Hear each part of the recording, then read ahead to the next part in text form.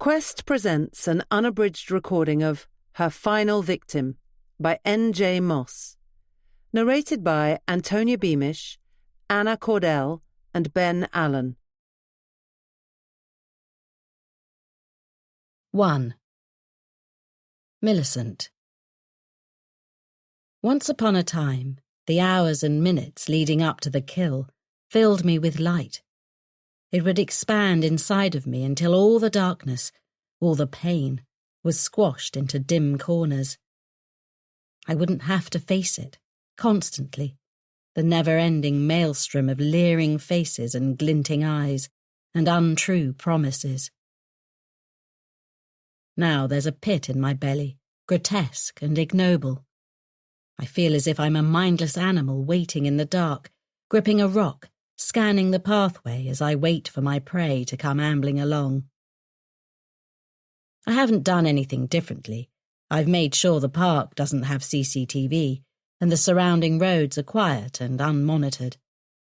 I'm wearing a hairnet and a hood and a mask and gloves, even shoe wraps. There isn't a single uncovered part of me, except for my eyes. They must glint in the dark, the eyes of a jaguar suddenly appearing at the fringes of a fireside. I never choose my prey beforehand. Selection leads to patterns, and patterns are the police's favourite toy. The only concession is that the quarry must be men, because men are evil down to their core. They might pretend otherwise, grinning in public, but once doors close, they become savage beasts. They rape and molest and twist little girls' minds. If I had my way, they'd all be rotting in a mass grave. I picked up the murder weapon when I entered the park half an hour ago, at 1 o'clock in the morning. It's the sort of haphazard weapon the police will ascribe to a spur-of-the-moment crime.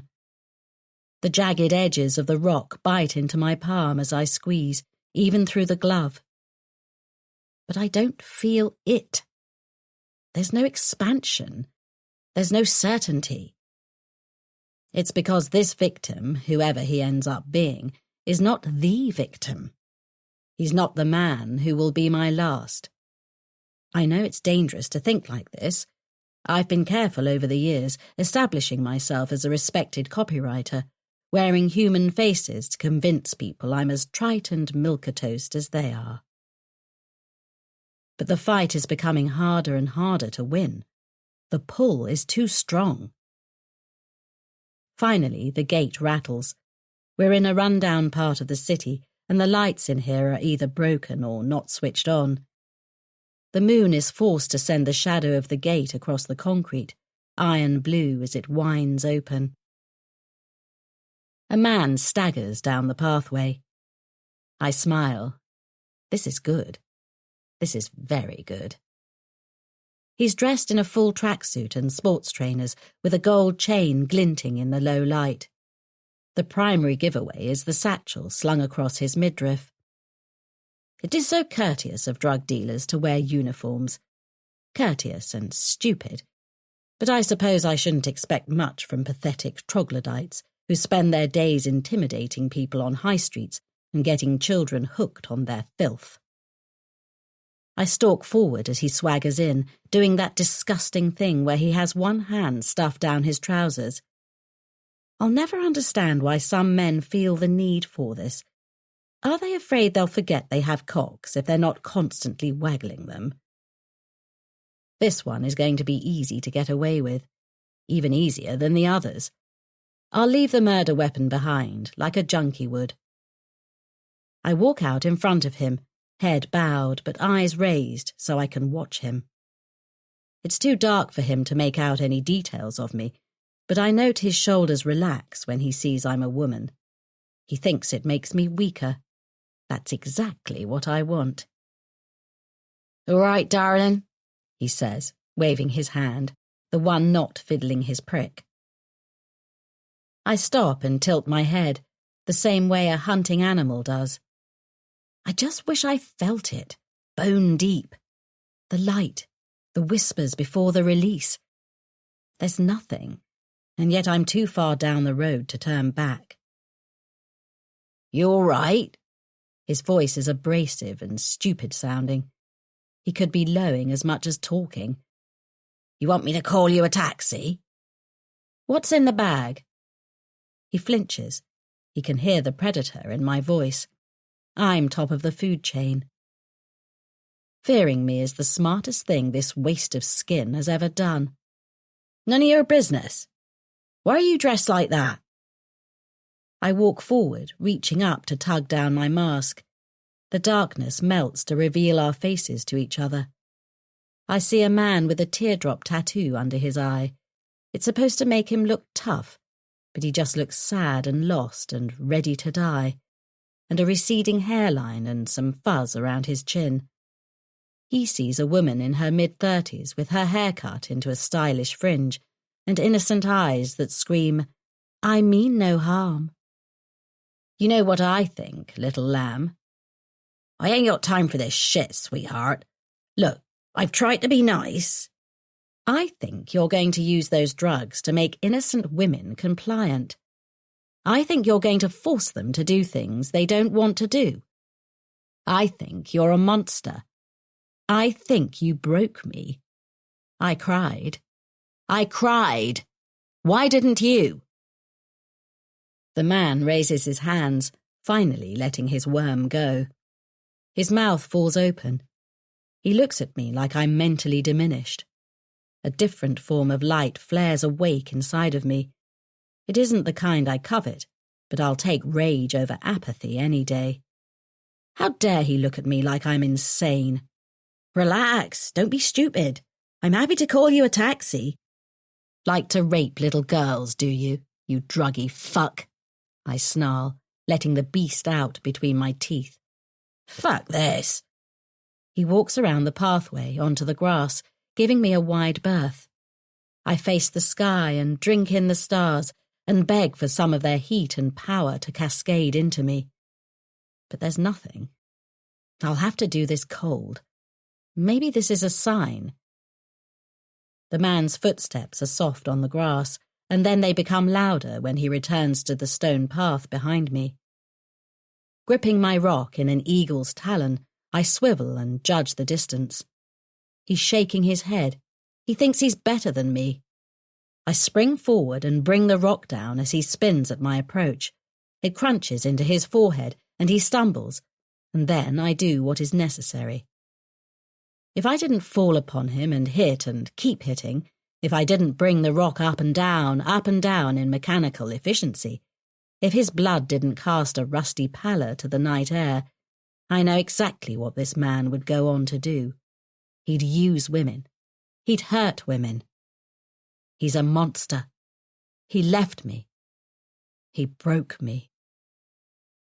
I perch atop him, straddled like a lover. This is the closest I will ever get to intimacy, and I'm fine with that. Let the worm fiddlers dupe other women who don't know how to fight back. But even now there's no rush. There's no certainty. I let the rock tumble onto his belly. What a disappointment you are. Standing, I reach into my pocket, taking out the digital camera. The buttons are chunky and easy to use in the gloves. It's why I chose this model. For a brief moment, the flash illumes what I've done. The petal of blood blooming across the pathway and congealing in the grass. His stupid and surprised face. His seeping forehead. Darkness returns, and I pocket the camera. You're not doing it. It's time. This proves it. Why aren't you making me feel? I lean down and unzip his satchel. I won't ingest whatever drugs this devil is peddling. I like to keep my wits sharp. I'll dump them far away from the murder scene, leading the police to comb the area for any junkies desperate enough to kill a man for a few hours of amnesia. Not that I blame the junkies. I'd like to forget too, if I could. I reach inside the bag and take out his wallet, his keys, his phone, things a crackhead would steal, and then root around for the clear plastic bag that will contain his wares. Instead, I find a small box. I flip it open and stare down as the cheap-looking engagement ring glints in the moonlight. This doesn't complicate matters much. The man still looks like a drug dealer. The police will come to the same conclusion, and if he'd proposed to some poor gullible woman, and if she'd accepted, he would have made her life miserable. He would have worn her down, belittled her, shattered her so he could rebuild her in his desired shape. I've done her a favour. If the law didn't make it so tricky for me to tell her, she'd thank me. It's time for me to leave.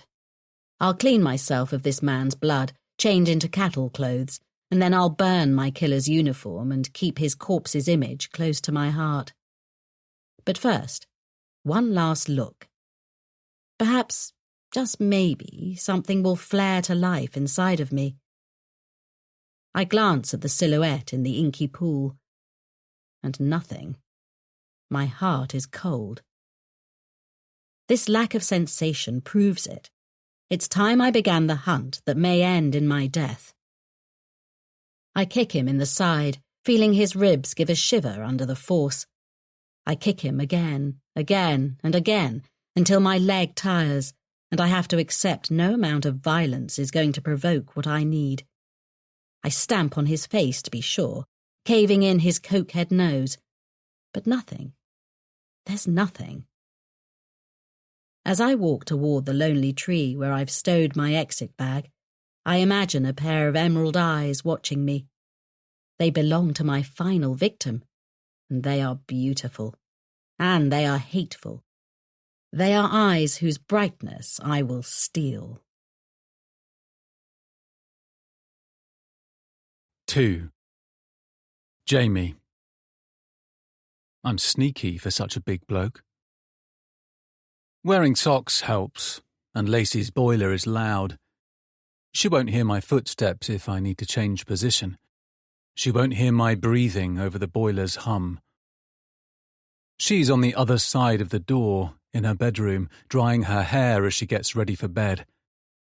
She sings along to a pop song, only catching half the lyrics. Her voice is dog shit, but the effort's what counts. It's 10 o'clock, and she's settling down for the night. I've been in this detached bungalow many times. She doesn't feel like she has to keep her voice down because she doesn't share any walls. She lives alone. She's perfect.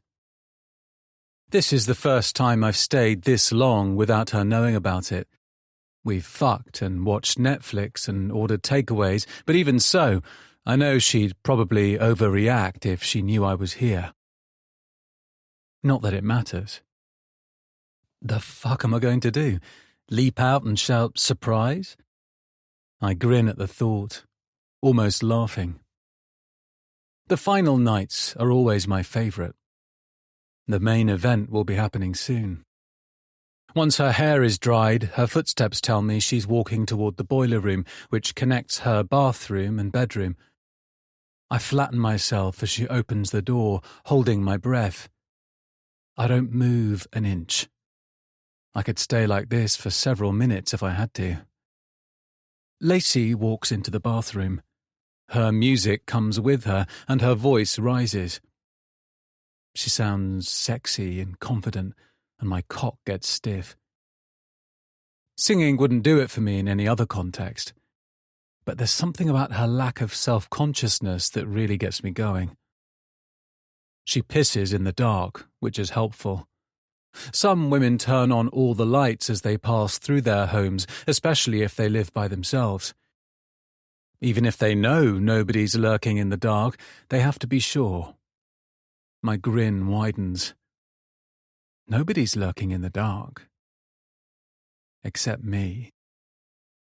Over the last few weeks, I've made it my goal to learn as much about her as I can. I know she prefers crunchy peanut butter to smooth, and she only drinks green tea, and she still hates her secondary school history teacher.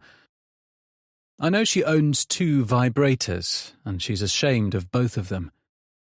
I know she was married and she has a daughter, but she was tricked into believing she'd be happier as a strong, independent woman, and now look at her. Alone. singing so she doesn't have to think about the life she gave up.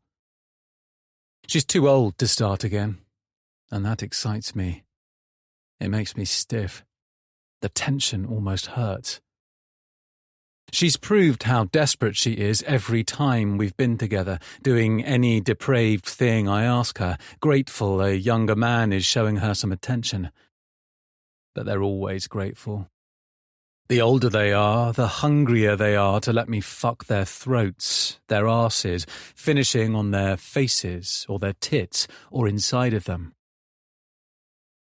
She could be reading her daughter a bedtime story, but the silly bitch didn't even fight for custody. She abandoned her child. What's wrong with her? She returns to the bedroom and gets herself set up for bed, moving her desk chair so she can place her laptop on it. I build a mental picture of her based on the sounds she makes. A little sigh. Maybe she's seen something on social media that's upset her. Shifting sheets and noisy pillows. She's restless, maybe wishing she was out doing something instead of hunkering down for a night of TV.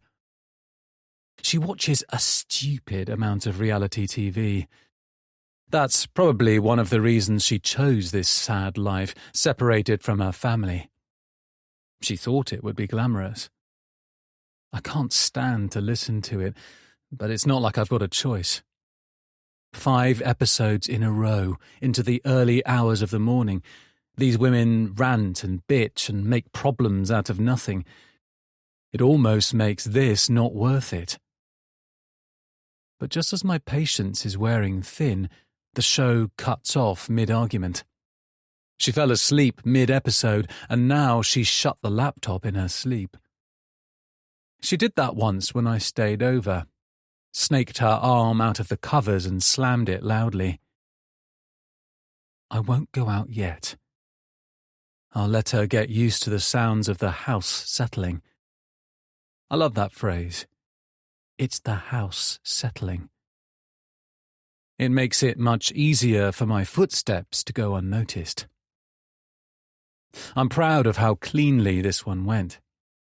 Getting her into bed was easy. All it took was buying her some drinks and nodding in the right places.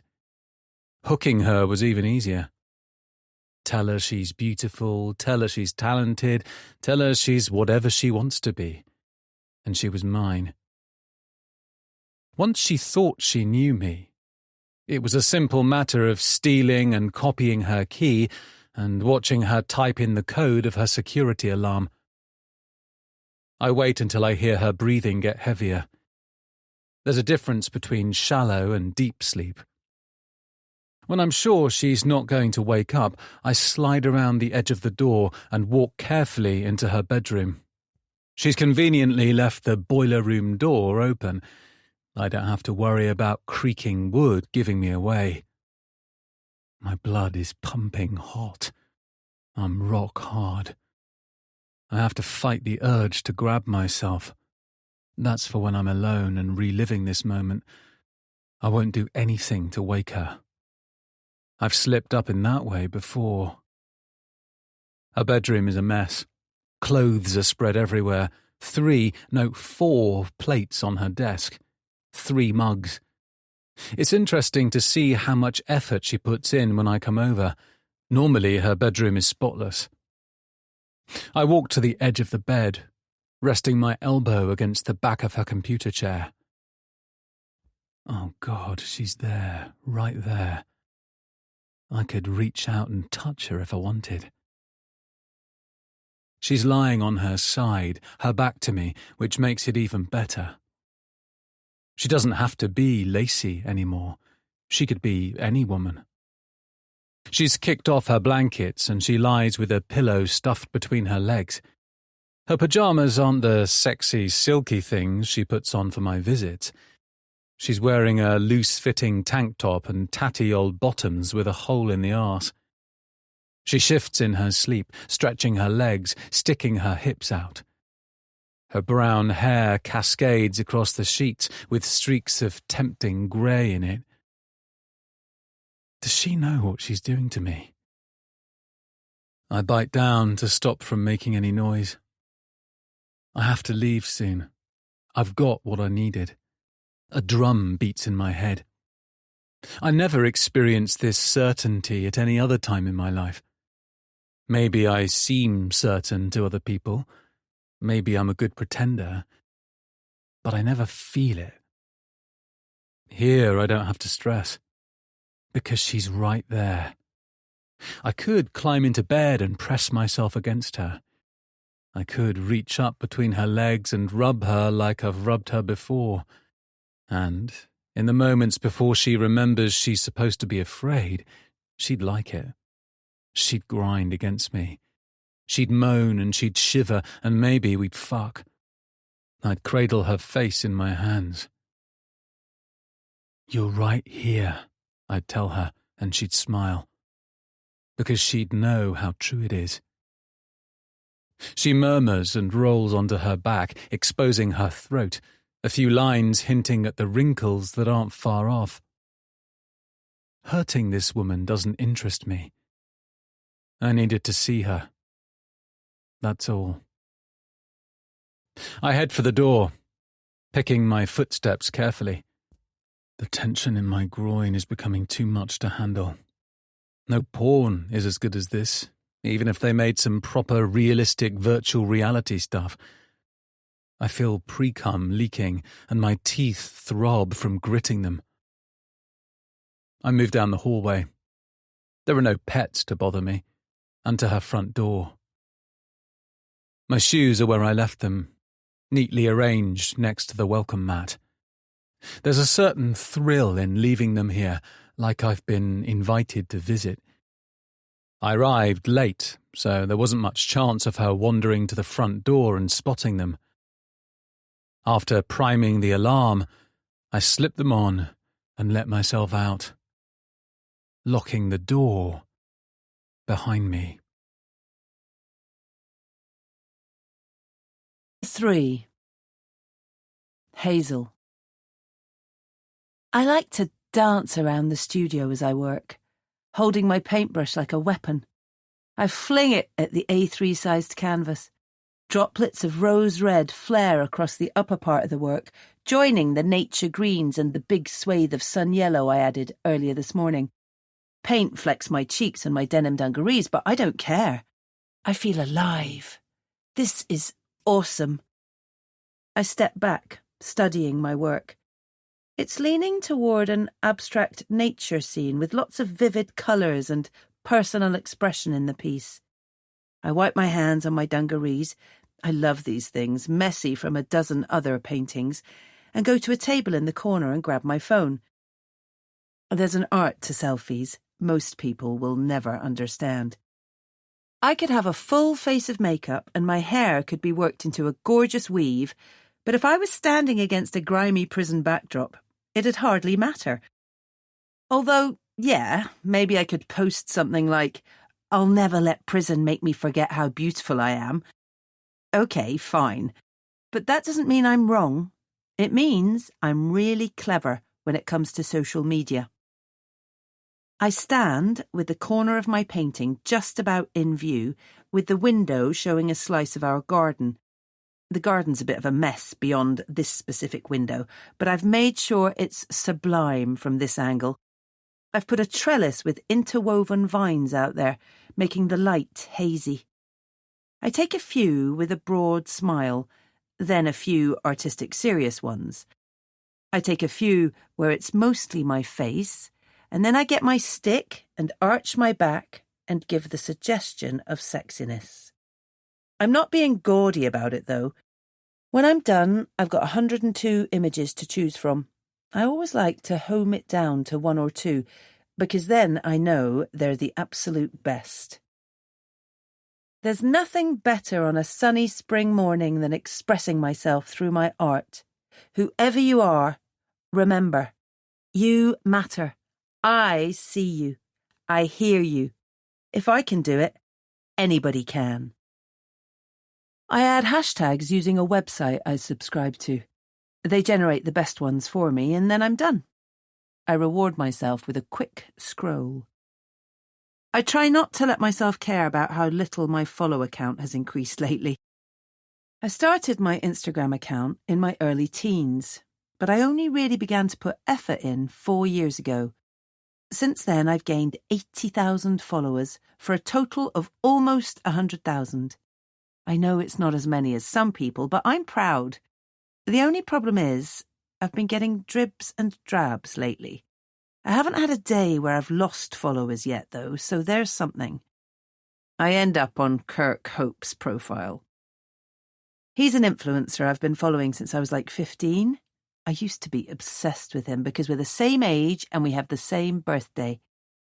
He started with pranks and comedy sketches, and now he does a little of everything. I try not to come here too often. I'm committed to Jamie, but sometimes I can't help it. In recent years, Kirk has gotten ripped. His teeth are straight and shiny and white. His hair is tousled and blonde. He's exactly 22 years, 235 days old. "Coffee?" Jamie says from the doorway. I look up. My husband always seems a little tired and deflated when he returns from Cardiff. He works as a manager at a recruitment consultancy company and spends 2 weeks at the Cardiff office and 2 here in Bristol. Sometimes he commutes back in the evenings and weekends, but mostly he stays up there, too exhausted from his long hours to come home. "No, I'm okay." He walks into the room, yawning. His hair is spiky from sleep, his jaws covered in a matching black, beardy shadow. His dressing gown is open to show his Calvin Klein boxer shorts. He's got a different sort of body to Kirk Hope, thicker, stronger, less pretty boyish. "Come here, H." I slip my phone into my pocket and walk over to him, wrapping my arms around his broad shoulders. His aftershave and his sweat and his just Jamie scent washes over me. I smile up at him. My man really is handsome, especially with his bright green eyes. Lots of people comment on how striking Jamie's eyes are.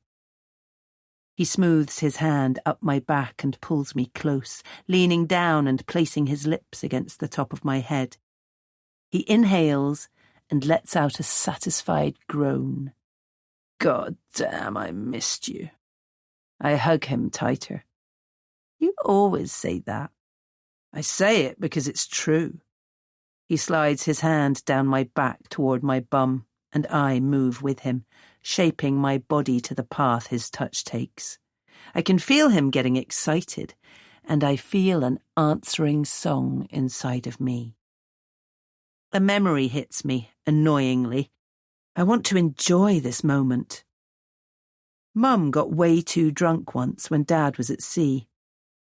I lurked outside the living room, ear pressed against the door, as she ranted down the phone at one of her friends. She wouldn't talk to me, obviously, because I'm only her daughter. "A woman has to please her man. That's what this younger generation doesn't understand, with this do-it-yourself nonsense. Keep your man happy and you can have a simple life, an easy life, a comfortable life."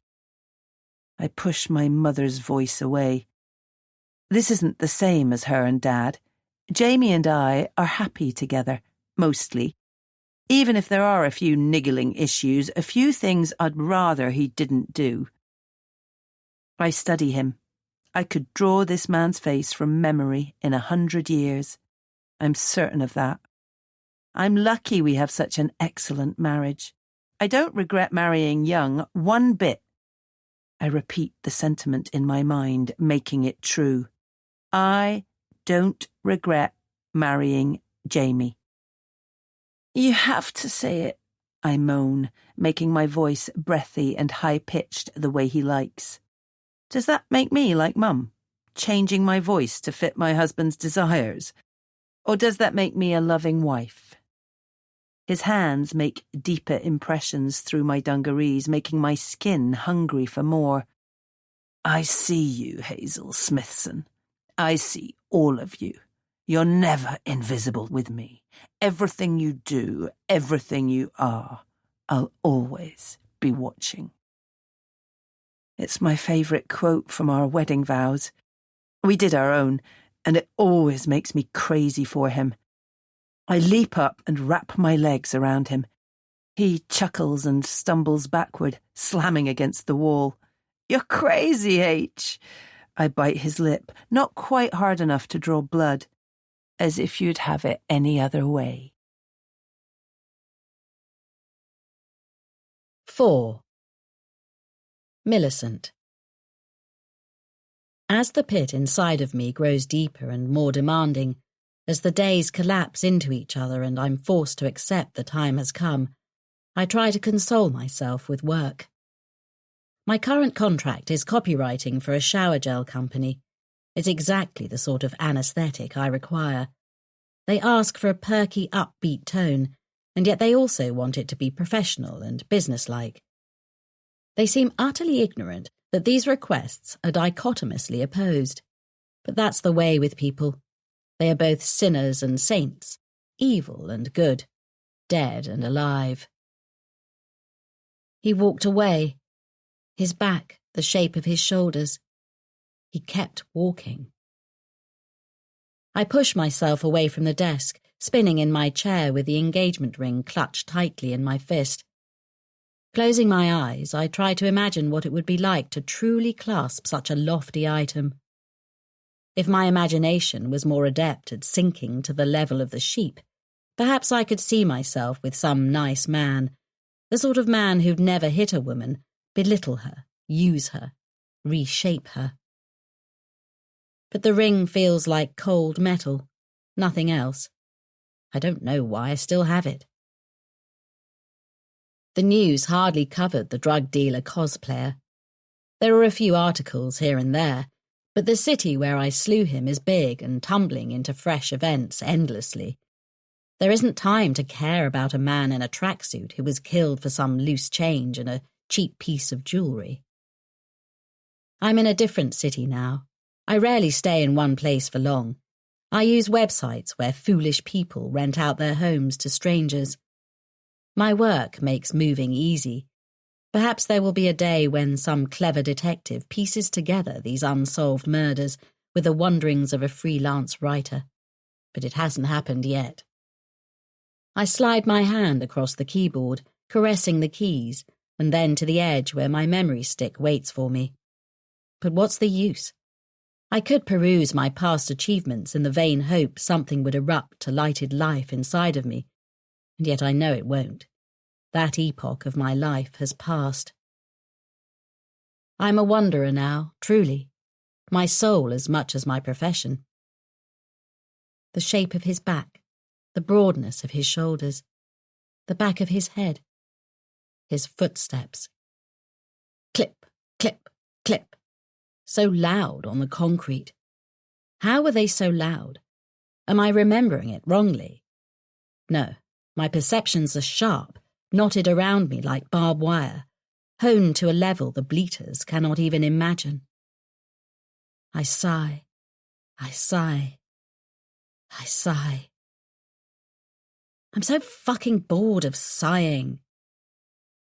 Clicking away from Word, I navigate to Instagram, to Hazel Smithson's page. Her profile photograph shows a vapid thing. She smiles widely, and her cheeks are smooth and tight, and her teeth are fake-looking, and her hair is red, Viking red, not blood red. It's dusky, the sort of shade bruises sometimes turn, and I think for a moment what it'd feel like to mark her exposed flesh.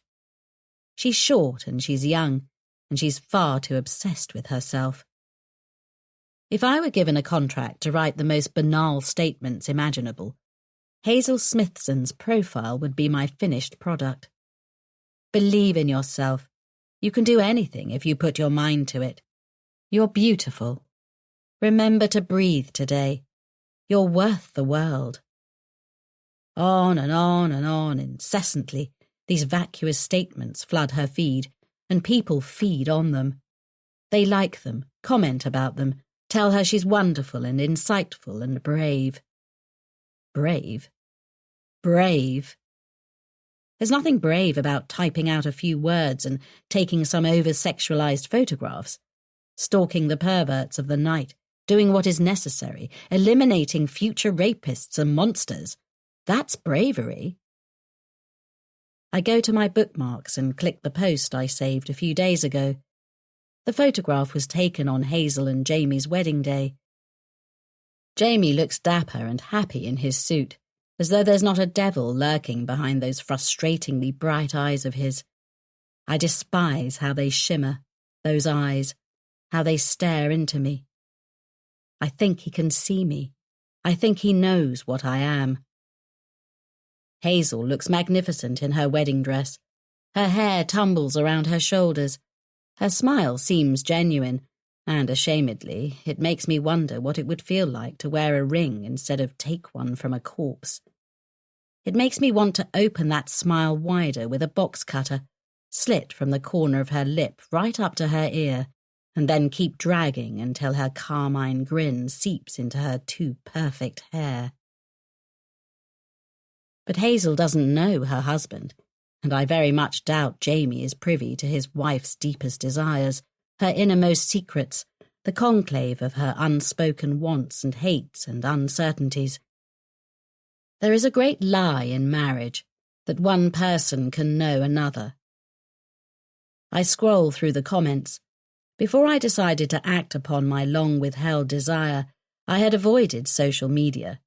I still have no accounts under my name, except on freelancing websites for work, but I have become somewhat obsessed with scrolling. I've made a dummy account so the website doesn't block me out. They're determined to get their hooks in. It is addictive, which is probably why so many morons wander the streets with their stupid eyes fixated on their palms. Am I any better? Yes, this is research. That's why it's not the same. One comment reads, "Congratulations, maybe there'll be a little Hazel or Jamie on the way soon." I want to reply and tell the commenter that, unfortunately, Jamie Smithson isn't going to live long enough to father any children. But of course I don't. Commenting is for cattle, and I am a wolf. 5. Jamie. I swear to God, kid, I'd go mental without you, Ray says on the speakerphone. I'm sitting in traffic on the Severn Bridge, the day dim and depressing. Or maybe it's me. After 2 weeks with Hazel, I never enjoy leaving her. Bunch of pussies, your generation. No offence. I laugh. None taken, boss. But you're the exception. I can tell he's eating by the way he grunts between words. What are you, 30? Close enough. I'm 26, but Ray is an ex-alcoholic and he has problems with his memory. And anyway, only an idiot corrects their boss. At least in my business. Kissing arse is the name of the game, and even if it pisses me off a little, it pays well enough that I can live with it. Exactly. 30, but you've still got that old-school mentality. Fucking Barbara. Emailing me with this holiday shit. What am I supposed to do with that? I'll sort it. You don't need to worry about it. It's out of your hands now. See? Ray yells as I inch the car forward and fight the urge to slam my fist down on the horn. Nobody knows how to drive these days, I swear. That's what I wanted to hear. A pause. You'll come into my birthday party when you get back, aren't you? Wouldn't miss it for the world. I consider you a friend as well as my boss. I lay it on thick in this last line, and Ray coughs out a laugh. All right, calm down. Just get this sorted. I will.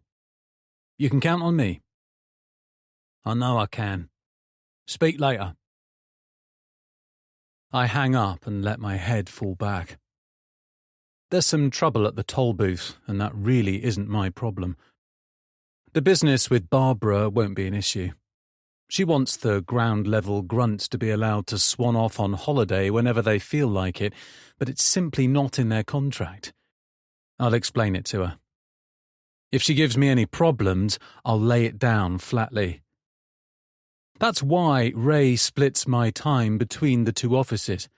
He knows I can put people in their place. I try not to think about how I got here. A man should always keep moving forward. But I've got to give myself some credit.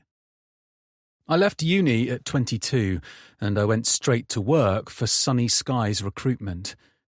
Right away, I knew I was made of stronger stuff than my colleagues. They were always complaining, bitching about how they had to stay late, how their work phones never stopped ringing. I made a point never to complain. I never took a sick day. I backstabbed and I broke rules and I threw people under the bus. And now, in my mid-20s, I own a 3-bedroom house in Clifton. I drive a Range Rover. I'm married to the woman of my dreams. There's no way I'm going to let some lazy slackers ruin that. Finally, the cars inch forward. I relax my grip on the steering wheel, smiling as a memory hits me. "Are you trying to break it, tough guy?" Hazel said on one of our earliest dates when we were stuck in traffic. I didn't know what she meant, and then she reached over and touched my hand. "Relax. If we miss our reservation, take me to McDonald's. I don't care, as long as we're together." I grin like a jackass all the way through the toll booth. The workday is long, but I'm full of energy when I return to my hotel room, a swanky room paid for by the company. I spend some time on Skype with Hazel, but afterward I'm left lying in bed at 10 o'clock with nothing to do. I've never enjoyed sitting around doing nothing. TV shows bore me. Books are even worse. I can't just sit here. I'd head down to the gym, but I'm still sore from yesterday's workout. Or maybe that's an excuse. Maybe I knew what I was going to do the second I left the Sunny Skies offices. I could call up some of the blokes from work to come out with me, but I don't trust them to keep their mouths shut if they see me chatting up a woman. It creates other problems too. It's not like I can pull them aside and say, "Listen, man, I might randomly leave the club to follow this woman home." That's why, once I've showered, sorted my hair and changed into a fresh suit, I head out alone. I take a taxi to a club in the city centre. Even on a Monday night, there's a line out front. The women are dolled up, university students and older women wishing they were university students. A lot of the men look cheap and soft and self-loathing. They stand like girls with their arms crossed against the slight cold. Or else the bigger ones stand puffed up as if they can't let their muscles speak for themselves. I feel pretty satisfied as I walk to the front of the line. "Jonesy?" The bouncer nods. He's a boxer and a vending machine rolled into one. He knows I'll slip him 50 later if he lets me in. We don't exchange money now. That's the way poor people do it. After my childhood, I refuse to act like a poor person. "Mr. Smithson?" With a nod, he steps aside. "Have a good night." I walk up the stairs and to the bar, sitting at the end of it. The club is built with the dance floor separated by a hallway from the bar section, so the music isn't as loud. There's a separate bar in the club area, which, combined with their policy of not allowing people to move drinks between the bar and the dance floor, keeps it quiet out here. People will be heaving and sweating on the dance floor. I prefer to sit quietly and nurse a whiskey. Sometimes, most times, I'll have a few drinks, make some small talk with whoever's around, and then head back to the room. But then there are the times when my whole world will transform. The fun part is I never know what night is going to be the night. Well, look who's back, the barmaid says, dancing over to me with a smirk. Yasmin's probably around 40, a punky type with one side of her head shaved and the rest of her hair flowing down to her shoulder. She's got tattoos all over her neck and hands, and even one on her face. I can see how some people might be attracted to her, but I see her as a friend. She's been nice to me ever since I started working in Cardiff. Still drinking whiskey so you can pretend you're James Bond? I chuckle. Pretty sure he drank martinis, baby girl. She shivers and throws me a look. I know she hates it when I call her baby girl. That's what makes it fun. Go fuck yourself, Wall Street. Get yourself something. I was going to. I laugh as she grabs the bottle, flipping me the bird with her other hand. I reach for my wallet, and then stop mid-movement when somebody bumps into my shoulder. I turn, ready to tell them to mind where they're going. It must be some drunk arsehole. But when I see the woman standing there staring at me, I can tell it wasn't an accident. She's tall and thin, and her hair is black. She's got one of those hipster fringes almost right down to her eyes. I reckon she's about 10 years older than me. She's got that stylish older lady thing going on, and it really gets me fired up. There's something about her eyes. Confident. Sassy. I smile. Excuse you? Excuse me? Do you think we're blind, prickface? Prickface? Did you just call me prickface? It's bloody freezing out there. And here comes Mr. Important, cutting the line, acting like he shits gold. Just who do you think you are? Maybe I'm a little twisted, but she couldn't have made me more interested if she'd tried. She doesn't care about me. She's not trying to impress me. She's 100% herself. Well, she snaps. I'm the bloke who wants to buy you a drink. She rolls her eyes and walks to the other end of the bar. Her black dress hugs her lithe body, and it has little jewels on like stars in a night sky. It's captivating. Getting a good look? Yasmin jokes, sliding my whiskey over to me. You can't tell me she's not nice to look at. I wouldn't kick her out of bed. Are you going to pay or what? I hand her my card. Her next drink's on me. Sure, Romeo, whatever you say. I pick up my whiskey and take a small sip. It settles hotly in my belly, and immediately I feel my body getting a warm buzz. I won't take another sip yet. I always pace myself.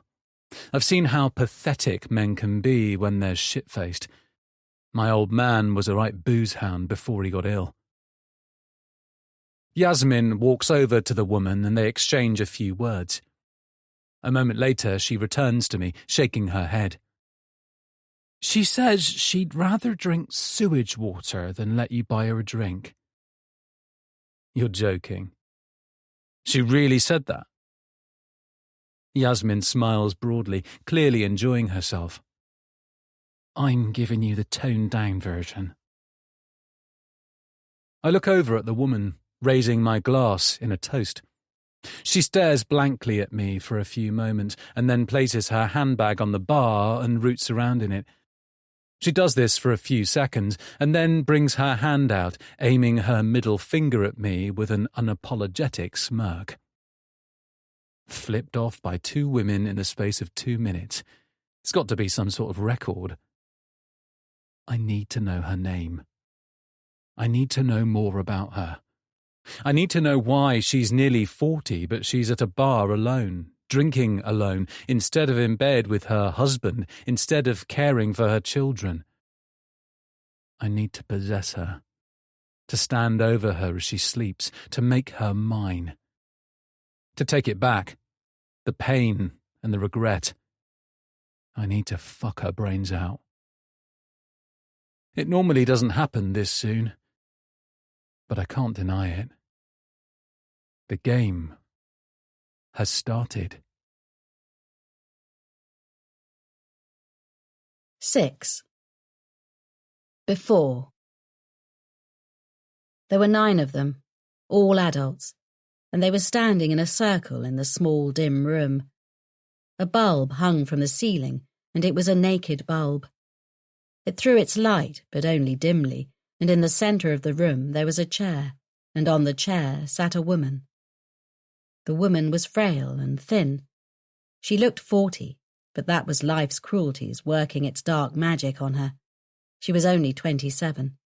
Her name was Constance. The room was called the Rainbow Room because it could be any colour.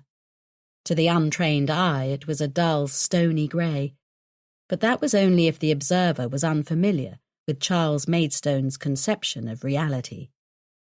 Charles was a wealthy man, an academic, and the leader of this group. Everything was nothing, nothing was everything. Language was unreliable, as were perceptions. These were his tenets, and it never seemed to matter to Charles or his followers that they made no sense. The more confusing and indecipherable his babbling, the more they believed. They were morons, right down to their leader. Stupid fucking morons. Charles was tired of academia, so he had moved here, to this ignored part of England, to bring into reality what he had written extensively about. Nothing existed except for the narratives by which people lived. Religions, sciences, schooling, addictions, relationships, pleasure, pain, hope, work, sex. Everything only existed within the constructs by which people lived. It was patently untrue, but honesty and dishonesty were tools of the system, or so he said, and thus evidence didn't matter. Charles had inherited a great deal of money from his family. These means, combined with a near spiritual conviction this was the right thing to do, had led him to this countryside cul-de-sac. He had paid over asking price for most of the properties, and if a homeowner didn't want to sell, he found ways to make them see reason. Here they were, the original settlers, and they were welcoming a new devotee to their cause. Constance wore no shoes. Her toenails were cracked and caked in mud. She looked around the room with a mixture of fascination and fear as the comrades' humming got louder and louder, timed purposefully with Charles's footsteps across the room. He loomed over her. "What is your name?" His eyes peered from horn-rimmed glasses. He wore his beard wild and tangled. His hair fell in grey-brown sheets. "Constance, but people call me Connie." Charles slapped her across the face with so much force she fell from the chair. The momentum caused the chair to collapse backward, and as if by machine-driven reflex, one comrade righted the chair and another righted the person. Constance wheezed and stared up at him as if captivated by a flame, her eyes flickering with something reflected in this man, her master. This man who had found her on the street, fed her, fucked her, and brought her here. "What is your name?" Charles's tone was unchanged. She knew what she had to say. They had rehearsed this. It was part of the ceremony. "Constance, but people call me—" He hit her. She fell. The chair fell. Everything was returned to its rightful place as the comrades hummed and their humming got louder and the room was filled with their humming and the light danced in their eyes and none of them wore shoes. Charles stepped back and held out his hand. Somebody tenderly laid the grip of the pistol against his palm. The world would have been a much better place if he'd put the barrel in his mouth and pulled the trigger. Instead, he let it sit there for a few seconds. "The gun is loaded," he said. "The gun is loaded. the chorus came. And the gun is empty. And the gun is loaded and it is empty. The gun is a cat in a box, both living and dead. Yes.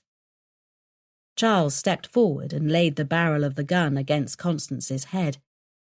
It must have been cold, or she must have been scared despite her previous conviction, because she shivered. Yes, yes, yes, Constance moaned. What do you wish me to do? Charles said. There is no do, Constance whispered. There is only say. His beard twitched with the suggestion of a smile. Fine. What do you want me to say? I have wasted my life. I have no purpose. I am a whore, but it's not my fault. The comrades chanted, It's not her fault. It's not her fault. Society made me this way. I am different, but society doesn't care about differences, only narratives, and the narratives are bullshit anyway. Good, Charles said. Now do it, my dear. Do it and die, or become one of us. The woman's hands trembled as she reached for the gun. She grabbed the barrel and opened her mouth, and she put the barrel in her mouth. Do it. Her words were distorted around the metal of the gun. Do it. Do it. Do it. The humming reached a crescendo and then fell silent when he pulled the trigger. Click. Cheering exploded in the small grey multicoloured room. It sounded like one voice. The comrades had practiced this moment for hours and hours to achieve the right sound. Good. Charles smiled, letting the gun drop to the floor. I'm nothing, Constance murmured. Silly girl. You're everything. Now, claim your prize. He reached into his pocket and brought out the glass pipe, and he lit it, and he took a long inhale and handed it to her. Her hand snatched out eagerly, betraying her need. She took a large hit. Oblivion fell, and for a sweet moment, she really did believe the walls were a rainbow. 7. Millicent. This place is truly repulsive. The bar was probably shiny, proud silver once, glittering when it was freshly made. Now it is a patchwork of stains and stickiness. The facade remains. It is still, technically speaking, silver-coloured, but it doesn't glitter as it must have in the beginning. The music is far too loud, even from here. People constantly walk back and forth between the entrance and dance floor and the smoking area and the toilets. What a pathetic waste of life, I try to tell myself, as I watch a group of young women flutter by, laughing, carefree, confident in the knowledge they have each other and always will, for tonight at least, and that might as well be forever. Yes, how sad. What a useless mass of unspent energy. And yet there is, truthfully, a part of me that longs for such a connection. I repress a sigh and offer a cattle smile to the barmaid. She smiles back and then leans forward with a secretive glint in her eyes. I despise myself for being able to read her expression, but I force myself to pay very, very close attention to the quirks of people's faces. If I am to imitate them, I must know them better than myself. He's still trying to come to terms with what you said, she says, and then makes a homicide-inducing little laughing noise. That was top quality. I toss my head. Some men think they can do whatever they want. I think it's our duty to put them in their place, don't you? Oh, definitely, the barmaid says, before wandering off to serve somebody else. Definitely. Really?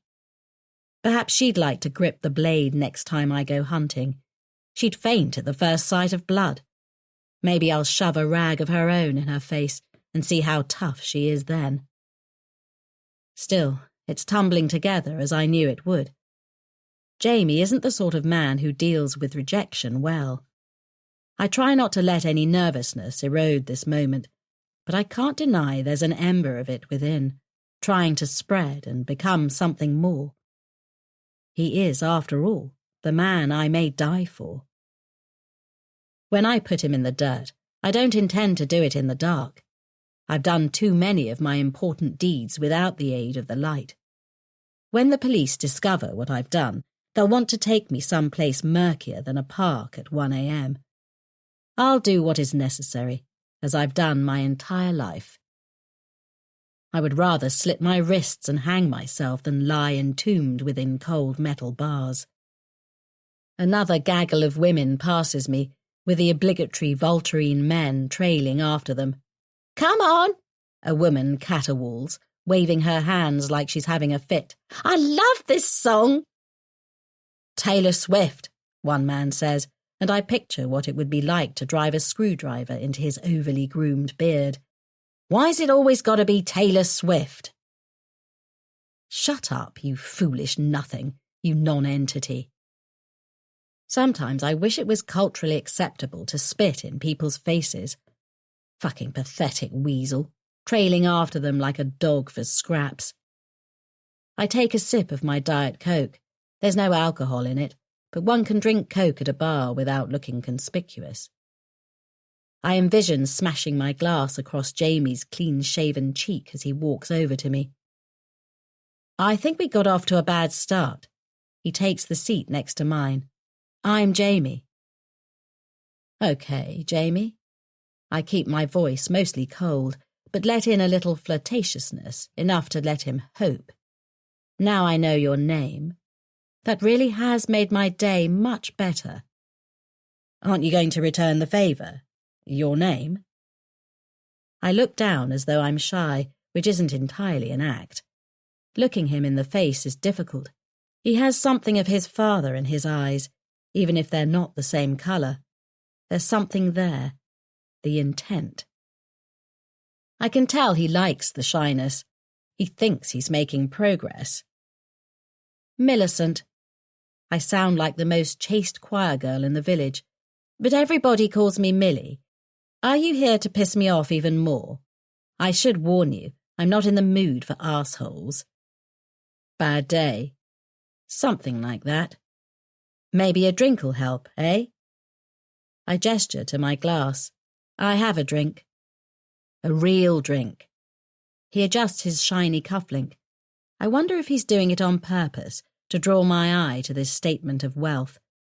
Should I give him that much credit? I've been watching you since you came in. There's no alcohol in that. I giggle. Okay, creep. Oh, look at me, such a delicate little flower. Do come and pick me, kind sir. Hey, I'm just looking out for you. Sitting at a bar with a non-alcoholic beverage, that's like a crime. Like. What is this modern fascination with saying the word like? A man shouldn't have to punctuate his sentences with that word, over and over and over. He should get a lash across his back every time he says it, to cure him of the habit. I'd happily wield the whip. Am I striking out here? He says. I didn't realise we were playing a game. Which is a lie. It's just not the game he thinks. He chuckles, looking closely at me. It's unnerving, and I wish he'd stop. I don't like the way it's making me feel, the things it's making me remember. His eyes are truly, unashamedly, unequivocally captivating. I don't think I've ever met a woman like you, Millie. I roll my eyes. Oh, so precious, even if he's right. He has no idea how special I am, but he will. If I let you buy me a drink, will you promise not to use any more cheesy pickup lines? What line? I meant it. Jamie, I say, and he flinches. A cascade of emotion shivers across his face, and then he settles down. I've just done something extremely clever. Earlier today, I watched his wedding video on Instagram.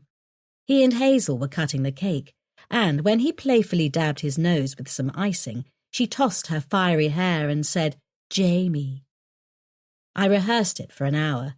I'm not even sure why, but it was worth it. I've always loved playing with dolls. "All right." He shrugs. "No lines. Just one drink, okay?"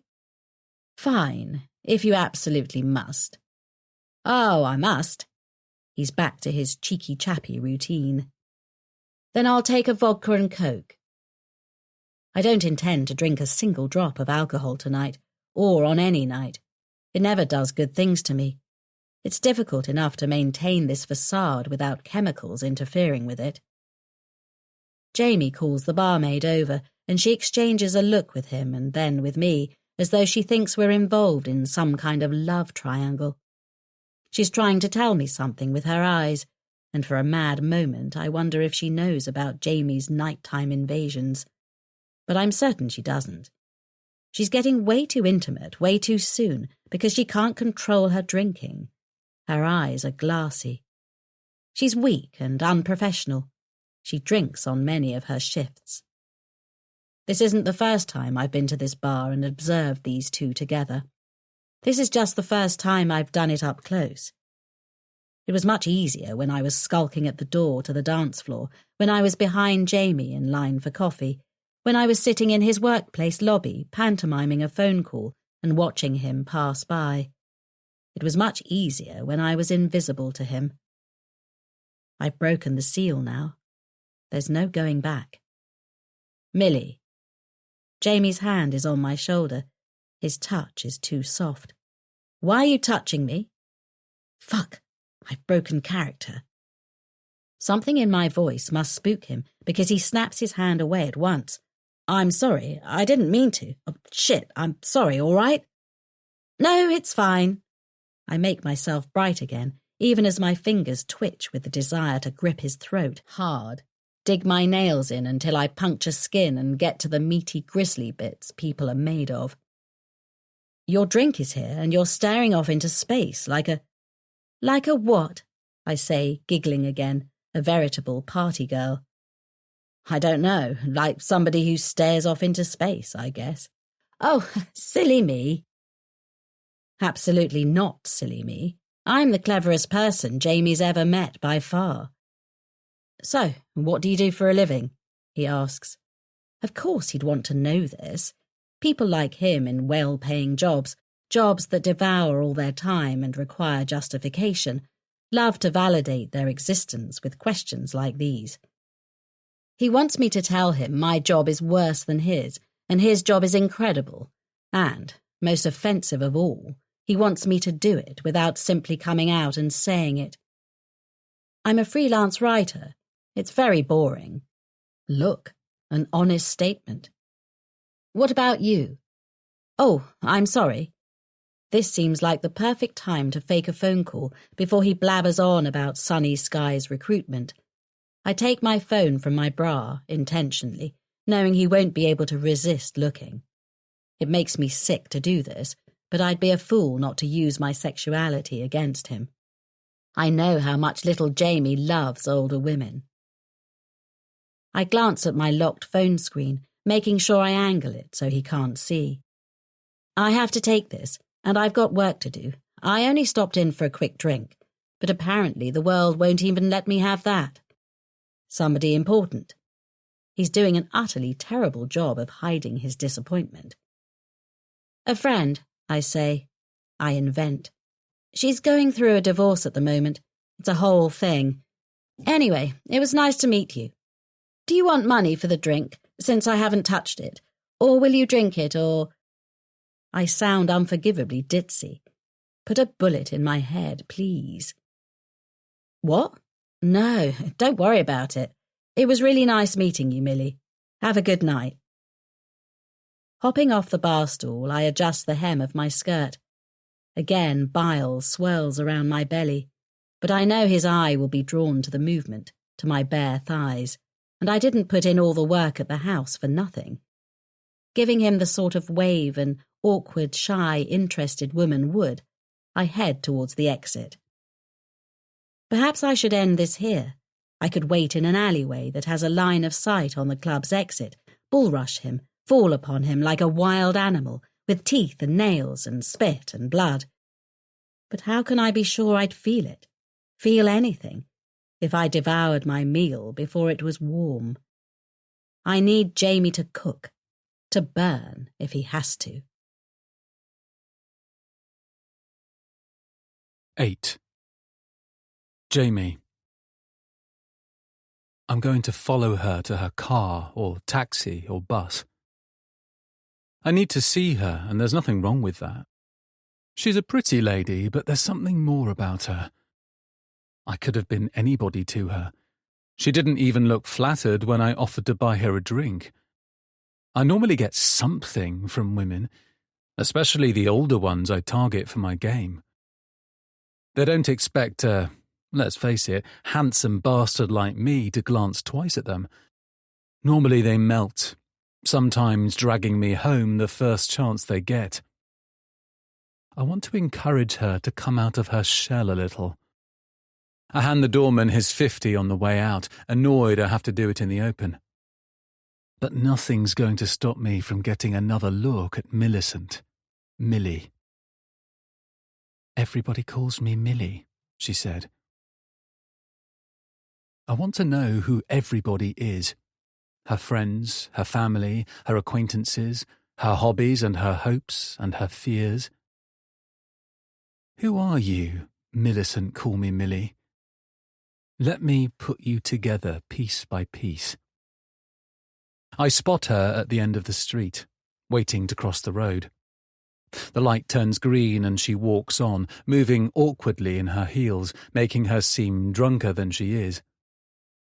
I don't want some sicko seeing her like this and taking advantage. Say what you want about me, but I've never touched a woman, never hurt a woman, never violated a woman like some men do. I stick to the shadows as I trail her, hugging close to buildings. I used to play rugby when I was a teenager. I'm pretty athletic and I know how to move efficiently without drawing attention to myself. Thunder Thighs moves like a ballerina, my coach would say, and we'd both laugh. I have no clue where Millie's going. I expect her to climb into a taxi or turn into a building any moment, but she keeps walking. Her phone call with her friend must have ended quickly. There was only about a minute between when she left and when I decided to go after her. The traffic grows lighter and the streets become quiet. There are hardly any people about. We're heading toward residential streets. She's doing something completely mental. She's walking home from a club. Nobody walks home, especially in heels. Millie, what a puzzle you are. She's got a stunning lack of self-awareness. Most women glance behind them from time to time when they're walking alone in the dark. They have to be sure they're not being followed. And when their too-quick search doesn't find me, they assume they're not. But Millie doesn't look behind her once. She brings me to a quiet street about an hour after she left the club. My legs ache a little, my feet throbbing in my stiff shoes. She walks to the end of the street and heads into the perfect house. It's detached. No security lights blink on. There's no sign of an alarm system out front. I don't spot any cameras, and people tend to put these in obvious places to deter burglars. The garden is long, and the space between her house and her neighbours is even longer. A tall hedge blocks the view to most of the ground floor and some of the upstairs. She doesn't switch on any lights. The door closes, and the house remains still and dark and dead-looking. I should leave it here. I have her address. I've done a decent recon of the place. But I'm hard and excited, and everything about this is perfect. It's like this house was designed for my desires. What sort of idiot would I be if I walked away now? She's offering it on a platter. It's like she's doing it on purpose. The same way sweet Lacey stuck her arse out in her sleep a couple of weeks ago. Thinking about that makes me stiffer. The base of my cock is throbbing. I glance up and down the street, waiting for a neighbour to come out, for a light to blink on. Something needs to stop me. I haven't done even a tenth of what's required to make this safe. I should think of Hazel, of our life together. I should think of Ray and how he'd react. I should think of my parents. But Mum's gone and Dad has too, even if his body is still hanging around. I walk carefully past her hedge and toward her front door. I'll make sure it's locked and then I'll leave. Of course she's locked her front door. Everybody locks their front door.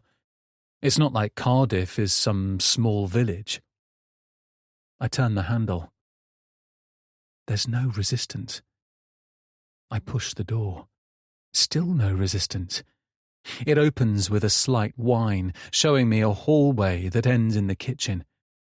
There's a living room to the left and then a staircase off to the right. It's time to walk away. I've come too far already. Stepping into the house and slipping off my shoes feels so natural. I won't let my footsteps give me away. My throat gets tight with anticipation as I walk to the base of the stairs. The house smells clean, hospital clean, and it has an empty feeling. I wonder if she's recently moved in. There are no photos on the walls. I stare up at the stairs, almost lost in the darkness. There's a window at the top letting in a little moonlight, but the curtains are closed. Normally, I'd know by now which steps creak and which are safe. I lift my foot and then withdraw it straight away, moving to the side and pressing myself against the wall. She's still awake. She only just got in. I can't hear her, but that doesn't mean she's not up there. She's a freelance writer, and she said she had work tonight. I don't hear any keys tapping, but some people type quieter than others. For hours and hours I wait. It's an annoying part of this process, but it's necessary. Impatience helps me in my day job, but in these excursions, patience is the name of the game. The world is quiet this far from the city centre. Finally, I glance at my phone and see it's 3 a.m. Surely she's asleep by now. Not that it matters. I have her address. I should leave. I imagine Mum screaming at me, telling me I'm disgusting, broken. But it doesn't work. I've spent too long waiting down here to abandon Millie now. And Mum has no right popping into my head like this. She lost it a long fucking time ago. Luckily, the stairs don't squeak. I walk on my tiptoes, my arms at my sides for balance, breathing as quietly as I can. There are 3 rooms up here, 2 bedrooms and a bathroom. The door to the bathroom is open, showing a recently cleaned toilet and a plastic cup without a single toothbrush inside. One of the bedroom doors is open too, showing a well-made single bed. Empty. I moved to the 3rd door. My excitement waned as I waited, but it's stoked again. My mouth is somehow dry and filled with saliva at the same time. My balls feel heavy. I put my ear against the door, expecting to hear breathing, or something, anything. But there's silence. I can smell something. Rotting food. There's a light coming from underneath the door, a yellow glow. I should turn back. This is my last chance. I grab the door handle and twist it slowly, making the movement last half a minute, not making a single sound. I push the door open and step silently into the room. The stink washes over me, And there's blood and guts, and there are pictures pinned on the walls, lit by heavy lamps. For a second, I'm sure I must have fallen asleep down there. This must be a nightmare. I focus and bring it into some sort of order. Millie isn't here. There's no ensuite and the room is small. Millie hasn't been here all night. I have no idea where she is. She must have gone out the back door before I worked up the courage to come inside. A bunch of gore is piled on the bed, long bloody entrails and guts and mulch and a bunch of other twisted stuff. I can't tell what animal it came from, or if it came from a person. I can't see a body or anything that would identify the mess. It stinks, making me gag and cover my mouth. Animal or human, it doesn't matter. I shouldn't be here. The photos are of dead men, their heads smashed in, their faces eviscerated brutally. Every one of them has been slaughtered in the most animalistic way imaginable. Next to the photos, she's pinned newspaper articles with headlines like, "Police still looking for Park murderer." All of the headlines she selected, whoever the fuck this woman is, are about how the killer hasn't been caught. There are more photos. Of me. I'm walking out of the office. I'm sitting at a cafe window on my phone. Jesus, I'm chatting up a woman at a bar. I'm walking out of Lacey's bungalow. There are photos of the woman before. We're sitting together in the cinema, but thankfully I had the presence of mind not to hold her hand or touch her when we were in public. Still, it doesn't look good. The photos go on. She's been following me for at least 6 months. I step forward, hand raised to tear them down. But why? She has copies. Of course she has copies. None of this makes any sense. Did she kill these men? Why is she following me? What does she want? I run down the stairs, my breath loud in my ears. I never should have come here. There's something wrong with her. I've never taken photos. I've never arranged a sick murder scene with the blood and the guts and everything. It's plain wrong. I yank the door open and run down the street. It's only when I round the corner I realise I've forgotten my shoes. But it's not like I can go back for them. I keep running. 9. Hazel. Jamie, are you even listening to me? He's been staring down the garden, across our small but lovely swimming pool, to the sauna he had built when we returned from our honeymoon. I've given the garden a bit of a spruce up these past couple of weeks, clearing out the winter clutter. The grass is freshly mown and the potted plants are in order. It looks great, ready for some springtime snapshots. He keeps staring, his eyes glassy and weird. It's like he's looking at something that isn't there. I normally like his dreamy expression, but only when it's aimed at me. It makes me wonder if he's thinking about the unspoken things between us, the ignored things, and that makes me want to scream. Our time together is our time.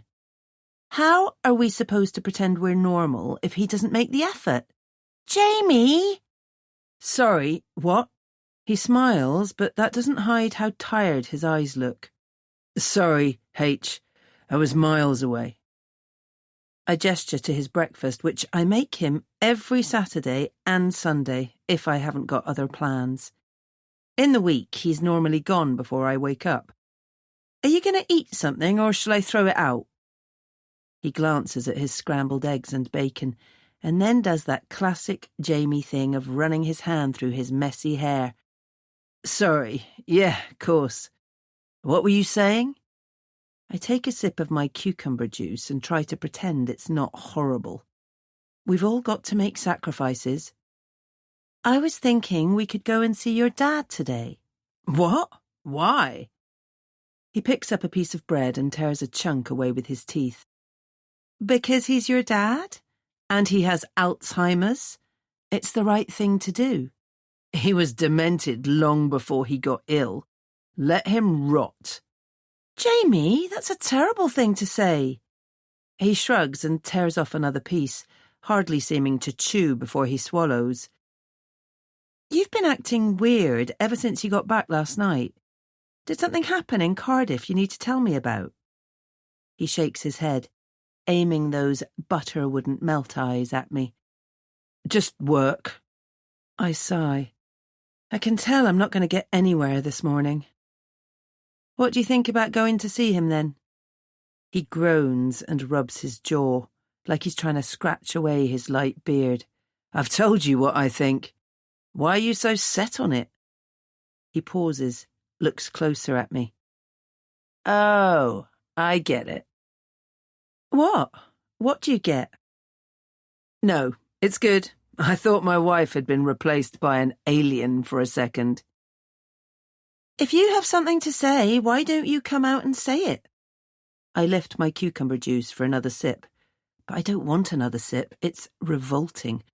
Like this insinuation is revolting. I slam it down on the table, making a loud glass-on-glass noise. Fine, then I'll say something. I think you're acting weird because you did something bad in Cardiff. I think it involved another woman. What? Where is this coming from? He knows full well where it's coming from, but sometimes it's like we can believe the surface of our marriage is the real thing, that there are no sleazy depths. He reaches across the table and takes my hand, smoothing his thumb over my knuckles. Tingles dance up my arm. Even after 2 years of marriage, he still does that to me. I can't deny how much I love him. I can't even try. You know I'd never cheat on you, he says passionately. It's me and you, remember? Hazel and Jamie against the world. I'd die before I cheated on you. Good. I'm unable to fight the smile that lifts my lips, because if you did, you wouldn't have much problem dying. He nods. Right. Because I'd kill you. Yeah, I got that. He sits back and picks up a piece of bacon, shoving it into his mouth and grinning over at me. I laugh, shaking my head at how dorky he looks. I know this silly side of him is just for me. Maybe I was reading too much into him staring across the garden. I know his job can be very stressful. We'll go and see him, he says. And you can take as many photos as you want. The old prick might as well come in useful for something. That's why you want to go, right? I fold my napkin and dab at the corner of my mouth. It isn't about the photos, but thank you, I will. It's about raising awareness. Lots of my followers are in the same position as us with a sick family member, but they aren't fortunate enough to have my platform. They want to know I understand where they're coming from. It's about making a connection. I know. He holds his hands up. You know me. I'm an old man when it comes to this stuff. Yes, but you're my old man. In fact, I think I see a few grey hairs. Ha ha ha. Imagine if I said that to you. I'd be face down in the pool. Yeah, and that's if you're lucky. We laugh together and go on eating, and I think about ways to frame the visit to Frederick on my Instagram. One of the big influencers, a real pro who goes by the name Zany Zora, recently posted about her grandfather dying from or with Alzheimer's. In any case, the hashtags all somehow related to the disease. The photos were intimate and real, brutal, transformative. She gained 15,000 followers in 3 days, and the post became her 3rd most liked. I don't want to visit Frederick for the sole purpose of taking photographs, though.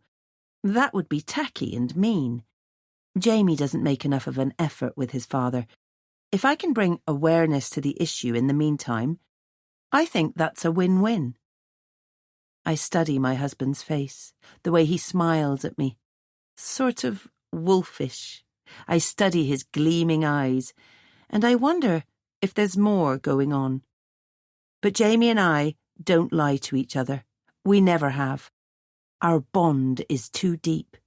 Even about the nasty stuff, the evil stuff. We tell the truth. I meant what I said. If he ever cheated on me, I'd do something drastic. I've given myself to him. When many of my friends are single, jet-setting, partying. But we found each other. We chose each other. Nothing matters but him and me. In a marriage, a wife has to demand respect. 10. Jamie. I hate visiting my old man. I hated it before he got ill, and I hate it even more now. He's old. He had me when he was 60, and he was always too old for my mum. She was around 25. I'm not one to judge a man for having a younger girlfriend, but there's something sick when it's my own mother. He reminds me of my childhood, which I don't like thinking about. He sits in his armchair next to the window, looking out at the poxy communal garden. He's wearing a brown shirt that hangs off his skinny frame. He used to be a meaty son of a bitch, scary looking, but now he looks like a beanpole. I used to think it would bring me some relief seeing him broken like this, but it doesn't. I don't want to be here. I still have no clue what happened in Cardiff with the photos and Millicent and that whole mess. During the 2 weeks I was there, I kept expecting her to pop back into my life. I wanted to come back to Bristol for the weekend, but Ray needed me to work, so I worked. Then I'd return to my room or hit the gym. I steered clear of the club. I can still smell the guts and the rest of it, the reek of all that gore. I can still see those photos. Jamie? Hazel whispers from beside me. Say hello. Don't be rude. She's got her phone clutched in her hand. Her eyes have got a hungry, determined look. Nobody could call my wife unmotivated. I walk over to him and he turns, but not enough to see me. His eyes settle on his old brown shoes tucked neatly beside his bed, the same way I arrange my shoes when I go exploring. That was a real pain in the arse, walking the streets of Cardiff in my socks. Dad? I sound like a child. I hate this shit. Dad? It's me. It's Jamie. Umberto? Bertie? Eh? Who's Umberto? Hazel whispers. She has her phone on silent, but I can hear the tap-tap-tap of her thumb against the screen as she takes photographs. She'll have at least 500 by the time we leave. I don't know, I tell her, keeping my gaze on Dad. He's never mentioned him before. Maybe a character from a TV show or something? Bertie. A watery smile spreads across his face. Part of me is certain this is an act. Any second now he'll leap from the chair and smack me across the back of the head. I knew you'd come back. Come on. Sit down. Sit down, Jamie, Hazel urges, walking off to the side to get a better angle. She's not going to quit, so I take the seat next to Dad. It's a nice day, isn't it? Oh, aye. Lovely day. Nice and sunny. Can't complain when the weather's like this, can we? This is the worst part. He's smiling. His voice is friendly. He sounds like he loves me. He never sounded like this before he got ill. Every time I come here, I'm somebody else, names I don't recognize. No, I say. I guess we can't. He smiles and lets his head fall back, gazing at the sunny garden. Then the smile becomes a leer, and he gets a look I do recognize. It's almost comforting to see the real Frederick come out to play. She knows what she's doing, don't she? Walking around like that, strutting her stuff. Oh, aye, she knows what she's doing, the sweet little thing. I want to grab the loose skin around his neck and tear it until it peels away. The sweet little thing he's talking about must be Mum. He has no right to talk about her like this, to degrade her with his perverted look. Nice day, he says a moment later, settling down. Nice day, I echo. Can't complain, can we, Bertie? No, sir. Sir? I don't even call Ray sir. Such a polite lad. Such a good lad. You're going places, I'm telling you. You're the best of the bunch. You're a real good boy, you are. You're like me. Sure. I'm nothing like you, you pathetic old fuck. You lived in a 2-bedroom flat with damp creeping over the walls. You spent half your waking hours complaining your benefits weren't enough to buy you the cigarettes and booze you wanted. You wouldn't survive a goddamn second in my world, so keep your mouth shut. Can't complain, Dad says. No, we can't complain. I raise an eyebrow at Hazel. She peers at me over the top of her phone. My wife is good at reading me, even if I don't share every single thing with her, but I can tell she knows how much this is bothering me. She nods toward the door. All right, Dad, I only popped in to say hello. His eyes flicker closed. We had some fun, didn't we, Eli, old boy? Yeah, we had some damn good times. You're a good man, Elijah.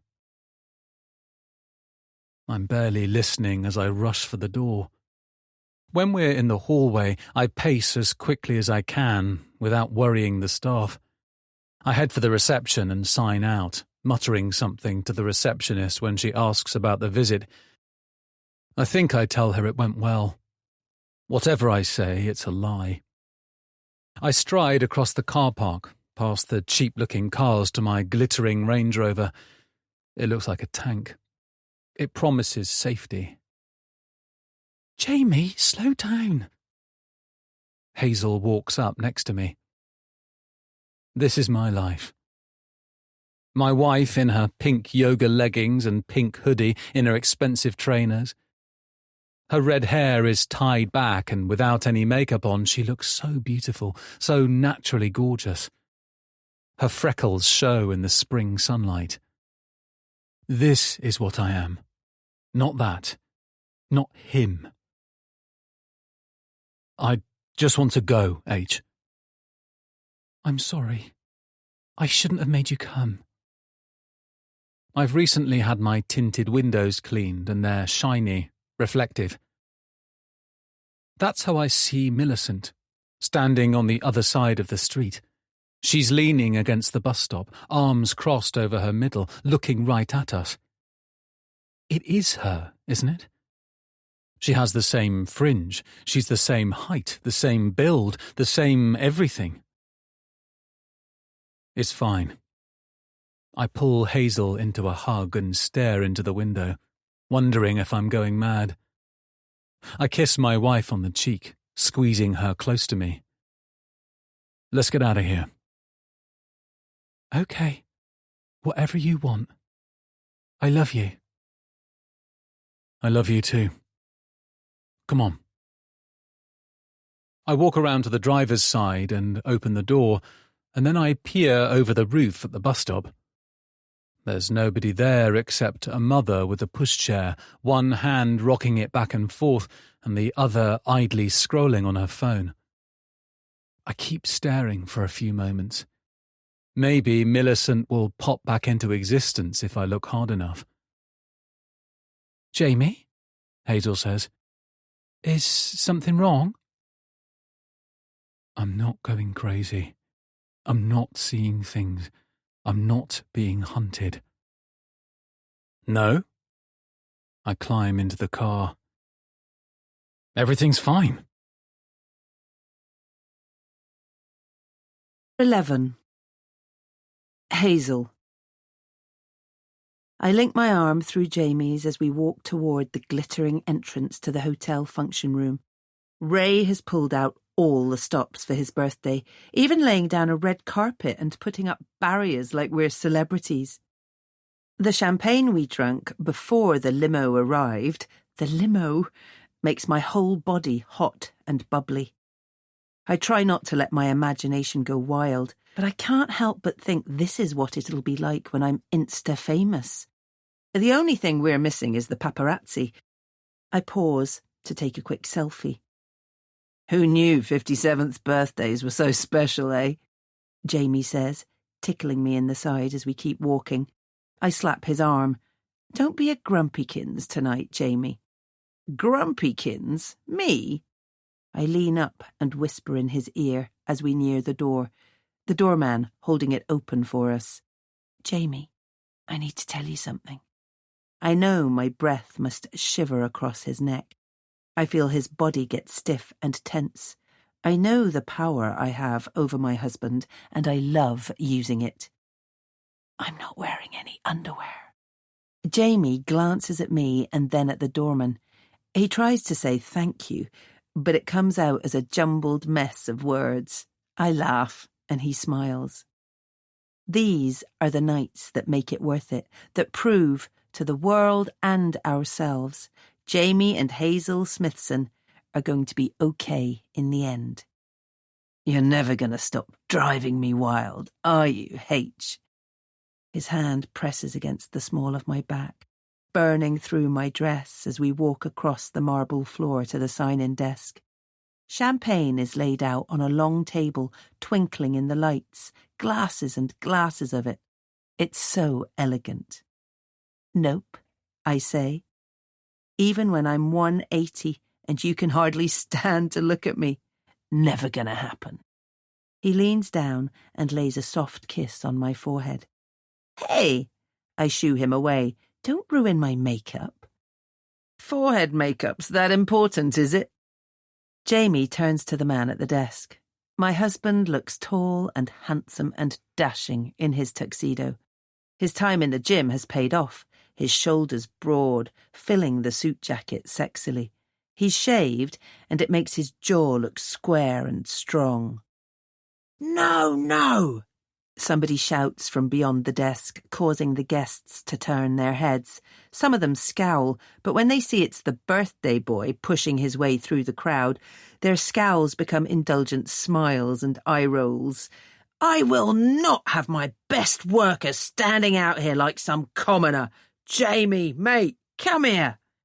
Ray swaggers around the desk, tottering. His hair is grey and patchy, combed over in an effort to hide the bald spot. His sweaty grin is genuine when he faces Jamie. I can tell it means a lot to Jamie for an older man to show him this sort of affection, even if he'd never put it in those terms. It's not like he ever got any from his dad. All right, boss. Ray throws his arms around Jamie, hugging him in drunken good humour. He steps back and bows clumsily. Gorgeous as always, Mrs. Smithson. Thank you, Ray. This is really wonderful. A red carpet. You've gone all out. 57. It's an important milestone. He leads us deeper into the room. We each pick up a glass of champagne as we pass. You know why? Ask me why. He walks slightly ahead of us. He doesn't see Jamie cock his eyebrow at me. There is a question in his glinting greens. Reckon he's pissed. I mask a laugh with a mouthful of champagne. I can tell Jamie doesn't find it entirely funny, though. Ray was sober when Jamie first started working for him, but he's relapsed several times since then. Why, boss? Because it's been 7 years since I divorced that backstabbing whore. He knocks back the entire glassful of champagne and then stares down at the glass as though expecting it to refill itself. But you two, you've got something else. You're a rare breed, Mr. and Mrs. Smithson, a happily married couple. Jamie loops his arm over my shoulder, squeezing me close, kissing the top of my head. I'm a lucky man. I lean into him, and then step away so he doesn't mess up my hair. I swear he's on some sort of mission. At least he isn't in a mood like he was after visiting his dad. All day he's been mopey, sitting around the house watching TV and eating salted nuts. Maybe he just needed a drink. Ray leads us to the other end of the room to the toilets. Even the sign for the toilets is fancy, inlaid with golden lettering. Any reason we're standing outside the loo, boss? She shouldn't be much longer. Who shouldn't? I ask. My new squeeze, he chuckles. She's the most amazing thing that's happened to me in a long time. She's... For fuck's sake, does it ever stop? He pulls out his phone and glares at the screen. Work? I ask. Always, right, kid? No comment. Ray laughs. No comment. Yeah, I like that. I won't be long. He wanders off to the corner, barking into his phone. I take in the full majesty of the room. The ceilings are high and the chandeliers are bright. There's a stage at the far end, but the curtains are drawn. Is there going to be a band? Yeah, Jamie says. Jazz, I think. He brushes a strand of hair behind my ear. I tilt my head toward the movement. I love that he knows how much I like this. I love that he makes the effort to do it. I see you, Hazel Smithson. Are you trying to make me cry? I see all of you. You're an evil man. You're never invisible with me. I've got a mind to throw this champagne in your face. First the smooching and hair touching, now this. You really are trying to ruin my makeup. Everything you do, everything you are. Goose pimples prick my skin as his voice gets husky. I remember how he stared into me at the altar, truly seeing me in a way I'd never felt before. Even if we had over 100 guests, it felt like we were alone, floating above the world. I wish we could get married again. Wives should get a wedding a year with the stuff we have to put up with. I'll always be watching, we whisper at the same time, leaning close, our lips magnetized. Sorry about that, Ray says, interrupting the moment. Ah, here she is. He waves a hand at the toilet. My angel. Jamie drops his glass, and it smashes loudly on the floor, champagne spreading across the hardwood, the shards sparkling. Shit, sorry, I... Butterfingers, the woman says. Her stylish black hair is cut into a fringe, and she's wearing a dress with gemstones inlaid into it. She's thin, like ultra-thin, all sharp edges, and she's at least 20 years younger than Ray, but that's nothing new for him. This must be the famous Jamie, darling. You didn't tell me he was so clumsy. 12. Before. Constance, the woman who had lived a miserable life and had become homeless and had been saved by Charles Maidstone, lay on a pile of blankets in the middle of the candle-lit living room. The room was empty of furniture and decoration, and this made the light swell with even more fervour, the expansion of the light colliding with and joining with the comrades' voices.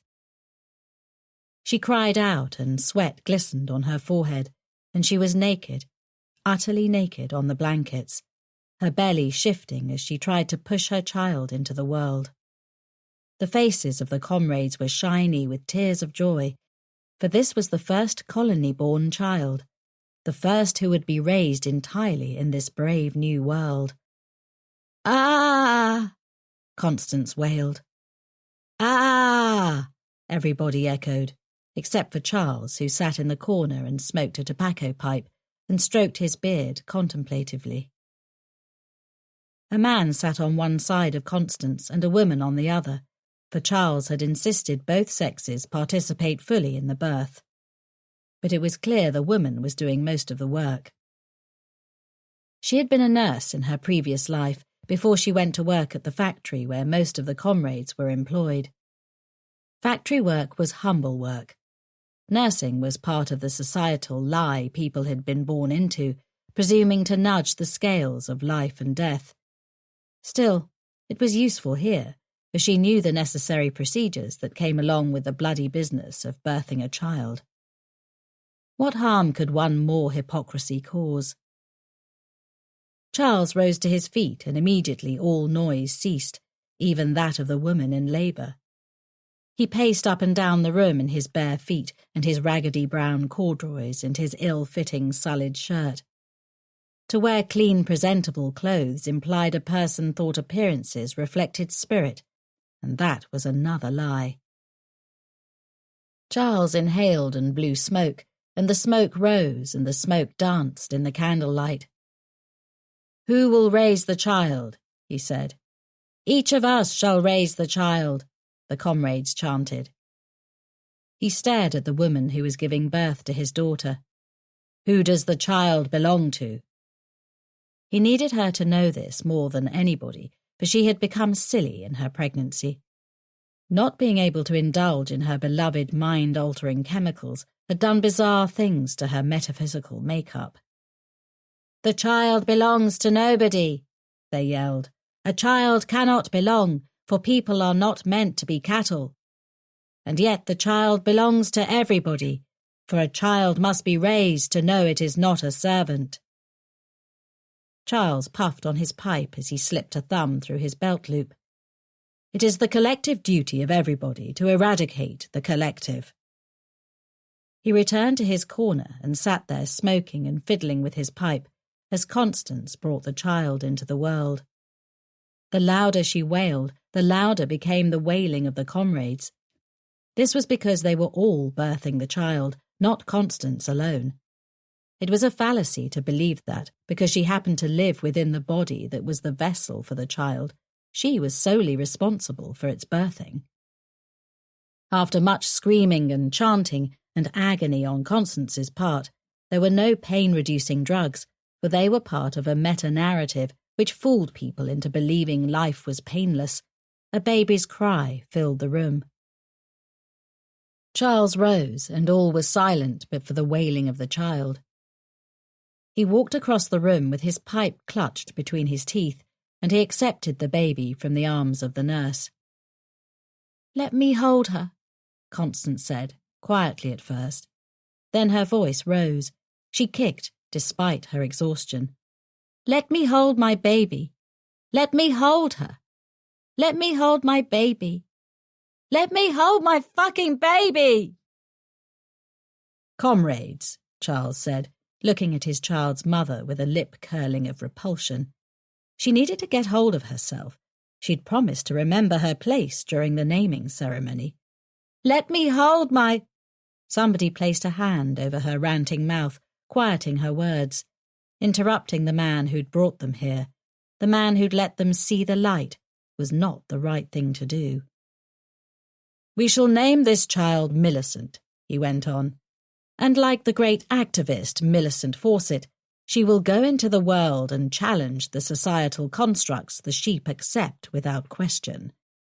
She will be the first of the true changes. She will grow and thrive in an environment without imprinting." The comrade with their hand over Constance's mouth cursed as the raging mother bit down, desperate to be allowed to touch her daughter. From the way the child wailed, an impartial observer would be forgiven for believing little Millicent felt the same. "She will be the best of us," Charles said, blowing a cloud of smoke into the baby's face. Did Constance really cry out for her child, begging to fulfill the role she would spend the rest of her life neglecting? It's impossible to know, and yet surely she must have felt something, some ember of maternal instinct in those moments after the birth, with her consciousness clean of the drugs Charles pumped endlessly into her. Surely she cared, if only once. Or perhaps she shit that little girl into the world without a second thought, shoving her into the arms of the nearest comrade without even glancing at her. 13. Millicent. "I'm sorry," Jamie says to the waiter, proving that no matter how much wealth he accumulates, he'll always be an impoverished, self-conscious nobody at heart. He likes to parade around like a big shot, but he's not fooling me. A truly wealthy man would never apologize to the help. He's a scared little boy, shivering in the dark, desperate for Mummy to make everything okay. Ray ignores the hotel employee and directs his overlarge, sweaty smile at our circle of fakers. "Stop saying sorry. You didn't do it on purpose." "Yeah, I know." What a sad, lost lamb. He has no idea what to do. Here I am, dressed exactly the same as when we met last, with my hair and my makeup and my clothes purposefully identical, as though I've slipped from that night directly into this one. He stands there, fish-mouthing, as his wife places her hand on his arm and gives him a private look. I've never been looked at like that, with attention and care, with so much knowledge of the inner performance of my soul. Hazel is enthralling in the flesh, which bothers me. I don't feel the itch to cut her as achingly as I did when she gleamed on my laptop screen. Now I feel a different urge, confusing and unwanted. She's worked her hair into a puzzling weave, crisscrossing, and inlaid the pattern with fire-coloured gemstones to enhance her natural hair colour. Her dress is red, her heels are red. It's almost like she knows tonight is truly about blood. "Relax," she giggles. I wonder if something lurks beneath the laugh, or if she's truly as facile as she seems. "See?" She gestures at the waiter, retreating with his dustpan and his champagne-soaked rag. "No harm done. I'll get you another glass." Ray's hands make a wet, meaty sound when he claps them together. He's such a revolting pig. "Anyway, allow me to finally introduce my queen, my angel, my Millie." When he places his hand on the small of my back, it takes every ounce of self-control I have not to rake my fingernails down his cheek. I can almost feel his flesh peeling off. I can see, smell, taste the blood. "It's nice to meet you," I say airily, fluttering my eyelashes. "Yeah." Jamie rallies and offers me his hand. It's a pleasure. I take his hand and feel the strength of him, and, perversely, I'm relieved he's strong. I stamp down on the feeling. I shan't allow myself to think such thoughts again. I have to stay true to my course. "The pleasure's mine." I hold on for a little longer than is necessary. He pulls away as though I've caused him pain. Perhaps I have. I was squeezing quite hard. "Tell him how we met." Ray nudges my shoulder in that annoying manner of his. Everything about him is simply too much. He reminds me of a man I slaughtered once, 3 or 4 kills back, a hobo pervert, singing and swaggering along the waterside. He was begging to be pushed in. "You won't believe this, Jamie."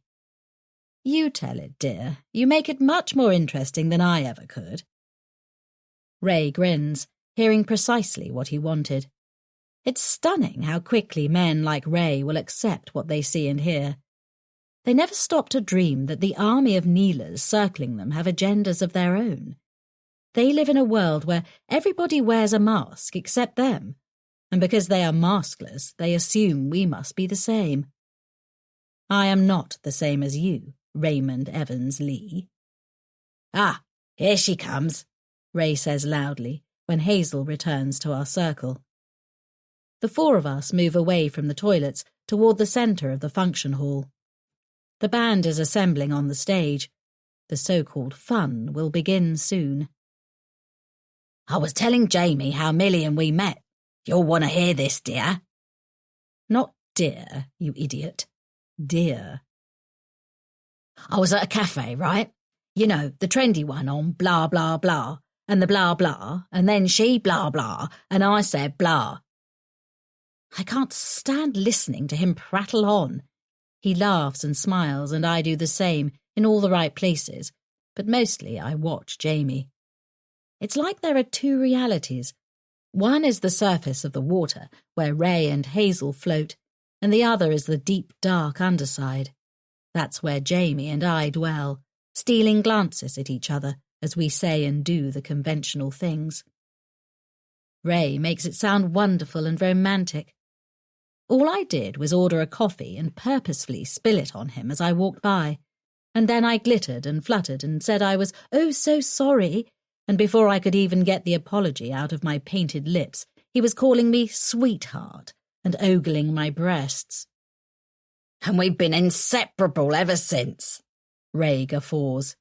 How's that for love at first sight? Love, my Hercules. I look at him with a devotee's smile. Father would be proud. Maybe he is proud, looking down. No, up. He'd be looking up at me. Isn't it a little soon for that? Hercules, Hazel says, and then takes another sip of champagne. That's the 5th sip since we met. Her glass is almost empty. I despise intemperance.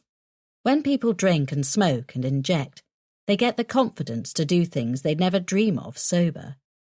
They can detach from themselves and perform all manner of cruelties, no matter how innocent the child is, no matter how desperate for love, for attention, for something real. Get anybody drunk enough and they'll paint depraved images on a little girl's naked body. I haven't touched a single drop. I simply change glasses when Ray isn't looking. It's what I call him, I gush, placing my hand on his arm, because he's so strong. He's like Hercules, except I think Ray might be a little stronger.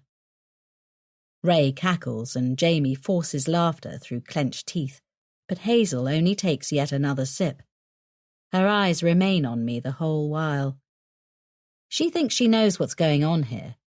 She sees me as yet another gold digger.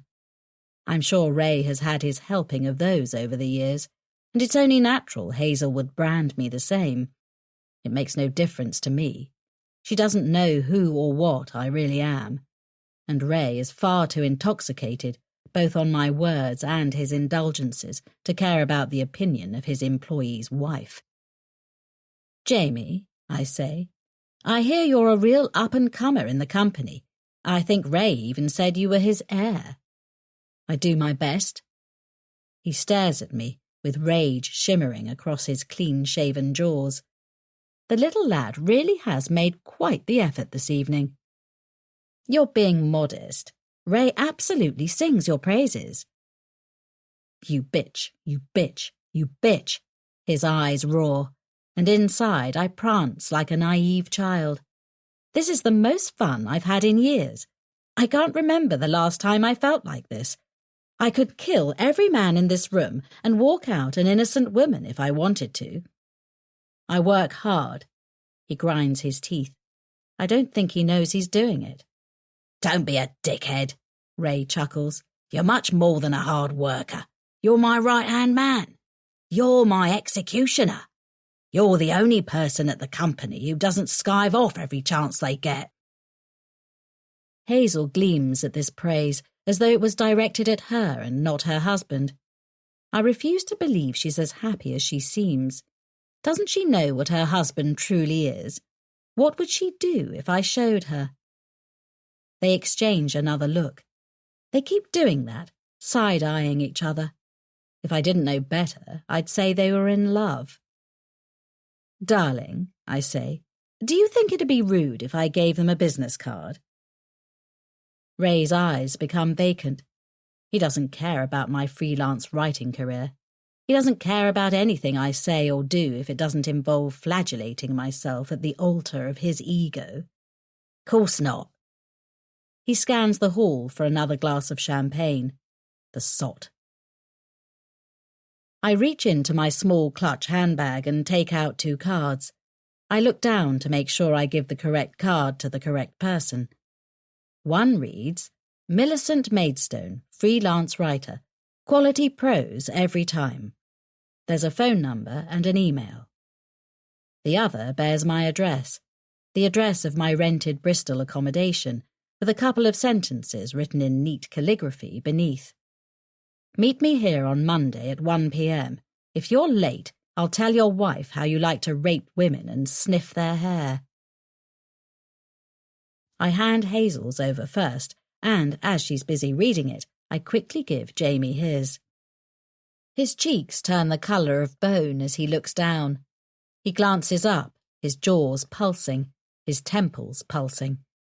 I know his insides are doing the same, throbbing and twisting and torturing.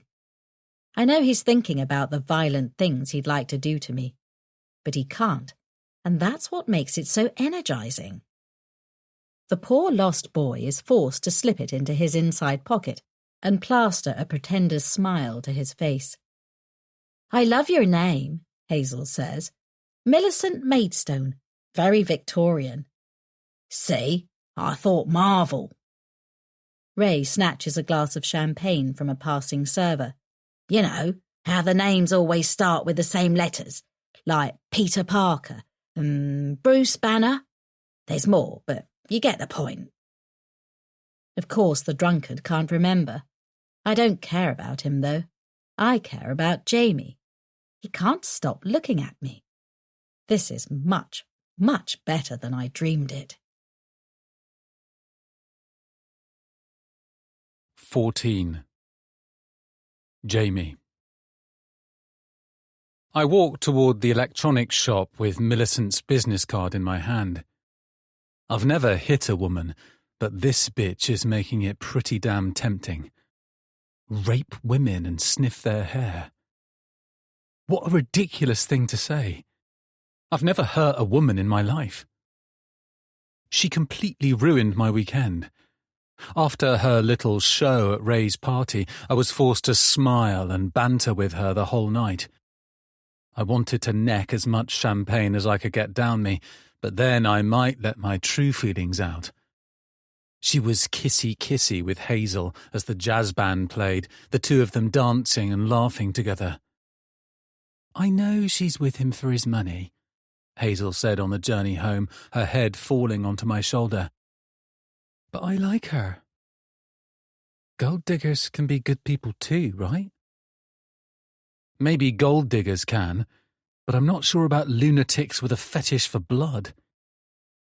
I pause outside the shop. It sells DVD players, which is insane. I wonder if they sell steam engines too.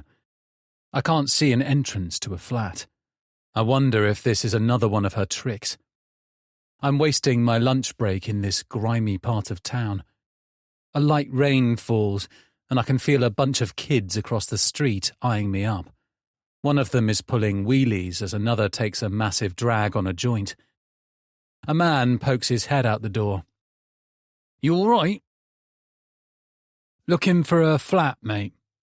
Hazel tells me I sound more working class when I talk to people like this. Beer belly, sleeve tattoo, cigarette tucked behind his ear. I was given this address. Ah, yeah.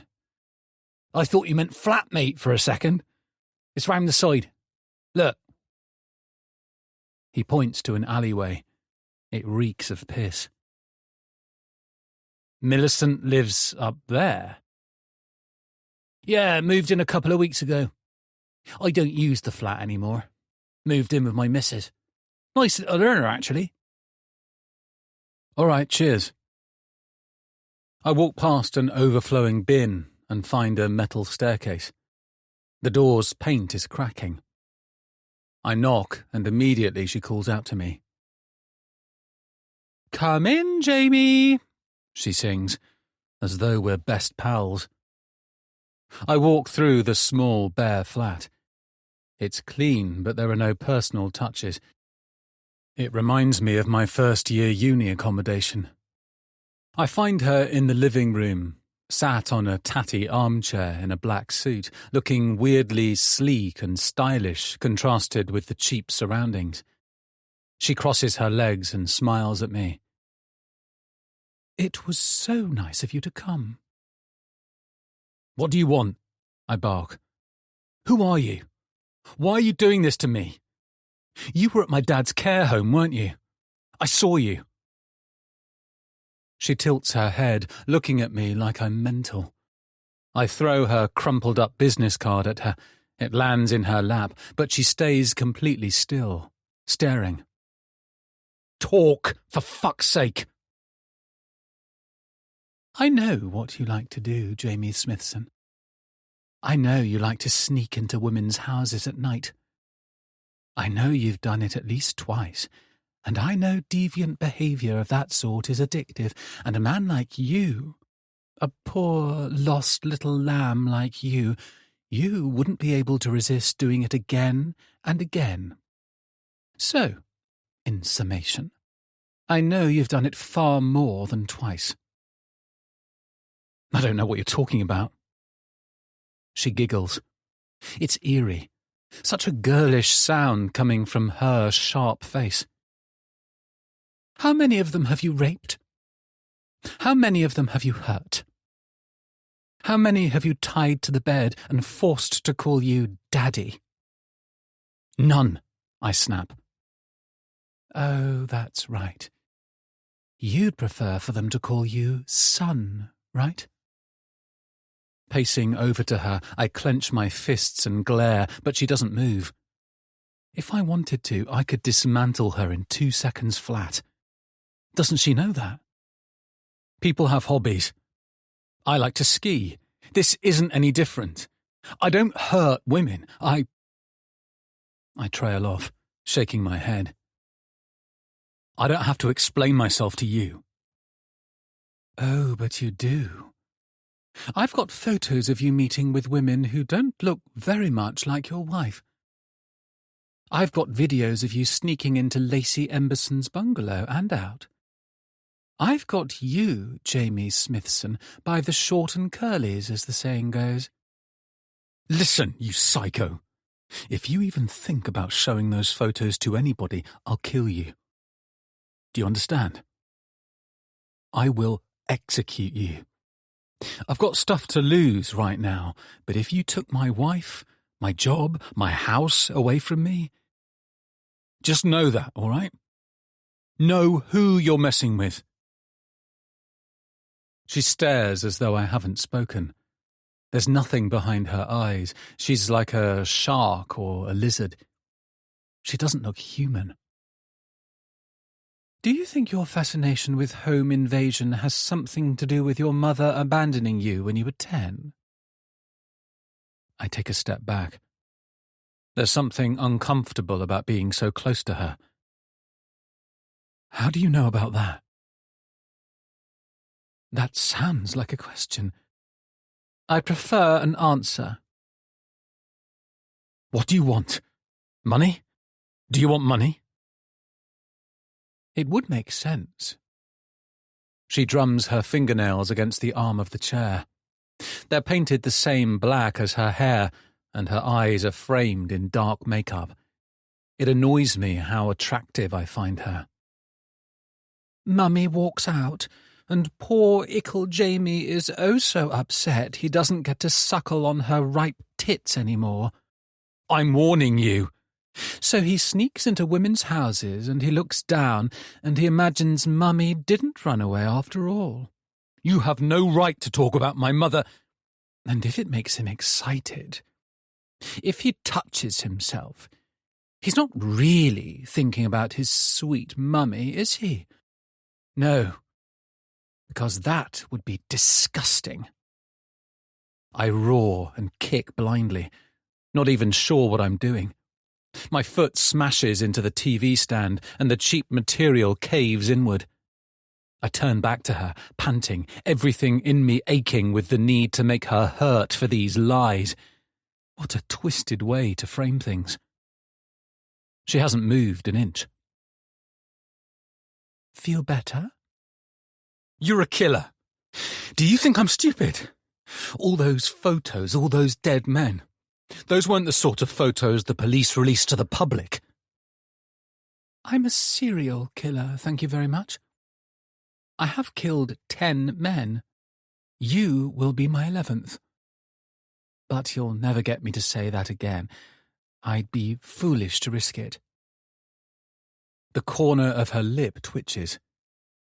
Fuck. You're recording this conversation. She shrugs. Oh, I don't know. Perhaps I have a recording of you talking about how sneaking into women's houses and watching them sleep is the same as skiing. Or perhaps I don't. You'll have to live with the possibility. But don't stress, my little lamb. If something is possible, it is also impossible. Reality is a mere collection of words. What the fuck are you talking about? She flashes her teeth. I would explain it to you, but I fear you'll be dead long before you get the point. You admitted you're a serial killer. Your recording doesn't mean shit. Silly me. If only there was a way to selectively cherry-pick quotes from a recording. Perhaps some enterprising inventor will develop such an esoteric form of audio manipulation one day in the future. An edited clip. It'll come across as fake. It'll be choppy. Nobody will believe it. You heard of deep fakes? You can make people say anything these days. She shrugs with an airy sigh. I suppose you'll have to take the chance. I groan and pace up and down in front of her armchair, opening and closing my hands. What am I supposed to do here? If I hurt her like I want to, I'll go to prison. The shop owners saw me come up here. Those kids saw me come up here. It's not like I've dressed down for the occasion.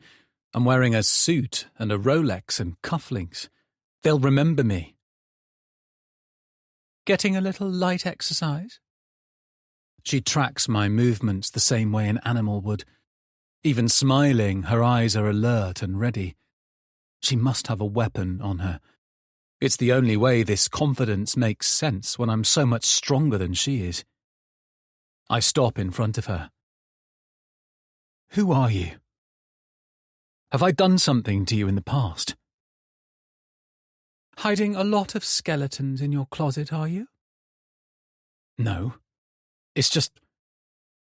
What do you want? She tosses her head, sitting up straighter.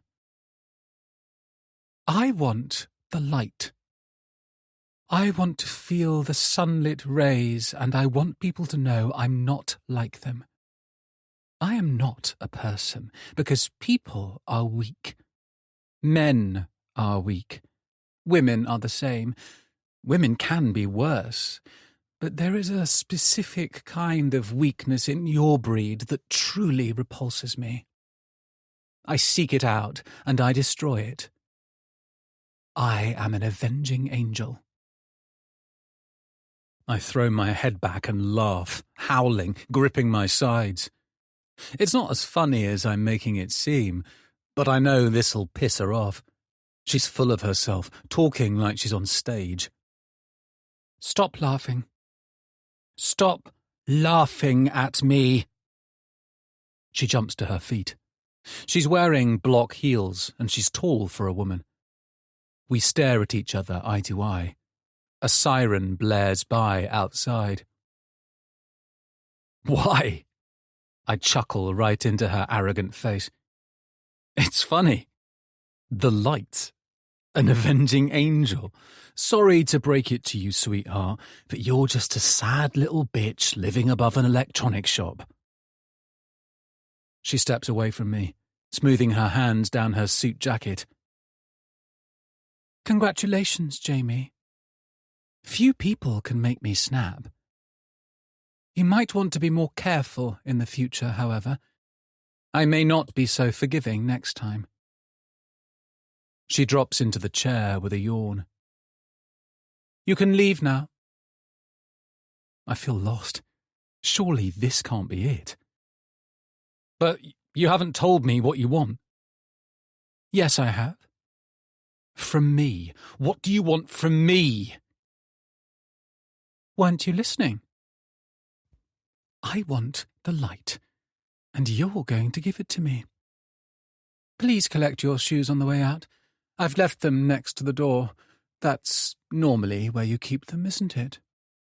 But leave now, she says with an edge to her voice, or I scream rape.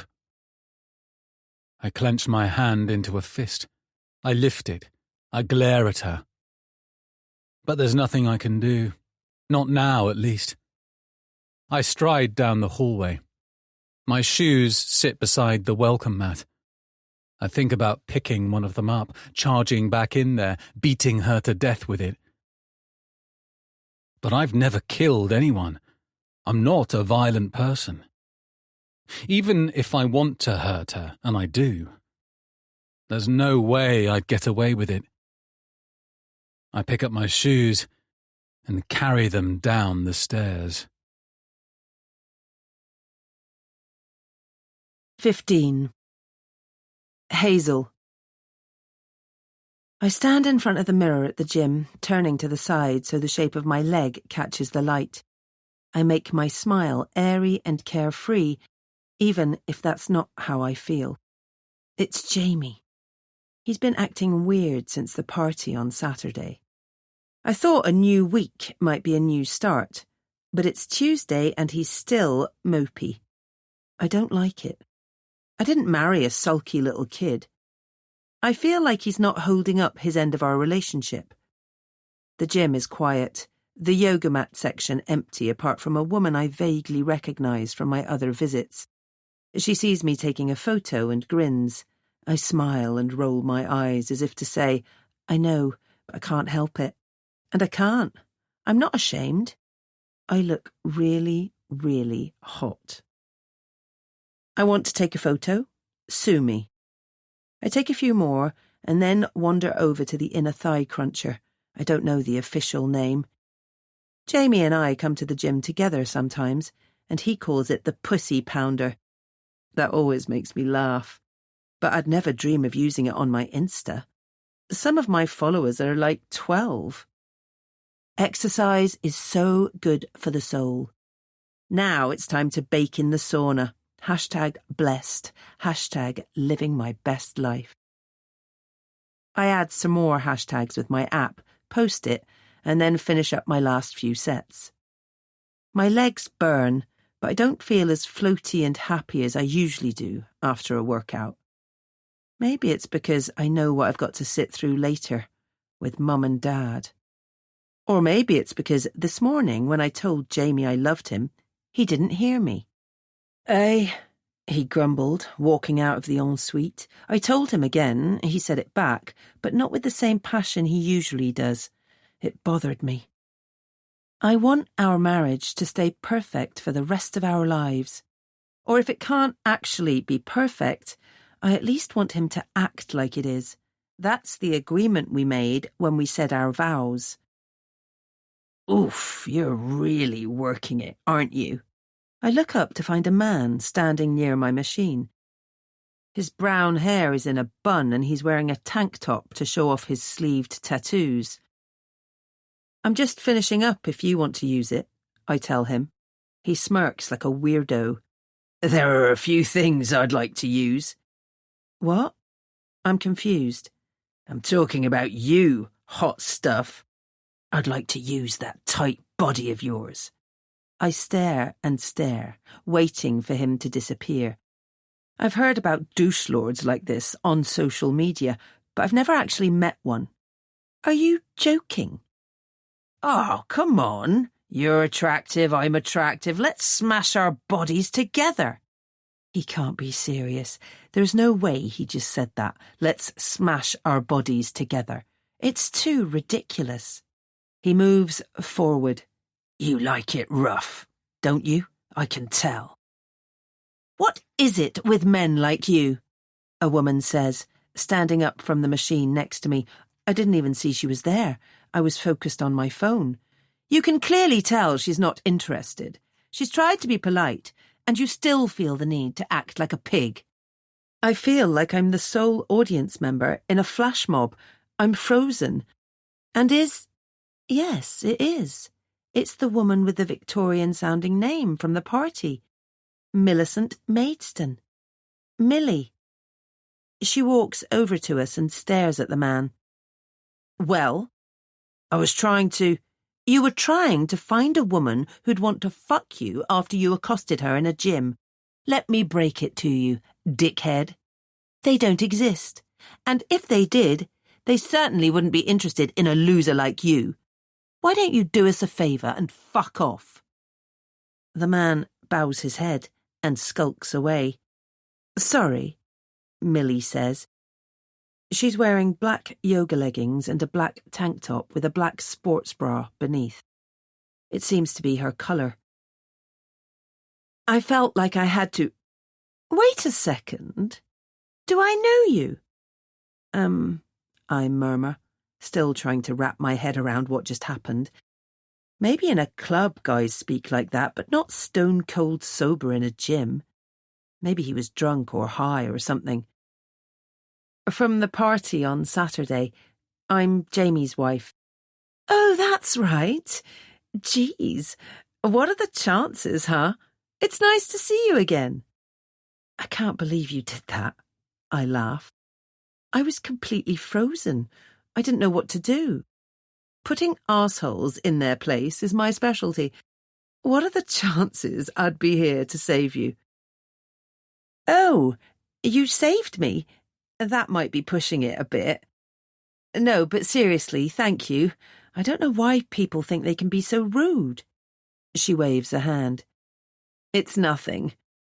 You're hitting the sauna now, right? Mind if I join you? I stand up. Yeah, I am. How did you know? She pats her chest, smiling. Because I'm watching you, Hazel Smithson. Everything you do. Everything you are, I'll always be watching. The words come to me, as they so often do, with the tiniest of nudges. I laugh a little uncomfortably. Okay. Sorry.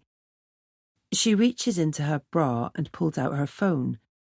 I meant I follow you on Instagram. I saw your post. I was literally scrolling through your feed just now. And then I see you sitting there and I'm like, no way, it's her. Seriously, 1 in a million chance. I have to say I absolutely love your content. It's what inspired me to start coming to the gym. That's lovely. In that case, I insist you join me in the sauna. Wonderful. She dances over and loops her arm through mine. Come on. Before more vultures start circling. We leave the gym and walk into the changing rooms together. There's something about Millie I really like, and it's not just how she swooped to my defence. It's the way she feels comfortable linking arms with me when we hardly know each other. I think we could become friends very quickly.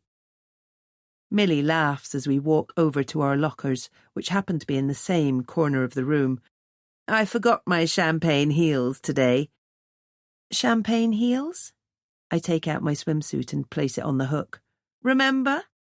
She pulls her tank top over her head. From the party. We said champagne is so good they should make clothes out of it. And then we said we'd want champagne heels and... It doesn't matter. I'm sorry, that night's a little hazy for me. You said it was the funniest thing you'd ever heard.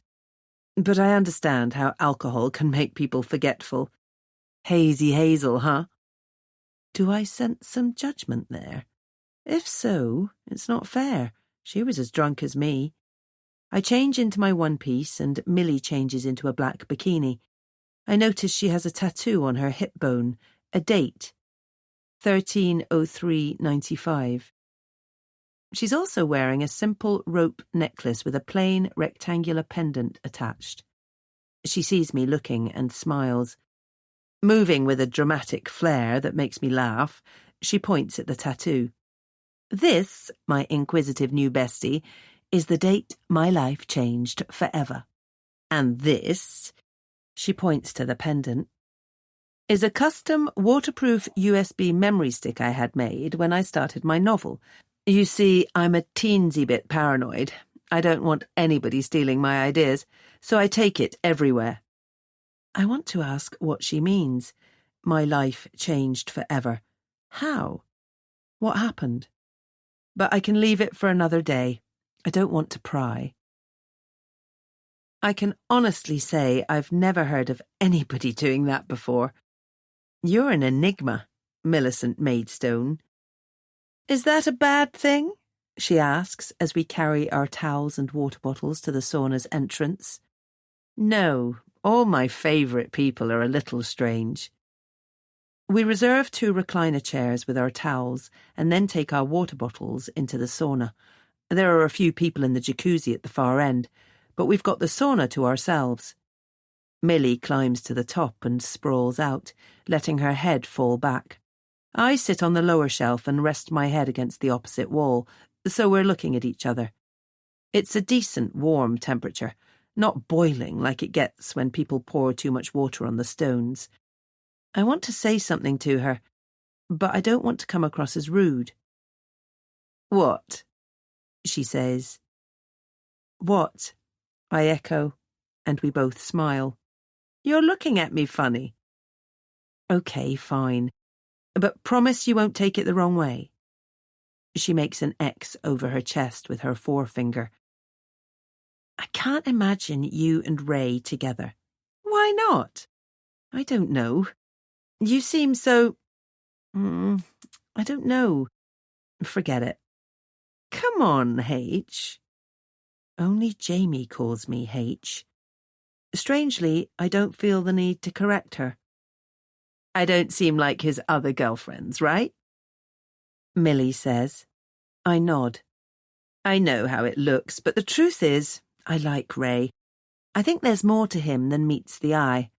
Men like Ray think they want a piece of arm candy, subservient and silent. But they're wrong. He needs a woman who knows how to put him in his place. I nod again, but I'm not sure she's right. I think Ray really does want an airhead, or a new model every few months. I hope he doesn't break Millie's heart. You and Jamie seem like a fantastic couple, she says a few moments later. Both of us are coated in a fine layer of sweat. My mouth is getting dry. You really seem to gel. That's nice of you to say. Yeah, we work great together. We make a good team. And, like a good team, we cover up for each other's mistakes and imperfections. But I can't tell Millie that part. How did you meet? University. I won't give her the full version. That belongs to me and Jamie, nobody else. I was doing media studies and he was doing business. I was a fresher and he was in his last year. I knew from the start he was different. He really seemed to see me. You know? I think so. She's looking at me closely, really listening. I love being looked at like that. I never had that growing up, I go on. I never felt like I was seen. My dad was away a lot for work. He was a captain on a cruise ship. And Mum was, I don't know, maybe she never wanted to be a mother. I shake my head. My cheeks are burning, and not from the heat. I'm sorry. I don't usually overshare. I don't mind. I know exactly what you mean. Nobody has ever seen me, the real me, either. How so? She taps her pendant. A writer is only as real as their work, and I'm too scared to show mine to anybody. Maybe I can take a look one day. She smiles. There's something vulnerable about it, the same way girls used to smile at school when they thought a cruel joke was coming. Yeah, maybe. Do you see your parents much? I groan. Funny you should mention that. I'm having dinner with them tonight. I take it you're not excited. So not excited. But Mummy needs to be able to tell herself she's made an effort. Millie puffs her chest up, grimacing in the most hilariously OTT way. It sounds like you need your knightess in shining armour there to protect you. I'd love that, but it's such late notice. I'm not doing anything tonight. Wait, are you serious? I wasn't serious. But I am now. I'd love to have dinner with you and your parents. I know this should feel weird. I've only met this woman twice. But there's no harm in getting to know Ray's girlfriend. And there's something refreshing about Millie. She doesn't seem fake and self-obsessed like so many people I know. Last chance to tell me you're joking, or I'm 100% forcing you to eat my lasagna tonight. That bad, is it? The worst. Now I have to try it, she says, as long as you don't mind. Not at all. We meet eyes and she smiles. It's been so long since I made a new friend, a real friend, who sees me for who I really am. 16. Millicent. My mobile phone refuses to stop vibrating against the desk. It's the most annoying sound I've been subjected to in a long time, and that includes Ray's wheezing after we kiss. I glance at it. I know who it is. I know what he wants. He can wait. I'm busy. I turn back to the laptop screen, endlessly scrolling through Hazel's feed. Meeting her today wasn't chance, of course. I didn't expect to get an invite to the family dinner so easily. But that's the way with plans sometimes. When they go awry, it isn't always in a bad way. A good predator knows how to use the terrain to her advantage. I knew she was having dinner with her parents this evening because Hazel is a creature of the internet. Her personal Facebook is set to public. I cannot fathom the insanity of such a decision, but she isn't anomalous in that regard. The phone ceases buzzing, there's a pause, and then it buzzes twice, telling me he's left another voicemail. I pause on the photo Hazel took today, studying the shape of her mouth, the glint in her eyes. She smiled at me earlier, and when I smiled in return, it didn't feel as feigned as it ordinarily does. There was something there, a breed of humanity. This is an unforeseen development. The woman on the screen is silly-looking, futile, facile, redundant. I hate to say it, but in the flesh, she is different. Twice now I have felt this conviction, at the party and the gym. She reminds me of myself. I can see how insecure she is beneath the glamour, the same way I was as a younger woman. I have to remind myself why I'm here. It has nothing to do with Hazel Smithson or her sparkling unreality. Hers is a life filled with friends and holidays and laughter and art and feelings. It's the sort of life I was denied and which I accepted long ago would never be mine. I don't want that sort of life, do I? Opening the desk drawer, I take out the lockbox and remove the key from the slot I keep in my memory stick pendant. I open it and retrieve the engagement ring, placing it on the desk and letting it sparkle in the late day light. It looks no less cheap than it did when the corpse gifted it to me, but somehow my perception of it has changed. It's a curious metamorphosis. I can more easily imagine bearing such an item now. I don't quite know what to make of it. I take out my dolls. There are 2 women and a man, and each of them is burned and broken and half ruined. I place them in a circle and move Millicent over to Jamie and raise her hand and bring the hand down on his chest. He groans and falls, and then Millicent and Hazel hold hands and skip off together. Tears rise unexpectedly into my eyes. This happens sometimes, this capricious appearance of emotion. There is a problem with this pantomime, however. I have learned enough about people to know Hazel won't be my friend if I kill her husband. Or perhaps I'm allowing myself to be too easily defeated. Perhaps I simply have to think harder. The right words, the right construct, and the greatest of edifices implode, and marriage is not an especially sturdy structure. My phone vibrates again, the bothersome thing. Hazel was right when she called me Victorian. I wish I'd been born into a letter-writing culture. "What?" I hiss, putting it on loudspeaker. "Finally," the man says. "I've been trying to call you all afternoon." The impertinence in his tone rankles. I think about feeding him strips of his own skin, piece by piece. I've never toyed with my victims like that before, but it might make a nice change. And if I'm going to end this with my death, why not cause a little mayhem beforehand? Maybe I should hunt this failed abortion down and teach him some fucking manners. I pick up Jamie and move him over to Hazel. She collapses backward and he collapses atop her. He slaps her and spits on her and hates her. Is that the way of their marriage? Does he beat her? Or does he abuse her in more creative ways? "Hello?" the man says. "Yes, hello. What do you want?" "My money. We agreed half before and half after." "We agreed you'd make your performance believable. Let's smash our bodies together." You sounded like an idiot. "You said I should come across like a sexist arsehole. Isn't that something a sexist arsehole would say?" It amuses me that he cares enough to defend his acting.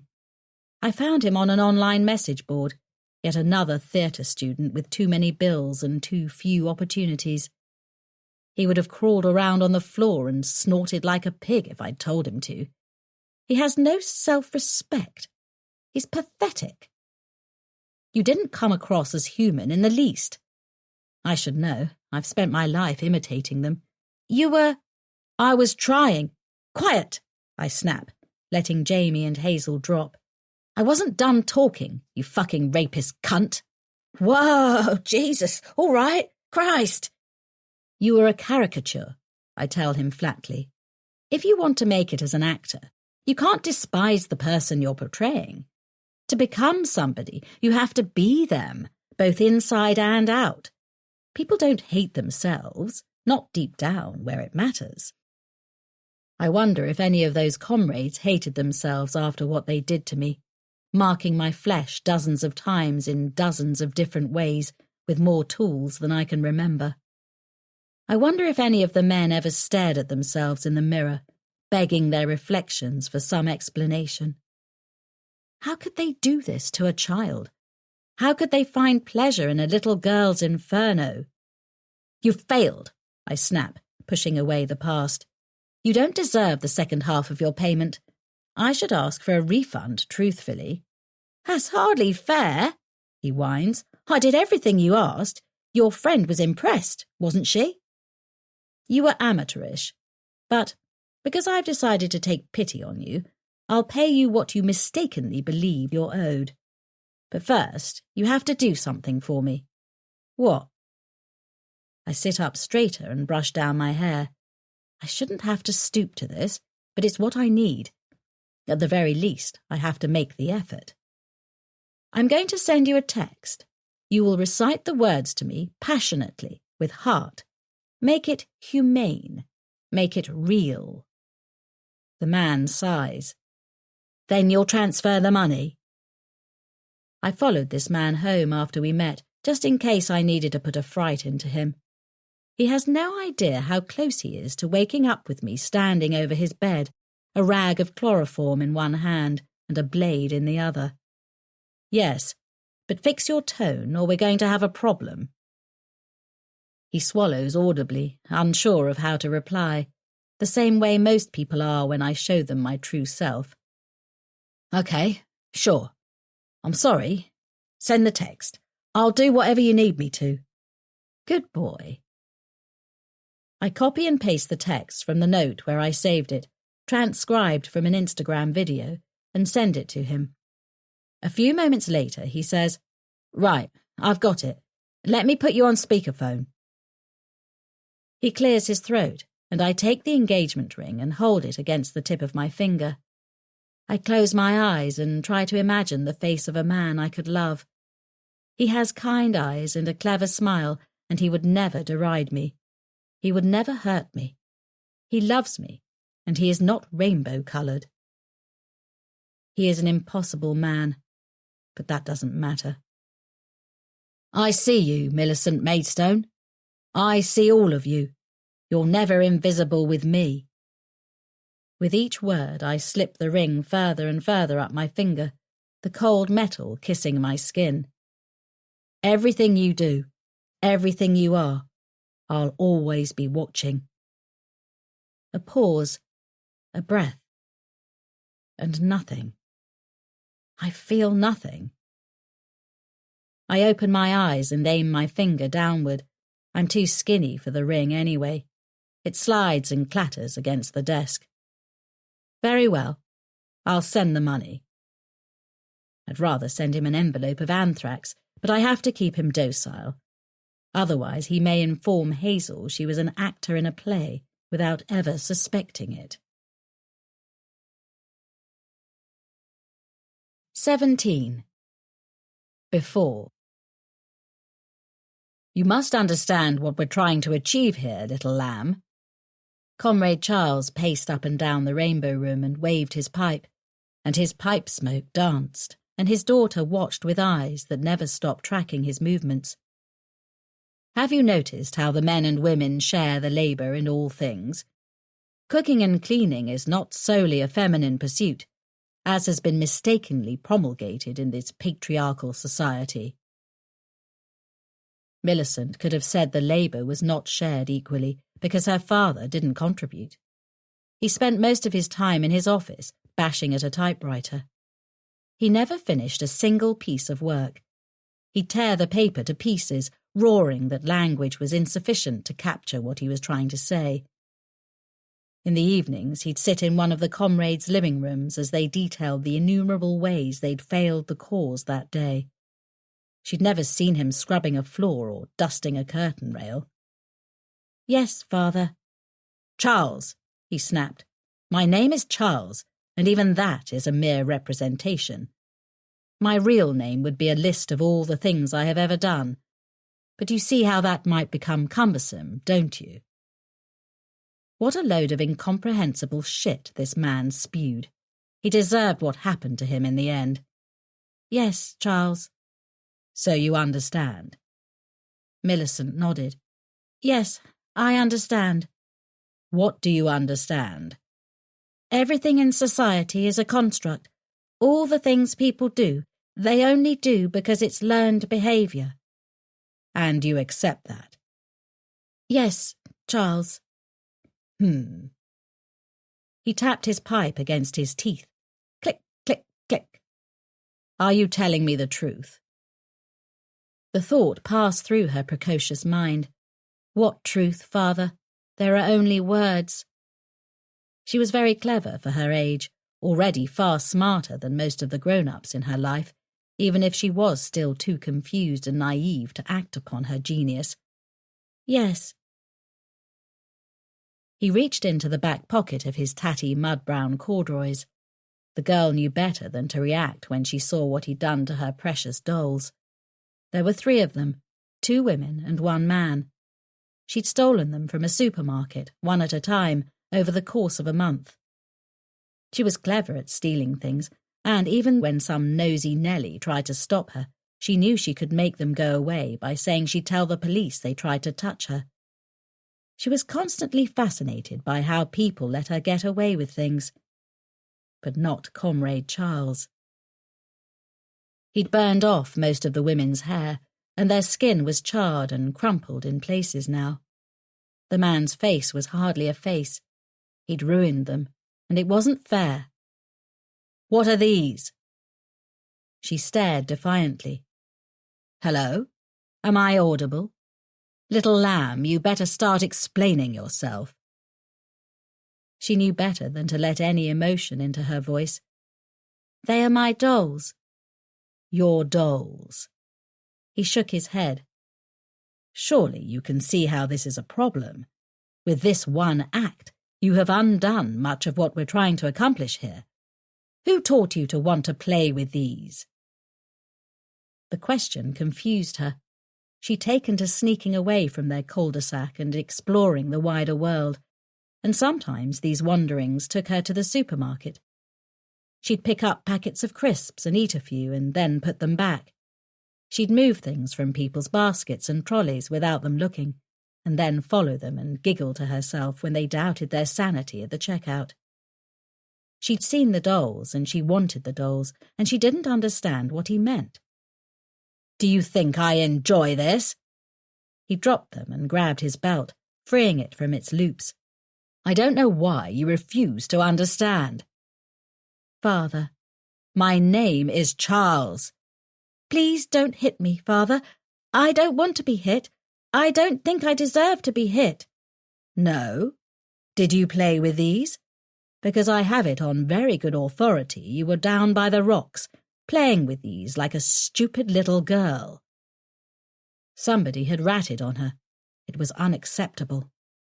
Please, Father, I was pretending they were us, me and you and Mummy, and we were going on holiday and— Shut up, you little fucking whore!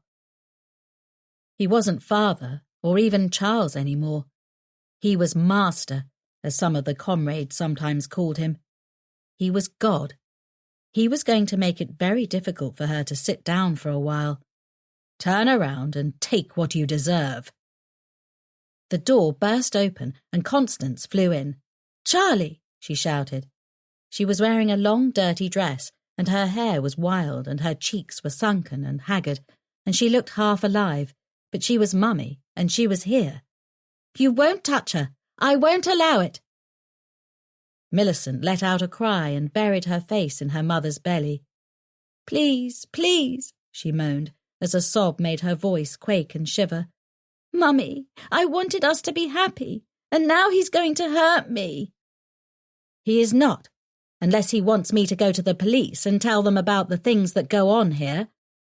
Connie, fuck off, Charlie. Comrade Charles rolled his eyes and then leered viciously at Millicent.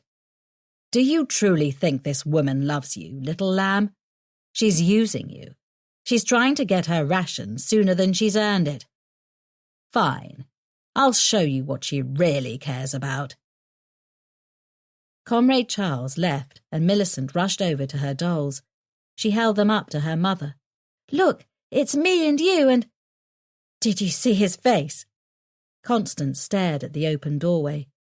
Mummy, I think we should go.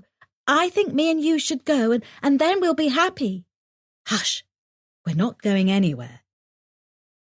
Millicent cradled the dolls to her chest and Comrade Charles returned, and he handed Comrade Constance the glass pipe, and she smiled, and she kissed Charles on the cheek, and she fluttered from the room without pausing to look at her daughter.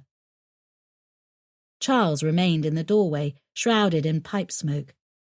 Millicent often thought about the pipe smoke going poof and making him disappear. See, little lamb, it's a show. She doesn't love you. Do you know why? Because she's not your mother. You have no mother. You have no father. I'm keeping these dolls, Millicent said. He chuckled grimly. Oh, is that so?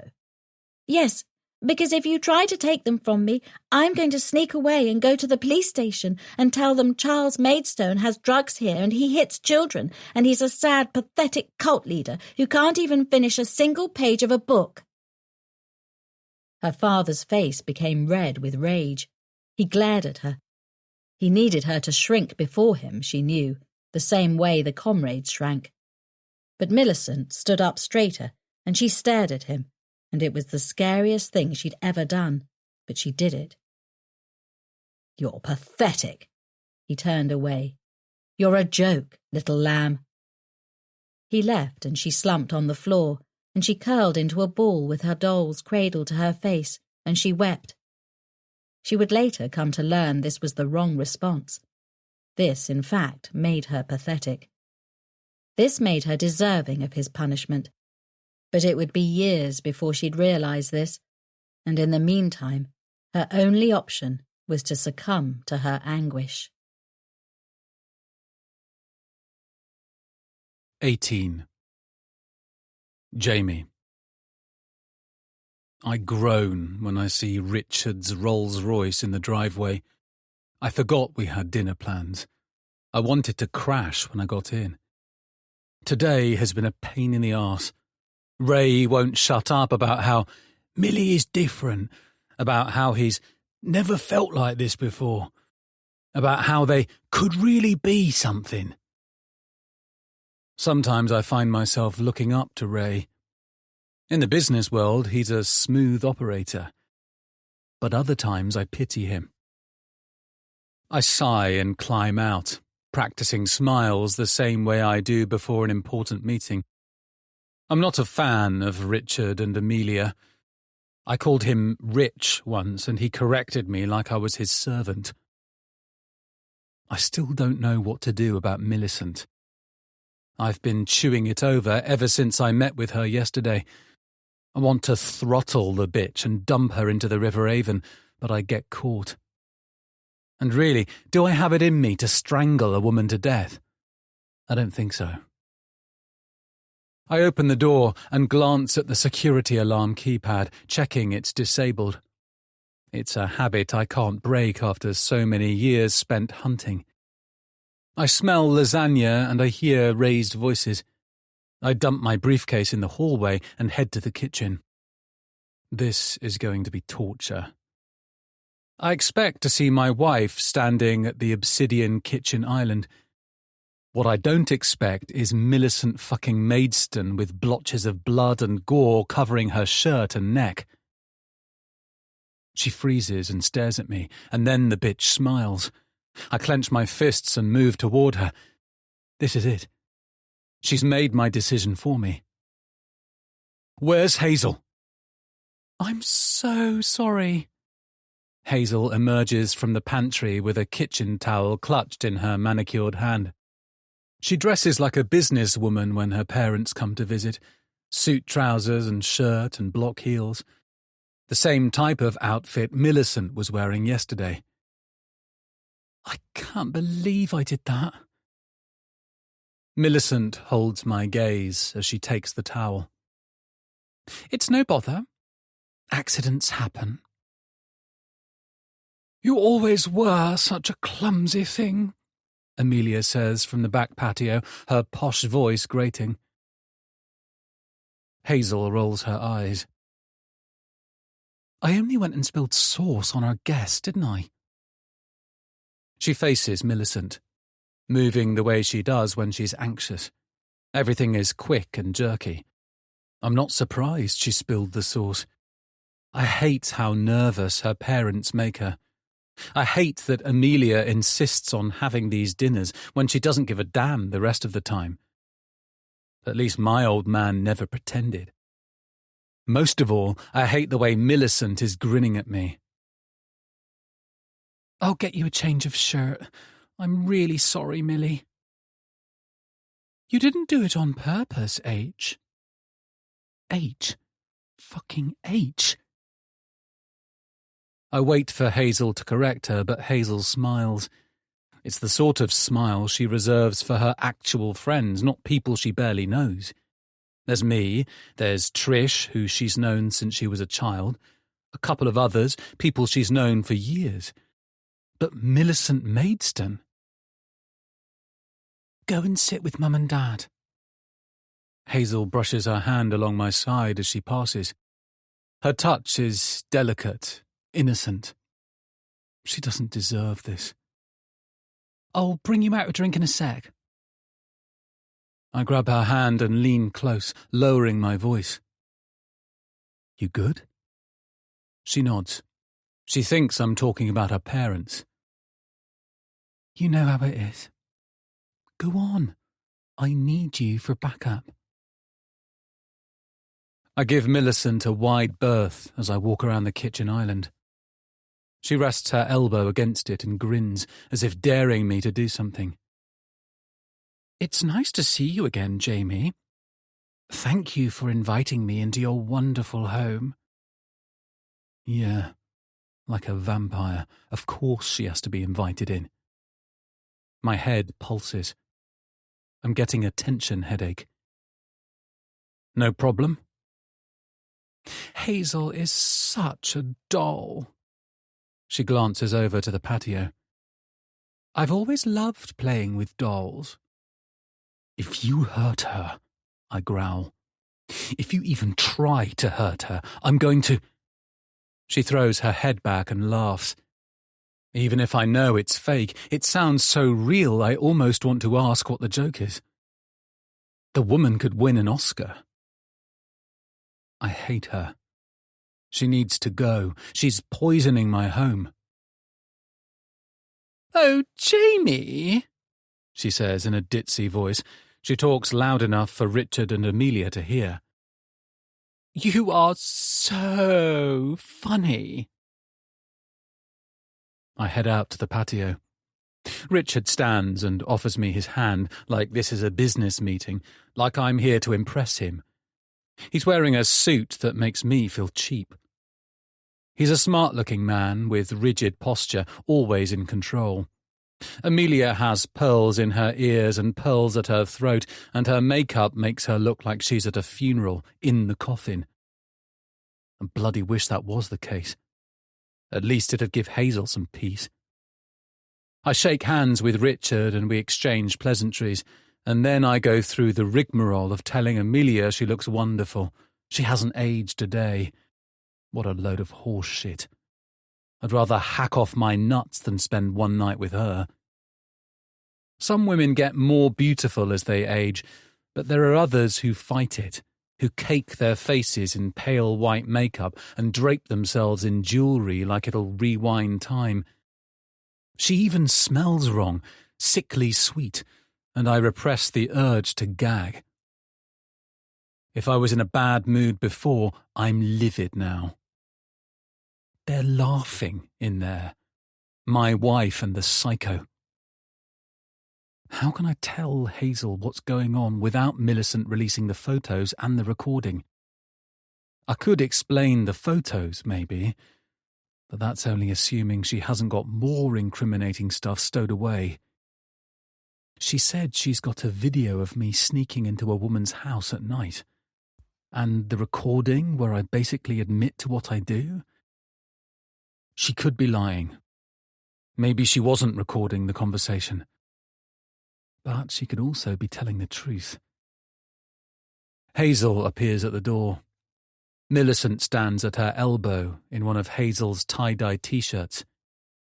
Since Miss Clumsy ruined the lasagna, why don't we order a takeaway? Fine, Amelia says in that Margaret Thatcher voice.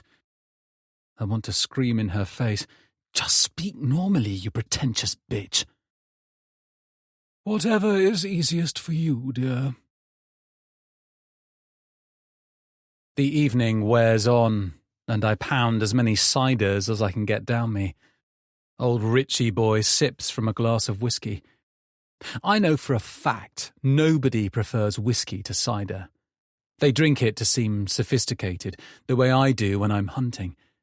It's the perfect prop for his perfect image. Every now and then, Amelia calls him Captain, and I have to stop myself from laughing or flipping the table. Captain? She makes it sound like he was in the Navy. The prick worked on a cruise ship. I say as little as I can get away with. Richard tries to talk to me about car engines or some shit, but I don't care. He barely looks at his daughter. Amelia is worse. It's like Hazel is an inconvenience to her. Millicent does the right things in the right places. She titters along with Amelia, and she tells Richard he must work out. Oh, he must. He looks so strong. She talks about her freelance writing career, and Richard and Amelia actually care. They take an interest. Amelia even asks follow-up questions, and Millicent starts banging on about a shower gel job she had a couple of weeks ago, and isn't that the funniest thing? Isn't that hilarious? And we should sit here ignoring our daughter and laugh with this stranger instead. Hazel's got a contract with a makeup company. I sound more pissed than I realised. I haven't stood up in a while.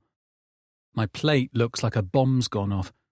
I've probably eaten 2/3 of everything we ordered. Hazel flashes her eyes at me.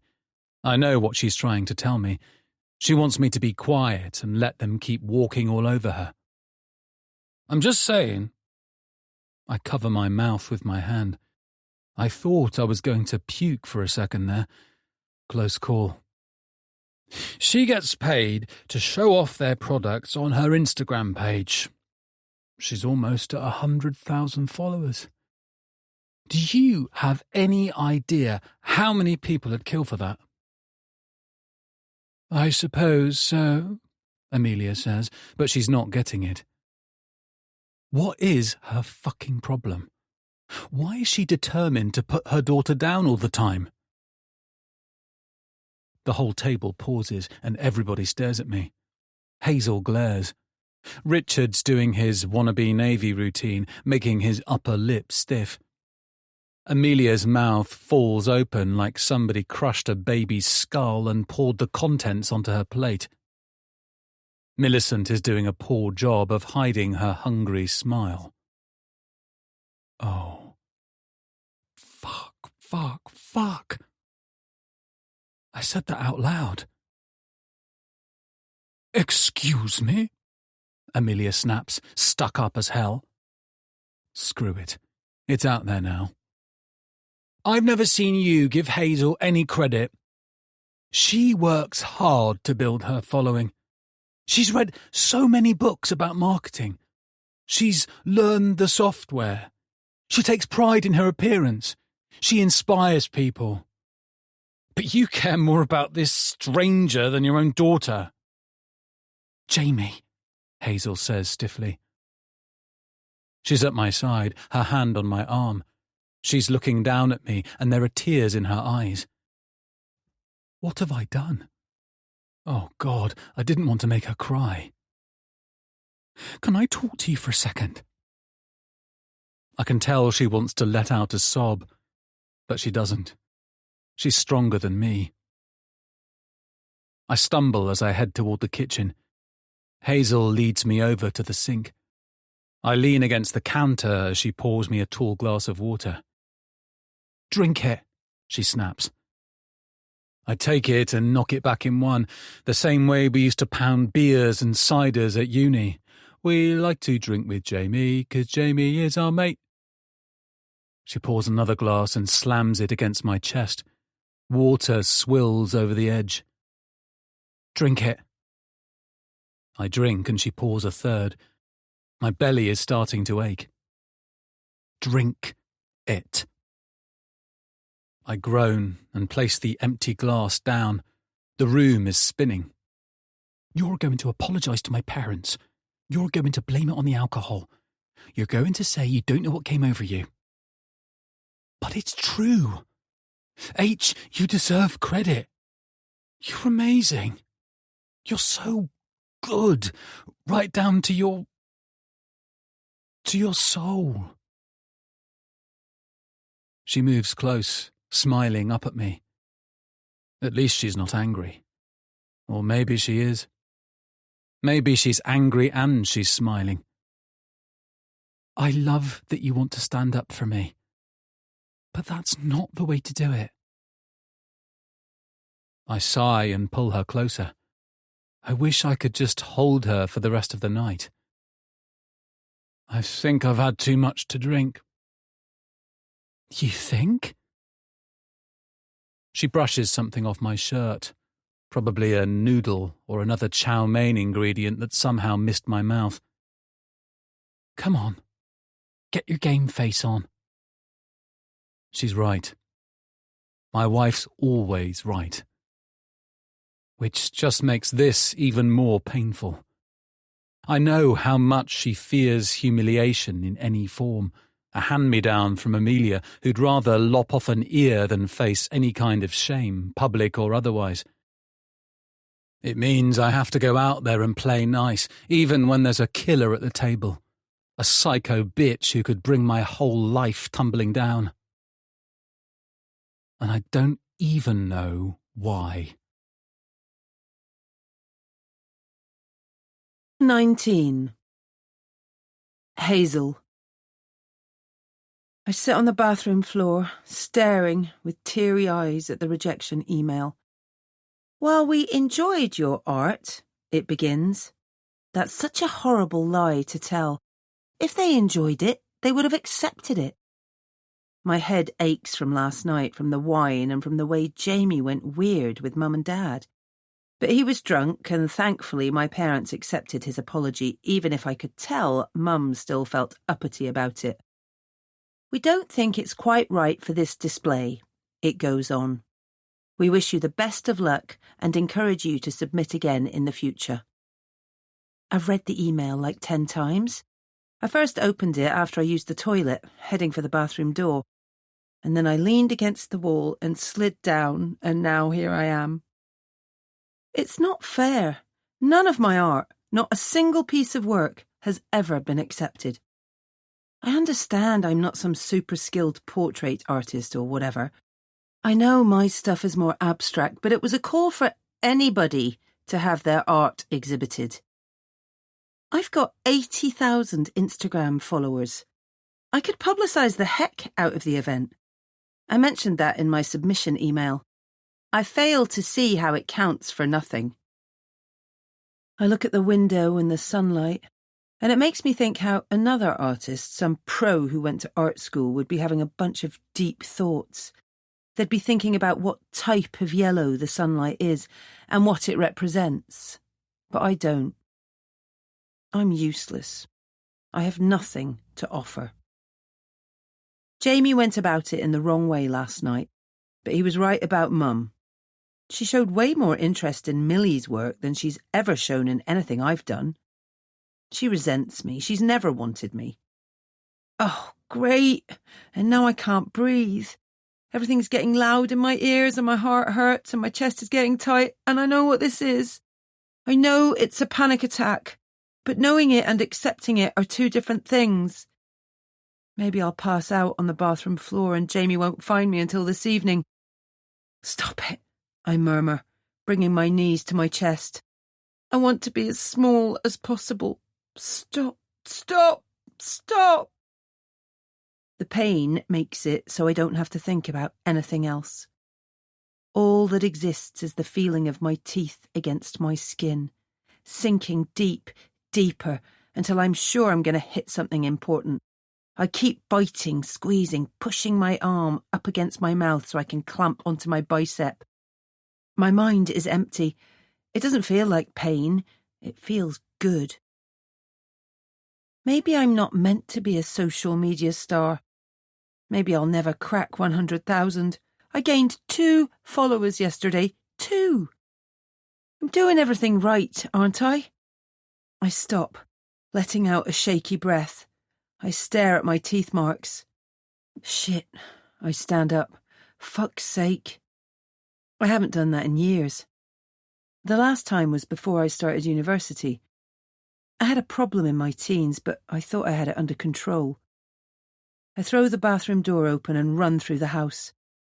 I walk into our bedroom and over to the vanity unit, throw the drawer open and take out some concealer. The bite mark twinges and aches as I apply the makeup. I wince each time I touch the tender spot. But eventually it disappears. It's like it never happened. I can always brush it away in photos if the makeup isn't enough.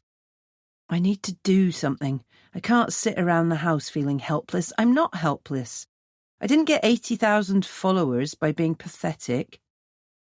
I change into my sexiest lingerie, the red set I wore on mine and Jamie's wedding anniversary.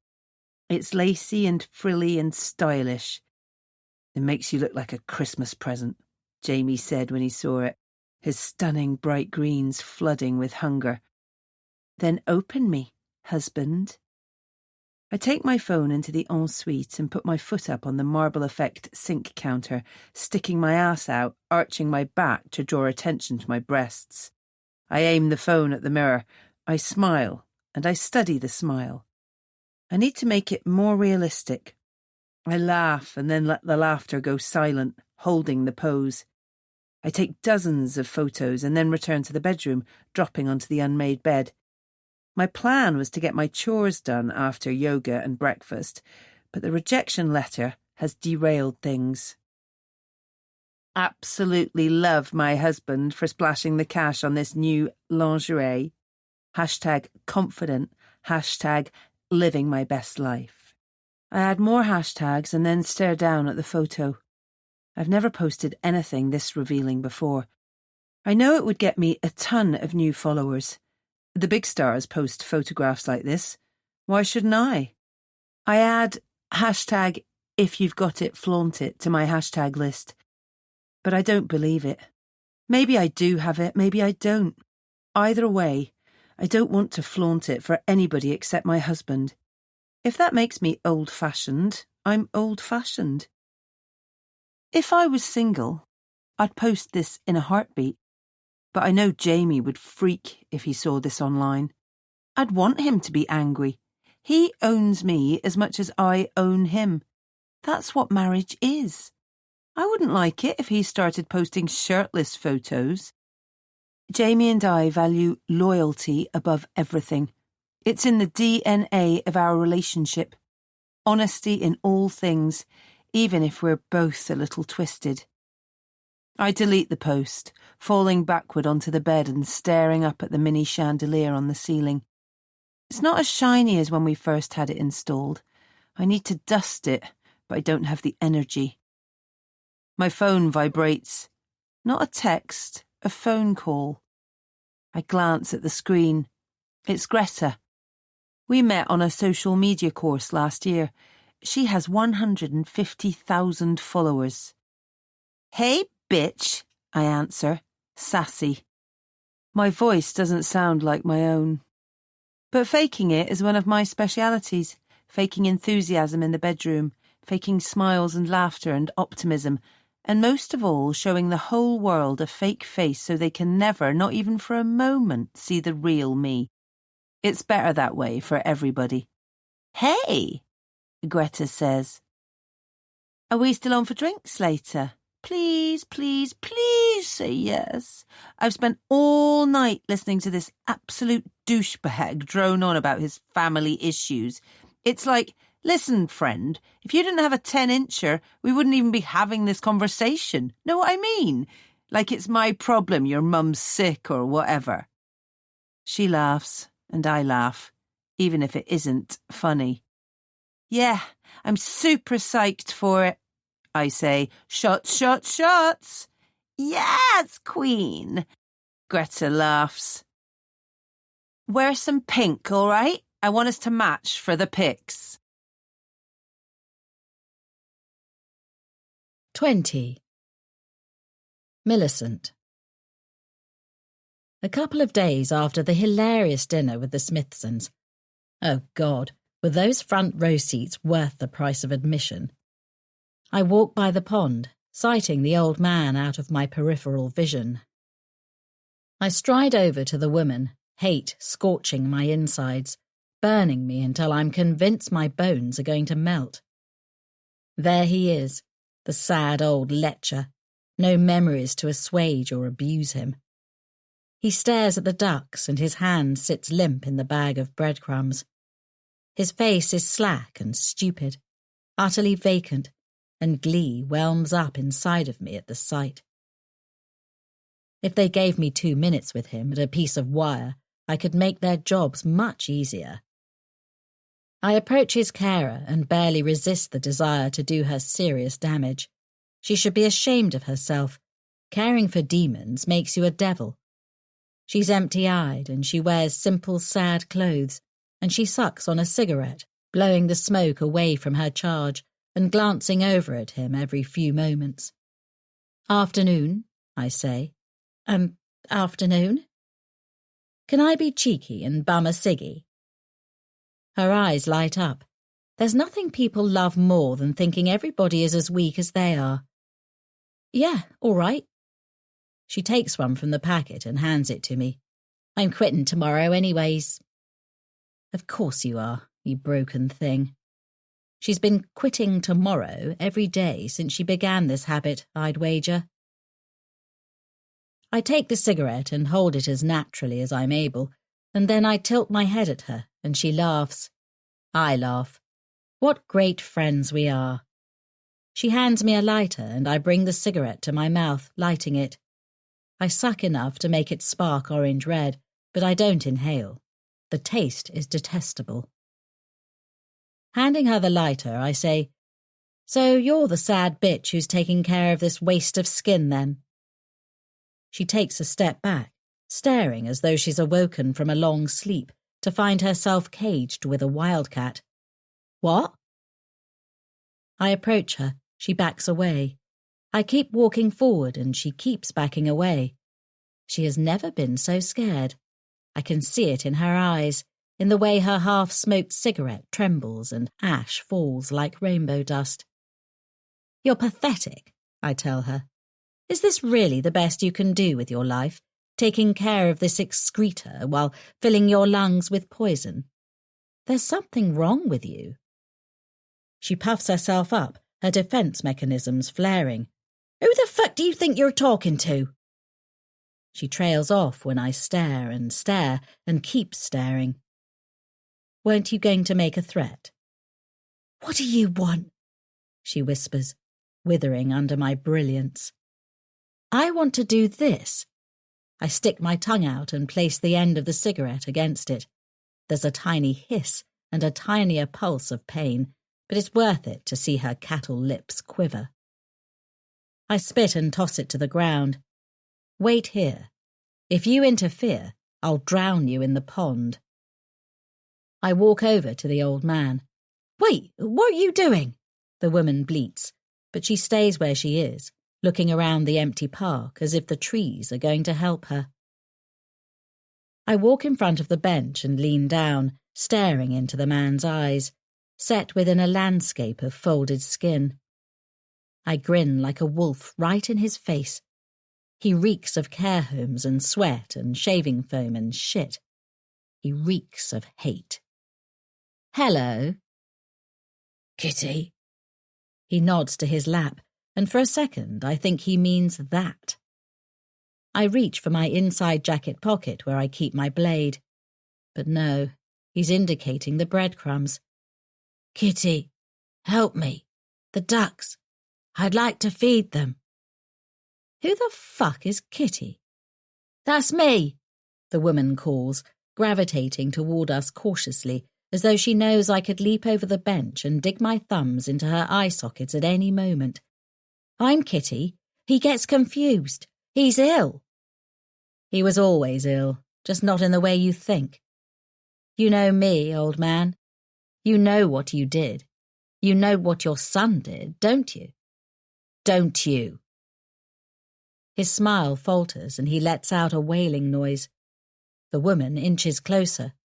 Please, whatever it is, he doesn't remember. He's a sick old man. My fingers twitch for the knife. I could do it. Physically speaking, it wouldn't pose any serious challenge. With one fluid movement, I could reach into my pocket and lash the knife out, severing his papery throat. And then, as the cow fled, I'd chase her down and fall upon her, and that would be that. But it would surely mean my capture. It's daylight. I haven't checked if there's CCTV. I'm not here to kill an old man whose soul has left his body, if he ever had a soul to begin with. Get a new job, I tell the woman, as the husk continues to wail. These people you care for, you moronic bitch, you have no idea who they are, what they've done. Just because somebody lives long enough to lose their mind, it doesn't make them good. Kitty whimpers. Please, go. Get a new name, too, while you're at it. Kitty, I should throw you off a cliff for having such a pitiful name. Please. You're pathetic. I stride away from the carer and the wailer and the ducks. You're a joke, little lamb. 21. Before. Clouds moved across the sky, and a flock of birds cut a line across them, and the cliffs were like a series of jagged, broken faces below. The sheer cliffs were 1/2 mile from the comrades' cul-de-sac, separated by fields and pockets of trees, and the fields were verdant and beautiful in the flowering of summer. As the cul-de-sac became closer, the nature became civilization, and there were houses and roads and cars and clothes drying on wires between the comrades' houses. Before Comrade Charles had bought the property, the Rainbow Room had been the workshop of an amateur carpenter. Charles ordered the comrades to gut it and make it as empty and nondescript as possible, this so he could flood their minds with its kaleidoscopic potential. It sat at the end of the garden, and the grass was long and thick, and when it was windy, the grass blew and waved like countless tiny green arms. The door was made of simple wood, but it was scarred with the onslaught of many winters, with wind and rain and hail, and perhaps soon it would need replacing.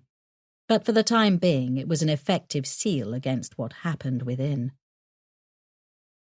Comrade Philip and Millicent were in there, and they were the only ones in there, and nobody else was in there with them. Anything is possible. His voice splintered like weathered wood. In the Rainbow Room, my angel, everything is possible. The girl said nothing, but she was in there. She was in there and she said nothing. Nobody can blame her, can they, for being silent? Nobody can say it's her fault. She was a child. She was a fucking child. How can something be wrong if nothing is right? You don't have an answer, because you know it makes sense. No wrong, no right. It doesn't take a rocket scientist to figure that out. The talking ceased, and something else took its place, and above them, far above them, the clouds continued to drift and drift. The grass shivered as a comrade walked down the side passage of Charles's home, moving through the shin-high grass. He was a thin man, and he was a tall man, and he had a pale purple birthmark on one side of his face, from the top of his cheek to the corner of his lip, almost forming a crescent, like a moon, and some of the comrades called him Purple Moon because of this. He placed his ear against the door, and his purple moon twitched as he smiled. He smiled, and the girl was in there, and she said nothing. She would always think about that, for years to come, even after she'd left most of this pain behind, her silence, her complicity. He knocked in a very specific way, using his knuckles and his fingernails. Rap-a-tat, rap-rap. Comrade Philip knew it was Purple Moon, and the door opened, and, for a brief moment, Millicent could see her house and some of the grass, and even a portion of the sky. But then Purple Moon hurried inside and closed the door, and the little girl closed her eyes so she wouldn't have to see him reach for the buckle of his belt. Things happened to her young mind which she didn't understand, causing her to become curious in ways she had never imagined, to become overly bold with boys, both of the group and of the greater world. She didn't understand it was wrong because it happened in the Rainbow Room, and there was no wrong or right in there. And yet there was a feeling inside of her, this twisted thing, screaming she was broken, she was rotten. She was tied to a chair in the middle of the Rainbow Room, the night cold and the darkness full around her, deep pitch. It was the same as if she kept her eyes open or closed them. She had woken with hands over her body, binding wrists, binding ankles, a strong grip around the zip ties, and they carried her like cattle down the stairs. This was father, she knew, and she knew it was going to be bad. She let out a small whimpering cry and hated herself for it. She was a brave girl, and she knew what she had to do, what she had to endure. She wouldn't let herself crumble, even when she heard footsteps approaching and a man letting out a gruff sigh. The door flew open and there were torches in her face, dozens of them, undulating meteors of light smashing into her. She slammed her eyes shut, certain they'd blinded her. All she could do for several seconds was pray she could still see, even if it meant gazing at what they were going to do to her. Father's voice boomed. "Open your fucking eyes!" She forced her eyes open and took in the scene, even as her head ached under the glare of the torches. There were a dozen comrades, more of them filing into the room each second. Millicent cringed away from her father's brown corduroys and the knife he held in front of him, his hands crossed calmly. Mother stood at his side, gripping onto his shoulder, hardly able to keep herself upright with how much she smoked and drank. "Tell us what happened, Comrade Philip," Father said, tapping the knife against his belt buckle. Click, click, click. Comrade Philip stepped forward, looking old and disgusting and like Satan, like the fucking devil as he stood there with his old face and his fake frown. His eyes were wolfish and bright and evil. How did nobody see that? Or perhaps they saw and they didn't care. Millicent belonged to all of them, and thus to none of them.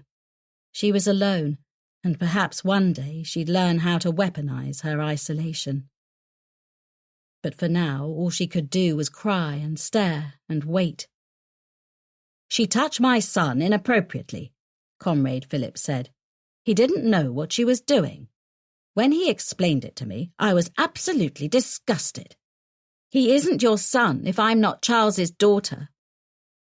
The words came by themselves, flung from her precocious lips. She was much smarter than him, than everybody in this room. Grown-ups pretended they knew what was going on, but really they just said whatever they needed to. As soon as they got what they wanted, they flipped, becoming evil like mother, like father, like every single person she knew. Comrade Philip's face filled with rage, the real him coming out. "Enough!"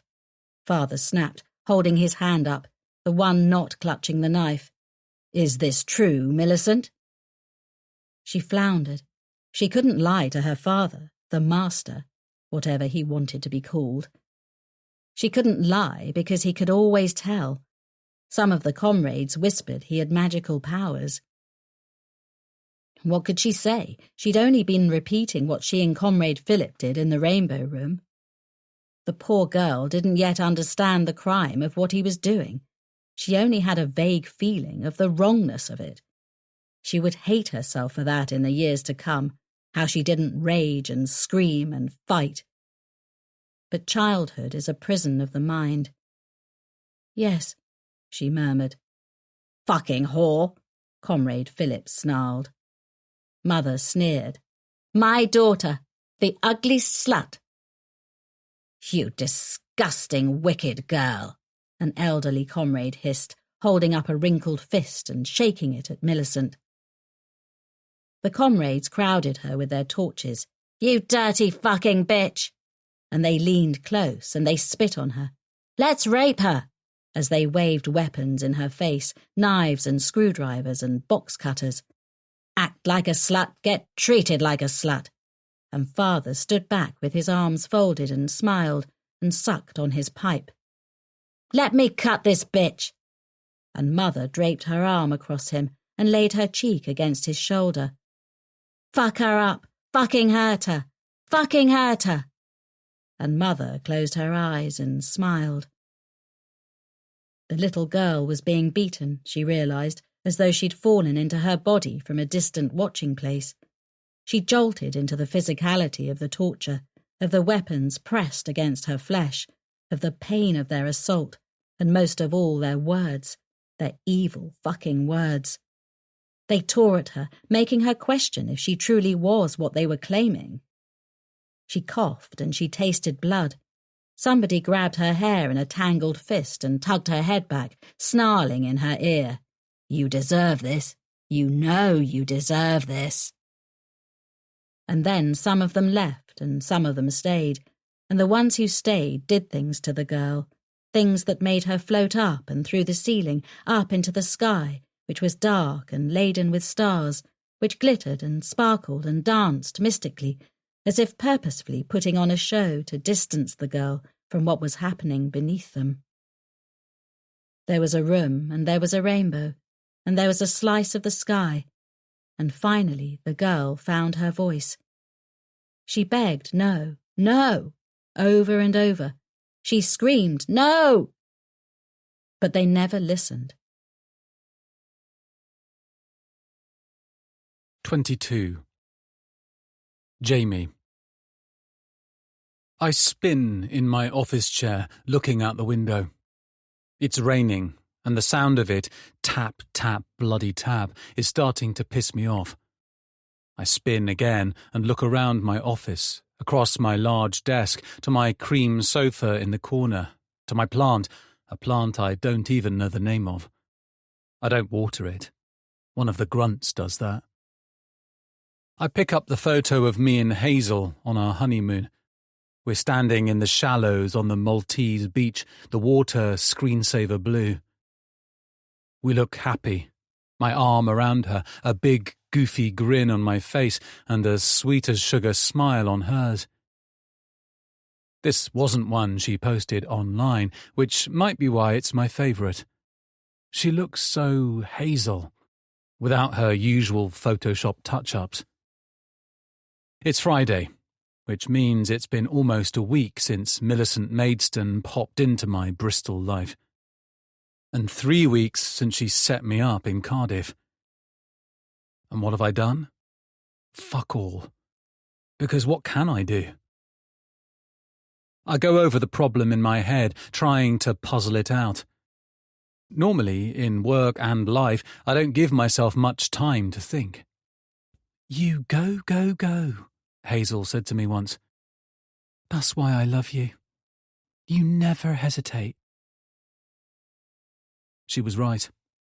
I've always acted on instinct, but my instincts aren't giving me any answers. It's not like I can ring the police.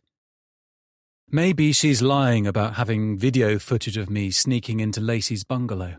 Maybe she's lying about recording my confession in her flat. But I can't take the chance. All I can think about is bashing her skull in. I dream about it. I woke up last night hugging Hazel so tightly she laughed and stroked her hand along my forehead. Did my sweet baby have a bad dream? She teased, kissing the sweat from my cheek. She knows something's wrong. She probably thinks it's work. I can't bear to think how she'd react if she knew the truth, the whole truth. Suddenly, my office door bursts open and Ray walks in. He slams it behind him and strides over to the desk. He looks like shit. His cheeks are proper beetroot red and he's sweating. Why haven't you sent the Quinlan report?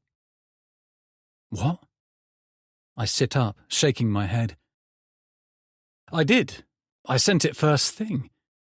You think I'd let that slip? Oliver Quinlan is one of our biggest clients. I always triple-check everything I do when he's involved. But did I? No, I didn't. I didn't triple-check the email.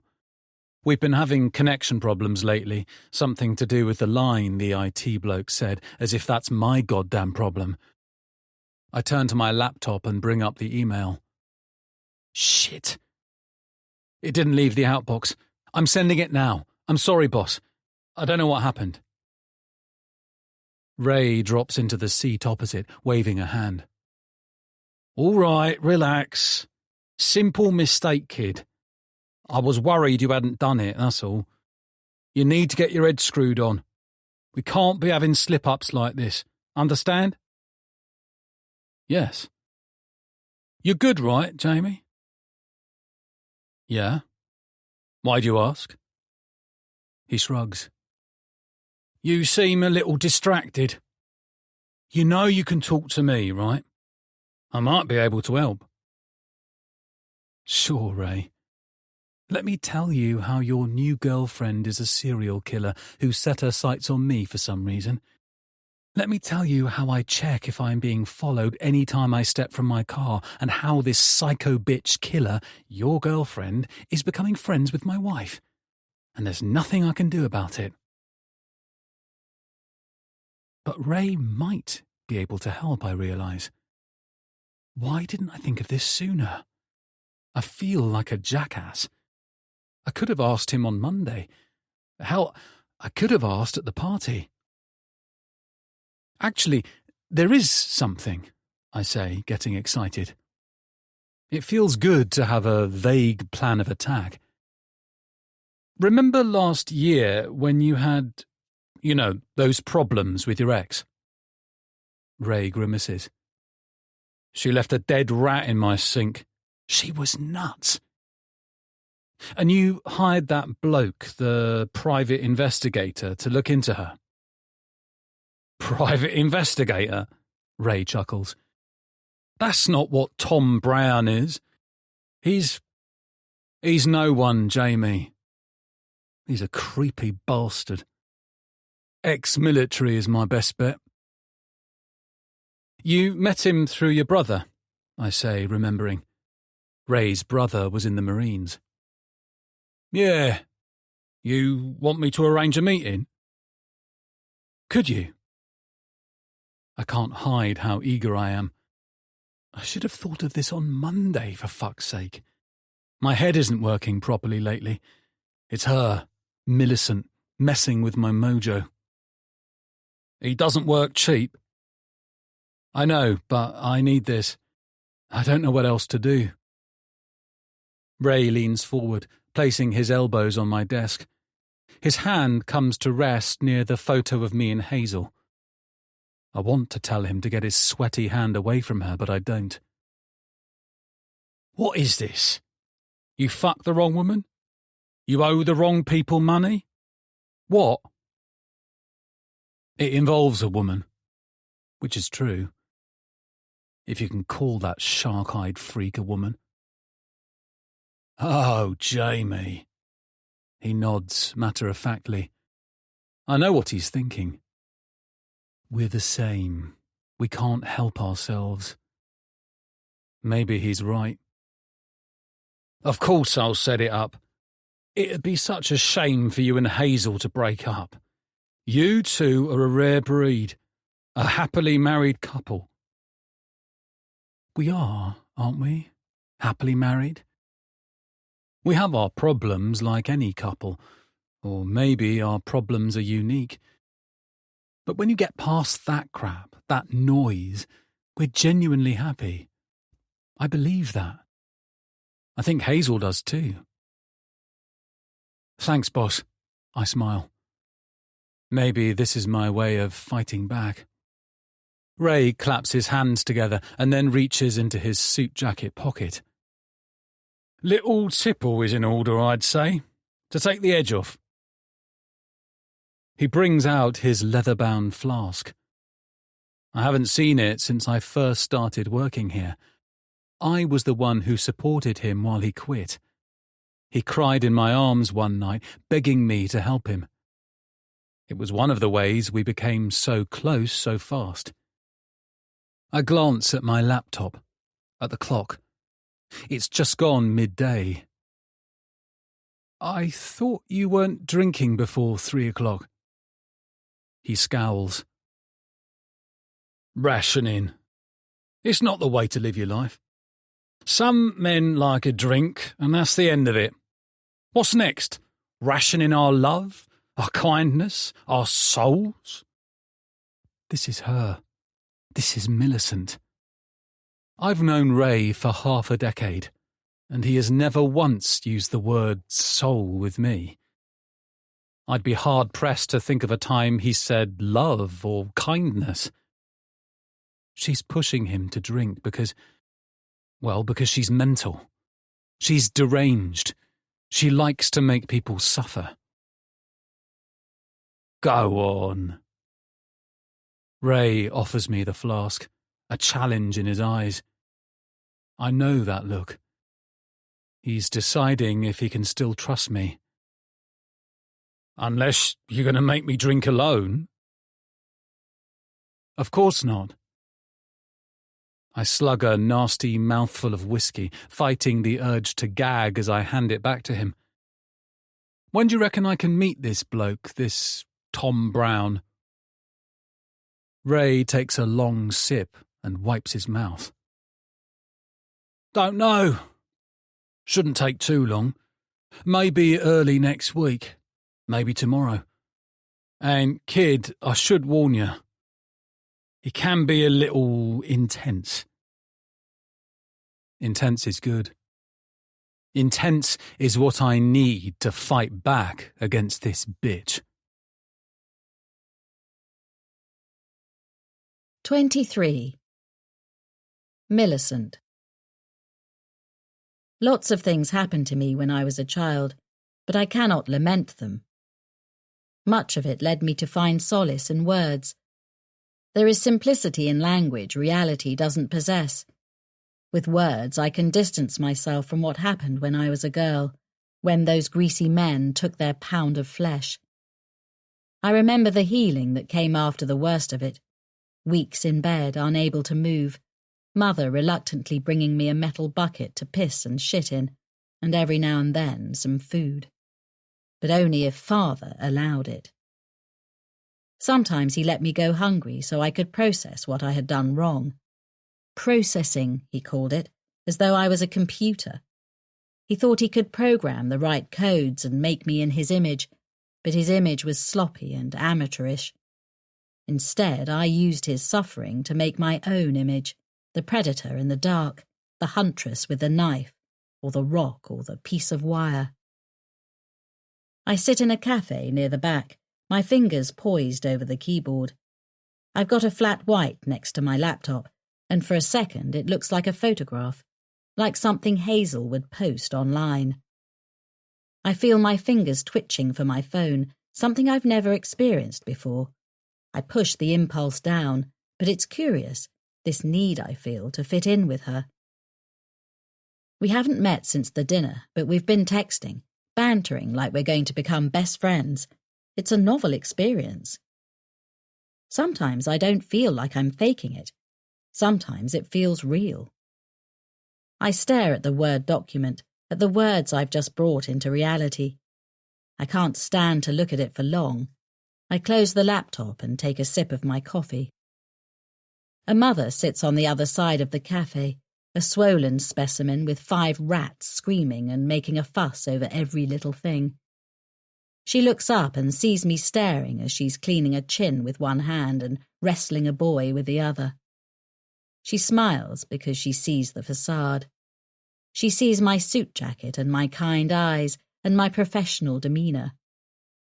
I return her smile, even as I imagine tackling her through the window and leaping on her. I take a shard of glass and drag it up from her slit to her neck, slicing her middle right open, screaming madly in her face as blood pissed from her useless body. Still, those children will probably have it better than me, even with a wreck for a mother. With her sports shop jacket and her gaudy faux gold chain. We called people cattle in our religion, cult, what? Whatever it was, we called them cattle, and none have fit the description more than this troll. Yet part of me glows when she brushes hair from her son's face. She must love her boys to worry over them so much, to bring them to a cafe, to do it all by herself. Rare shame touches me. She doesn't deserve to die. It's the fucking men. They were always the worst, the ones who found unique ways to punish me. Some of them told me I enjoyed it, insisted upon it, as they committed their monstrous acts. They would plead even as they did it, even as they did things that made it impossible for me to reply. They would ask, beg for deliverance. You like it. Look, she likes it. Listen to that moan. A bitch don't moan like that if she's not having fun, does she? Do you? Answer me. I close my eyes and take a breath. Exploring these avenues is dangerous, but lately I can't seem to avoid them. It's the writing. Or it's being close to Jamie, to the life he's made, to his wife Hazel, who tugs at parts of me I'd rather leave untouched. She makes me wonder what it would have been like to have a sister, a true comrade, instead of the liars in the Rainbow Room. Every single one of them could smile when they were in public, could clap other men on the back, could tend to their sick children. They wore masks, nowhere near as effective as mine, but good enough for most, and only let their true selves out when they had a child tied to a table. That's why I refuse to feel guilty about what I do, because they earned it, either in the past or in the future. They all do something unforgivable somewhere along the way. They all steal what lust they can, whenever they can, ignoring the feelings of their lovers, partners, victims. If I were to take the most upstanding man in the country and put him in a hotel room with a scared girl and complete assurance nobody would ever find out, he'd take her the same way all men do. Scratch a little beneath the flesh and they reveal themselves to be monsters. They stole any chance I had to be normal, and somewhere along the way I stopped trying. But a possible new path is opening before me. I may still execute Jamie and end my own life before the police can apprehend me. But what if Hazel is offering me something I was always denied? Perhaps she's my chance at beautiful mundanity. It's worth a try, at the very least. That's why I've chosen to nudge reality into my favour, to move Hazel's limbs the same way I moved my dolls when I was a girl, contorting them into whatever shape I needed them. Finally, my phone buzzes. The number is unknown, like he said it'd be. Hello? I use my professional voice. The woman across from me probably thinks I'm taking a business call, but this is very personal. Thank you for ringing. So polite. He laughs gruffly, sounding like a teenager. Maybe he is. Bit weird you wanting to talk on the phone. I've been messed around in the past. I don't want it to happen this time. If I pay you to do something, you have to deliver. And talking helps with that, how? Because I will know if you're lying to me, if you're just trying to take my money, and I will make it my mission to find you. He snorts laughter. My temples pulse. If this little bastard had any idea who I am, he wouldn't dare disrespect me. At least he sounds little and pathetic. Jesus Christ, lady, it's only $1,000. Relax. I'll do what you want. How fast do you want it to start? I drum my fingers on the table. The dark web is a useful place. For drugs, for services impossible to find on the regular internet. I've had fun using it in the past for a variety of projects, all of them used as predators' tools, the same way less imaginative hunters use knives and tapes. This man calls himself a hacker. I don't like the term. It sounds too science fiction, too ridiculous. But if he can make Hazel desperate, that's all that matters. When she's desperate, she'll be more inclined to seek solace in her new friend. And then what? I'm not sure exactly. But I can't stop thinking about her perfect life, her perfect hair and teeth and her shiny smile, a smile that makes me think nothing truly bad has ever happened to her. Perhaps being a part of it will help me believe nothing bad has ever happened to me. Or perhaps it will fail, and I'll be forced to revert to blood. Hello? Are you there? Yes. I clear my throat. Too much thinking. I want it to start slow and then get progressively worse. Easy. There's lots of potential here. What did she do to you, anyway? That's none of your business. Just do your job. Fair enough. The sound of tapping keys in the background. From what I've seen, this is going to drive her really crazy. That we can agree on. I wonder if I should feel guilty. But there is no wrong. There is no right.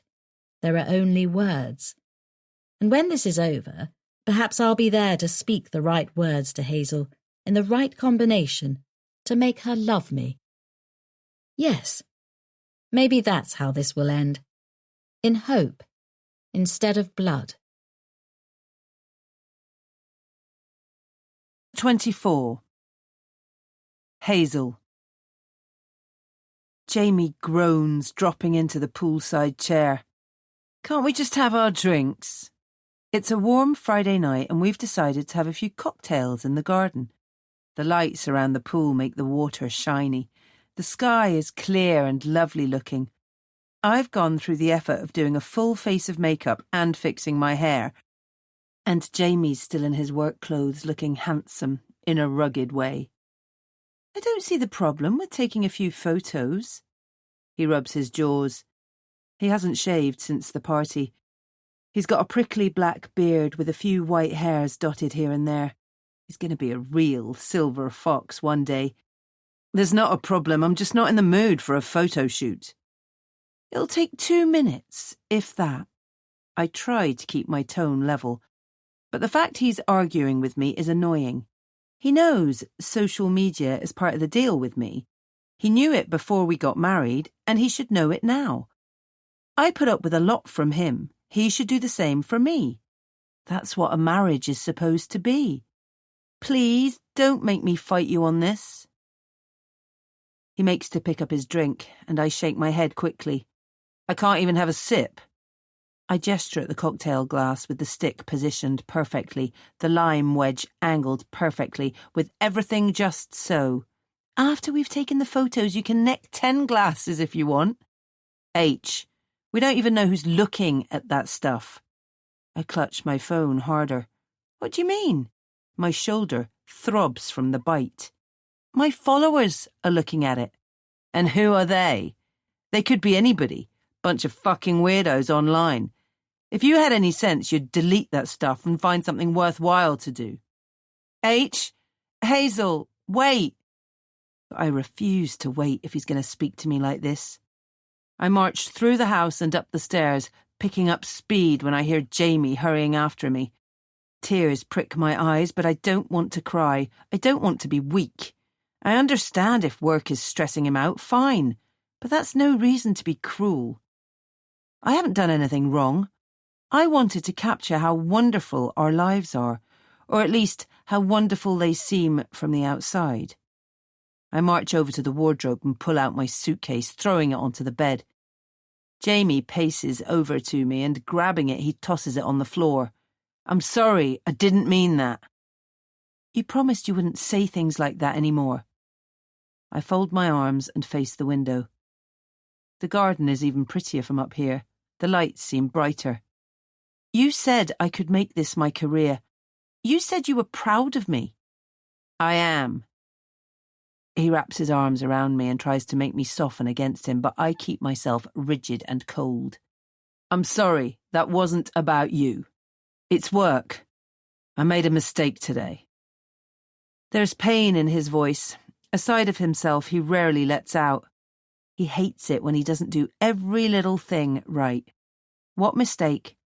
It was stupid. I sent an email. I thought I did anyway, but it didn't leave the outbox. Jamie, that's silly. You know what I'm like. I can't stop thinking about it. What if I make more mistakes? What if it all comes crashing down? I turn to him with a laugh. He always does this to me. Somehow finds a way to rip me out of whatever bad mood I'm in, even if he's the cause of it. Especially when he's the cause of it. Maybe that makes us both a little messed up. Over an email?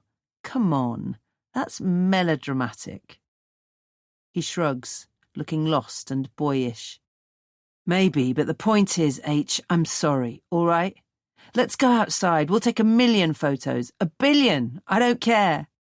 It's not the same now. He brings his face close to mine, smiling like he did the first time I saw him. I never expected him to be there. I never expected to care so quickly, so violently, with so much certainty.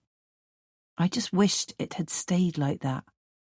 I wish he hadn't added the extra parts, the parts that fill me with resentment. I see you, Hazel Smithson. I'm not in the mood. What can I do to make this right?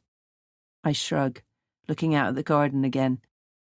Is there an itsy-bitsy part of me that likes it when we're like this? when he knows he's done wrong and he'll do anything to prove how much he loves me? Yes, maybe there is, and I won't feel guilty about it. Little moments of disrespect can stack up if a wife lets them. I've got an idea, he says, a quirk in his voice. My smile twitches, but I don't face him. H, switch your phone on. Start recording me. Now I'm interested. I turn. Why? He grins. Just do it. Trust me. I open the camera app and start the video, aiming it at him. The lighting is really good in here. All right, ladies and gents, boys and girls. He offers his endearing smile, the one that lets him get away with so much. It's Friday night, and I've been a real arsehole to my lovely wife, the woman of my dreams. It's nothing serious, but to show her how sorry I am, how dedicated I am, I'm going to jump off our balcony into the swimming pool. I gasp, and his grin gets wider, and then he starts moving toward the balcony door behind me. I want to tell him, no, don't do it. It's too dangerous. But another part of me is captivated. I move backward, holding him in frame the entire time. He's not really going to do this, is he? He's waiting for me to call out to stop him. The automatic light switches on and Jamie approaches the balcony railing. I've seen photographs from when he used to play rugby, and he has the same look in his eyes now, a couldn't give a fuck look. It's like he's accepted he might get injured, but he won't let himself worry about it. I move to the edge of the railing and look down. The pool must be more than 5 feet away, maybe more. There's no way he can do it without a running start. But I keep watching, keep recording, as he grips the railing. He kicks one foot over and then starts to move the other. Jamie! I place my phone on the table and move toward him. The fear fluttering through me tells me he's worth it, even if he's far from perfect, maybe even very far. I can't stand the idea of him getting hurt. If that's not love, what is? That's enough. You've proved your point. He straddles the rail. I can do it. I believe you. But please come down. You're a madman, Jamie Smithson. He climbs onto the balcony and I grab his face in my hands and stand on my tiptoes and I kiss him passionately. He groans and kisses me back, lifting me and placing me on the table. I can feel my phone digging into my bum. I want the heat of his body. I want to feel how much he needs me. I want to belong. And with Jamie, I do. I always will. I love you, I gasp between kisses. I love you, H, he moans. You'll never know how much. We kiss again, melting into each other. I drag my hands along his neck and his shoulders, and then down his back, feeling his taut muscles beneath the fabric of his suit. He tastes of Jamie. He smells of Jamie. Where were you going to go? He says, our noses tickling each other as we remain close. What's he talking about? Oh, the suitcase. I don't know. Anywhere. I just needed to get away from my mean, grumpy husband. I'm sorry. I place my hand on his chest, feeling the hammering of his heart. I know. It's okay. It's not okay. You deserve respect.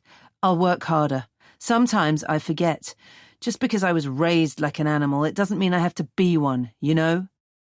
I think that's a very mature thing to say. Would you? Would I what? Leave with me. Start a new life. Go to Europe or America or wherever else. I prod him. Nah, you're too much of a bully. I'm serious. Why? We have such a lovely life here. I know, but we could have an even better life somewhere else. Humour me. Your job. I could make money anywhere, he says, his emerald eyes gleaming with confidence. I love that about him. He's always so sure he'll land on his feet. Hypothetically speaking, yes, of course I would. It's me and you against the world. I'd follow you to hell.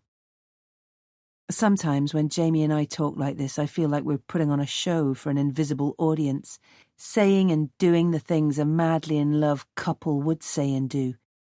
It makes me wonder if he feels the same, that we're constantly hovering on the surface of our marriage, never delving deep to where it matters, to real issues.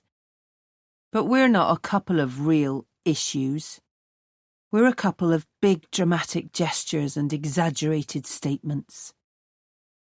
"Are you okay?" he whispers, his eyes flitting with worry, reminding me of my reflection for so many years. It's the need not to be alone, to never be alone. Yes, I push the unhelpful thoughts from my mind. I'm sorry I was a million miles away. Come here.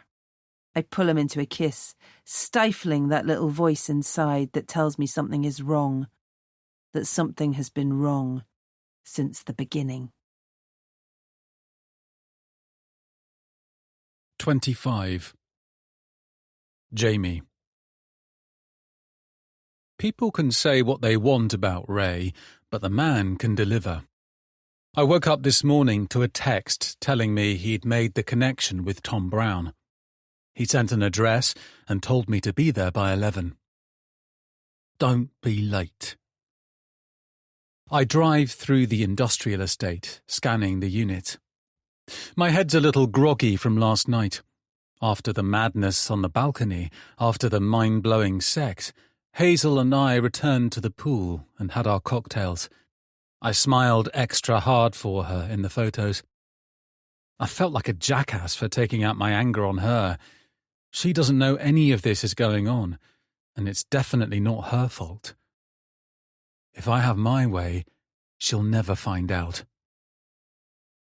Pulling up in front of the unit at the end, I glance at my phone, making sure this is the right one. There's scaffolding all over it, and it looks like they're stripping the paint or something.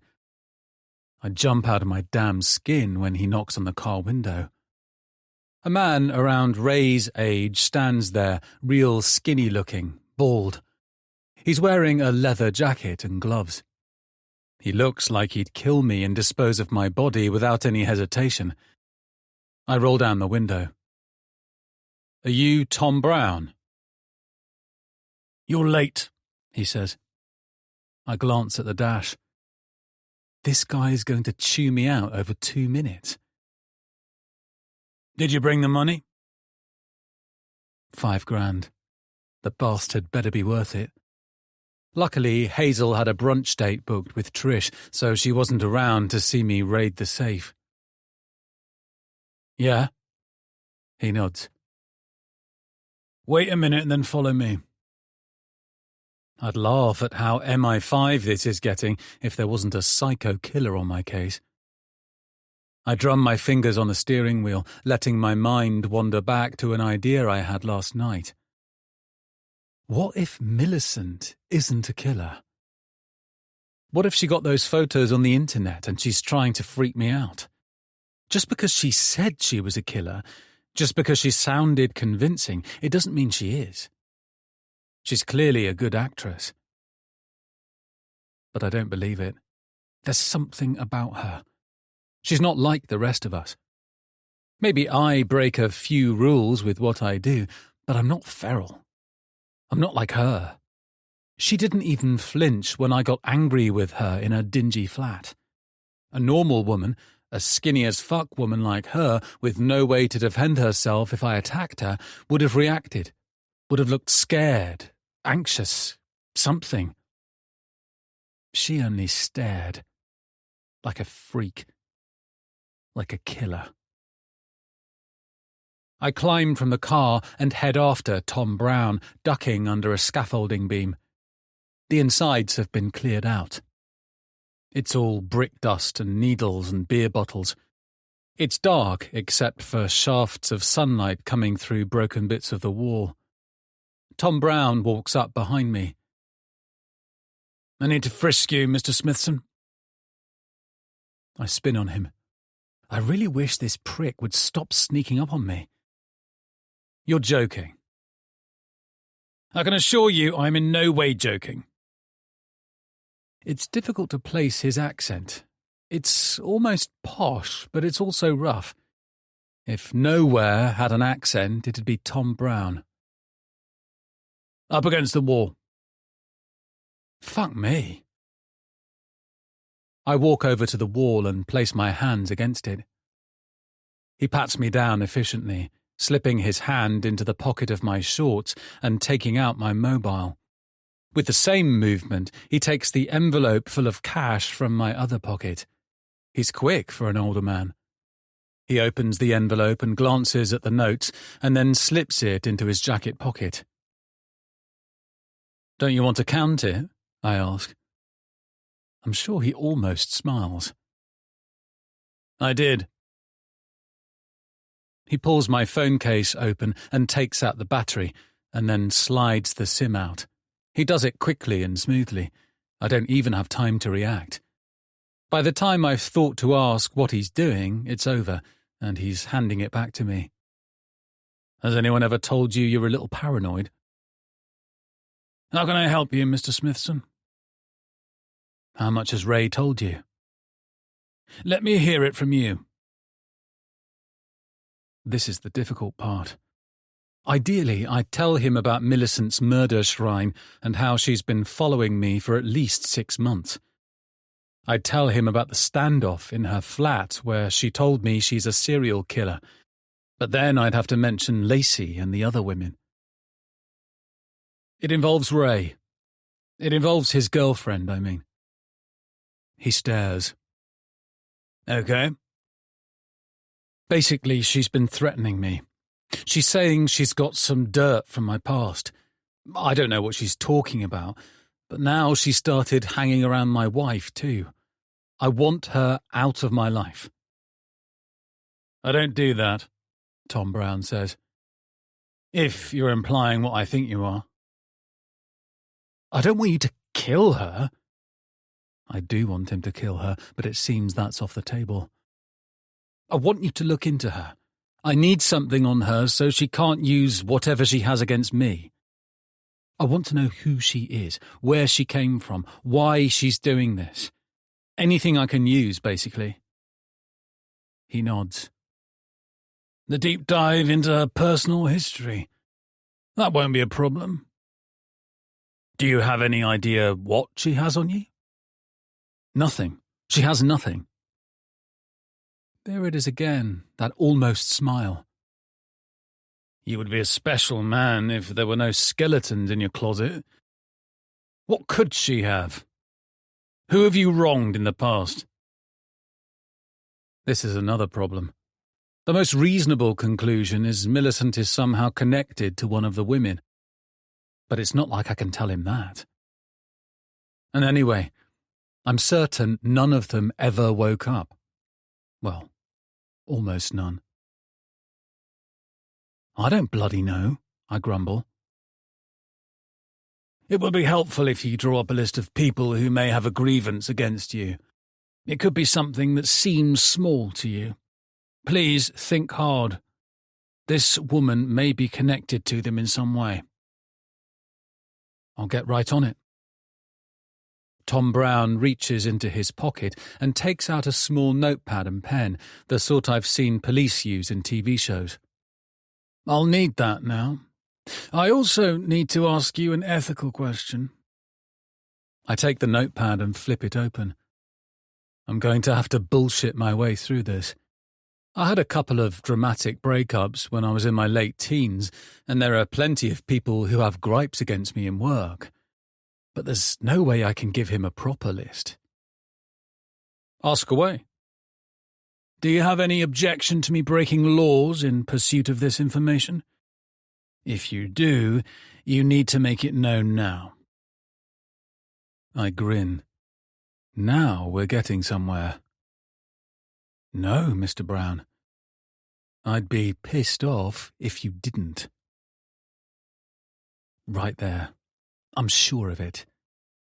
The motherfucker just smiled. 26. Millicent. Say it, he breathes, his face somehow becoming even redder. "Say it, baby. Call me Hercules." Sometimes I'm convinced dear Raymond is playing a game with me, the same way I play games with everybody else. Call me Hercules. It's simply too absurd and obscene to be true.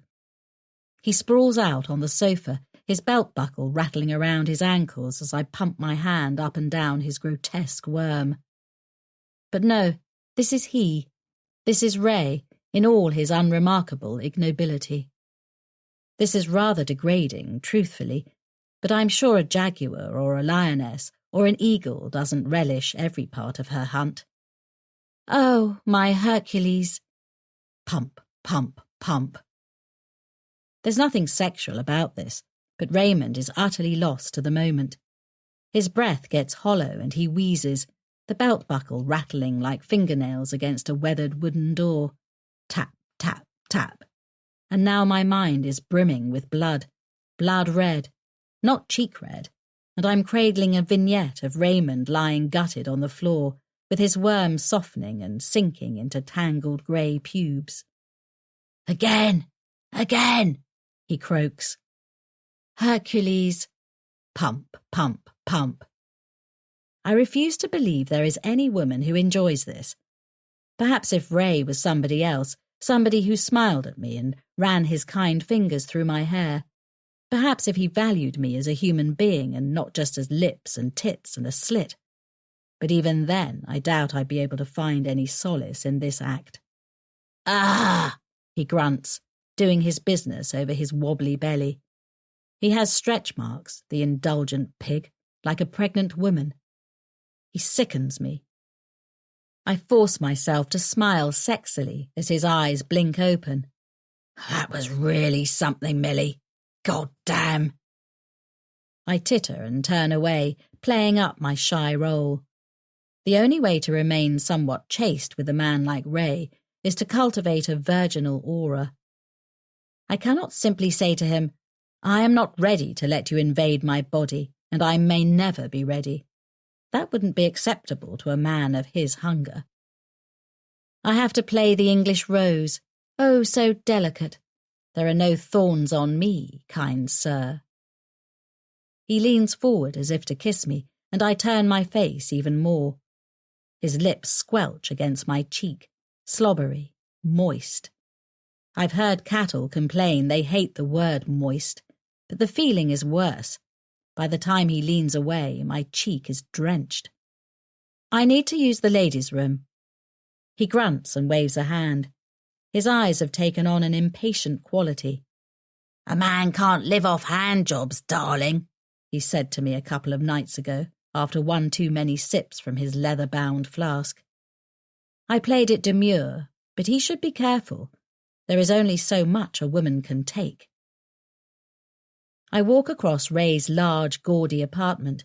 It's a penthouse and it's 5 times the size of my rented accommodation. He thinks it's sophisticated, with its fur rugs and mounted moose heads and oversized sofas, but it comes across as desperate. Into the bathroom I glide, shutting the door behind me. I lock it and spin to the window. What a way to spend a Saturday, locked in this tower-top cell with an ogre, like a heroine from a fairy tale. But I don't need my hair to escape this creature. I pick up a nail file. The handle is pink and has some inane writing on the grip. Hot stuff. I wonder who it belongs to, and then I remember. It belongs to me. To Millie, rather. Not to Millicent. I could shred him to hundreds of tattered pieces with this nail file. The window in here is a stylized porthole, and it lets in a soft yellow glow of late afternoon sunlight, and the light twinkles like the sun is trying to become stars. It glitters and wishes it could blind, and I smile, holding my face in the light. Moments like these almost make me feel human. Ray knocks heavily on the door. "Oh, fuck off, you inexcusable parasite." "Fancy a Chinese for dinner, love?" "Of course, Ray. Let's shove more calories down your fat, repulsive neck." Also, love. Love? This man loves his prick and his flask and nothing else. Sounds great, I say, starry-voiced, sun-voiced. What do you want? I'll have a little of whatever you order. Yeah, if there's anything left, he cackles. I stare at myself in the mirror and draw the nail file across my throat, and as I hold my gaze, I let fly with a hyperbolic giggle. Ray eats like a man recently released from prison. He slurps noodles and crushes spring rolls and speaks as he eats. Flakes of spring roll spit across the table and hang in the air before floating out of sight. He chokes himself on massive mouthfuls of Coca-Cola and then resumes his gorging before he's swallowed. He grins across at me, widely, fully persuaded I find this attractive. How can he be so blind? That is the way with people. They see, but they are also blind. They hear, but they are deaf, and on until their perceptions are so shrouded in duality they can only tether themselves to private invented realities. How's work, my love? I ask. I don't want to talk about that place. It's driving me nuts. I reach across the table and stroke my hand along his cheek, down to his jowls. This spot, right here, where I tenderly caress, it would make the perfect point for the blade. I'd start the motion low down at my hip so he wouldn't see it coming, and then I'd drive up with all the power in my body, swiveling my hips to help with the momentum. I can hear it sinking into the soft, fleshy spot. I can see his eyes brimming with betrayal, and I smile. Is it Jamie? Hazel mentioned he was a little stressed out. I haven't spoken to Hazel about the little lad, but this is hardly a leap of faith. Of course Jamie is going to be stressed. He's being hunted by a professional. Yeah. Ray dabs at his cheek. He misses most of the sauce and then lays the napkin down. He seems a little distracted. It's a pain in the arse, but more than anything, I'm worried about the kid. I've never seen him like this before. Tell me more. Oh, tell me more. Have you tried talking to him about it? Yeah, we talked a bit. I even had to link him up with one of my underworld pals.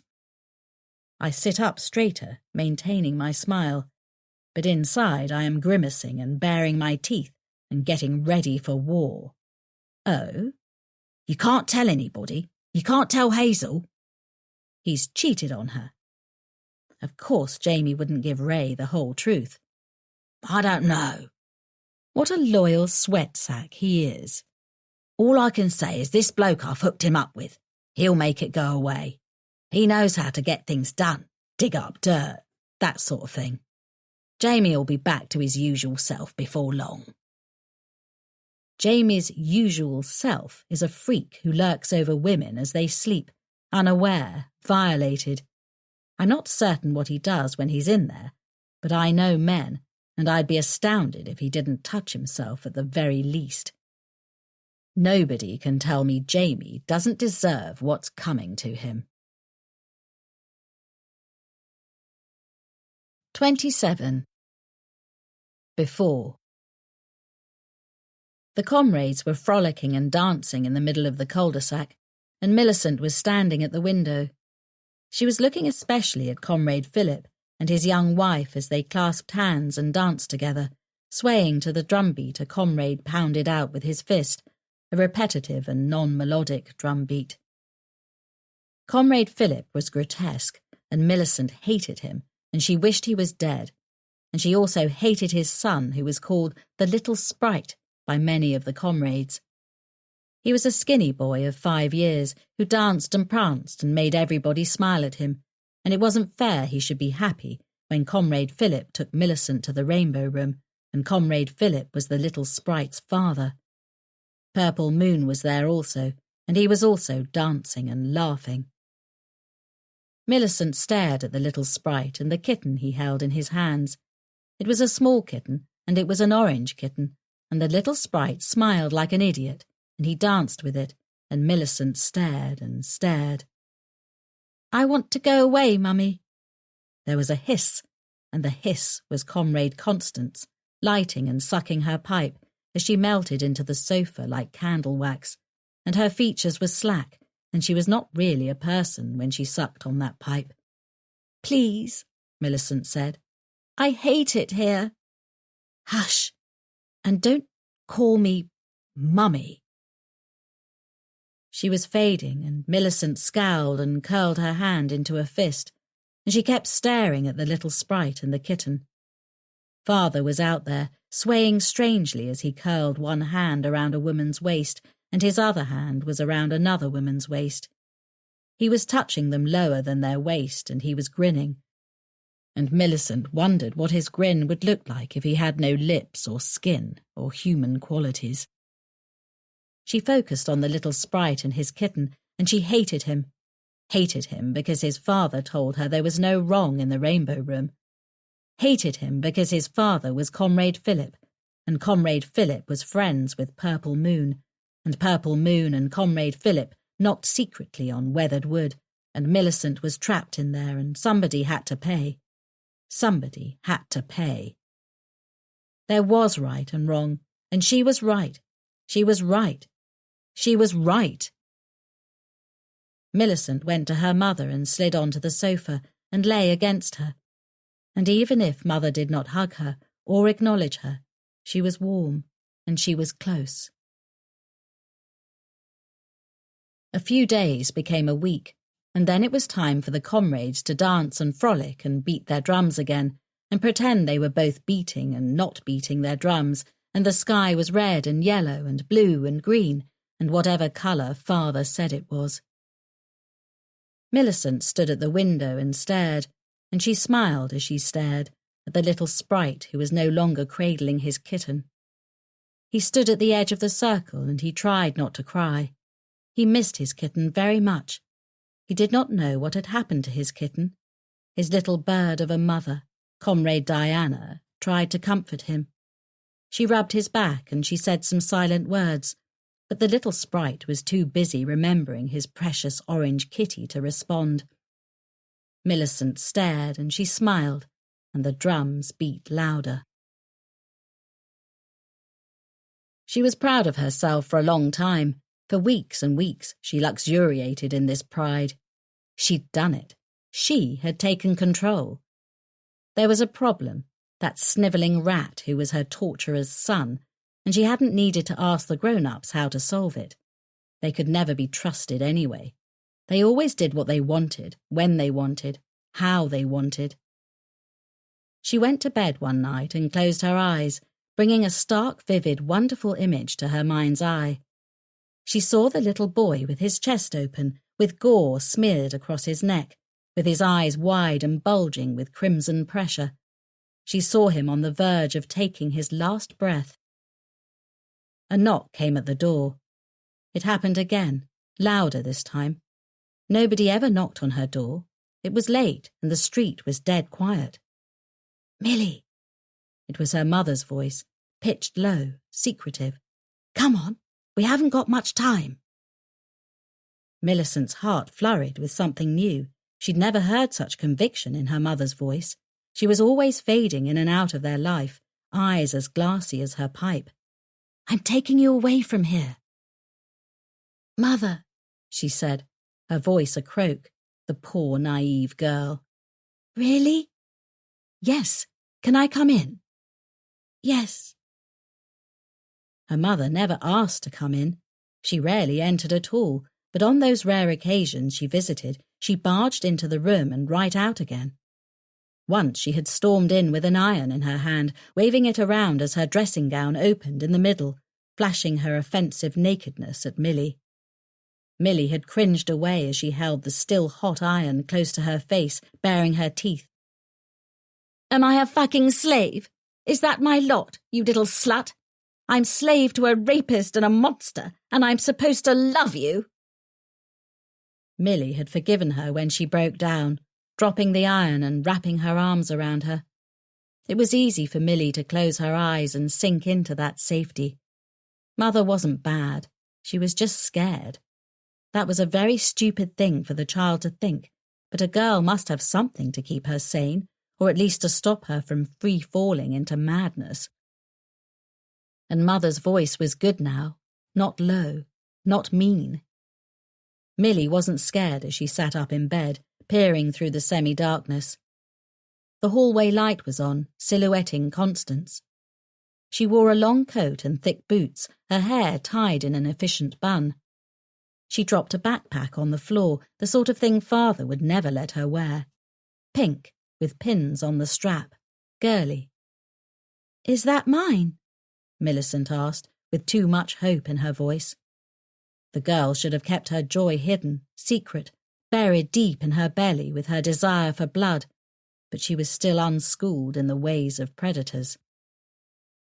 Mother flowed into the room, her eyes bright, her smile filling the girl with confidence. This was it. The escape. This was the moment Mother realized how stupid and pointless men were, all of them, and especially Father. Of course it is. Come on, pack some clothes. Not too much. We need to be quick. Where are we going? Millicent slid from the bed and ran over to her chest of drawers. She had been waiting for this for a long time. Somewhere safe, somewhere happy. Doesn't that sound nice? Yes, it really does, Mummy. Good girl. Her mum's hand was on her shoulder. She was squeezing her supportively, and Millicent's smile glimmered across her face. It felt wonderful. She forgot about the kitty and Comrade Philip's son. Mother had even let her call her Mummy. Hurry up now. Millicent packed swiftly. She didn't want to annoy her mother in any way, to change whatever had triggered in her. They hurried down the stairs together. Millicent's mind flooded with brighter vignettes, with she and her mother walking through a sunlit park together, hand in hand, and laughing when a dog cocked its leg and peed on a plant, or something, anything mothers and daughters do, the stuff she'd read about in storybooks. That's it, Mother whispered, leading her toward the door. Just a little further. In the years following, Millicent would relive these moments viscerally several times, and each time would snap something inside of her. She'd remember how her mother had gone werewolf, how her kind smile had turned mocking, and most of all how her father had appeared from the hallway closet like a killer. He'd held a hammer in his hand, and his lips were twisted somewhere between a smile and a grimace. His eyes were shining in a way Millicent knew well, the way they gleamed when he'd smoked the glass pipe too much. I know what you did. What, Father? Millicent murmured, but they were far past that. I didn't do anything. He'd called her a liar and leapt at her, and he'd used the hammer. It had done devastating things to her body, and then he'd done devastating things to her body. He didn't invade her the same way Philip and Purple Moon did, but he used other means. Mother was there for all of it, sitting in the corner, lips puckered around her pipe, as her eyes lit up blue with a gas lighter. It lasted a long time. When it was over, Millicent was barely able to stand. Only the ropes stopped her from falling. Her hands were tied above her head and her tiptoes just barely reached the floor, and the sun was bleeding yellow-red through the window, or maybe that was the blood seeping down her forehead. He'd hit her so many times. He hated her. Mother hated her. She couldn't trust anybody, not even herself. And now the rage came, the white-hot rage, as she stared at her father pacing up and down with the carmine hammer in his fist. He smacked the weighted end against his hand. Something's wrong with you. Smack, smack, smack. You captured and tortured an innocent, defenseless animal. You're broken. He had broken her body, but he didn't mean in that sense, she knew. He'd bruised several ribs and fractured her pinky finger and left burns up and down her left thigh.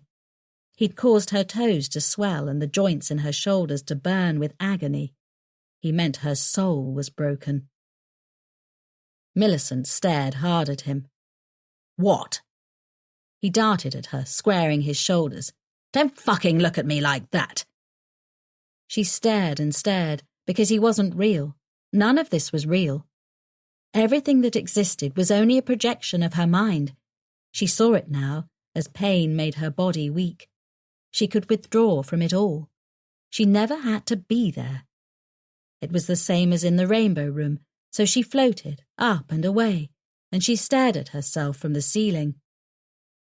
There was a small girl, blood down her nightie, petals of it on her bare thighs, staining her feet like spilt wine. Her hair was tangled, and her eyes were animal.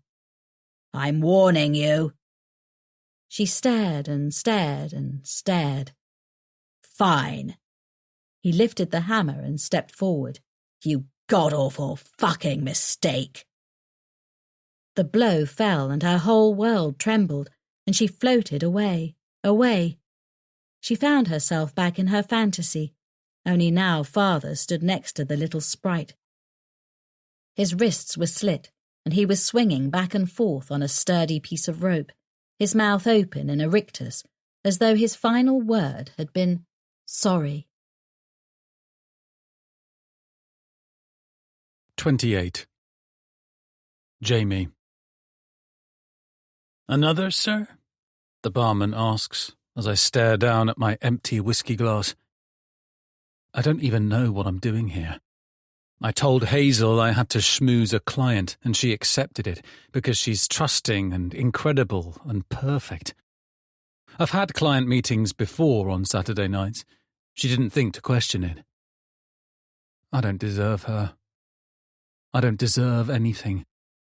Hazel would leave me if she had any sense. She knows how broken I am. Dad fucked me up. Mum left, walked out on her own kid. What sort of a woman does that? I can't pretend anymore. I deserve better than this. I deserve a life worth living. Okay, Mum, that's bloody great. You swan off to Italy then, leaving me behind with Dad. That makes perfect sense. I look up at the barman.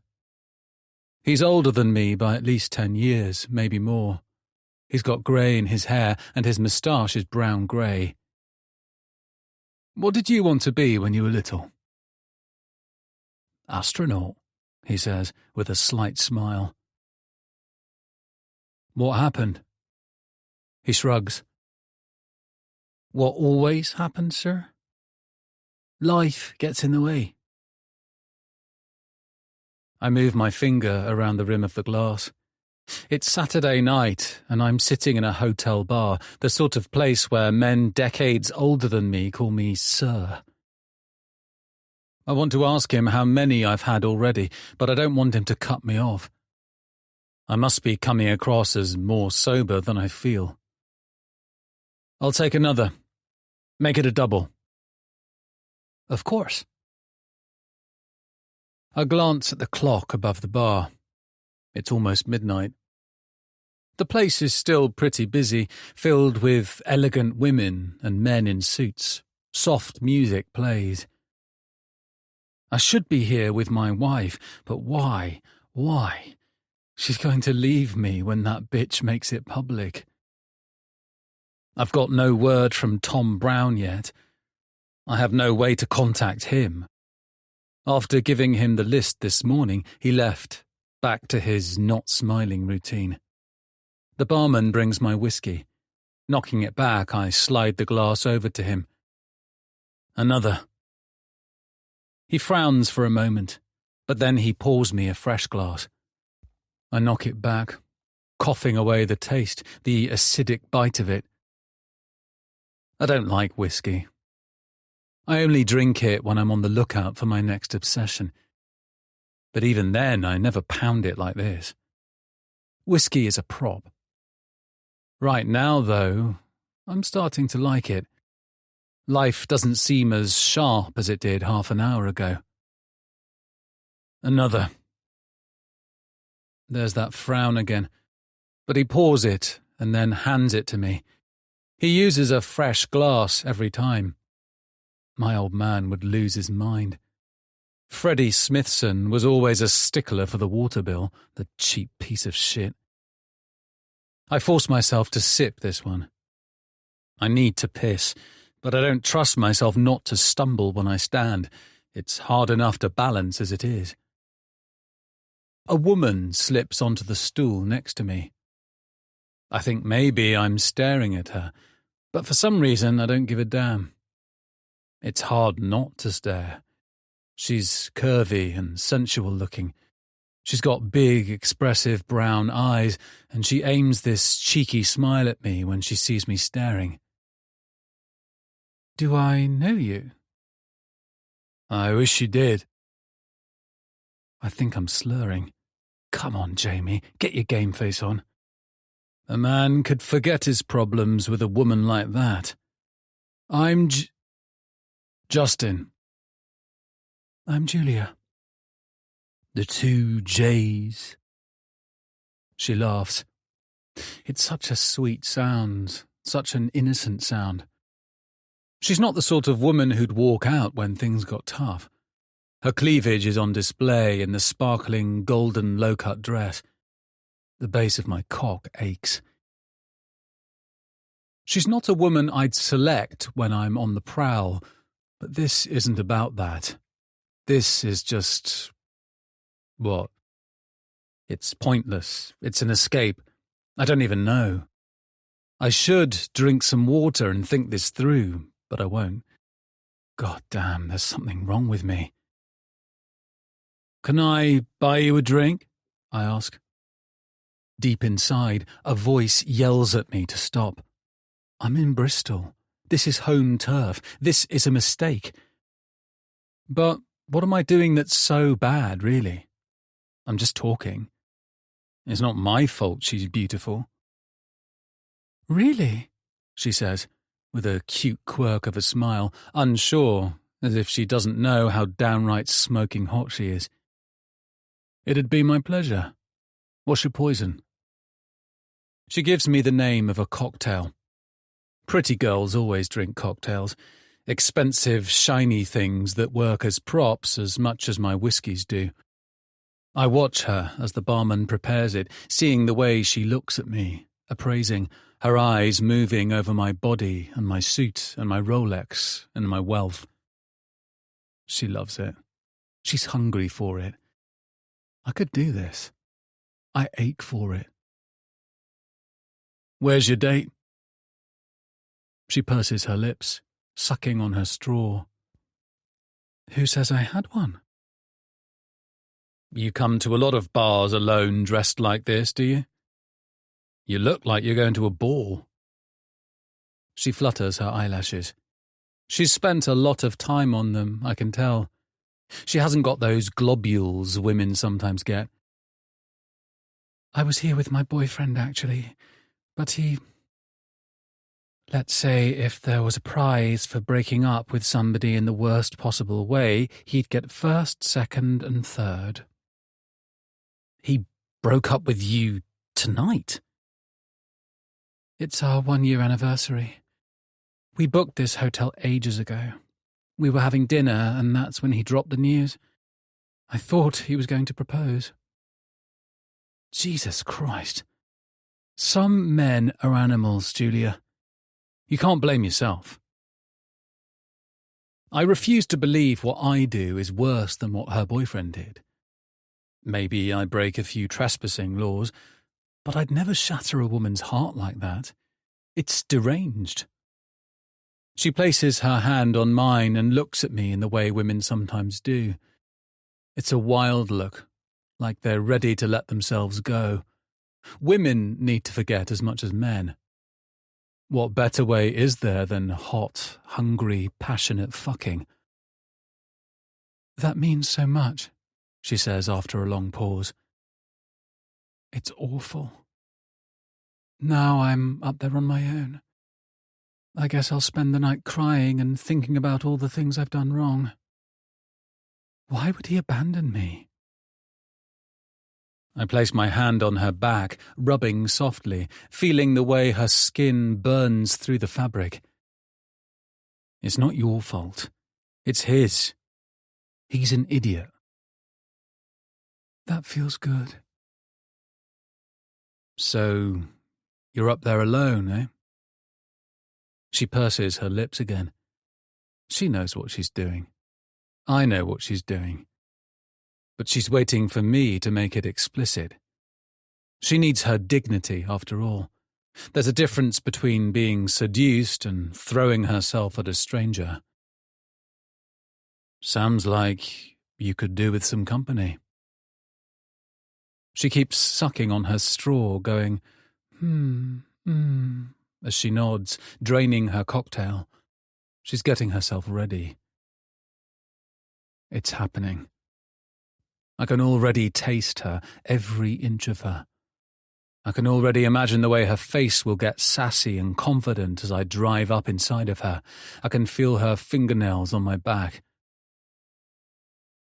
What room are you staying in, Julia? 54. That's where I'll be. By myself. Crying myself to sleep. Unless a knight in shining armour comes to save me. She hops from the stool and walks away, swishing her hips, glancing at me over her shoulder before she walks around the corner. I stare down at my whiskey. I don't have to do this. My balls are bluer than ice. I don't have to do this. I love my wife. But this woman needs a little release. Hazel will never find out. I don't have to do this. But Julia's up there, getting ready for me, probably peeling her golden dress off and arranging herself on the bed. I don't have to do this. Does she shave completely, or does she have one of those stylish Brazilian thingies women sometimes get? I don't have to do this. I need to make her scream. I don't have to do this, do I? Do I? My phone vibrates. A text. It's Hazel. Heading to bed. Try not to party too hard. There's some pizza in the fridge if you're drangry when you get home. Love you. Kiss, kiss, kiss, kiss. I grin when I read drangry. We came up with it at uni, combining drunk, hungry and angry. We've used it ever since. I text her back, telling her thank you, telling her I love her. And then I stand and drain the last of my whiskey, and I walk the same way Julia went. 29. Hazel. This place is even prettier in the daylight, Millie says, smiling as she drops into the patio chair. Pride fills me up. I worked really hard on the garden. It's nice to hear somebody praise it. It's not like Jamie has expressed much appreciation over it. But then again, he did offer to jump into the swimming pool in his suit. Maybe that counts for something. It's a lovely place to sit on a sunny Sunday morning. I nod. Would you like a coffee? That would be lovely.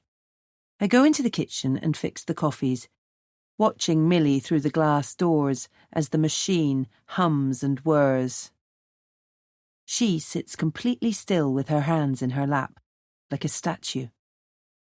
She's a puzzle to me. She's interesting and interested. She's stylish with her black fringe and her dark suits. But there's something else there. She reminds me of myself when I was a teenager, vulnerable but hiding it, even though she's older than me. She toys with her pendant as I lay the flat whites on the table. Getting any good ideas? I ask. 1 or 2. Can I ask what the novel is about, or would that violate your code of secrecy? It's a little macabre. I don't want to put you off your coffee. I've got a stronger stomach than you might think. She looks at me, properly looks at me, in the way I love. She sees me and it makes me want to clap my hands like a little kid. Look, Mummy, I made a new friend. I know I'm being silly, but I don't care. I believe you. OK, fine. It's about a serial killer, a woman, but she only kills bad men. She only kills men who would go on to hurt women. They haven't hurt women already. She turns to the garden and sighs. It seems like she's getting touchy. There's this theme in the book. It's like, things can be real and fake, alive and dead. I don't know. It makes more sense in my head, I guess. Hey, Millie. I stare at her until she faces me. Yeah? It sounds like a great idea. Really badass. Like an avenging angel. Yes! She giggles without a hint of self-consciousness. It's infectious. That's exactly what it's about. An avenging angel. I look forward to reading some of it. I hope you don't mind, but I had a look at your copywriting profile. Your reviews are impressive.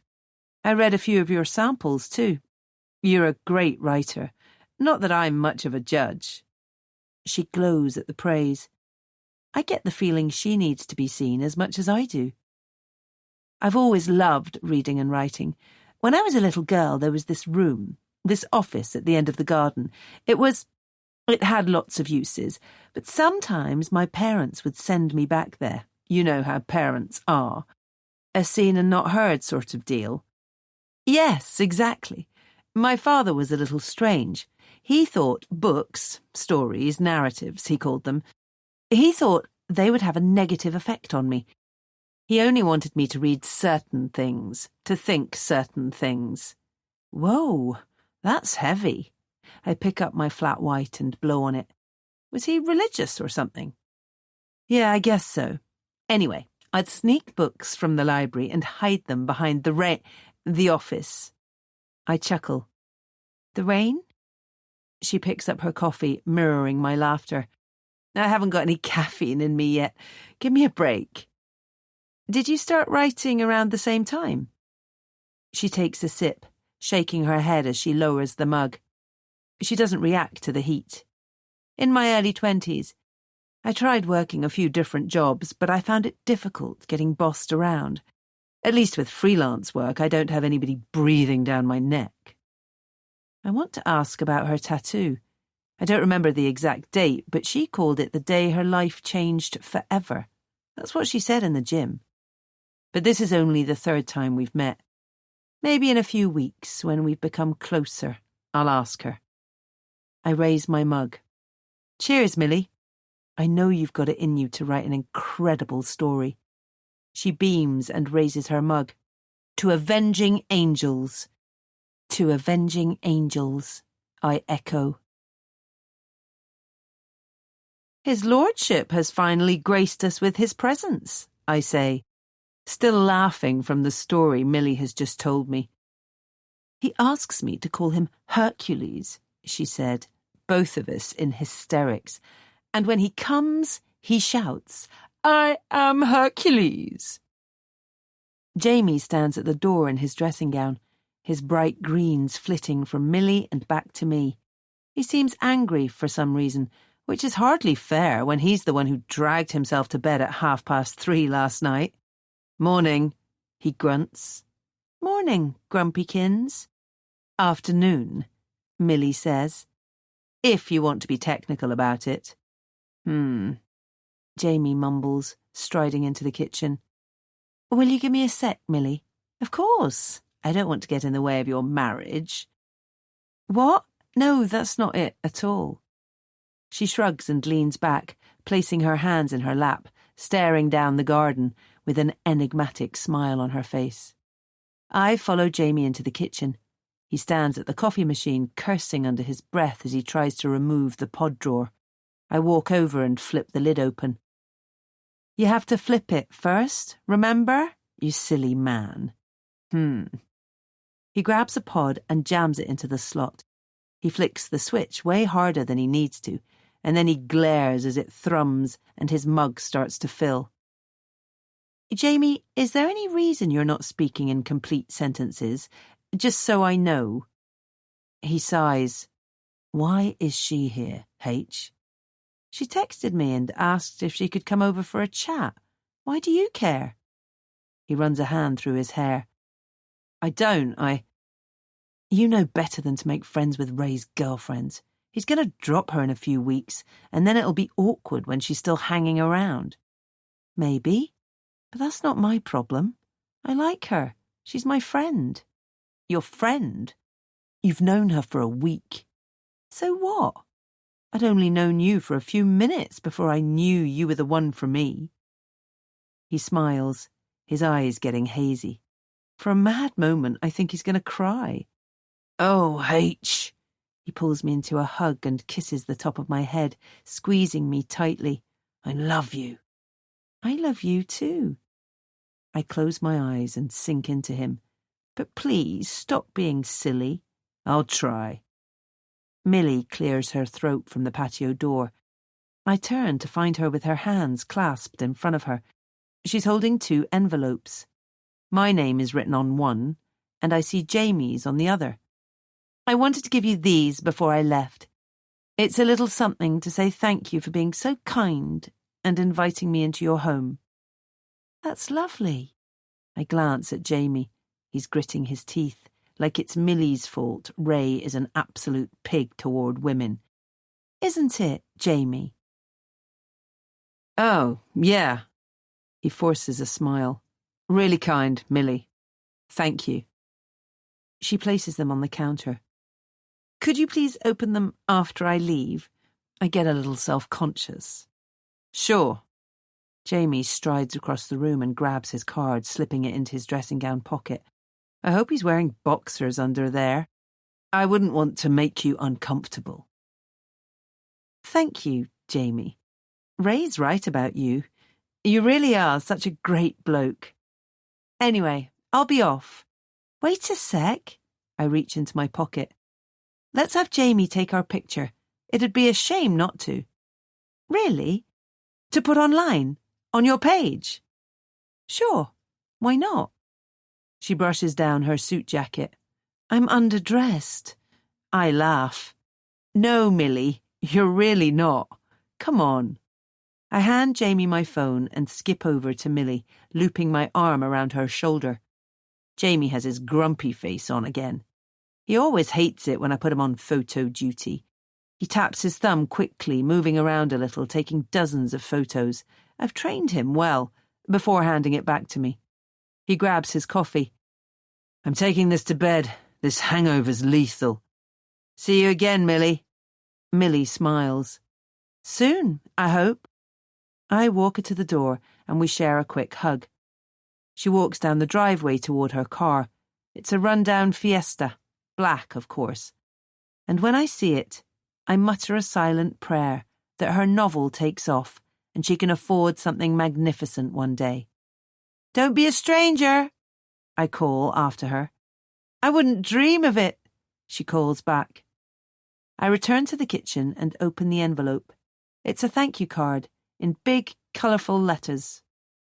I've never been very good at making friends, she's written inside. But thank you for giving me a chance, Hazel. It means a lot. With love, Millicent. 30. Jamie.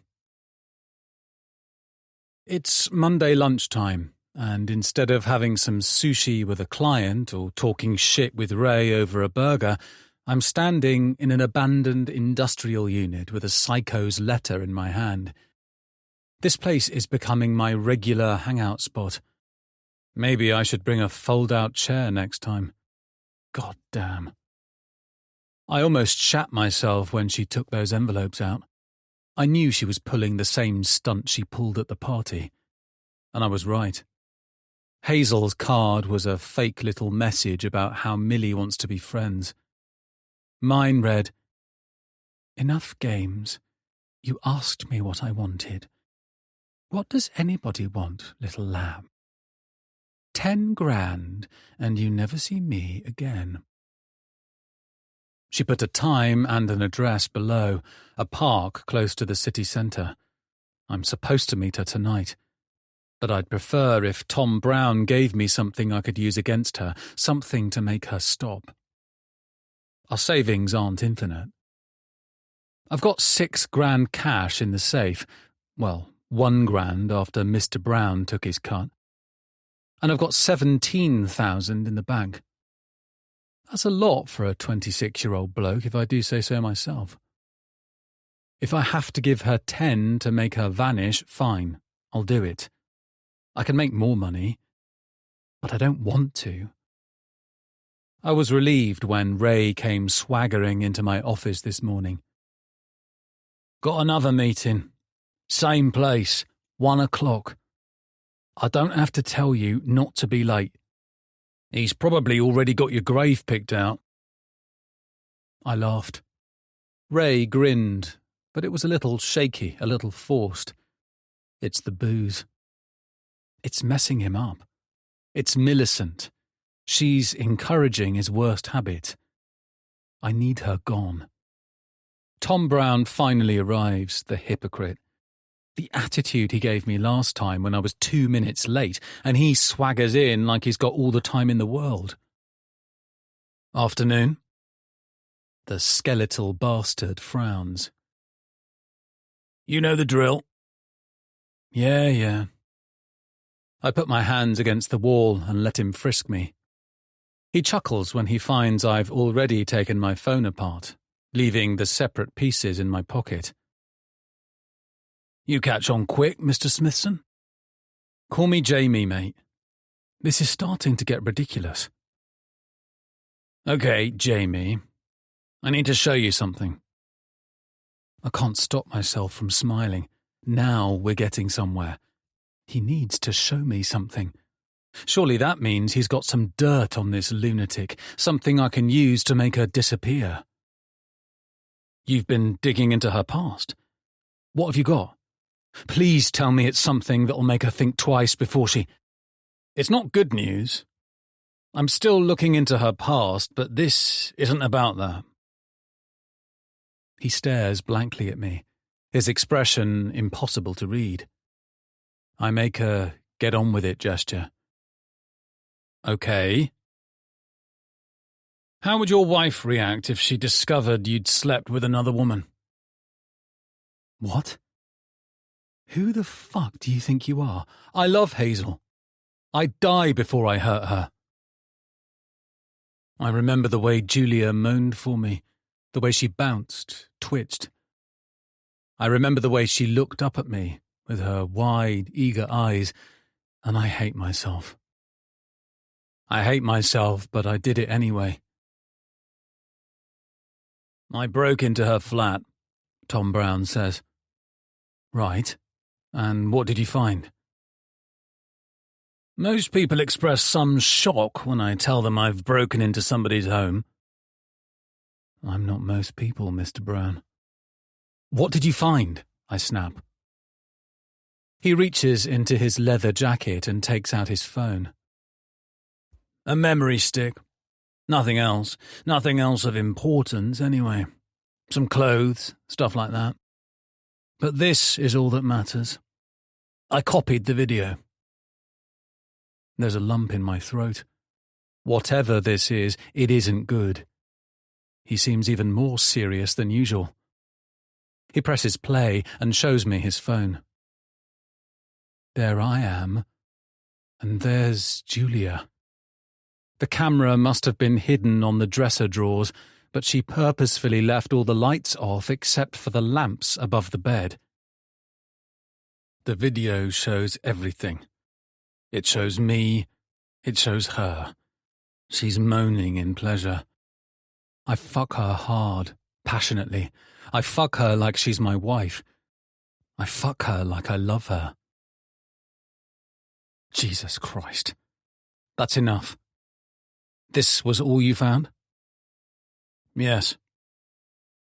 Did you take the memory stick at least? She's most likely made copies, and it would have aroused her suspicion. I breathe heavily, running a hand through my hair. She set me up. It looks that way, yes. I wish she was here so I could wrap my hands around her throat and squeeze until her eyes bulged out of her skull. She was following me Saturday night, the same way she's been following me for 6 months, She's got me by the balls. She's a goddamn devil. I'm going to have to pay her. What else am I supposed to do now? 10 grand. I can live with that. 10 grand and Hazel never sees this. 10 grand and I get to keep my marriage. Why did I have to sleep with that woman? What the hell is wrong with me? Keep digging, I tell him. This is fucked. This is beyond fucked. But keep digging, please. I will. In the meantime, you should be more careful. I glare at him. If this is his idea of a joke, it's not even remotely funny. Yeah. No shit. 31. Millicent. I stand at the edge of the river, the moon-silver water lolling at my feet, subjugating itself before me. It knows what I'm going to gift it, my dolls, the ring, my memories. It was foolish to leave the lockbox in my rented accommodation, prey to Jamie's hired goon. If it were not for the pump, pump, pump with dear old Raymond, I wouldn't have known the hunted boy was striking back. I wouldn't have elegantly danced through the streets for his goon, never letting him know, as I hadn't let Jamie know in Cardiff. I was in charge. I wouldn't have needed to hire the escort to set up the hotel room. It was easy, telling Ray I was oh so sorry, but I had to work tonight, and then driving to Jamie's home and watching, grinning. Where are you going, sweet Jamie? When I saw it was a hotel, I had to clasp my hands over my mouth, fitfully laughing in my parked car. It was as though he was a doll and I was fiddling his limbs into the right position.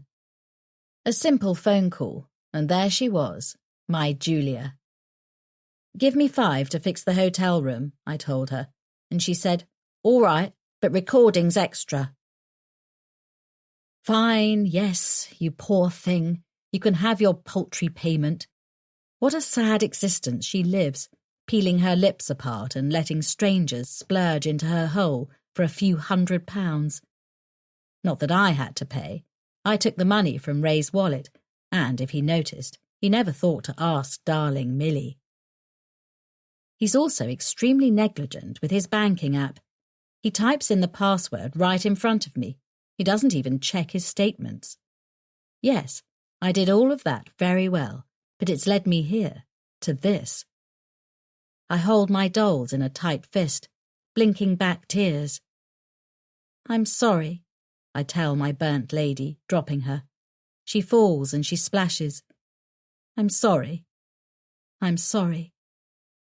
I let fly the men, and they go the same way as their old friend. Tossing the engagement ring cost me very little. It's a trinket, nothing more. It was never meant for me. It was meant for a woman who'd kiss my feet if I explained why I did what I did, who'd sing my name and beg me to teach her my craft. Lastly, I run my fingers over my custom memory stick. I remember when I had this made in a computer shop in London, how I skipped through Hyde Park like a fresh-made thing. I wanted to scream at the passers-by, look what I have, look what I've done, kneel at my legacy. I should not allow sentimentality to stop me, and yet I find I can't pull the memory stick from my heart. I've become too accustomed to its pressure against my skin, the coolness of it, the familiarity of my achievements. I have abandoned my dolls. Surely that's enough. I turn away from the water. I have a meeting with Jamie. The little lamb thinks it's going to be over soon. We will see, Jamie Smithson. We will see. I think of Hazel as I walk. I told her truths about myself yesterday, about the Rainbow Room, about secreting away to sink into the world of books. I told her about the pain that festers ceaselessly beneath the surface of my livestock smile, and even if she didn't comprehend the true magnitude of my words, she cared. She empathized. She said, avenging angel, without my prompting, as though she could hear my thoughts shimmering in the air. I need to stop this. I can't allow myself to care about this woman, this facile thing with her phony smiles and her spurious beauty. I have studied the photograph she forced Jamie to take of us yesterday, and it's clear she used some kind of image enhancement software to render us smoother, shinier, faker. She changed me without my permission. I should hate her for that. But I don't. She makes me feel. Not the light, but something. I told myself I was writing what was necessary when I filled up her card, but that's a lie. I meant it. She's giving me a chance at friendship. I pause outside Tesco Express, staring through the glass windows at the brightness within. The mother is wearing far too much makeup, with her hair far too effortfully styled. I can tell right away she's the sort of woman who cares more about herself than her child. Her child who lifts 2 bottles of wine from her basket and places them on the shelf. The boy's eyes glisten with the onset of tears. The eyes are Jamie green. The woman scowls at him and returns the bottles to the basket. My breathing comes far too frantically, clamorous in my ears. Mothers should be there for their children, physically and mentally. Self-medication is unacceptable. I'm in the shop somehow. I don't remember marching through the entrance, but the air is cooler in here, the lights stark and abrasive. The woman is at the self-service checkout. "Mum?" The boy's voice tremors. "Please?" I walk over to her and smile widely, so the security cameras will see a smiling woman and not the beast trying to erupt out of me. She looks up, her reflected smile shaky, her eyes cattle-curious as she decides if I know her or if she knows me. "You're a pathetic alcoholic bitch," I tell her pleasantly. "Excuse me?" "I said you are a pathetic alcoholic bitch. Your son only wants the best for you. He doesn't want you to destroy yourself with liquor. Do you have any idea how difficult it was for him to stand up to you, to put those bottles back on the shelf? Do you have any idea how shameful it is for your own child to have to do that?" She looks at me like my victims do, her eyes swelling with the certainty of her demise. She understands. I can see she understands. I am not like her. I am made of sabre teeth and fire-charred bone, and I could slam her face into the self-service screen until she had no nose left. And she understands this as she gazes at me. What are you... You have no... I move closer, letting her see the restrained rage behind my eyes. Nobody tries to intervene. Outside the private closeness of this conversation, we must appear as friends. If you ever subject your child to the shame of a substance-dependent mother again, I am going to find you, and I'm going to slit your throat. Nod if you understand. I said nod. "I'm having a party," she murmurs, nodding nonetheless, reacting to my command because she has no inner will. The wine isn't for me, not just for me. He wants to buy some V-Bucks. It's this online currency, this fortnight thing. That's why he doesn't want me to buy the wine. We can't afford both. She pauses. She hardens. "Do I know you? This must be a misunderstanding." I shake my head, and then I glance at the boy. He's gazing at me as though I'm the problem. "Is this true? Is this true?" He nods and buries his face against his mother's hip. The woman begins to react as the brain-dead will. Slowly, always too late. "You have no right to..." I stumble through the shop, clawing at my throat, tightening and torturing. It closes. The air is suddenly too thin. Even outside, I can't breathe. What is happening to me? I find myself in an alleyway. I drop onto the stone and I shiver, and I keep shivering. This isn't what feeling is supposed to be. This is Hazel's fault. I can't be her friend. I'm not capable of friendship. And yet I can't suppress the voice. Not completely. It screams in a little girl's tenor, locked away in a grim stone cell, cracking as she begs the earless for some reprieve. I shudder, and the trapped girl screams, "Hold me, Hazel! Hold me and tell me I'm a person, just like you!"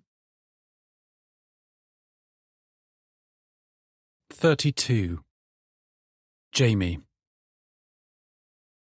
I can feel the envelope against my chest, easily slotted into my inside pocket. There's something wrong with that. My old man spent weeks complaining about a tenner here, 20 quid there, and here I am with 10 grand, and it hardly weighs a thing.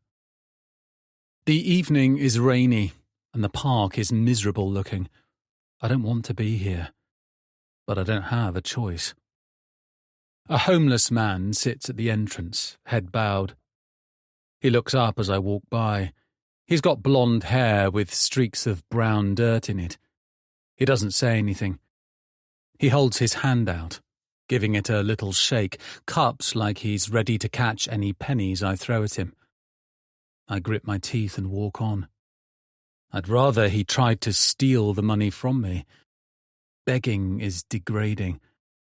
Sometimes I have nightmares where I'm homeless. The park is empty apart from a few kids on the far end. Millicent waits for me under a tree, looking like a horror villain in a black coat, black boots, black umbrella. She stares at me, not moving an inch. I hate this woman. 10 grand. I can stomach it. I need her gone. She inclines her head as I approach. My shoes stick in the muddy ground. Millicent, I've got your... She reaches into her jacket pocket and pulls out a business card. She flashes it to me. Turn out your pockets and show me your phone. Are you joking? Her smile spreads slowly as she flips the card around. Or I'll tell Hazel what you are. My jaws ache like crazy. I haven't grinded my teeth this much in years. I might have to start wearing the gum shield thing at night again. I don't have a choice. That's what I keep telling myself.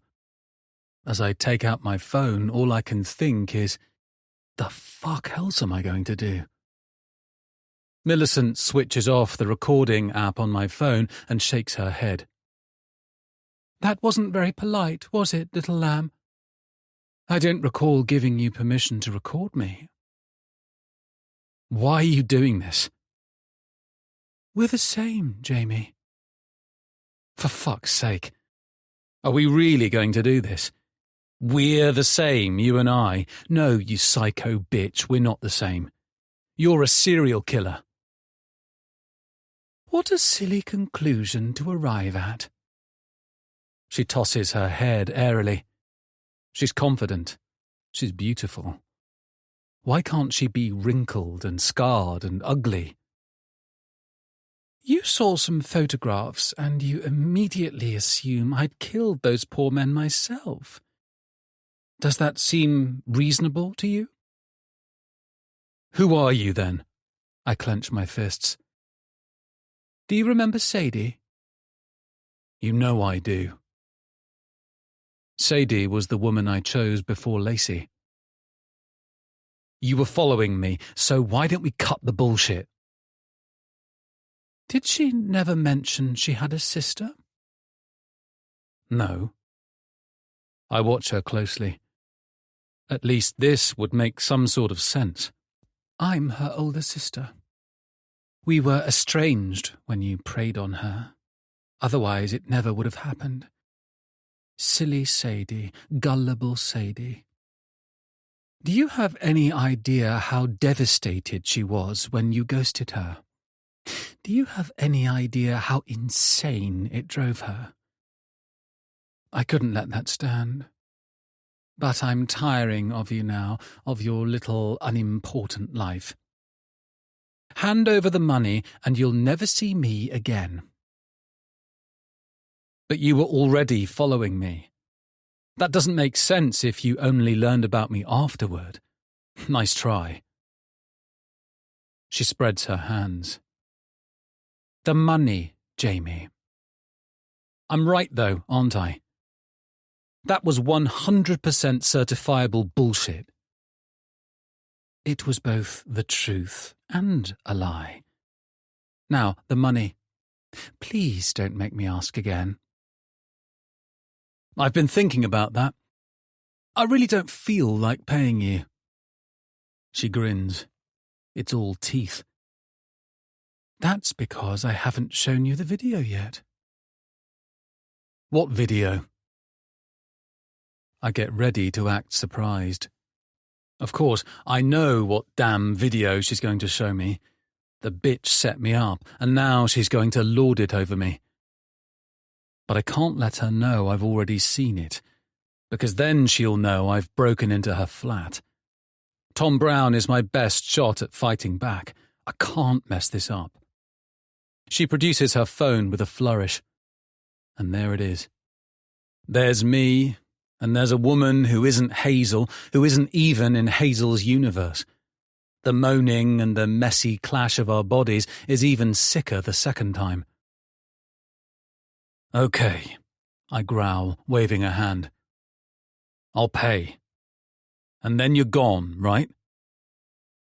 Oh, Jamie, my meanie boyfriend broke up with me. Will you be my saviour?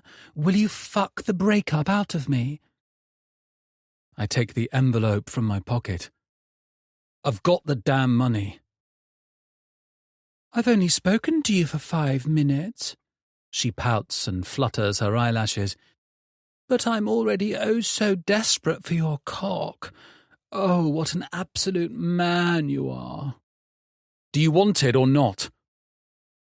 I won't explode like I did in her flat. I think she likes it. I think she gets off on it. Yes, she sighs. 10 grand, and I go poof. Give it here. How do I know you'll really leave? Because I have other, more important pursuits. Killing people, you mean? I printed those photos from the internet to frighten you. I bought some offal from the butcher's and spread it over the bed. Are you really so woefully impressionable? Just speak normal. Fuck me, this isn't a Jane Eyre novel, sweetheart. Austen. Jane Eyre was a character, but I see your point. I'll speak your language. Oh, you silky whore, you silky fucking slut. What did you mean, by the way? Why were you calling her silky? I laugh without humour, shaking my head. I'm not playing this game. Take the money and fuck off before I lose my patience. It makes no sense. Silky. She was wearing silk. She was soft. I don't bloody know. I wave the envelope in her face. Take it. I've never known a man so desperate to part with such a large sum. But fine, if you insist. She takes it and walks toward the path, heels clicking as she leaves me. And leaves my life, hopefully. Maybe this can work out. 10 grand is a lot of money to somebody who lives above an electronics shop. She can kill people or play with Ouija boards or whatever the hell she does for fun, as long as she does it someplace else. Wait, what the fuck? I rub rainwater from my eyes. No, I'm not seeing things. She's handed my 10 grand to the homeless bloke, and the homeless bloke is running from the park. By the time I reach the gate, he's disappeared from the park and the surrounding streets. I run up and down, looking along alleyways, bumping into people and yelling at them to get out of my way. He's gone. The bastard's disappeared. I end up back at the park, panting, my chest tight from the running. I'm soaked with rain and sweat. Millicent leans against the stone pillar by the gate, tapping her shoe against the ground. No luck? I move toward her. You fucking bitch! Her free hand darts to her inside jacket pocket and pauses there. She narrows her eyes at me, flinty, focused. I don't like that look. She weighs half as much as me. I could snap her like a twig. But I don't like that look. Did you really think this was about money? Could you honestly be so naive? What then? I slam my fist against my chest. What, Millicent? What the fuck do you want? Perhaps I'll tell you before this ends. Or perhaps you'll bleed out before I get the chance. In any case, my purpose will be served. I will stand in the light. The light? Okay, I say. Let me help you. How can I help you get the light? These words are rubbish, but maybe I need to speak her language. If you truly want to help me... She pushes away from the wall. I cringe back despite myself. Her hand is shifting in her pocket. Take a very sharp razor blade and slit vertically up your wrist. Write the word sorry on the wall as many times as you can in your blood. And then, to ensure your worthless life is effectively extinguished, hang yourself as you bleed out. She pulls her hand from her pocket. I leap back, raising my hands. I'll smash her head in if she tries to stab me. She pops a chewing gum into her mouth. Want one? No? Okay. See you soon, little lamb. She strides away, leaving me breathless. I feel lost. I don't know what to do. 33. Millicent. I used to believe in fairy tales. When I was a little girl, I'd bury my head in these magical books, believing everything would work out in the end. The knight would charge and tip his lance, and all my life's difficulties would be unhorsed. I'd imagine I was a princess, bewitching and calm, and out there a prince was waiting for me. I gave Jamie a good fright earlier this evening in the park. I'd arranged the dance beforehand. The homeless man would flee to a nearby church, skulking in the graveyard, and I would meet him and take my cut. 7,000 for me and 3 for him. I think that's fair, especially because all he'll do is buy heroin and hookers and whatever else sad fucks like him indulge in. Laughter gripped me when he actually showed up, my stack of notes ready. The only smart thing he did was hide his share. The idea of slaughtering him and searching his corpse occurred to me, but that would interfere with my plans. Instead, I got close and grinned in his pathetic face. You should have run and kept it for yourself, moron. Now that playtime with Jamie is over, it's time to toy with his wife. But not in a cruel way, not in a selfish way. Whatever I do to Hazel, it will be for her own good. The more I think about it, the more convinced I become she can be my escape. She can bond with me and be my friend and share jokes with me. She can be the sister I never had. There will be blood and there will be pain, but after the violence, I'll support her, become her closest friend. But she might not realize how special I am unless I nudge her a little. It sounds like such a crazy thing, a hacker, the dark web, but the man came through.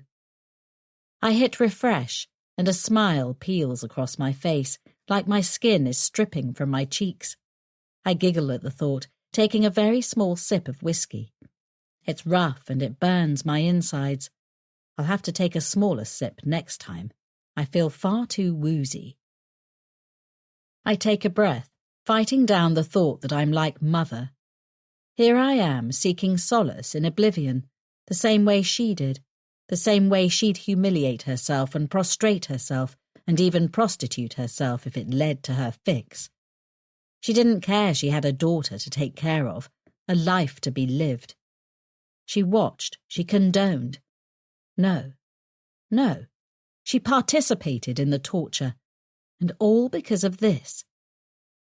I knock back the rest of the glass and hit refresh. With each click, I am taking something from Hazel, as though she's hanging from meat hooks in a windowless room, and I'm wielding a whip. I imagine slashing the hot leather down on her naked body, fine red lines appearing on her sumptuous skin. I imagine getting closer, nibbling the inside of her thigh, dragging my tongue close to her. What the fuck am I doing? My hand is wedged between my legs, the same way it would when I was a girl. There I was, the fucking freak, acting in inappropriate ways because it was all I knew. I can't touch myself as I fantasize about her. I can't ruin what we have, the same way the comrades ruined what I had. What Hazel and I have is going to be pure, platonic, honest. I grip the edge of the table, my hands shaking, my whole body shaking with the need to do something. It's those old memories linked to the rare arousal, the rare longing for something, the hot human body pressed against mine. It's tossing my mind back to tangled, pained recollections, the good inexorable from the bad. Vignettes attack me, schoolboys crowded round, one of them laughing, and another chewing gum, standing over me. I rise to my feet and pace up and down the room.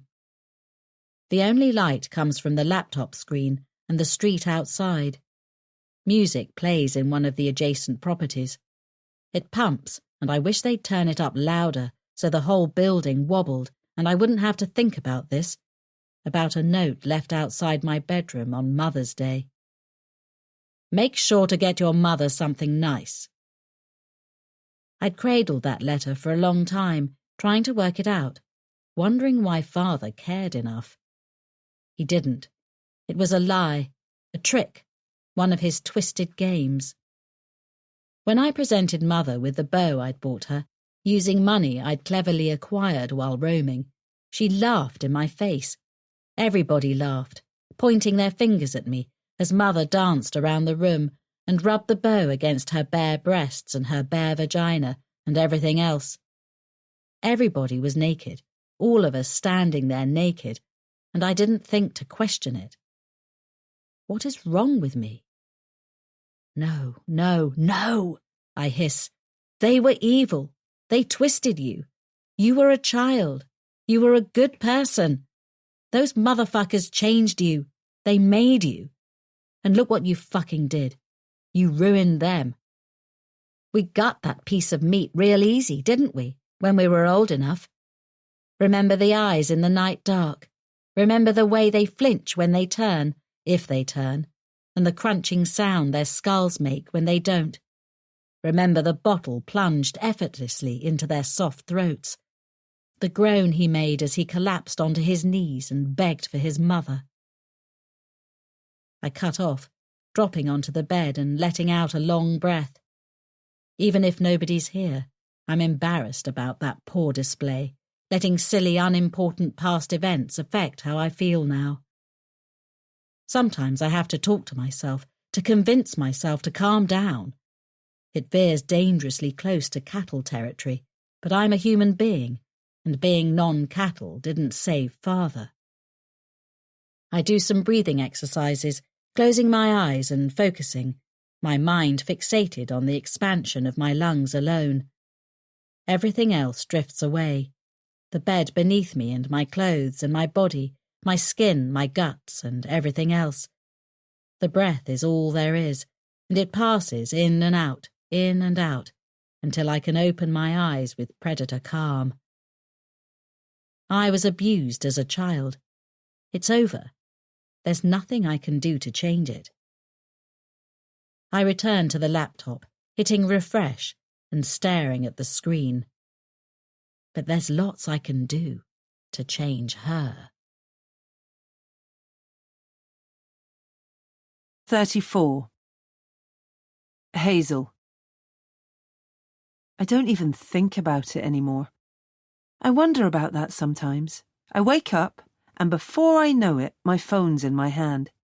Sometimes, in those little moments, I'll ask myself why I'm doing this right away. But that's my sleepy brain trying to trick me. I need to check my phone. My followers always change overnight.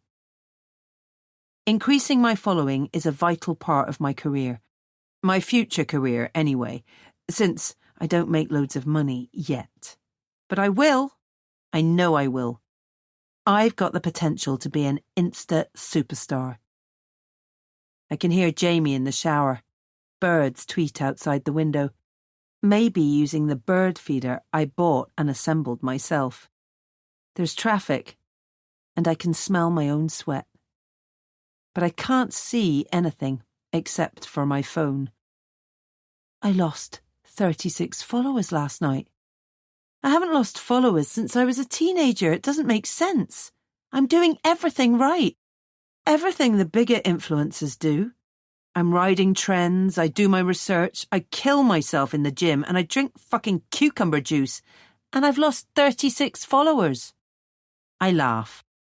I don't even care if it comes out crazy and shaky. Cucumber juice. I shake my head. Pineapple juice isn't that bad, no way. But cucumber juice? Less sugar, less taste. How's that for an advert? Maybe I should get a cucumber juice contract. Fuck. I used to talk to myself as a girl. Dad was at sea and Mum didn't care, and I was a shy little girl, so I talked to myself and I watched TV. I even read books sometimes. I'm shaking. I tried to think of the horrors in the world, the people without food, without water. I'm lucky, I'm privileged, I'm blessed. But I can't. They're them, and I'm me. Just because bad things are happening 1,000 miles away or even next door, it doesn't change how badly I want to bite my arm in the same exact place, slot my teeth into the previous mark like a promise. 36 followers. 36 people, actual humans, looked at my page and said to themselves, "This isn't for me. She's not pretty enough. She's not funny enough. She's not engaging enough. How much skinnier do I need to be? I haven't got a six-pack. I've got a faint outline. Most people don't like the really fit look, though, not with women. But maybe I need to lose a few more pounds, shave a percentage off my body's fat content. Are my teeth white enough? I had braces when I was a teenager and they're pretty straight, but they don't sparkle. Maybe I should get them professionally whitened. What about my clothes? Do I need new clothes? I know what I would do if I wasn't married. I'd have countless options then. A young woman who's willing to cross a few lines on social media can make her fortune. I could hunt down Kirk Hope on our shared birthday, laser in on him, blow him until his balls are gasping for relief, and then take a few well-thought-out photos. I could leak some topless snaps of me. I've got enough followers where people would take notice. I want to tear my hair out. Maybe I'll bite myself later once Jamie's at work, when he won't interrupt me. I'll probably talk to myself all day. My heart is pounding too hard. It hurts. I need to remember my marriage. What Jamie and I have, it goes beyond fame. Jamie's stressed. Work is getting to him. I'm his rock. Whatever else is true about us, whatever dark alleys cut through our relationship, he's always been able to rely on me. Even when I hate why he's relying on me, what he's confiding in me, what I'm forced to accept, I've been there for him. Because that's what a wife does. It's her job as much as it is a husband's duty to provide. And one day we'll have children, and I'll have to be even sturdier for him. I have to remember that. No matter how I feel, I have a purpose. I meant the oaths we took under the star-bright altar. I truly meant them, with as much conviction as a person is capable of feeling. I'll have to work out a way to fix this without prostituting myself online. And not because I'm better than the women who use their bodies to get ahead in this game. I would do that if I didn't love Jamie, if I didn't know how much it would bother him. Marriage is loyalty. People can say anything they want about my mum and dad, but they've been married for 27 years, and they're as loyal as soldiers to each other, which is fitting. Marriage is a war, and I'm a front-line trooper. Whatever we do together. And yet, isn't that just bullshit? Mum and Dad's marriage is a sham, as much as mine and Jamie's is a sham. The things we let our men get away with. The shower has stopped. The door to the ensuite is opening with a soft creak. I quickly wipe my cheeks with the quilt. I didn't even know I was crying. I make myself as bright and shiny as Jamie expects me to be. He needs my support. He won't talk about it. But something is really bothering him at work, something big. Maybe there's a merger or a takeover or whatever they call it. You all right, H? He has a towel wrapped around his waist and steam rises from his thick, muscled body. Don't I look all right? You look incredible. You always do. I was just wondering about the freaky smiling routine. I shake my head, tossing my hair. Please see me, Jamie. Please see how upset I am. Please don't make me tell you. Please, please, I beg you. Please, Jamie, don't offer me solutions. Don't tell me everything will work out. Let me cry and feel like my tears aren't pathetic. Even if they are, even if I know they are. Please tell me I'm real. Sorry for smiling. I was actually going to ask if you wanted egg and bacon for breakfast, but now I don't think I'll bother. He chuckles and races over to the bed, dropping the towel. We wrestle and we laugh. We kiss. We toy with the idea of having sex, but Jamie doesn't have the time. As he starts to get dressed, I pick up my phone and stare at my follower count. 11 more have abandoned me. 35. Before. The dolls had been perfect once, but now they were burnt and parts of their insides were showing. They were like regular people in that way, like the comrades and the parents who wished they weren't parents, like the lady in the supermarket who'd forgotten half her shopping list. They wore their smiles and their kind eyes, and they whispered their saintly words, and they bowed in the right places and knelt and stooped and laughed, and they were people like these dolls were people. And they were all hiding something. All of them, the little girl thought, as she ran her fingernails up and down the dolls' bodies. She was in the corner of her bedroom, and it was dark and it was night-time, and she leaned over her dolls and tortured them subtly with her nails, digging harder and harder the louder her parents became. "Don't pretend there's a point," Constance snapped. "We both know what this is." "Keep your voice down, woman," Comrade Charles snarled, and he sounded like Master, the name he'd earned for these godly displays of rightful rage. "I'm right," Constance hissed, a little quieter. Millicent listened closely. She was 9, and some people thought that made her silly and gullible. But no, she was learning. She was a huntress now, and she would hurt them all, every last demon who'd taken his nick of her flesh. She'd hurt kind in kind, and the severest punishment would always wait for whoever harmed her worst. Kneeling there, she felt certain it would be her father. Who else could scar her as he had? It was Charles who insisted Mother never be allowed to mother her. He must have told Philip and Mooney to take her to the Rainbow Room, because nothing happened in the cul-de-sac without her father's say-so. In the years to come, she would learn her mistake. Somebody could cut her far deeper. "Would you have us live like everybody else?" Charles said. "Listen to yourself. You say that like they're cattle. They are cattle. They live as they're told to live. I refuse to stoop to that. Oh, God, listen to yourself. Constance hadn't been smoking the pipe, and Millicent detected the change in her voice. This was strong Mummy, who Millicent had seen less and less since she was very little. Nothing you say makes any sense. Good and bad, black and white, blah, blah, blah, Charlie. Don't pretend this is about your fucking cause. I am trying to change the world. And that involves fucking your friends' wives, does it? This again. Get a grip, Connie. You sound psychotic. I've seen you dancing. Dancing is part of the ritual, but you'd know that if you spent less time smoking crack, you druggy whore. Millicent picked up her father and her mother, and she mashed them together, and she hit her father hard, harder, until Mother was on top and he was pinned beneath her.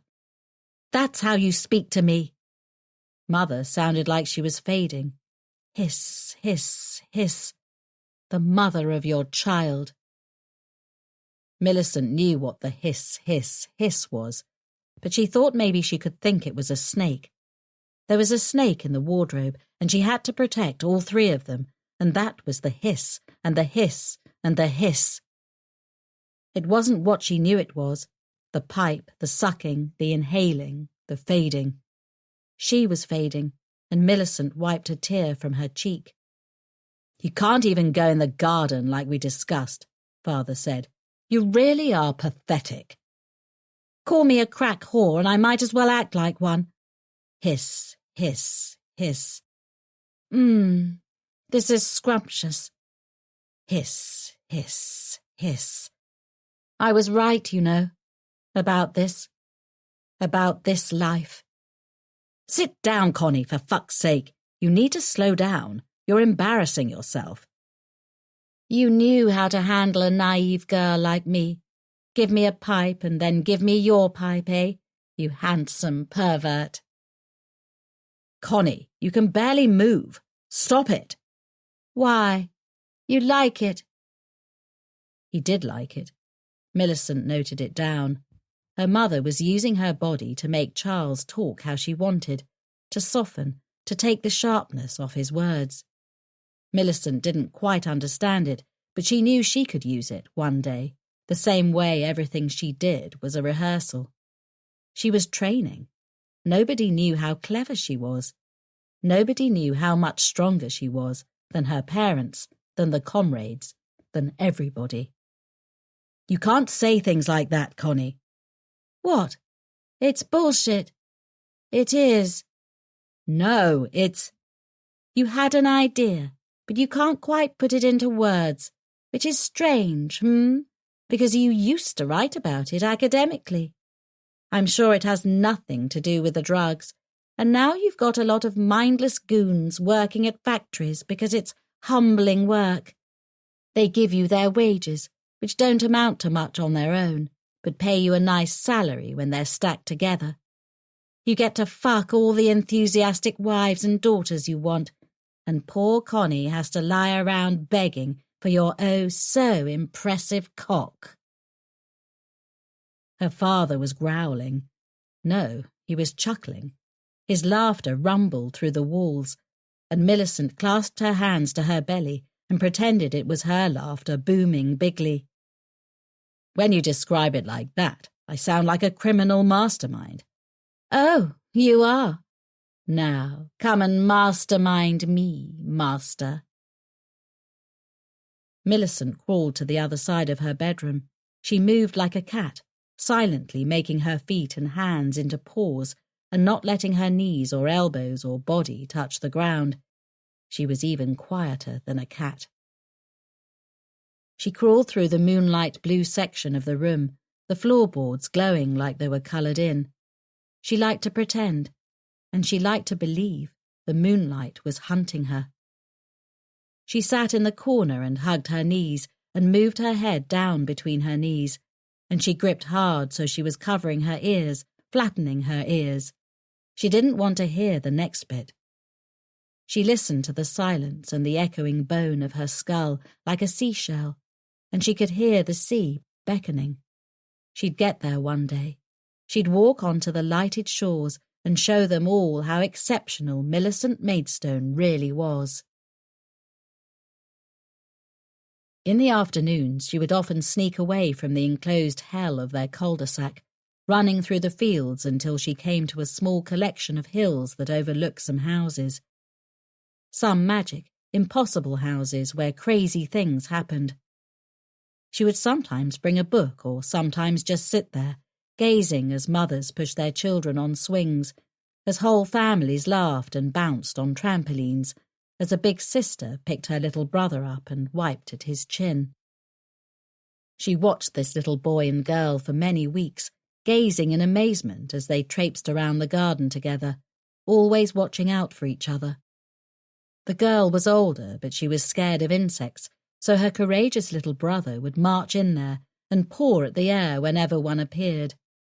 Millie doubted he ever got one, but he was trying to protect her. Or was he just pretending? Maybe when they went inside, he threw her to the carpet and kicked her in the stomach, screamed she was a druggy slut and always would be, dragged her to a hidden room and bent her over and... Her thoughts stampeded like this, and she lived in the agony of not knowing, of never knowing if the person she saw was a facade or the truth. She stopped going to those houses after a while, certain she'd do something silly and wonderful if she kept returning, like slit the girl's throat and take the boy for herself. 36. Jamie. Hazel's already left by the time I reached the front door this morning. She's been hitting the gym like a madwoman these past couple of days. When I walked in to find her grinning at me from the bed on Tuesday with tears in her eyes, looking downright mental, I knew Millicent had told her. I knew it was all crashing down. But then we bantered and laughed and everything was normal. Except she's become even more obsessed with her social media stuff than usual. Normally, I'd tell her to calm down. She tends to get more worked up about this stuff than she needs to. But this is good for me. I need her distracted, at least until I can get this Millicent stuff sorted. I don't like thinking like this. I wish I could be there for Hazel. And I will be once this is over. I type in the security alarm code carefully, priming it. I've been more on the ball with the alarm than usual lately. The last thing I need is an unexpected visit from Millicent goddamn Maidstone. Still, it's not all bad today. I woke up this morning to a text from Ray. It's time to see Mr. Brown again. Same place, 9 o'clock. Leaving it until Thursday, 4 days before I'm due back in Cardiff, is a dick move. There's no way I can head to Wales and leave Hazel here alone with her new friend Millie. I'll have to think of some excuse to stay in Bristol, or handle it before then. I climb into the Range Rover and glance at myself in the rearview mirror. I look tired and worn out, and older than my dad. I hope Tom Brown's got something for me. I can't go on like this. She was raised in a cult. Tom leans against the wall with his arms crossed. It's darker in here than last time, no sunlight shining through.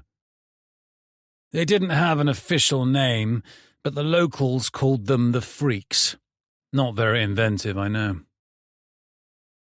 I sit on the floor, legs crossed, with the folder open on my knees. The man is thorough. He's given me names and addresses of the ex-cult members, as well as some info about her childhood and her history. Father was a famous academic, I say. Infamous, more like. He was born into money but didn't touch it for years. And then one day he decides he wants to set up a little getaway in the back arse of nowhere. To do what? Whatever it is cult leaders enjoy doing. Millicent's mother had a criminal history, drug possession. She was seen by the locals from time to time, but then she disappears. I can't find any sign of what happened to her. I probably need to do some more digging.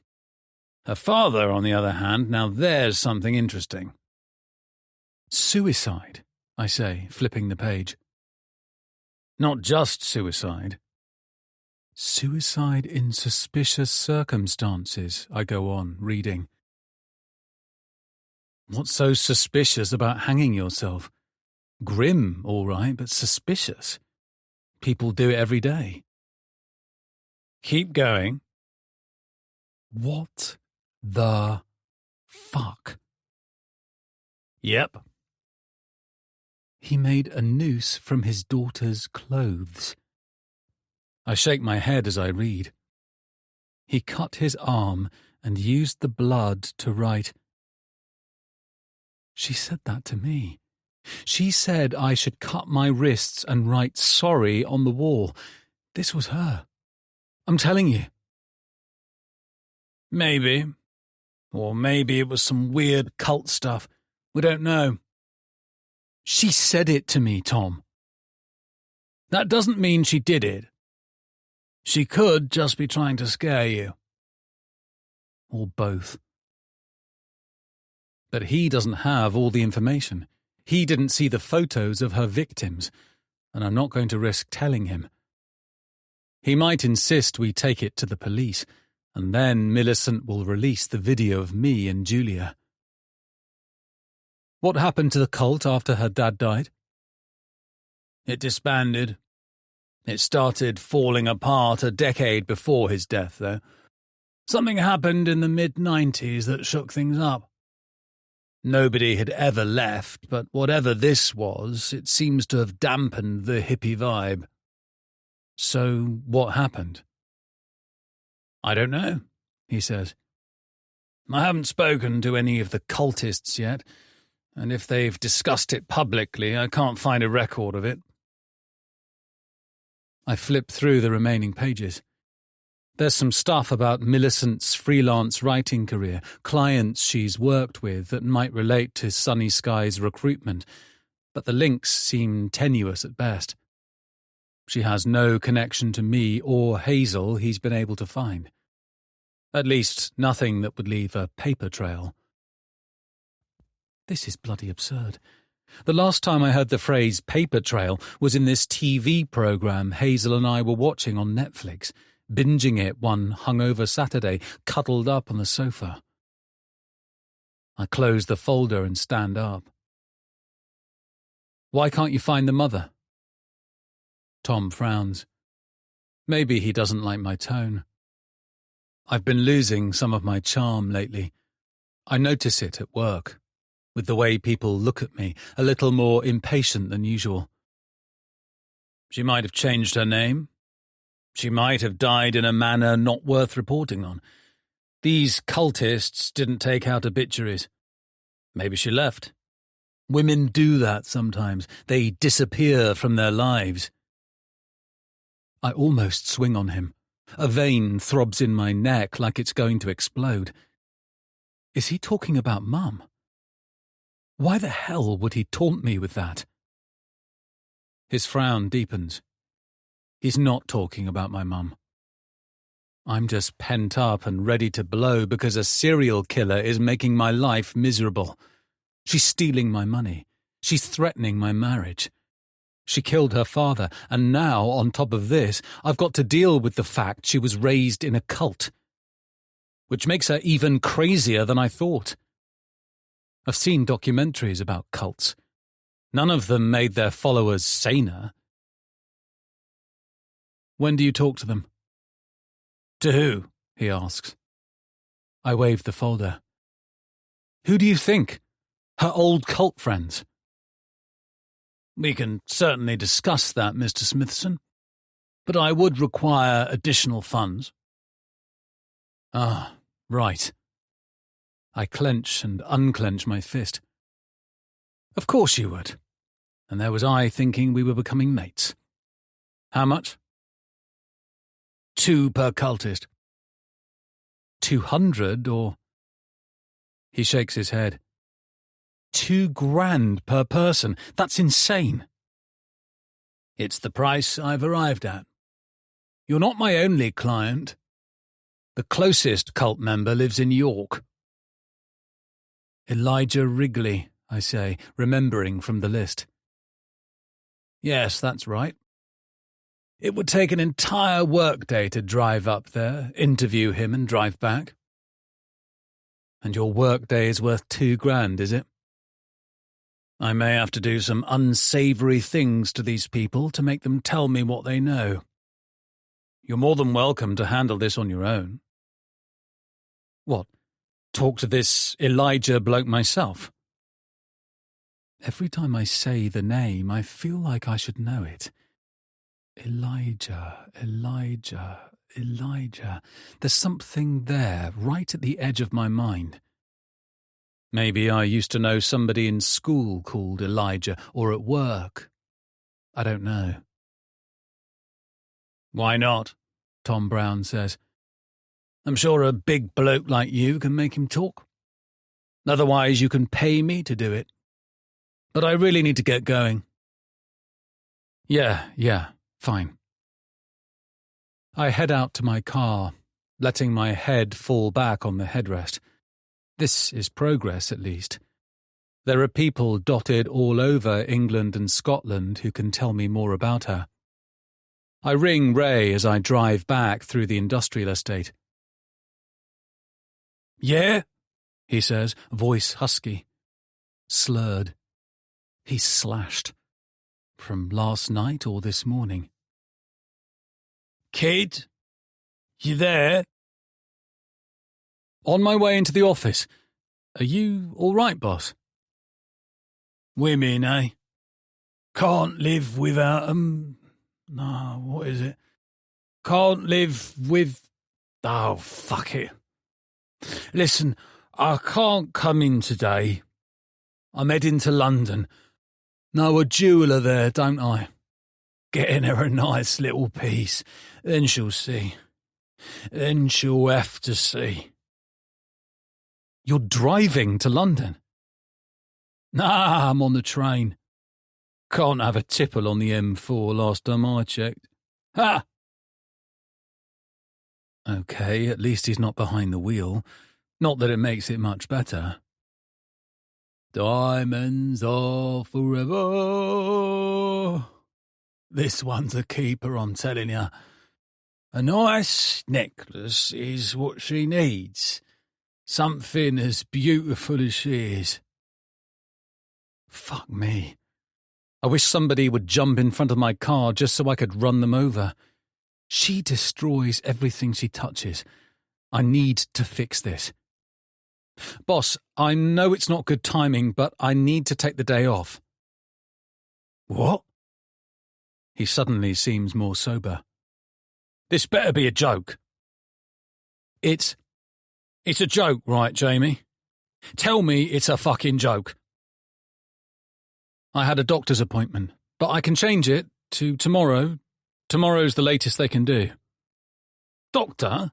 What for? You're not ill. No, it's... I grit my teeth.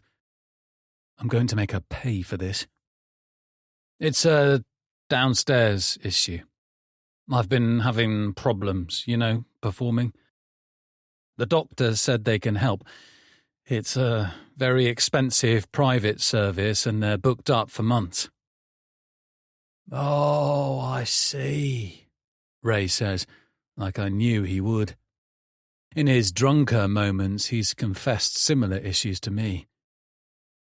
You can't blame yourself there. It happens to the best of us. But it'll have to be tomorrow, all right? I'll be in then. Fine, tomorrow. And, boss? Yeah? Run away from Millicent as fast as you can. She's going to hurt you bad. Everything you know about her is a lie. Every smile, every damn gesture, none of it is true. Have fun in London.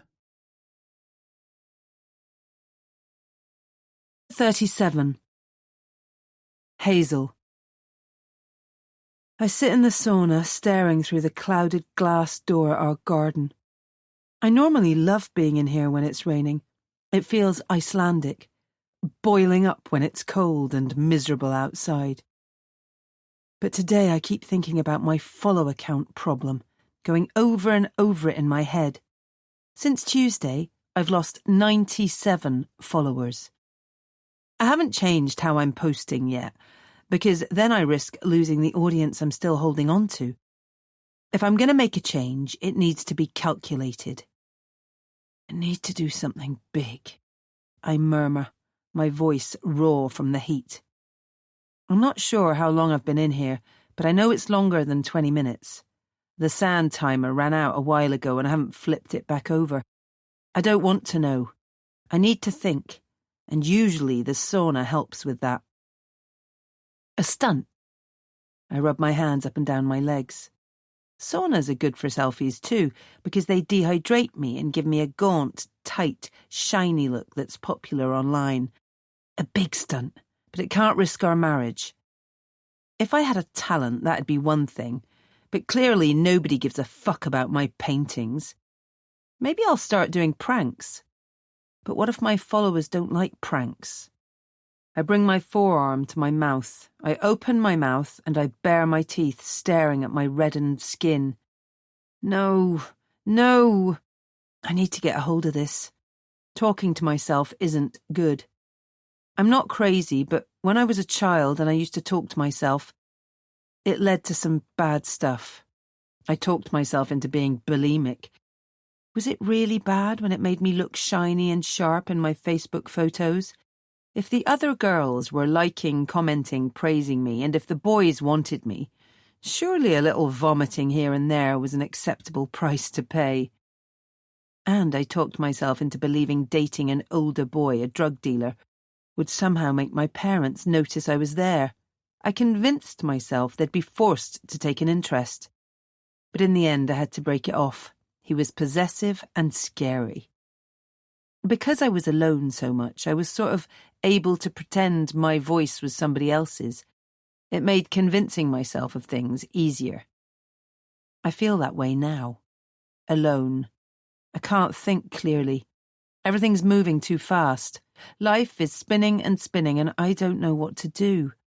I've worked hard to build my following. If I change my content, they might abandon me. But if I don't change it, I could stagnate, become irrelevant, and disappear. Greta's annoying me with her 162,000 followers. She posted a video yesterday where she broke into somebody's garden and jumped into their pool in her underwear. Never mind the fact the garden belonged to one of her friends and it was staged. It still blew up. Maybe I need to get Jamie to jump into the pool like he said he would last Friday. But then Greta will say I'm copying her. I'm meeting with Greta and Trish tomorrow for Friday night drinks. I don't want to. Greta constantly watches our analytics, waiting for one of us to stumble. She must be enjoying my slow downfall. Trish is not on social media. She's my oldest friend, and I should probably talk to her about how I'm feeling, the same way I should talk to Jamie. But if I talk about it, it's real. I really am failing. There's no going back. I collapse against the wall as I suddenly get a head rush, and then leap up when the wood scalds my skin. Fuck! I stand and grab the door handle, pushing it, and then pushing it again when it sticks. How many times have I told him to fix this? Fix the bloody door, Jamie! Somebody's going to get stuck in here one day. How many times? Finally it bursts open and I stumble into the rain, the cold shocking after all that heat.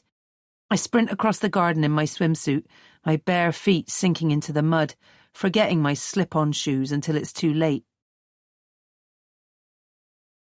I run into the kitchen. I don't care that I leave muddy footprints behind me.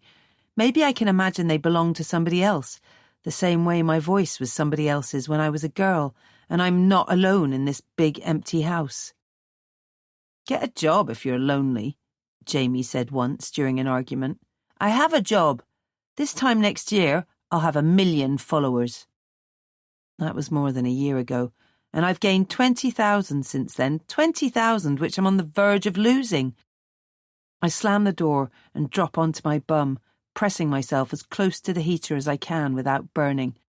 I sit here for a long time, thinking, talking through the problem, and coming up with no solutions. Maybe I need to have a discussion with Jamie and explain he needs to be more understanding with how I display my body online. Or maybe I need to learn a skill, like an instrument, or acting, something that translates well to the videos. Painting is so static. And the thing is, the really horrible truth is, I'm not very good at it. Jamie's lucky I love him so much. He's lucky we bonded the way we did, primal and instant and compulsive. I own him as much as he owns me. We possess each other. Nobody understands him the way I do. They think they have an idea, but they don't know what lurks beneath the surface. They don't know how crazy he is at heart, the same way I'm a little mad myself, even if I don't like to admit it. They see the sparkle and the sauna and the custom-built Aga and the swimming pool and the suits and the dresses and the jewellery, but they don't see how broken we are. We were both half real when we found each other. We fixed each other. We owe each other the world. My mobile vibrates from the kitchen island. It's Greta confirming tomorrow evening with a stupid amount of emojis. I text her back, "Can't wait, gorgeous, kiss, kiss, kiss." Then I find Millie on my contacts list. We haven't spoken in a few days. I guess she's been busy with work. We've texted a little, though, mostly jokes about the sounds Ray makes in his sleep. On a whim, I press call instead of text, even though I never ring people. "Yes? Hello?" She sounds adorably surprised somebody has called her. "Hey, it's Hazel." She laughs. "I know, silly. I saw your name. What's the matter? I can't remember the last time somebody actually rang me. I guess I'm in a retro mood. And I wanted to ask you in person. Not in person, you know what I mean. Ask me what? If you want to come out with me and a couple of friends tomorrow night. It's nothing mad, a few drinks at a club. To be honest, Millie, I think I need my knightess in shining armour. There's this woman, Greta, and she can be a bit of a handful. I don't know why I'm telling her this. Maybe it's because she's older, more understanding, fiercer than any of my other friends. Maybe it's because she's a stranger. I really don't know. There's just something about Millicent Maidstone. You really want me to come?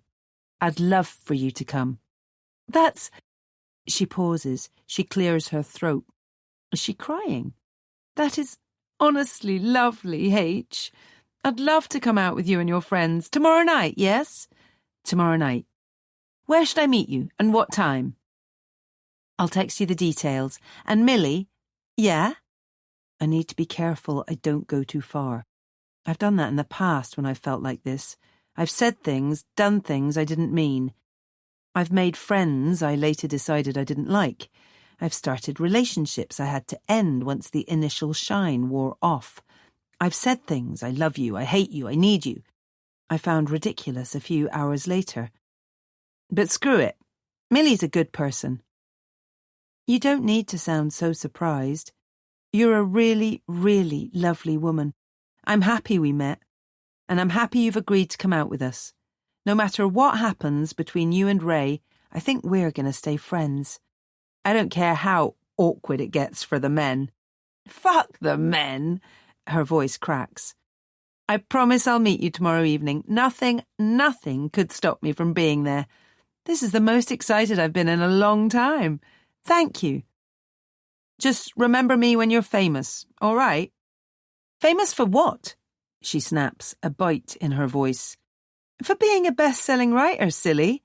Oh, she giggles. Yes, that's right, silly me. See you tomorrow. I wonder why she snapped. I guess she's sensitive about her writing. Great, I say. See you then. Bye-bye. Placing my phone down, I run my hand along the worktop, cool against my fingertips. I grab the corner of the stainless steel chopping board and pull it over to me, staring down into it, into my partial reflection, the corner of my lip and a shimmery piece of my eye. "I see you, Hazel Paling," I murmur, wishing I was back there, gazing up at him the first time he said it. His eyes were like little green fires. "I see all of you. You're never invisible with me. Everything you do, everything you are, I'll always be watching." 38. Jamie.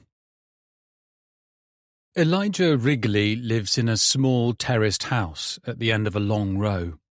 The street is grubby, a run-down-looking place. A kid kicks a ball against a garage, making an annoying banging noise that makes me want to stab the ball to pieces. It's loud, even through the closed windows of the Range Rover, even with the hum of the air condition to dampen it. I rub the bridge of my nose. None of this should be happening. I'm in York. I'm here to see a cultist. It sounds like a joke. Getting through work yesterday was a nightmare. All I could think about was driving up here and sorting this. And of course it had to be on Mum's bloody birthday. It's like the universe is trying to tell me something. If God's real, he's having a whale of a time up there. I can see him now, proud of himself, stroking his big white beard with a big grin on his face. "My son," the bastard is saying, "instead of celebrating your mother's birthday with her, I shall send thee to talk to a man who might be able to tell you why a lunatic serial killer has targeted you." I remember Mum's last birthday before she left, the way we sat around the dingy table in the dingy flat and Mum pretended to be happy. She smiled as she blew out the candles. But even at that age, I knew something was wrong. I knew they were going to break up. That was fine. I just expected her to take me with her instead of leaving me with Dad. I didn't expect her to run off with her secret Italian boyfriend. Why couldn't she take me with her? What's wrong with me, for fuck's sake? I let my head fall back. I didn't try last year or the year before. The year before that I tried and it didn't go too well. She seemed annoyed at me for even making the effort. But maybe she's had time to think. Maybe she's had time to remember I'm her son. I take out my phone and scroll to her number. Usually when I do this, I hold my thumb over the green call icon for a minute before closing my contacts list. She doesn't want to hear from me. The phone rings for half a minute or so. The kid is still kicking the ball against the garage, and it's really pissing me off. And then she picks up. "Pronto?" And then, after a pause, "Ciao?" "You don't have my number saved." I grip the steering wheel and stare at the kid's mop of brown hair. It shifts around like a bunch of snakes each time he kicks the ball. I wonder why he doesn't have any friends. I wonder why he's not in school. I wonder what's wrong with him. "Jamie?" she says, with a slight English accent. Not a slight Italian accent, but a slight English accent. As though she's lived over there her whole life. As though she wants to put England and her life here behind her forever. She doesn't even call herself Penny anymore. It's Penelope now. Posher, I guess. "Yeah, it's me. I wanted to wish you happy birthday." I can hear people in the background, happy voices raised. Somebody laughs and somebody else claps. Everybody is speaking Italian. There are adults and children, a whole mess of joy on the other side of the phone. She's had 2 children since abandoning me, a boy and a girl, little Luca and Flavia. She posts photos of them on Instagram. They're beautiful and happy and nothing like the tragic bastard I became after she left. The kid picks up his ball and sits against the garage, legs splayed, staring across the street at the terraced houses. He's got a hole in his shoe, so I can see his sock, a blue sock, and Mum still hasn't said anything. Hello? See, I'm here. I don't know what to say. Maybe thank you? Yes, of course. Thank you for wishing me a happy birthday. I wish she was here so I could... I don't know. I don't know what I'd do, but I'd do something. It would be easier if I knew where she lived, but she won't give me her address. She didn't even give me her phone number. I found it on Dad's phone. Last time we spoke, she threatened to change it if I rang her too often. My own mother. She's never said why she behaves this way. She's never offered an excuse. Un momento. She's talking to somebody in that other world, that happy, happy world. Jamie, I have to go. Thank you for calling me. I love you. A pause, a too long pause. Mum, did you hear me? I said I loved you. Please don't make me lie. She hangs up.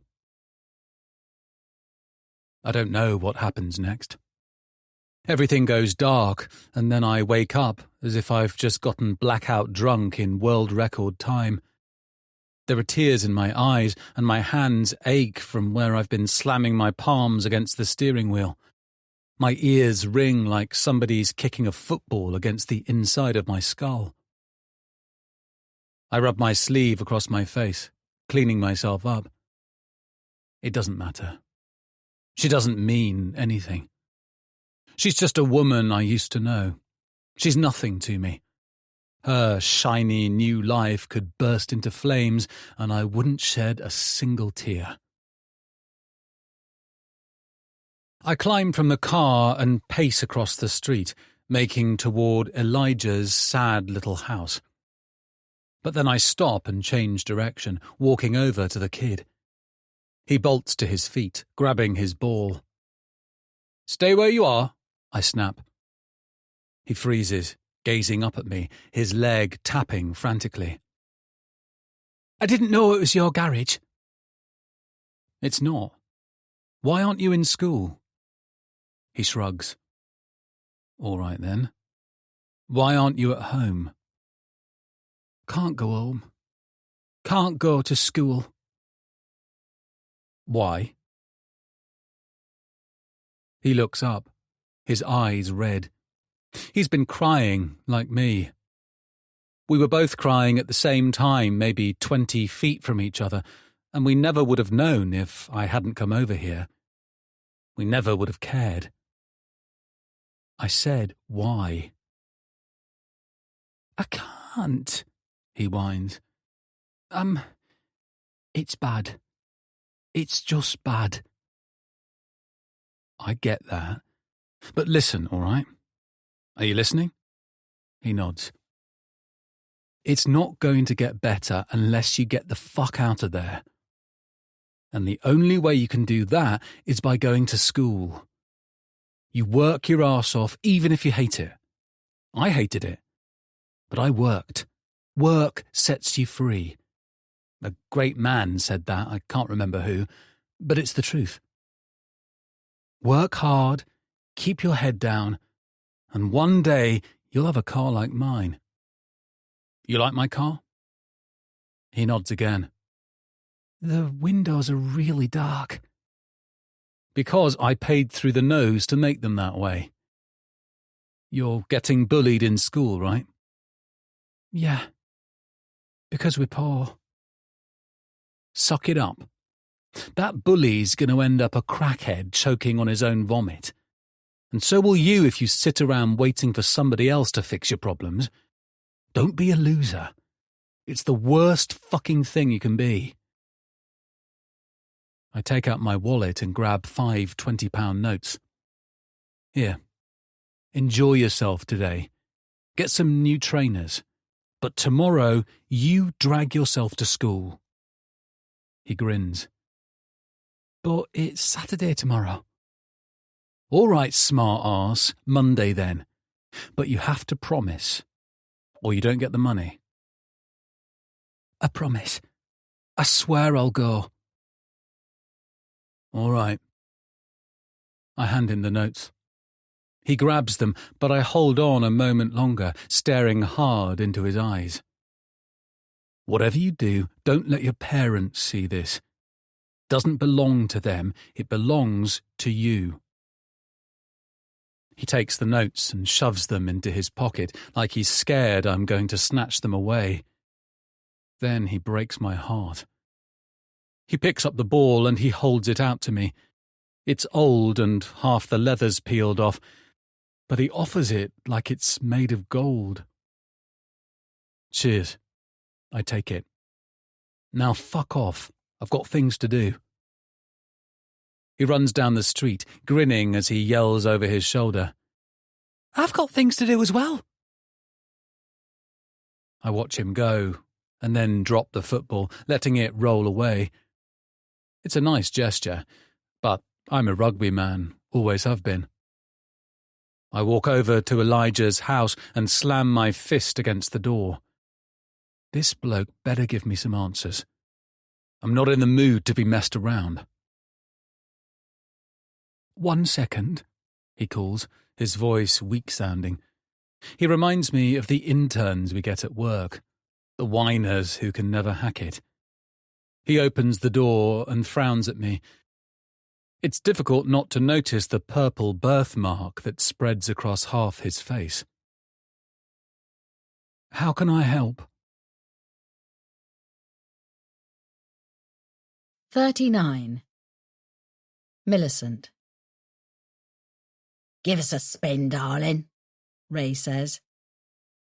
I stand in the centre of his absurdly large bedroom, the afternoon sun blaring deafeningly through the window, in a sequin dress the colour of gold. The sun catches the gold and it lights me up, up, up, so I'm brimming with so much light I almost think, for a mad, confused moment, I don't have to kill Jamie Smithson. Perhaps I can be Millie instead of Millicent. Perhaps Hazel truly does desire my friendship. Ray is a problem, however, with his leather-bound flask and his flushed cheeks and his silly gestures. Gestures he imbues with far more significance than they merit. He presented me with a necklace last night, welling up as though he thought I was going to collapse to my knees and choke on his dick for the diamonds. I spin, indulging him. He makes some piggish grunting noises. Now there's a picture.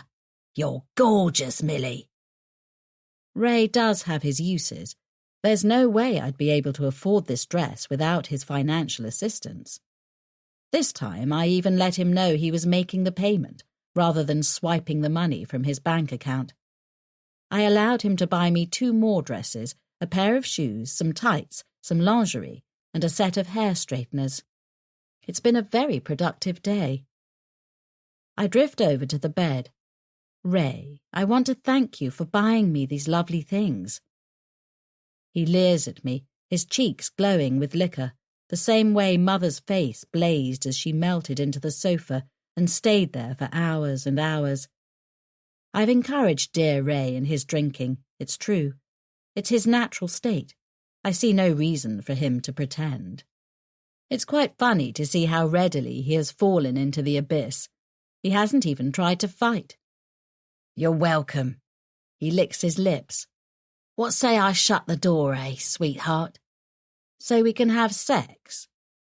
His eyes widen and he nods quickly, a boy eager to answer yes before the offer is snatched away. He is a little sprite as he sits there, gazing adoringly up at me. It'd be so, so good, Millie. I'll treat you right. That does sound nice, but I think I'd rather break up. What? I said I think I'd rather break up. Yes, that sounds preferable to me. Break up. Yes, separate, no longer associate with each other. Walking to the door, I scoop up my shopping bags with a deft movement. Wait a sec. Ray trails me through his lurid apartment with its 100 protestations of sophistication, none of them convincing. Millie, fucking hell, will you stop? We need to talk about this. I pause in the hallway, near the front door and the door to the kitchen. He cringes away from me when I turn to face him. I'm not showing him my Millie face any more, with the quirked eyebrows and the approachable lips and the docile dimples. I am Millicent Maidstone, and I would rather die than lie beneath him as he grunts himself into oblivion. If you wish to talk, talk, but it won't change anything, little lamb. Little what? Why are you talking to me like this? Millie, we can work this out. Work what out? He can't be serious. We've known each other for a few weeks. You're nothing to me, and I should be nothing to you. But you said you loved me. You said time didn't matter. You said we bonded quicker because we were meant to be together. You said you'd never leave me. I don't bother to remember if any of this is true. But perhaps I did say some words, and perhaps some of them are even the words he's claiming I spoke. But what of it? I created a reality with my speech, and I can break it just the same. Anything else? Can you at least tell me why? His full flushed cheeks shudder. Anger has worked its way into his voice, the anger of a man who is used to hearing yes, yes, yes, yes from his employees and his women, and a world that contorts itself disgracefully for a fleeting taste of his exempted existence. My life is heading in a new direction. I'm making friends, real friends, for the first time in my life. I have plans that do not involve you. You've outlived your usefulness to me. He gawps as though I've muttered spells in Latin. This is a joke. Is it? This has to be a fucking joke. After everything I've done for you. Do you have any idea how much that necklace cost? £10,000. What? How did you? I checked your banking app last night. I sold it for much less. Bovine tears brim in his eyes. He's the same as every other man I've allowed to believe I cared for them. But the sort of man I could love only exists in mind-made fantasies. I despise Ray and his ilk, and I especially despise anybody who thinks jewellery gives him invasion rights. To be inside somebody is the greatest intimacy there is. It's worth far more than a few ounces of metal. You sold the necklace. I sold the necklace. Are we done? You sold the fucking necklace. I walk toward the door. I need to get home and decide which dress I want to wear when I meet Hazel and her friends, my friends, later. I need to paint my face in the right way and practice my laughter and straighten my beautiful black hair. I knew there was something wrong with you. I knew you were a fucking freak. I shouldn't care what he thinks, but something is throbbing deep inside of me, pulsing, shimmering. Starlight and pain and fragments of memory rock, and I don't know what else. That word was thrown at me, at all of us, many times growing up. Freak, freak, freak. I spin. Excuse me? Daddy get too handsy with you, did he? Put you off dick so now you walk around thinking you're better than everybody else? My father never touched me, Raymond. I really wish he'd stop. Stop this before he goes too far. There was a room, and there was a rainbow, and there was a secret knock, and there was a slice of the sky, and I will show them all how special I am. Shut your mouth, Raymond. Oh, your father never touched you. He grins horribly, strolling over to me, bringing with him the stink of whiskey and sweat and prurience. It was somebody else then. Who? An uncle? A family friend? Because somebody did, love. You're fucked. Get away from me. I've dropped the bags and my hands are shaking. I mean it. Step back. He steps closer. He has me pushed against the door. I can feel his belly against my belly and his chest against my chest, and he is way too close. Or what? His hand glides up my thigh. Worms crawl over my skin, and the worms are rainbow-coloured, and there is a purple blotch across this moment in the shape of a moon. Relax a bit. I can help you relax. Please stop touching me. But you like it. I can tell you like it. I do not like it. I have never liked it. His hand sends unwanted sensations to the place between my legs, and that is the most confusing part. The piece of this most people will never comprehend. There is a survival mechanism in perversion, and it is called pleasure, but not real pleasure, not humane pleasure. This is the body's ape response, nothing more, an excretion in response to stimulation. It's the most fetid aspect of a victim's development. But no, I have never been a victim. I make victims. I am the jaguar in the park, with the mask and the gloves and the hairnet and the rock and the conviction. I am Millicent Maidstone. Last chance, I say. You're getting wet. He groans as he grinds his palm against me as the heel of his hand rubs unpleasantly up and down my underwear, and my body does things, prompts things, over which I have no control. You want it, Millie. I'm sorry for what I said. I'll be nice. I promise. I said, get the fuck away from me. I whip my hands up and around to clear his attacking belly, and I plunge my thumbnails into his eye sockets and press as hard as I can. He weeps tears of blood as I bury my thumbs deep. He grunts and he falls and he brings his hands to his face, gasping, panting. Fuck. This was never part of the plan. I've committed assault, a living witness to my actions, to my true self. I can't afford that. I adjust the hem of my dress. Fine, have it your way.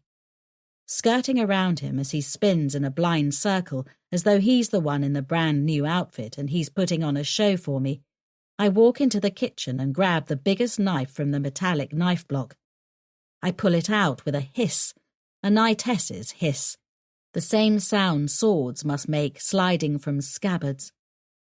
When I return to the hallway, Ray is at the door, fumbling sightlessly for the handle. There is a fact about death most people do not know. The dying don't always remember to scream, to beg for help. The shock and the pain and the disbelief that this could be happening to them, to he who is untouchable, sometimes renders them mute. I have killed 10 men. I stalk forward. I've told myself things, little lamb. I've told myself they were rapists, they were evil, they would go on to hurt women. And now I see, maybe it is Hazel who has allowed me to see, these have been lies, or half-truths to justify what I've done. That's what emotion has taught me. But you. He grasps at me as though for deliverance. I step back and he claws at the air, lurching and murmuring nonsensical cattle words. You really are the worst of the worst. I stab him in the gut. 40. Hazel. This is such a silly thing to do. Sitting cross-legged on the floor of my studio, the yoga mat pressing into my thighs, I stare down at my phone as I refresh the page over and over and over, as if it's going to magically leap up, as if my followers are going to stop abandoning me. I try to keep my breathing steady as I stare at the descending number, at least a few every minute, but it comes in gulps. I'm supposed to be relaxing before getting ready for the girls' night, but instead I'm torturing myself. I know I should stop, but I don't feel like I can. I hate the sound of my OTT breathing. It's so melodramatic. And yet I can't stop it from happening, the tight nerves in my belly making my breath tangled and ugly. I close my eyes, but that does little to help. It just makes me think about why this bothers me so much, the deep down reason I never talk about. Dad grins at me from my mind, his eyes glassy with alcohol. He'd been out with his work friends that night and I was waiting up for him, sitting on the stairs with my arms across my knees. Mum had crushed a pill and passed out hours ago, like she often did. She'd pull a mask over her eyes like she couldn't stand to be alone in the house with me. Dad brought his fingers to his lips and made a shh noise as he clumsily tried to untie his shoes, stumbling back and slamming into the wall. He laughed strangely. I didn't like it, but I was still happy. Fine, he was drunk. Fine, I could tell he wouldn't be able to remember this in the morning. But he was looking at me. He was smiling at me. Let me help. I rose from the stairs and walked across to him. Leaning down, I untied his shoes and slipped them off his feet as he grasped onto the heater for balance. Fun night? He murmured something under his breath. I couldn't make it out. Pardon? So polite, eh? Just like your mother. He burped, covering his mouth. It was odd to see the captain like this. It fascinated me. He was human after all. Yeah, fun night. Good times. Good to get away, to forget for a while, you know? I don't think he was aware of what he was saying. The words tumbled out as I placed his shoes next to the welcome mat and stood to help him with his jacket. He was like a child as I pulled it from his arms, twisting to let me help him. Why don't you go and sit down, Dad? I'll make you a cup of tea or something. Okay, dear. That sounds lovely. He stumbled toward the living room, tripping on his feet and catching himself on the banister. He laughed like a teenager and turned to me, his grin even wider, boyish in a way I'd never seen before. I found myself grinning back, even if part of me didn't like seeing him like this. How old was I? I know it was before I started acting out for attention with bulimia and boyfriends and half-naked social media posts, which failed because they never noticed anyway.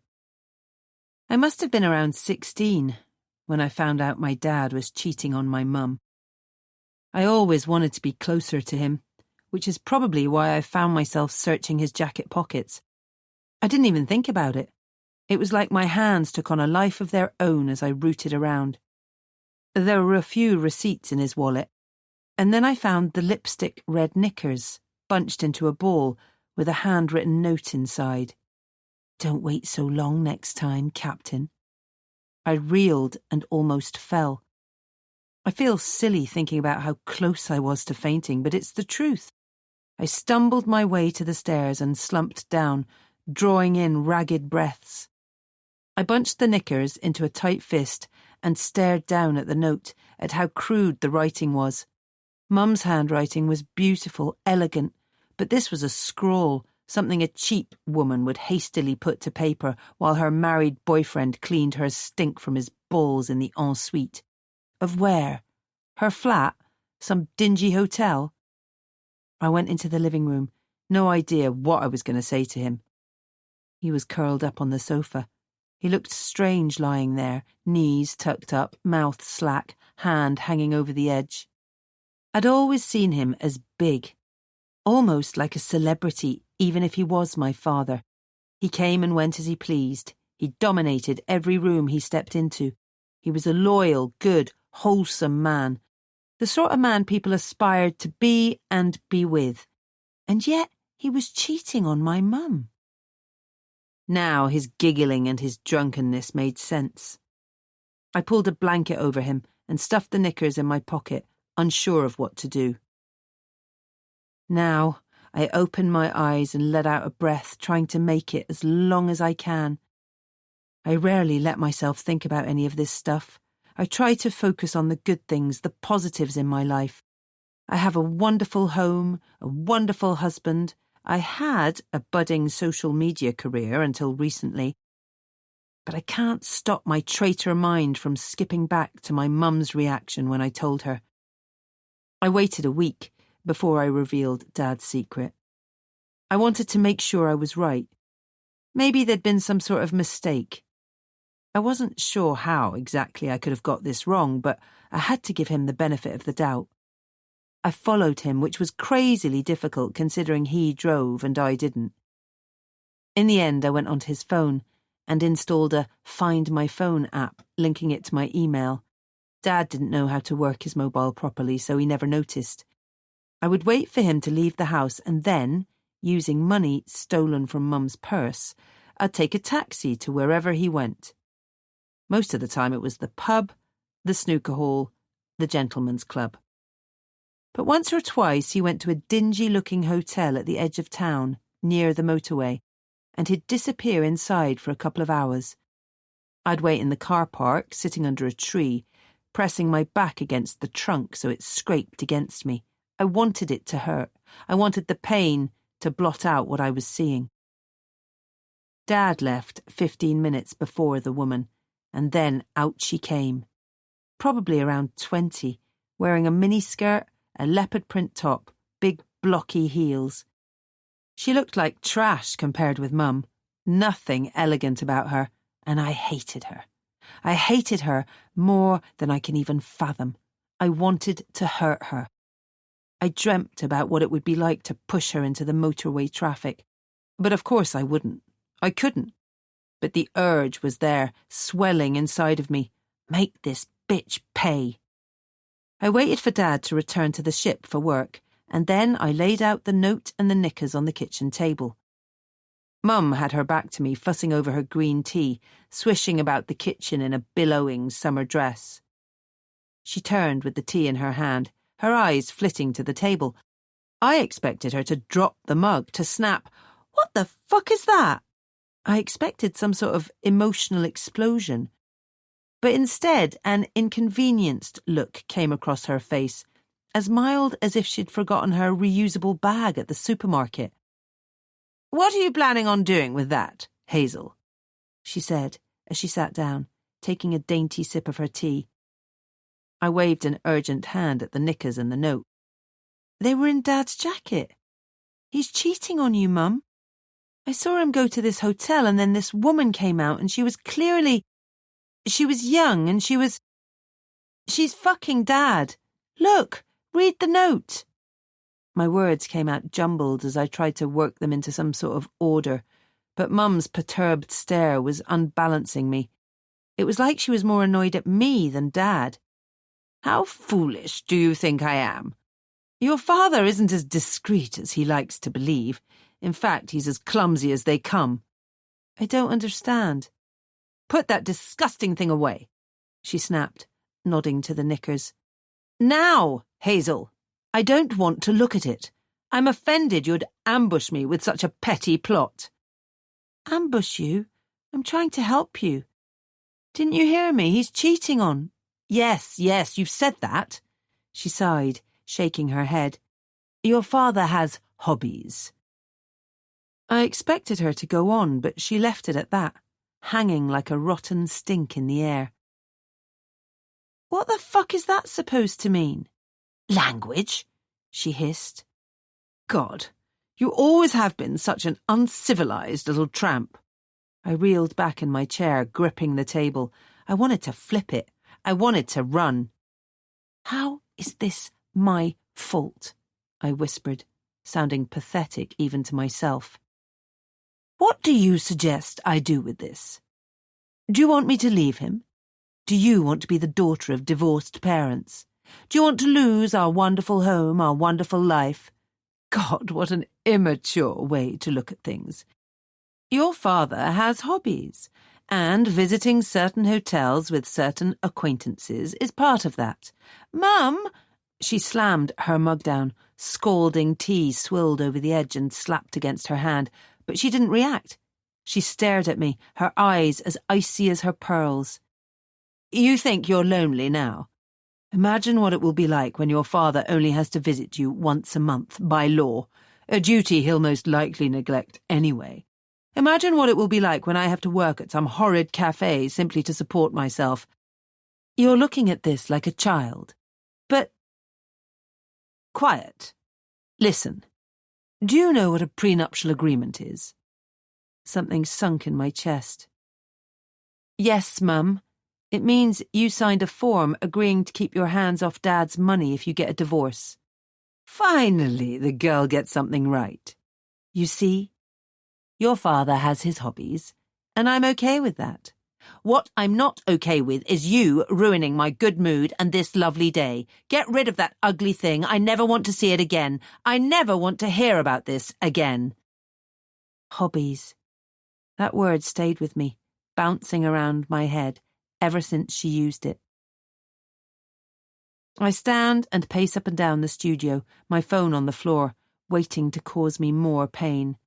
I grip my hands together tightly, telling myself I'm nothing like my mum. But is that true? Has Jamie always been the fairy tale husband I present to my followers? You think you're lonely now, Mum had hissed, finding my most vulnerable part and prodding viciously at it. I don't want to think about any of this, but losing these followers is making me think about what else I could lose and what I'll have to stomach if I want to keep what Jamie and I have. A lovely home, a picture-perfect marriage, enough money so we never have to worry. I groan and scoop up my phone, shaking my head. My thoughts are moving too quickly to catch. I refresh the page. 57 more followers have abandoned me while I've been trapped in the past. 41. Before. She had become friends with the little sprite by helping him look for his poor orange kitten. People said she had done things to him when she was younger, but she never believed them. It didn't make sense. She wasn't sick or broken or wrong. The pet still hadn't returned, and Millicent thought maybe it had jumped off the cliffs and landed in the sea, and climbed aboard a raft with lots of other kittens and sailed far away, someplace happier with a real rainbow in the sky. The little sprite, the son of Philip and Diana, danced across the rocks in front of Millicent, a big goofy grin on his face. They shouldn't have been out this far, but the cute pink-cheeked boy could trust Millicent. Of course he could. She was older than him. He was rightly grateful for her attention. Whoa! He turned to her and became a silhouette, the sun glistening over the sea and flooding the sky blood red. Millicent smiled, and it felt real. She was sorry his father was Comrade Philip. It's so far up, Millie. Be careful, I don't want you to get hurt. He smiled. I won't. Millicent smiled back, but it wasn't a very clever thing for him to say. I won't, he'd said, as if he alone was in charge of who hurt him, or how he was hurt, or when, and with what tools. Millie! He skipped over to her. He had a round face and a big pink smile, and his hair was always sweaty. His eyes were far too soft. As light shifted, he became Comrade Philip, wrinkling and decaying. Thanks for coming out here with me. You're my best friend. Millicent touched his shoulders, both his shoulders, and she thought about how she could push and run and push him right off the edge. And he'd sail and he'd fly, and he would see his orange kitty again. Why was he so fucking smiley? Comrade Philip was a devil, and the devil's son was all grinning teeth. You're my best friend too, Millicent told the lad. She looked up and down, and then, when she saw they were surrounded only by nature, she punched the boy in the belly. He grunted and fell. She walked around, judged the best angle, and punched him again. Ah! I'm sorry! Millicent bared her teeth like a vampire. Why are you sorry? She'd seen vampires on the TV shows in the electronics shop. Sometimes the owner pretended not to notice if she sat there all afternoon watching the television sets. Then Millicent would do nice things like steal change from ladies' purses and leave the money on the shelf. For my dad. Millicent dug her fingernails into his flesh. Why? Because he's old and ugly and stupid, the boy whined. He's horrible to my mum. He hits my mum. What else does he do? He tortures animals and drinks their blood and... Please, Millie, I can't remember. Their heads. Remember their heads. He cuts their heads off. He poisons the heads and he feeds them to other animals and kills them. Please, please. Millicent let him go and stared down as he lay crumpled on the rocks. She told him what to say, and the worthless idiot couldn't even do that properly.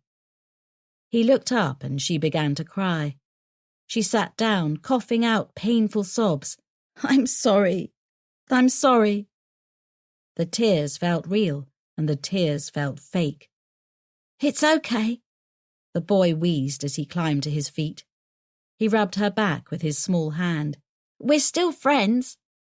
Promise? Yeah. And you'll say it right next time? Yes, the boy said, voice shivering, his back rubbing pausing for the barest moment before continuing in mechanical efficiency. I'm sorry. It's okay. She hopped to her feet and leaned down, kissing him on the forehead. Come on, little sprite. Let's go and see what your mother has made for lunch. The boy smiled, jumping up. His forehead tingled from where the girl had kissed him. He knew he deserved whatever she chose to do to him. He knew he had it coming. He knew he was to blame for being Comrade Philip's son and doing nothing to stop the pain his father dished out. He didn't blame the girl. Nobody could blame the girl. 42. Jamie. Elijah Wrigley's living room is dusty and full of ornaments. The sofa and the chairs are brown and look about a century old. It stinks of dog, but I can't see a dog anywhere. I leave my milky tea on the charity shop-style coffee table and lean forward. Millicent Maidstone. When the man frowns, his purple birthmark puckers. He's tall and thin and has scared eyes. He'll only look at me directly for a few seconds before glancing down at the floor. If this was a client meeting, I'd already be signing the contract in my head. You must be the husband. What do you mean? You know who I am? He picks at his brown corduroy trousers with clipped fingernails. I tried to warn Millicent you wouldn't like it when she became friends with your wife. But she's a troubled woman. She always has been. She was a troubled girl, and she's a troubled woman. You need to start making sense. Isn't that why you're here? She's befriended your wife, hasn't she? Yeah. I told her it was a bad idea, but she became obsessed.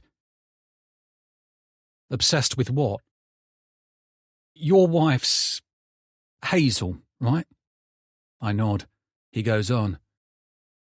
She became obsessed with Hazel's social media page. She stayed with me for a while, you see. Why? She doesn't make much money. She stays with some of us from time to time. We let her, out of respect for the old days. Out of respect for the freaks, you mean? He shrugs. There's no fight in him. He's like a deflated balloon. Some people used to call us that, yes. So she started following Hazel's Instagram. Following is an understatement. Elijah takes a small sip of his tea. His hands are shaking. Why are his hands shaking? She'd spend hours at a time scrolling through her photos, studying them in detail. She kept notebooks about each photo, commenting on what she was wearing, her facial expression, everything. She wouldn't stop. I told her it was unhealthy. I run my hand through my hair, letting out a long breath. But she's fucking with me. She's been trying to blackmail me. Yes, she does that. She's always done things like that. But if she's interested in Hazel, why target me specifically? She wants to get you out of the picture so she and Hazel can be together.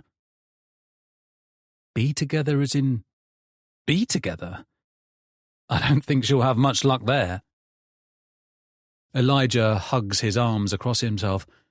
It's like he's waiting for me to hit him, and it makes me want to hit him twice as much. There's nothing more pathetic than a weak man. Is this why Mum left? Because Dad was weak? Or was it because I was weak? Speak, Elijah. You clearly have something to say. I don't think Millicent is interested in your wife in that way, he mutters. It's something else. Something stranger. I think she's convinced herself they're going to become like sisters. All through studying her Instagram. I shake my head. That's madness. That's Millicent, he counters. And the photos? Screw it. Let's see how much he really knows. Why does she carry around photos of dead men? Elijah pulls a long thread of fabric from his trousers, rubbing it between his fingers, staring at it like it's the most fascinating thing in the world. She shouldn't have those. What are they? A few years ago, Millicent seduced a police officer and persuaded him to give her access to certain case files. Files where men had been killed in particularly gruesome ways. For some reason, these fascinated her. For some reason? Yeah, because it had nothing to do with growing up in a cult. Sounds plausible, but the thing is, Elijah, I don't feel like you're telling me the truth. He flinches. What? I lie to people for a living. All damn day I lie. I lie through my teeth, and you're shit at it. Why don't we cut? My gaze moves over the cabinet on the other side of the room. There's a bunch of brown ornaments, wooden skulls, model boats, dice, and there are photos too. People standing on a cliff edge with the sun setting over the sea. People standing in a circle with a younger Elijah holding a drum proudly in his arms. The photos go on like this, dotted between the ornaments, but one has been turned face down. I lean up to make sure I'm seeing it properly. Yeah, right there. He's flipped one of his photos down. Why would he do that? I'm telling you the truth. Elijah stands and stares down at me like a chicken shit baby. I'd like you to leave now. I've told you everything I can. Why's the photo flipped over, Elijah? What? That photo. Why'd you flip it over? What photo? I laugh darkly, rising slowly to my feet. The man's got a couple of inches on me, but I probably have 5 stones on him. I think about little Luca and Flavia singing Happy Birthday as Penelope blows out her candles. And I think about how different our last birthday with her was. And I think about how I'm really not in the mood for this shit. All your photos proudly on display. I gesture at the cabinet. Except one. Why? He frowns and backs away. I stalk forward, inching around the coffee table, wondering what it'd feel like to hit somebody so hard their nose shattered. I haven't been in a fight since I was a boy. But after the month I've had, I'm ready to get stuck in. He spins and leaps for the cabinet. I jump forward and wrap my arm around his hip. He squeals as I tackle him onto the sofa, pressing my knee on his bollocks, leaning down so his eyes bulge and he gasps. No more games. I slap him across the face, open-palmed. I'm shocked by how loud the noise is. Whack, like his skull is hollow. Please. Please what? Please let you lie to my face about my wife? Please let you treat me like a gullible prick? I'm getting that photo now. If you try to move, if you breathe in a way I don't like, I'm going to feed you your teeth. Understand? He gazes up at me dumbly. I slap him again, this time with the back of my hand, my knuckles smashing into his cheek. It's funny the things you notice when you're hitting someone. His birthmark looks like a moon. Understand? Yes, he whines. I stand and turn so I'm facing him, keeping him in view as I walk around the sofa and over to the display cabinet. He crosses his arms over himself and closes his eyes, rocking back and forth, like he knows this isn't going to bode well for him. I pick up the frame and flip it over. Elijah and a few others stand in the middle of a street. I can make out an overgrown garden in the background and washing lines crisscrossing between the houses. My dad's grin is the most surprising part. I've never seen him smile like that. No, maybe I have. Maybe since he's gotten ill. But never before he lost his mind. He looks content and happy. Mum stands at his side, her eyes aimed demurely away from the camera, her hair falling across her face. She looks young. She looks beautiful. And then I remember where I heard the name Elijah. Dad mentioned it when I went to visit him, when I was running for the door as fast as I could. I'm sure I remember it. What did he say? We had some fun, didn't we, Eli, old boy? Yeah, that's it. I smash the frame over Elijah's head. The glass shatters and he screams, falling onto the floor, crawling across the room. Then I run around the sofa and collapse on him, driving my knee into his back. Time for the truth, Eli, old boy. Or this is going to get really fucking bad for you. 43. Millicent. I have killed 11 men, and not once have I been tasked with cleaning up. I start by moving his body, which is a more difficult prospect than I had imagined. He is heavy, and the best I can do is drag him into the pantry in the corner of the kitchen, closing the door on his facile eyes. I will deal with him later. Next, and this pains me far more than what Ray forced me to do, I wrap my sopping new dress in several carrier bags and lay it in the corner. Standing still for a moment, I let the cool air prick my skin. I must remain calm. I cannot allow this mishap to ruin my plans this evening. I never expected to be welcomed so wonderfully into Hazel's inner circle, and I won't let Ray spoil it for me. He was such a stupid, presumptuous man.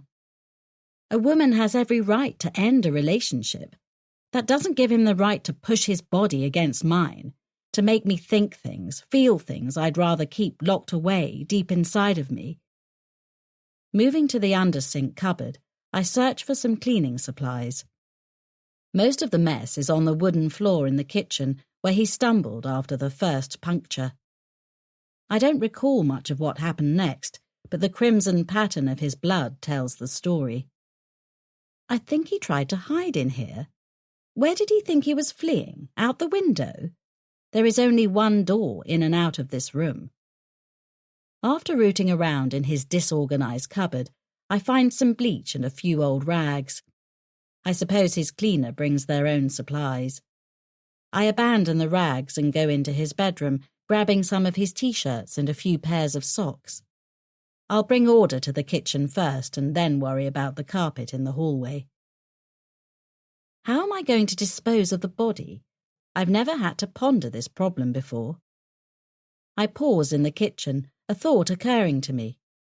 Ray was taking a break from work before returning for the evening, which means people are expecting him. I lay everything on the counter and walk over to the pantry.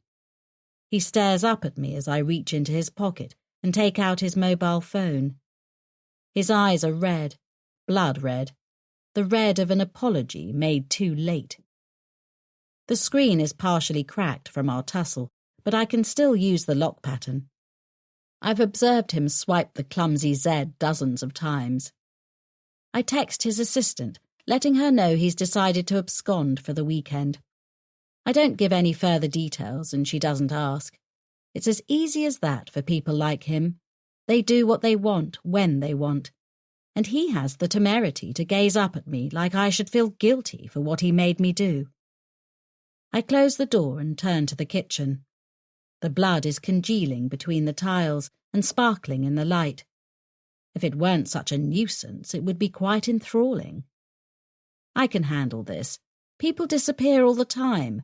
He'll have to wait here for a few hours while I fulfill my social responsibilities with my new friends. It isn't fair that I should have to forego the blossoming of my new life just because he got himself killed. It's time to get to work. Walking across the kitchen, I grab the bleach and one of his football t-shirts, and I fall to my bare knees. As I drop his third t-shirt onto the reeking pile in the corner, I hear my phone ringing from deeper in the flat, from his bedroom. I sigh and spin in a slow circle, studying my work. Most of the blood has disappeared, and the floor has begun to sparkle as though new-made, like me, ready to start afresh. I don't want to answer my phone before this work is complete, but what if it's Hazel? What if she wants to meet sooner than we planned? I grab a pair of his socks from the counter and pull them onto my feet. The last thing I need is to leave a trail of bloody footprints through the rest of the flat. I walk into the bedroom and pick up my phone, answering without glancing at the screen. I don't want to waste any time. Our last telephone conversation was so fun and intimate and downright lovely. Yes, hello? I'm breathless from exertion and excitement. Millicent, he says, and darkness envelops me. I drop onto the bed. I told you not to ring me. I told you never to ring me. Never. Do you have a death wish? He knows, Mooney whines, ever the coward, except when he's locked in a room where anything is possible. Jamie came to visit you. I make myself take slow, slow breaths. Or was it his man? It was Jamie. And you told him the story I gave you? I did, but then he saw a photo of me and Philip, and he made me tell him. He knows, Millicent. He knows everything. I fall onto the bed and I laugh, and the laughter makes my belly tight, and it makes my throat hurt, but I don't care. I keep laughing. Elijah croons down the phone, calling my name, but I laugh and laugh and laugh. There is no mirth in the noise. It is jagged, as though there's glass in my throat, and it feels that way. I am being eviscerated from the inside. Sitting up takes considerable effort. The room is suddenly spinning. You kept a photo of you and Philip. That was a very, very, very silly thing to do. I'm sorry. He made me tell him. I'm sure he slapped you around a little, you fucking coward. Yes, I'm sure he scared you. But listen close, Mooney. Listen very closely. Are you listening? Millicent, please. I said, are you listening? Yes, he moans. Do you remember the video I recorded? He says nothing. There's nothing he can say. No? Very well. Let me nudge your memory for you. You became very friendly with a girl, age 13, in an internet chat room. And you thought it would be a good idea to meet with this girl. Please. Interrupt me again and I will drive up to York.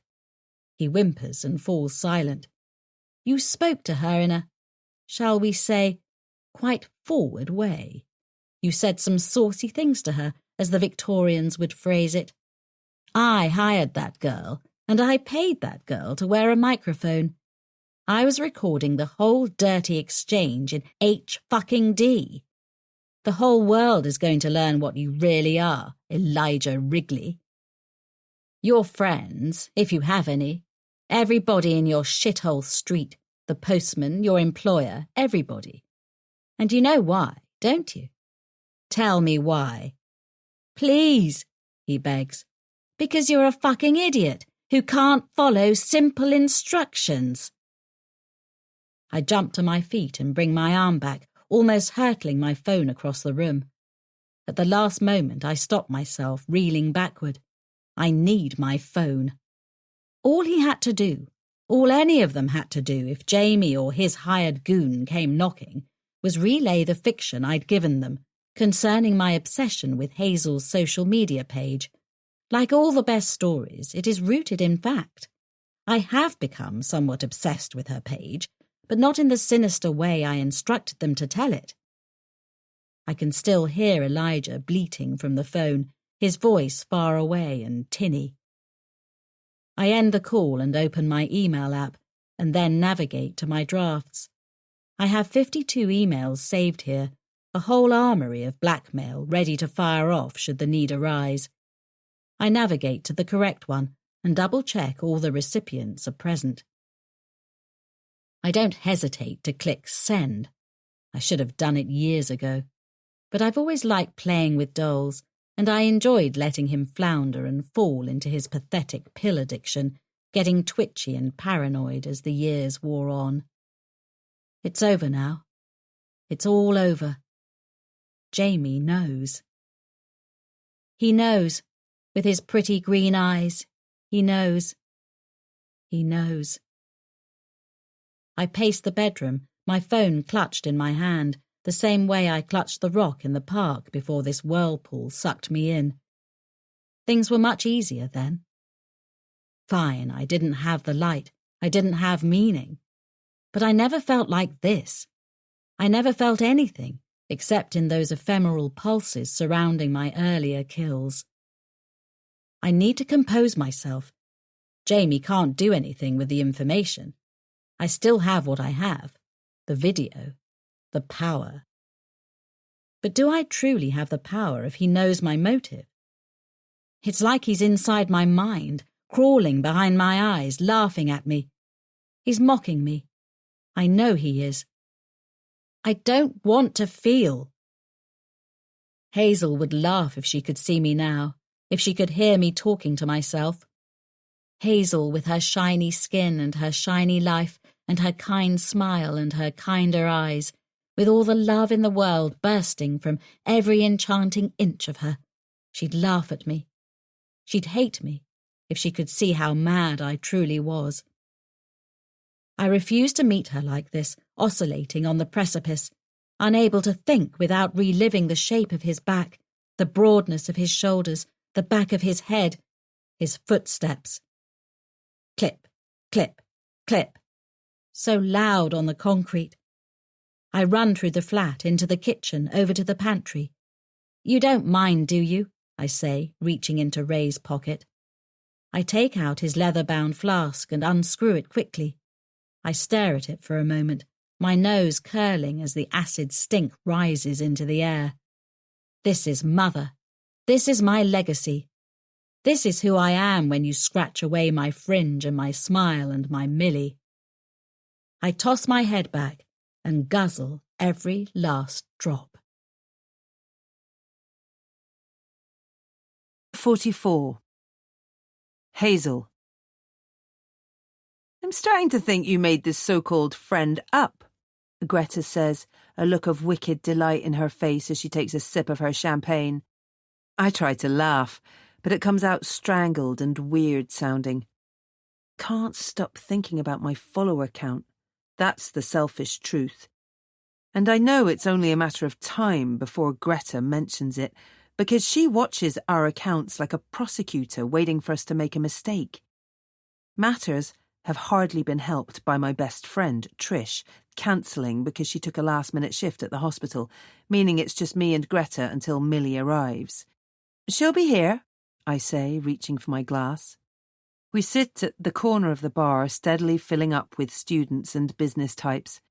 It's a beautiful place with big, round oak tables made from recycled materials, the beers and ciders served in jars, and soft jazz playing in the background. It makes me want to take out my phone and snap a quick photo. But of course, if I did that, Greta would leap on the chance to aim a snide dig at me. The last time I checked my follow account, I didn't even bother to work out how many I'd lost. It's in the hundreds now, I know that much, and it keeps going down, down, fucking down every time I check. Greta watches me over the top of her glass, looking glamorous and victorious. Her bleach blonde hair falls to her shoulders in casual waves, and her dress is runway gorgeous. She wears the low cut confidently, drawing the gaze of most of the men and some of the women who pass by. She says. Just, but it makes me want to smash my glass over her head. The night wears on, and the staff begin to clear away the tables and chairs to make room for their pop-up dance floor. I don't even know how many drinks I've had, but the room seems less steady than before, shimmering. The music gets louder and my mouth is filled with the taste of Sambuca and Jägermeister from the shots we did a while ago. Greta has been talking at me, not to me, for what feels like a century about her latest post. I just can't believe how it flew. It was like, poof! I let it out into the world and then it was like, oh my God, can you believe these numbers? I had to double check. I feel like I did when I confronted Mum about Dad's cheating. The same feeling of powerlessness falling over me. It's the feeling that has pricked me many times with Jamie. Any time I confronted him about that awful thing he does, that awful thing I wish he didn't do, But what? I'm too afraid to tell him to stop? Too pathetic? Too comfortable with the life he gives me? I don't know if it's the alcohol, my plummeting social media career, or the fact that Greta refuses to shut the hell up about her own success, but I feel like I'm on the edge. I feel like I could slap her and be fully justified. "Will you excuse me for a moment?" Greta says in that faux posh way that grates on me even more tonight than usual. "I have to use the little girl's room." I nod and take another sip of my drink, and then another. I keep sipping until the rosé is gone, swirling around my belly. I regret mixing drinks already. I know I'm going to have the mother of all hangovers tomorrow. Boo! I jolt when somebody yells in my ear, spinning with too much panic coursing through me. Millie grins at me shakily. It doesn't take a genius to figure out she's been pre-drinking. Her eyes are glassy and her normally neat hair is jagged, her fringe wavy across her forehead. Her dress is messy around the hem, like a girl who doesn't feel comfortable in her school uniform. "You bitch! You almost knocked me off my chair." She tries to bow, but it becomes a stumbling dance. I hop from my bar stool and grab her by the shoulders, steadying her. "Let me get you a glass of water." She just looks at me. I raise my voice over the hammering music. "Water, Millie?" "Water?" She yells so loud several people snap their heads to look at us, even over the music. "What in the name of all that is holy would I do with water, my sweet Hazel?" "Fine, I will take water, but please mix in some whiskey and maybe some wine too." I laugh, shaking my head. "I think you've had enough already." "Oh, a few drops here and there. Nothing to be dramatic about. Where are your friends?" A childlike grin spreads across her face, infectious despite how unhinged she looks. "Is it just going to be the two of us? What a wonderful surprise." "No, Greta is here." I lean close to her ear so I don't have to shout as loudly. "She's just in the toilet. She'll be out in a second." "Fine, fine. Yes, fine. That's fine. I'm sure I detect some anger in her voice, but then Greta arrives and I quickly introduce them. Greta pulls Millie into one of her OTT hugs, making a fuss of her like she's a prized poodle. I was starting to think you didn't exist. So, Millie, tell me something very, very, very important. Do you like shots? What sort of self-respecting woman doesn't? Millie yells, and Greta lets out a fake-sounding peal of laughter. I find myself laughing along with them, even if I don't find it funny, even if I wish I was back at home with Jamie so I didn't have to deal with this. I wish Greta would just come out and say whatever insult she's saving, but it seems she's decided to keep quiet for the time being. The night spins on and on as we get more shots and then go to a different club to dance. The music is far louder in this one, and that, combined with the alcohol surging around my body, makes it so I don't have to think about Greta or my digital life. I lose myself in the simple act of dancing, the three of us cordoning off a section to ourselves. There's something primal and carefree about letting loose like this, grabbing Millie's hands as we swing around together. She giggles and lets herself fall back. I laugh and grab onto her tighter, making sure she doesn't fall as we flow together. She breaks off and spins into an adjacent group, ignoring their bemused looks as she leaps up and down, weaving her hands through the air like she's trying to catch falling leaves only she can see. I'm not sure how many songs we dance to, how many shots we drink, but I know I'm pretty drunk because 1 second I'm in the club and the next, like magic, I'm leaning against the wall of the smoking area. I've got a cigarette in my hand with no idea who gave it to me. I take a long inhale, the nicotine rushing around my body, making the world sway. I look around and find Greta pushing her way through the tight-packed bodies, clutching her handbag with one hand and holding her phone with the other. She talks into the camera, her voice raised, not caring when people glance at her like she's crazy. Normally, I respect her ability to go live without caring what people think, but any reminder of social media makes my belly swirl right now.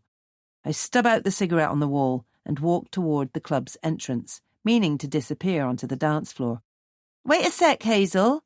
Greta grabs my arm and spins herself around so we're both in frame. Instinctively, I plaster a fake, shiny smile to my face, aiming it at her phone. There's no way I'm going to make my situation worse by being grumpy on Instagram Live. Here she is, my lovely followers, the poor lost soul I was telling you about.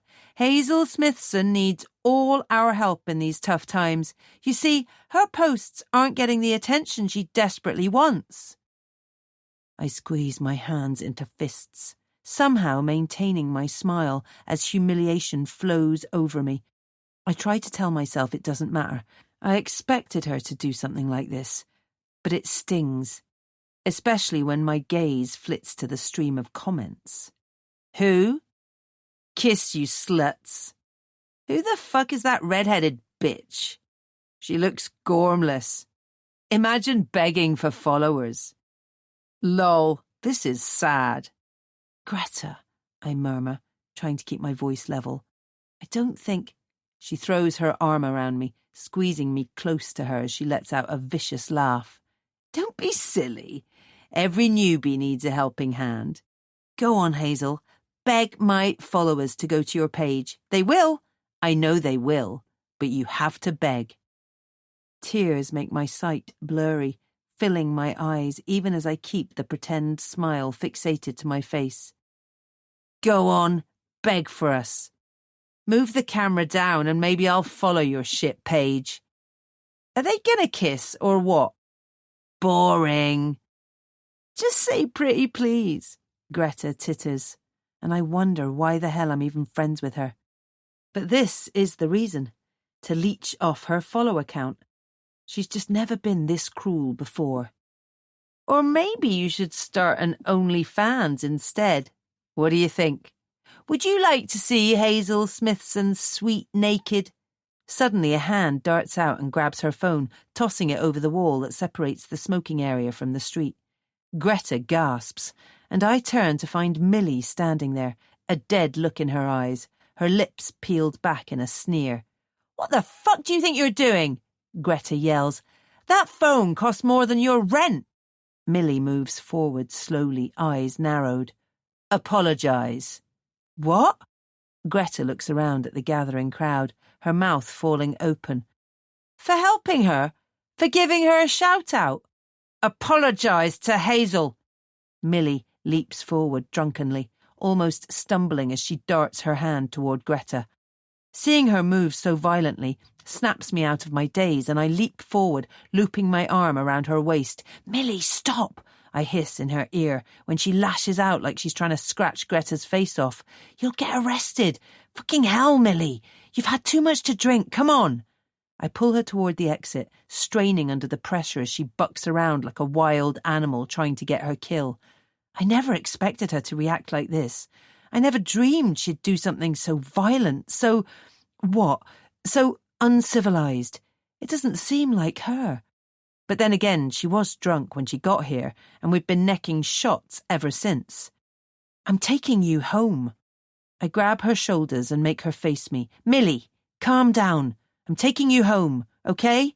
She gazes at me with wide eyes, tears pricking the edges. "What did I do?" Is she joking? It just happened. "You broke Greta's phone and you tried to assault her." "I didn't hurt her."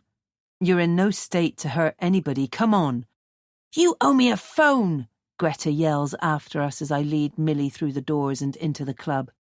Millie leans heavily on me, her head on my shoulder, forcing me to basically carry her. I'm worried the bouncers are going to stop us from leaving, but they just glare at us as I drag her onto the street and around the corner, sitting her down on a bench. "I'm sorry, H," she says, hardly able to force her words out past her slurring. "I didn't mean to. I've ruined it. I'm sorry." I sit down next to her, taking out my phone. My heart's going 1,000,000 miles per hour. Then I laugh. I sound crazy, deranged. "I can't believe you did that. Did you see her face? Nobody's ever done anything like that to her before." Millie giggles as her head comes to rest drunkenly on my shoulder. "She's not allowed to talk to you like that. Nobody is. You're my best friend." It sounds childlike, ridiculous, and yet it touches me. "All right, drama queen," I say, bringing up the taxi app on my phone. "Just try not to attack the driver, all right?" 45. Jamie. "Just helping one of the girls get home," Hazel tells me in a text, and I'm left wondering if it's Millicent. But that can't be right. Millicent isn't a girl or a woman or even a human. She's a monster who killed her own father, who slit his wrists and hanged him. She's slaughtered countless since then. She's evil right down to her bones. And now I know why she chose me. "Come home soon," I write. "I miss you, H. Kiss, kiss, kiss." Something about Elijah's news has made me understand how badly I need my wife. No other woman would give a damn about this side of me, not Lacey or Sadie or any of the others I seduced and stalked. None of them would care about how badly I'm hurting. Hazel's the only thing in my life that isn't a lie. The flames flicker in the metal pit. We last used the fire a couple of months ago, before I'd ever heard the name Millicent Maidstone. We drank wine, and we laughed, and we made love right here in the garden. We made love. We didn't fuck, screw, bang. It was romantic. We didn't have to worry about our neighbours seeing us because I've worked my arse off for this house. For this detached house in Clifton with its high fences and its desirable location. We've got privacy here. She wants to take it all away for a sick, twisted joke. Or maybe my life is the joke. I stare at the photo, the only one I've bothered to keep. It was taken at my 9th birthday. Mum was called Penny back then, not Penelope, and she wore tracksuits and trainers instead of the elegant dresses she displays on social media. Her hair is tied back and she's smiling, really smiling, with her hand on my shoulder. She looks genuinely happy. Was she faking it then? Or did her doubts come after? They must always have been there, festering beneath her smile, until they finally exploded and she drifted away in the night. Dad isn't smiling. The mean old man stares at the camera. I remember how seriously he took the task of setting the timer. It was so strange. I knew he hated me, hated Mum, hated this life he'd fallen into. Why did he care so much about this damned photo? Maybe there was some love there, a flicker. I don't know. I look pathetically happy, beaming like a naive little prick. I had no idea the only bright spot in my life, the only person who made living with Dad bearable, would abandon me in less than a year. I wish she'd told me the truth instead of leaving me to wonder and suffer and hate myself. What sort of a person inflicts that on a child? I throw the photo into the flames. As it crackles and the edges begin to curl, I think about the look on my father's face when he told me Mum was gone. He didn't look sad or regretful or anything, really. He didn't have any emotion on his old face. Even then, he was ancient. People would confuse him with my granddad. He said she was gone and she'd never be coming back, and then he switched on the radio. I should have screamed or cried or something. But I sat at the table, and he looked at me, sighed, and then he went into the kitchen and put some bread in the toaster. "1 jam and 1 margarine?" he said. "Yeah," I replied. "All right." I knew better than to cry in front of him. If I did, he'd get angry. He didn't like it when I showed weakness. When I was a child, I thought it was because he felt weak, and he didn't like to be reminded of that. But maybe it's just he was a cruel bastard who'd use any excuse to give me a slap. The photo disappears into the flickering fire, the paper melting away, our faces melting away. I kept waiting for Mum to come back. I accepted what Dad said when he told me. I'd be an idiot to call him a liar to his face.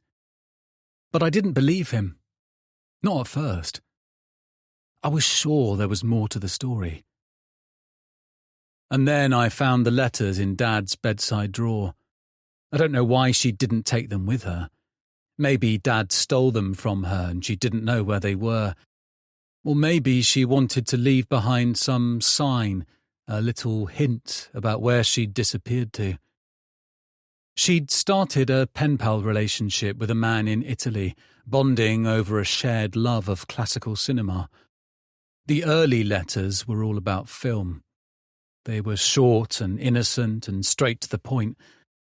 But then they became... Let the music wash away a little of your tiredness, and let the story light a gentle glow inside you. Thank you for listening. Leading me to you. You're my sweet escape, my heart's desire. Fall into you, I feel the fire. We're a chemical explosion in the night. We're a beautiful sight. We're a beautiful sight. A beautiful sight. We're a beautiful sight. A beautiful sight. A whisper in the dark.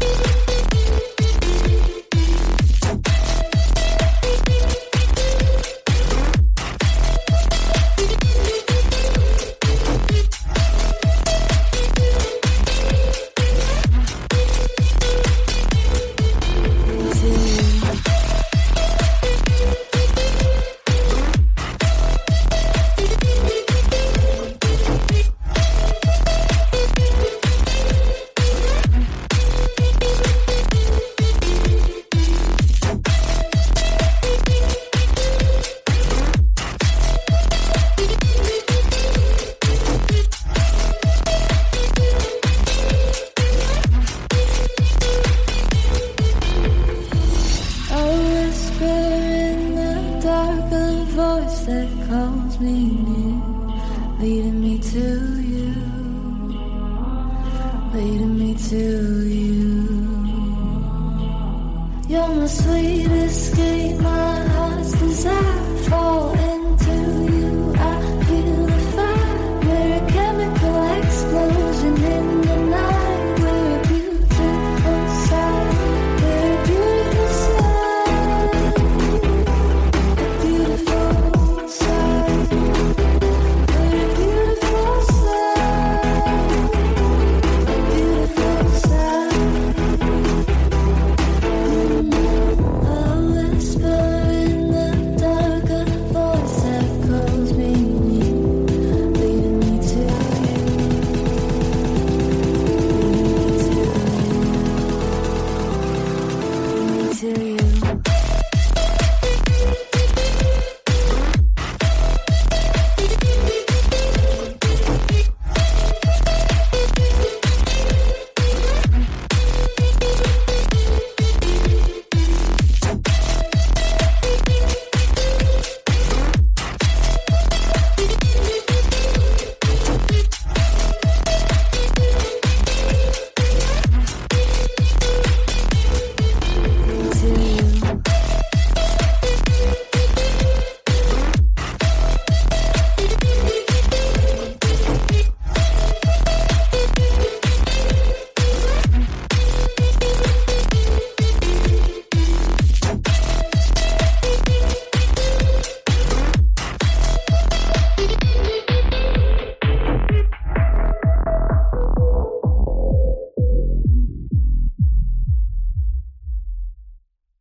Sexual, disgusting and horrible to read.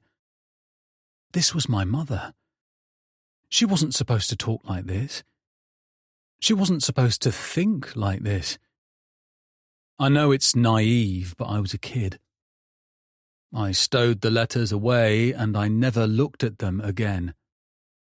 As the years wore on, Dad found other girlfriends.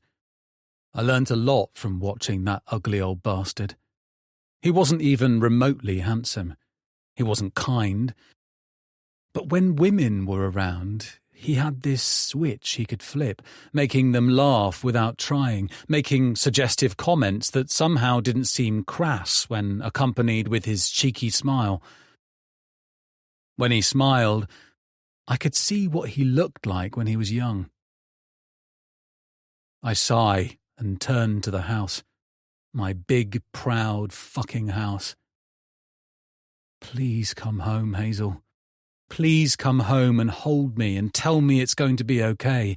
Please tell me I'm not broken. I walk over to the poolside chair, lying back and looking up at the starry sky. I used to sneak into my dad's bedroom when he and his girlfriend were asleep. It didn't matter which girlfriend, only that there was a woman in the bed. I'd creep across the room and gaze down at her, at the shape of her in the dark. I'd stare and convince myself it was Mum. She was right there. She hadn't walked out. She'd never leave me. She was right there, and I could reach out and touch her if I wanted. I could climb into bed with her, even if I was too old, and she'd hold me and stroke my hair and tell me I was a good boy.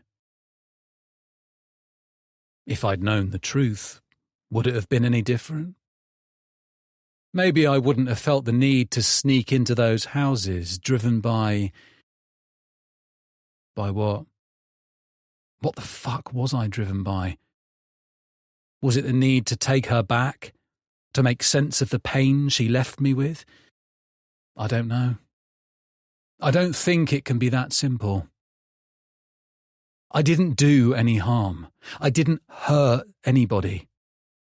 I would never hit a woman. I run my hand along my jaw, massaging the tenseness. I need my wife to come home. Even if I can't tell her everything, I need to hold her like I did on our wedding night, after the sex when she was pressed close to me. It's like you're going to fall through my skin, I told her. Oh, Jamie, That's the most romantic thing you've ever said. I grinned, kissing her sweaty cheek. Don't sound so surprised. I should have kept us like that, innocent and happy in bed together, with the smell of champagne and roses in the air. Why did I have to cheat on her again and again and again? What the fuck is wrong with me? To risk an angel like Hazel so cheaply? When she gets home, I'm going to talk to her about moving. We can start fresh somewhere and I'll be better. I'll value what we have. It's me and Hazel against the world. I hope it isn't too late. 46. Before. Charles Maidstone smoked his pipe, and the smoke drifted around his face and clouded it. He could hear them upstairs, Millicent and William, and he didn't know how to feel about the girls doting. It went against everything he'd taught the comrades. Family was a word-made construct, not physical reality, and now Millicent was singing William a lullaby. And even if a lullaby was made of words, it was something else too, something primal and vital. It had no place here, and yet love whelmed in the house, the sort of love his essential nature had starved them of, the comrades and their children, ever since he became master. Perhaps he had loved Constance to some degree, because he'd valued her dying wishes. She'd died giving birth to the boy, and she'd made 2 requests. Call him William. My father was called William. And Charlie. Oh, Charlie. Let her love him. She was dying, and that was rotten, but he told her no, and she screamed yes, as a flare of withering life awoke inside of her, and they argued, and it was too dreadful, even for him, far too evil, to argue with a woman who'd given birth to his son, and who was dying because of it. Charles was still a wealthy man by inheritance, and he'd accumulated more wealth since then, through the comrades and their dedication. It wasn't cheap to bribe and blackmail Constance's death record into non-existence, but it was necessary, because if there was no sign of her death, no collection of human-made words to proclaim his dear Connie gone, then perhaps she was still here. Perhaps she was in William.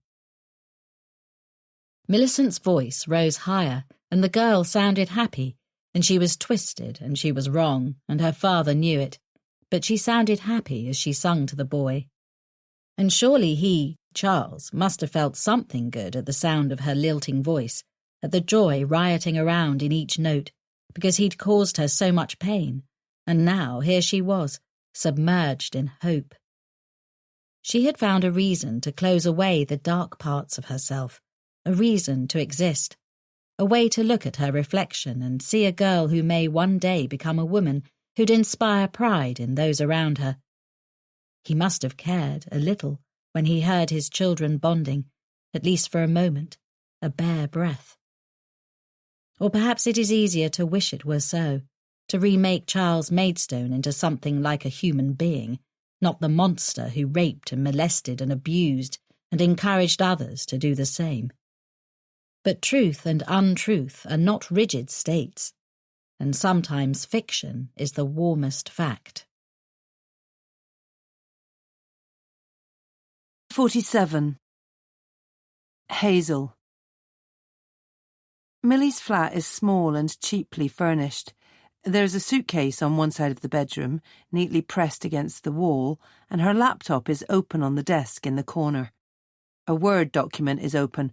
As I pass, I read, "We care about the safety of you and your family, which is why we at Ludovico Tires only use the most durable." I walk into the kitchen, trying not to feel sad by how cramped and depressing everything is. I'm not sure where I imagined Millie living. A duchess's manor, maybe, but it wasn't down a grimy alley above an electronics shop. I take the water into the bedroom, placing it on the side table. Millie's stripped her dress off and she lies sprawled in her underwear. her chest rising and falling softly. "Millie, can you drink some water for me?" Just a sip." I help her sit up, then bring the water to her mouth.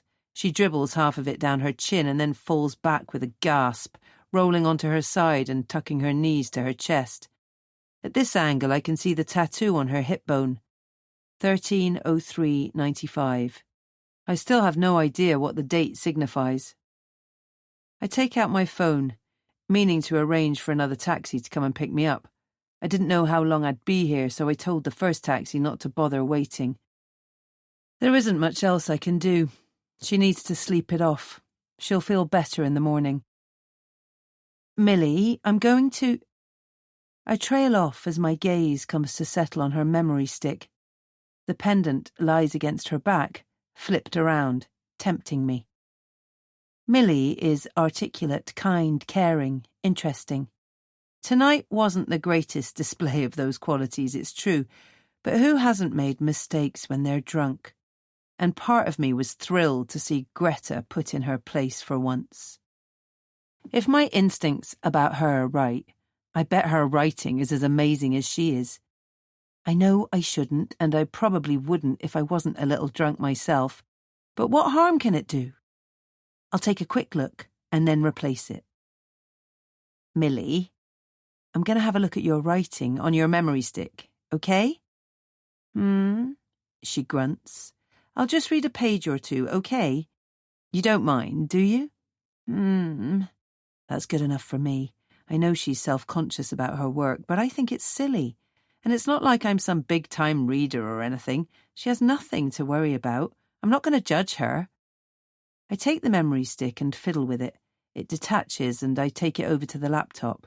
I slide it into the USB slot and the file Explorer appears.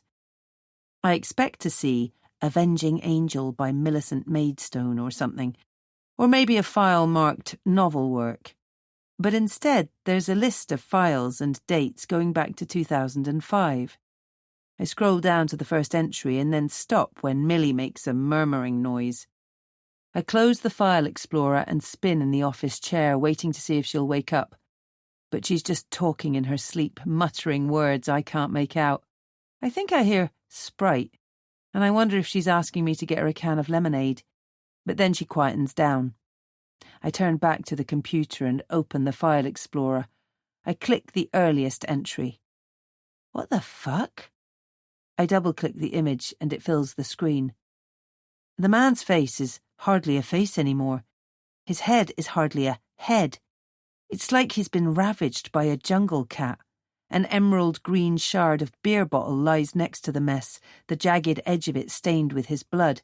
Gore spreads down his neck and chest. I click away from the photo, swallowing acid bile, cocktails and vodka and disgust mixing together. What the hell is this? Research? There's a Word file in the same folder titled Little Piggy Deserved It.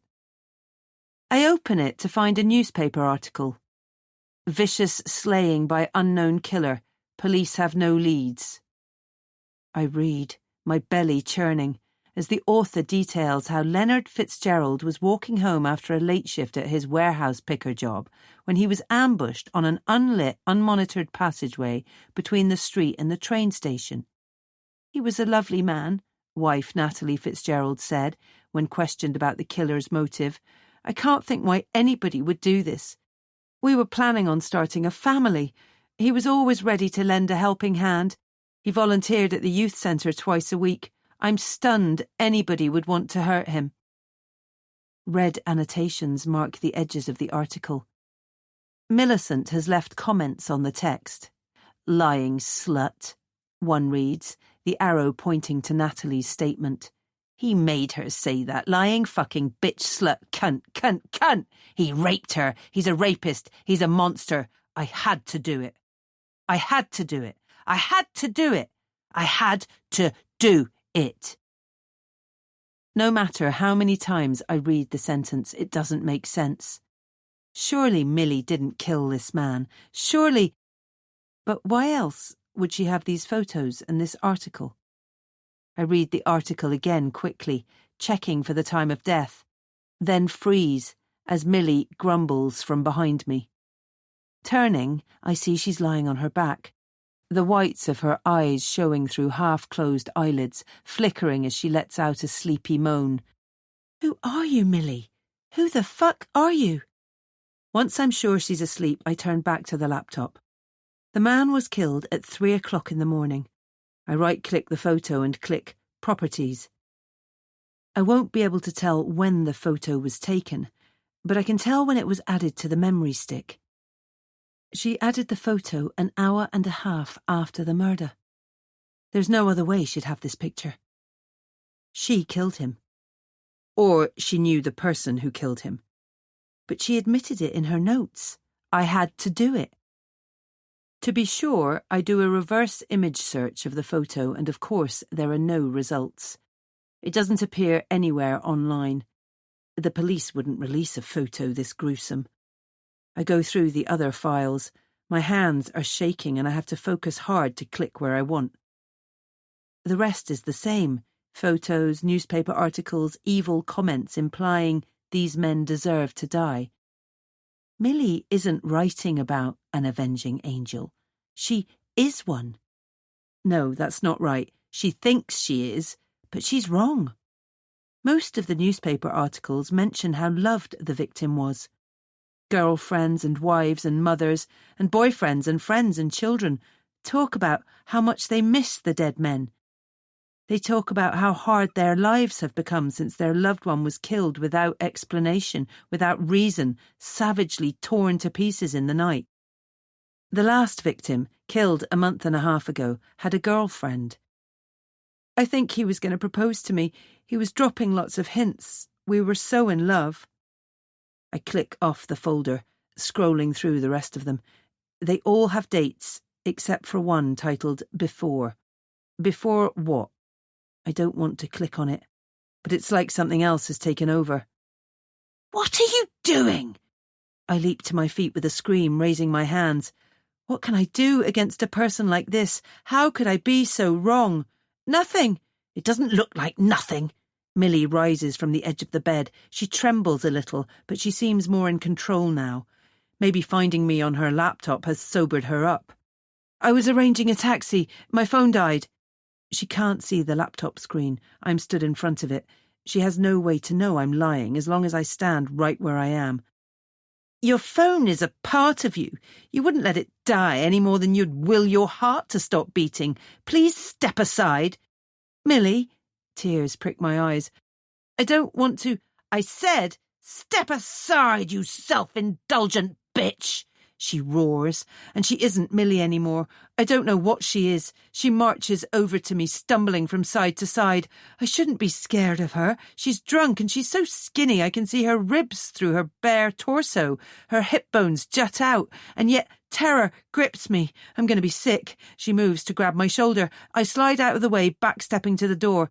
She glances at the laptop. "Oh, Hazel, what madness would prompt you to betray me like this?"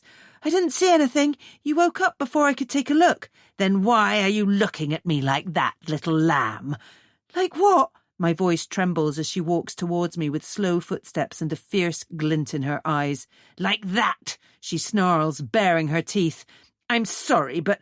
I leap forward and push her in the chest, aiming the heel of my palms right in her centre. I hit the place between her breasts. She grunts and collapses. I run through her flat, throw the door open, run down the stairs. "Don't fall," I shout in my head over and over. "Don't fall, don't fall." I want to stop and take my heels off, but there might be glass in the alleyway. I'll cut myself, and then she'll use the broken glass to slit my throat, to slice me to ribbons like she did to those men. I run down the alleyway and burst onto the street, ducking my head and running as fast as I can. I reach into my handbag and take out my phone. I need to call the police. I need help. I wish Jamie was here. I don't know how long I run for before I finally stop. Minutes, hours, both very long and too short. She could be right behind me. I step outside a kebab takeaway, leaning gratefully against the lit window. There are a few people inside, loud and drunk. I looked down at my phone to find Millie has sent me an email, many emails. She's still sending them as I watch, new notifications coming in one after another. Jamie is not the man you think he is. The subject heading reads, Jamie never loved you. Your marriage is a lie. She wasn't following me. She stayed behind to send these emails, these pathetic tricks to try to stop me ringing the police. Or maybe she is following me, and she sent them from her mobile. But she can't have been running fast if she was busy with her phone at the same time as well as being drunk. And there are people in the kebab shop. She won't attack me in front of them, will she? I don't know anything about her. I met her 2 fucking weeks ago. I move to click emergency services, but then another email comes in. I can't ignore the subject heading. I'm posting this video if you do anything stupid. I laugh, and it hurts. The laughter hurts. She's a lunatic. She has nothing. I open the email, and I watch the video, and I think about what my followers would think if they saw it. And I think about how Mum would nod matter-of-factly, like, of course I got cheated on. Of course her stupid daughter got cheated on. And I think about the humiliation I'd suffer every day of my life, the looks of pity I'd get if this video was released. And I know Millicent fucking Maidstone has got me right where she wants me. 48. Jamie. I sit with my head in my hands, thinking of the first time I saw Hazel. There was an employment event at university, and she was walking ahead of me, swaying her hips, and there was something so... Damn it, I have to be honest with myself, especially after everything I've learned. There was something mum-like about her. She was far younger than the women who usually captivate me, but it was in the way she moved, the way she held herself. I remember when I was very young, following Mum through a crowded high street, her hand slipping from mine as she disappeared into the fray. I remember the way she walked, the way she held herself, almost as though she was glad she'd let me go and she wouldn't have to deal with me anymore.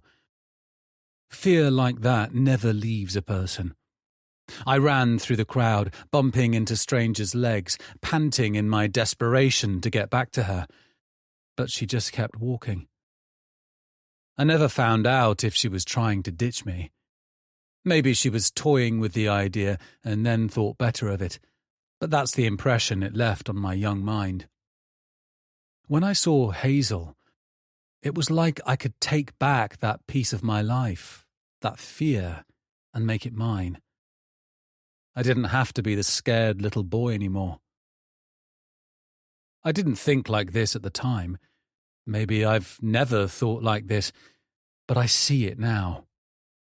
I watched her from afar before I ever worked up the courage to introduce myself into her life. And when I did, the way it happened, I never expected it to go down like that. I thought she'd hate me. She will hate me if she ever finds out the truth, all of it, not just the piece she knows. I can't believe my love for Hazel is that simple. It can't be, can it? I saw a shade of my mother in a crowd. I followed. I claimed. Can our whole marriage really be reduced to something so weird and pathetic? I've never shared this with Hazel, with anybody. I can't even imagine telling her. Hey, H, do you know what first attracted me to you? You reminded me of my mum when I thought she was going to abandon me outside Poundland. No, I have to keep this buried deep, the same way I keep so much of my messed-up psyche stifled. It doesn't matter now. None of it does. I'm going to take Hazel far away, someplace Millicent and the past can never hurt us. It's going to be a fresh start. I bolt to my feet when the door bursts open, forcing a smile to my face. Finally, you're home. Whoa, H, what the fuck? She springs across the hallway, throwing her handbag at me. I duck and then she's on me, scratching, screaming, slapping me across the face. The door swings on its hinges behind her, and the lights of the taxi disappear, leaving us in semi-darkness. Hazel, stop! Stop! She's goddamn hysterical, raking her nails down my cheek when I try to grab her wrist. How could you? How fucking could you? Oh no. Please, no. Not this. Not tonight. Not when I was going to convince her to leave with me. Calm! I roar when she scratches my neck again, gouging her fingernails into my skin. I've got no choice but to spread my arms and bear hug her, squeezing her arms against her body. She struggles, spitting in my face as she calls me every name under the sun, a prick and an arsehole and a monster and a liar. I hate you! She screams, bringing her knee up in a vicious slam against my balls. I grunt and fall backward, the air sucking out of my belly. Women'll never know how painful this is. I don't give a shit about childbirth. H, wait, I gasp. She runs past me and up the stairs, slamming the bedroom door with a shudder that moves through the house. I chase after her, panting. It can't end like this. Why did Millicent tell her? I didn't break any rules. I was playing her sick game. I run down the hallway and push the bedroom door, trying to turn the handle. It rattles in the frame, locked. Hazel! I slam my fist against it. Open the door! We need to talk about this. What did she tell you?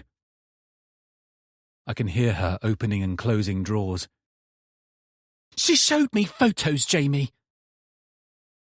The wardrobe creaks in a way I'm familiar with, something I keep promising to get fixed. Creak. And that means she's gone, the love of my life. I've ruined it. I've ruined everything. What photos? Of your little dates. In the cinema. At bars. They were client meet... Something smashes against the door, the reverberation moving up my arm. Don't fucking lie to me. She showed me the video. Silky, silky, silky. You're pathetic. No, please, no. Please, Hazel, it's me and you. I love you. Please don't let it end like this. I'm sorry. My words crack with a sob. She throws the door open and folds her arms, glaring at me, her eyes red from crying. But her lips are razor straight, and there's no pity behind the tears. She looks like she hates me. Are you seriously going to try Waterworks, you cheating fuck? Do you actually think that's going to change anything? Millicent isn't what you think. She's a killer and you're a cheater. I don't want anything to do with either of you. Clearly this is your mess. Clearly I don't know what's going on in my own marriage. I'm going to stay with Trish. Hazel, please. I follow her when she paces away. The sight of our bedroom causes more tears to stream hotly down my cheeks. The lamps are lit, a soft yellow glow, and it's late. I should be holding her in bed, stroking her hair to help her fall asleep, or making her a snack to soak up the alcohol, or something, anything other than what's happening. She shoves clothes into her suitcase. Stop crying, Jamie. Let me come with you. To Trish's? She laughs bitterly. I don't think you'll be welcome when I tell her what you've done, when I show her. Somewhere else, anywhere else. You don't understand. You don't know who she is. She's been blackmailing me. She's killed people. I don't care. Hazel glares at me for a moment before shoving another handful into the suitcase. What we have? What we had? I thought it was pure, perfect. I didn't think anything could touch it. The way we met, what we've been through, what we agreed. It was never this. It was never supposed to be this. I can be better. I promise. I can change. Change? Change? I didn't know you needed to change. You've had your dick inside another woman. There's no coming back from that.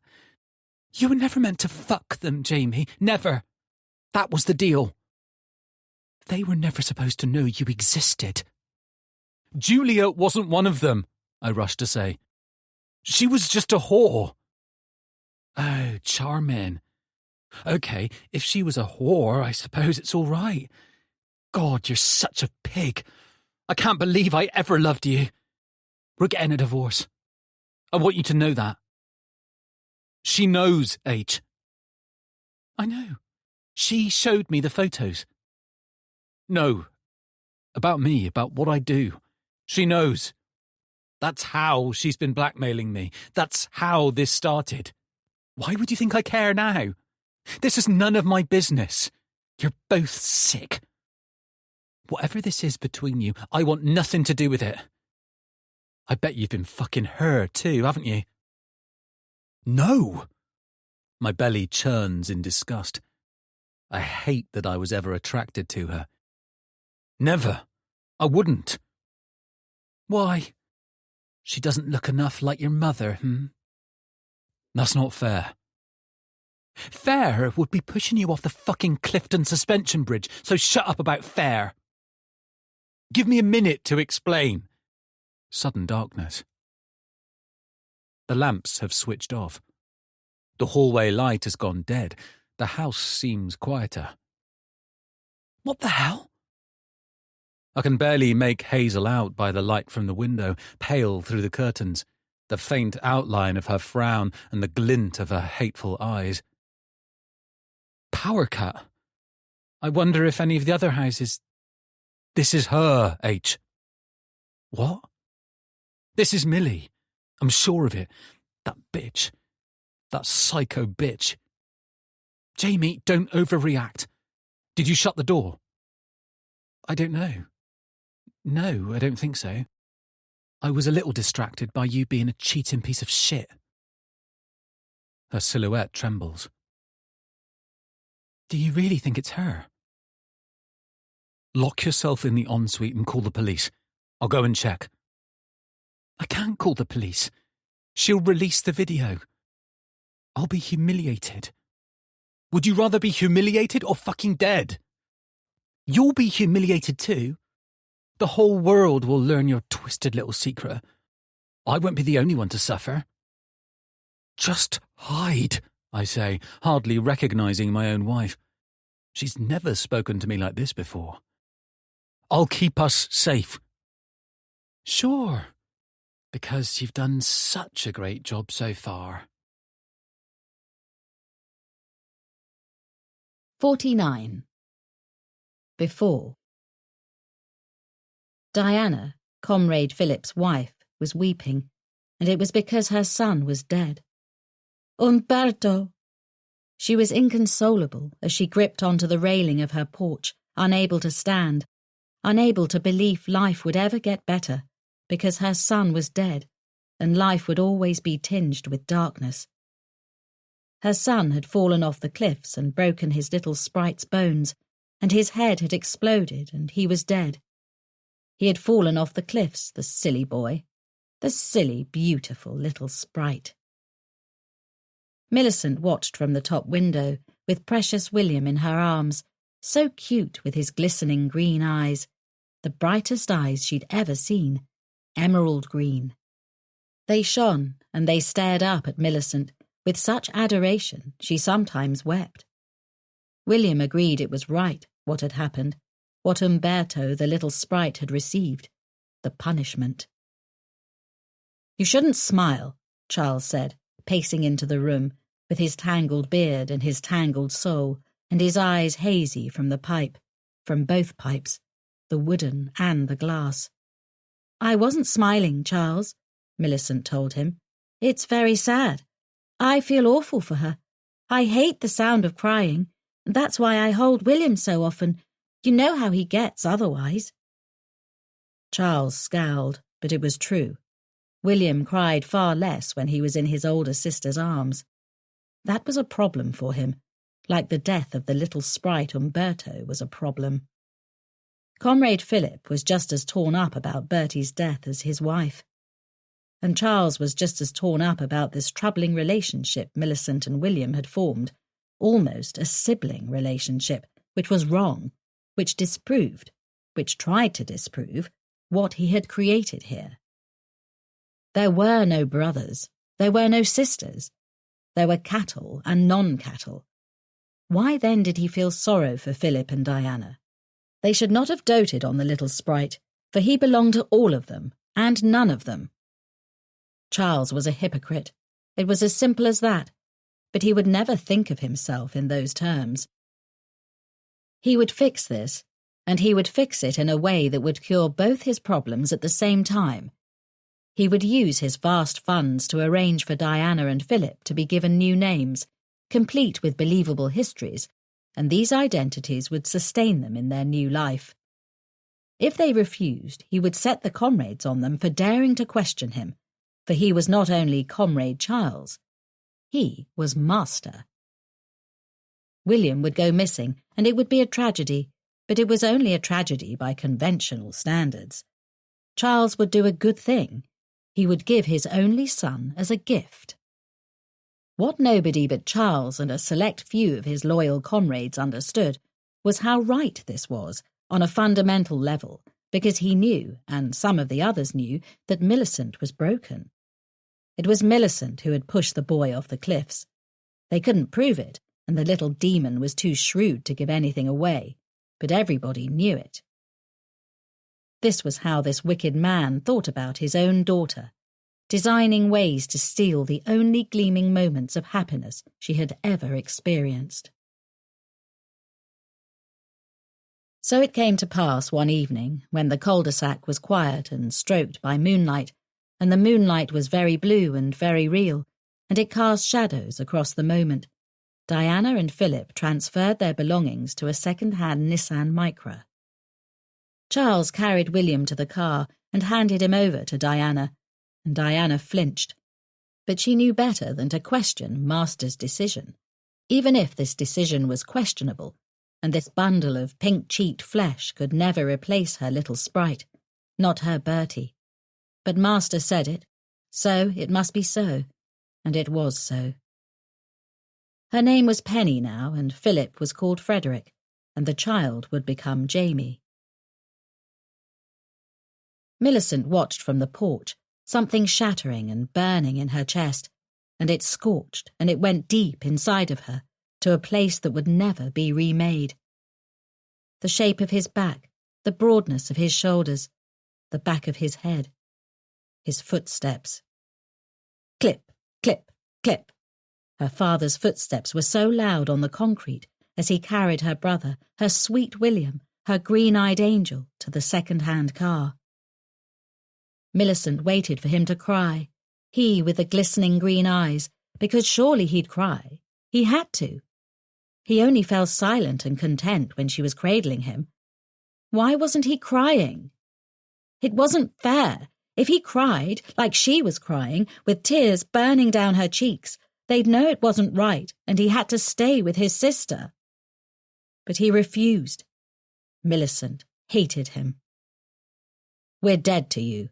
Charles stared at Comrade Philip, at Frederick, with intense eyes above his scraggly beard. "Do you understand? Forget we exist. You know what happens otherwise." Frederick glared at Charles, and Frederick was old and his wife was young, and he was half the terror in the Rainbow Room, and he glared at Master before lowering his eyes like cowed cattle. "I understand." "What do you understand?" "You have recordings of me, Master." His young wife stared at him in disgust as she held the unwanted child and hated this man she'd tethered herself to and who she was desperate to get away from. "Confessions, and you'll release them." "That's right." Charles smiled kindly, maliciously. "Now, go on your way." The family climbed into the Micra, and they drove from the cul-de-sac and down the street, and by the time they reached the motorway, maybe they could pretend they were a family and not three unconnected people in a second-hand car, with rust creeping up the doors and rust creeping into their thoughts when they considered the future laid out before them. laid out like a road, the road over which they glided, a road they did not want to travel. "I loved him," Millicent whispered when her father walked up the porch steps. "There is no love." Charles lit his pipe and his eyes glowed in the tobacco flame. "There is no hate. When will you understand, little lamb?" "But I loved him." "Pathetic," Charles grunted, walking inside. Millicent watched him go, fists clenched, and she knew what she had to do. She'd wait, and then she'd make him pay. She'd make them all pay. This date would forever be scarred into her memory, and when she was old enough to act upon her genius, she would scar it into her flesh. She would never allow herself to forget. Why didn't he cry?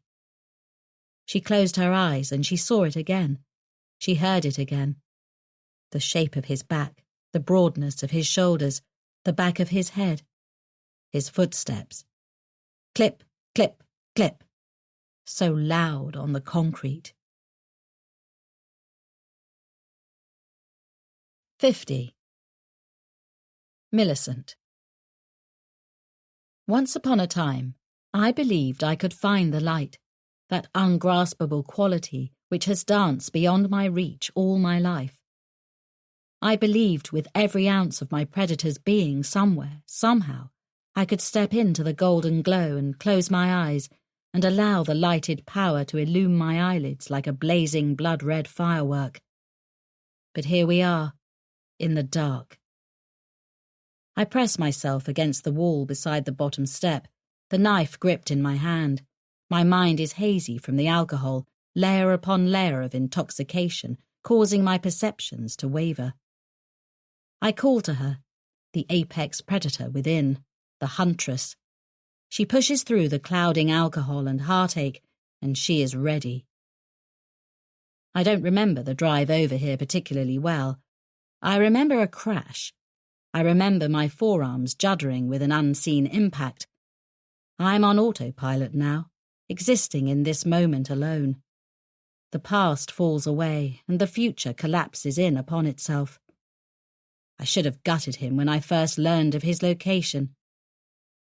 Elijah and Philip, Elijah and Frederick, feared father so intensely they followed his edict even after his death. They did not communicate, which they must desperately have wanted to do. Only the other knew how evil he was, how rotten. After they'd summoned enough daring to seek each other out, I forced Elijah to tell me where Frederick and William had gone. That pill-addicted degenerate hasn't been able to lie to me for years. I found, I followed, and I waited. I did not know what I was waiting for. A sign, any sign. And then I discovered dear old Frederick was losing his mind, as though God or the universe or some other arcane force had decided to grant him the mercy of forgetting. But there was something else to my delay. I, the most effective predator who has ever lived, was frightened. Yes, scared right down to my core. Perhaps it's the alcohol that allows me to reveal myself to myself, but it's undeniable. I did not want to face Comrade Philip. But I did face him, and I wasn't scared. I won. He raped me. They gang-raped me. He sodomized me. And now he's a sad old cunt who can't even feed birds on his own. So I win, old man. I fucking win. The stairs creak as Sweet William, as the man who has never spoken his true name, descends. I grip the knife tighter and silence my breathing. I wish I was sober. If my head wasn't so groggy, and if my body wasn't behaving so disobediently, this would be easy work. I'd gut him effortlessly, and then perhaps I'd go upstairs and see if Hazel is home. I could reason with her, make her see she's got it wrong. She does love me. She said she loved me. Creak, creak, creak. My little brother descends glacially. I cannot see him, but I'm sure he's scanning every twitching shadow. Sweet Hazel, You have posted far too many photographs. A comprehensive geography of your home exists online. You did not prime your alarm. You did not even shut your door. It was pathetically simple to slink in and drift over to the fuse box, to flip the switch, to kill this grand house the same way I shall kill its owner. One of its owners, at least. And perhaps I will gut you, too. She deserves it for looking at me like I'm mad. Mad Millie, they used to sing when I was a child, those cattle folk who called us freaks. Jamie, William, he of the glittering green eyes, the emerald soul-seeing eyes, walks to the bottom of the stairs. He has a cricket bat in one hand and a torch in the other, aimed at the wall in front of him, an undulating meteor of yellow. He moves the light one way, and then begins the movement that will reveal me. I judge the distance and I leap at him, bringing the knife up in a punching arc. Instinct makes him spin at the last moment, smashing the hilt of the cricket bat against the blade. I push against the bat, biting with the blade, but Jamie is stronger than me, and he drives me against the wall. My belly empties of air and conviction when he brings his knee up, cruelly, impressively, causing vomit to try to explode up my throat. "Drop it," he growls. I flail, aiming for his face. I will puncture those cherubic cheeks, those cheeks I once squeezed and kissed and loved. Why didn't he cry? He ducks and leaps back, swinging the cricket bat in a semicircle of devastating impetus. I crouch, and the bat crushes the wall behind my head, and I dive at his belly. Wet, fleshy noises shimmer in the air, and the scent of his blood rises as I drive the blade into the spot above his hip bone. He gasps, but he doesn't collapse. He dislodges the bat and knocks me on the top of my skull. Liquid agony seeps over my head and down my cheeks, the force of the blow sending me to the floor.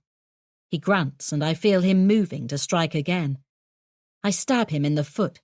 He's not wearing shoes, and now he remembers how to cry, shaking, sobbing noises cracking in the back of his throat. Too late, little brother. Much too late. I pull the knife out and aim at his other foot. The bat slams against my neck. My fingers loosen, and the blade slips from my grip. I have his blood on my hand, greasy and hot and alive, soaking my fingers from where I punched him with the blade. We dive on the knife, caught in a whirling dance of bloodlust, utterly lost to the song of murder. I am smiling. I don't care what happens now. Maybe this is the light. Maybe the light is pain and purpose. He pushes against me, aiming the tip of the blade at my heart. Crazy fucking bitch. I was happy. I gnash my teeth on his lip, smiling as his blood washes into my mouth, seeping between my teeth, becoming part of me. When I found you, and I learned, you were like me. You do what you need to do. My arms strain with the effort of forcing the blade tip away, but he is strong. Of course he is strong. He is my William. Nothing like you. His words come out distorted and half-real through his shredded lip. Just die. I bite him again, and in the same instant I lash the knife down. I'm not sure what I catch, but it is flesh, glorious flesh. The blade sinks and more blood spurts, and then sweet Jamie rolls away from me, gasping as the knife slams against the wooden flooring like chattering teeth. Like my teeth chattered when I sat in my bedroom alone, thinking of how relieved I was Philip was gone, and yet how certain I was I'd brave the rainbow room 1,000 more times to be reunited with my William. Where are you going? I laugh, rising to my feet, and then collapsing against the wall. He hit me very hard, and blood is streaming from my matted hair down my forehead. Jamie! William! I chase him down the hallway into their pristine kitchen. He's at the garden door, swaying in his effort to stay upright. Where are you going? My voice doesn't sound good, and then I feel it, in my gut. the place where he stabbed me. Somewhere in our scrimmage, he has invaded my flesh with metal. I didn't feel it then, but I do now, faintly, throbbing from some far-off place. "You can't run!" I stumble and grab onto the kitchen island, pulling myself toward him, the blade's handle going clip, clip, clip against the obsidian surface. "Go to hell!" He pulls the door open. He stumbles into the night, and I stumble after him, the world spinning with grotesque speed beneath my feet. He limps toward the rear of the garden, and I look past him and see a trowel buried in the flower bed. Oh, little boy, you've never bled like this before. You're not thinking clearly. You passed a dozen knives in the kitchen. Or are you so scared of me, so desperate to be separated from me, when I'm the only person who ever truly cared for you? I cared for you, and you betrayed me.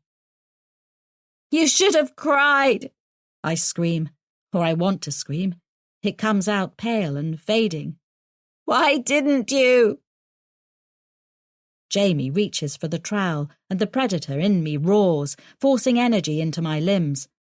I stumble run across the garden and fall into the knife thrust, collapsing against him as he spins. He stabs me and I stab him, and we stay like this, pinned against each other, gazing into each other's eyes. "So pretty," I whisper, but my tongue is submerged in hot, sticky blood. He grits his teeth and twists his implement, and I twist my blade. We waltz across the garden. A gleeful part of me sings and cavorts deep inside. I am dying, but so is he. And, yes, I am feeling. I feel. I am alive. I am dying, but I am alive. You're insane. We collapse against his oh-so-impressive sauna. Yes. I spit to make room for speech. Yes, yes. He lurches, and his forehead crushes into my nose. A spider's web of agony spreads, erupting, pulling my sensation to the point of impact. He pushes me, and I fall into the cold, dark sauna. He stands at the door, inhuman in the moonlight, his shirt soaked and his face smeared crimson, and his eyes gleaming like precious gemstones. His hand slips on the door, and the force almost sends him hurtling to the earth. He rights himself and reaches again for the handle. I leap forward, even as my body protests, even as the vitality drains from me.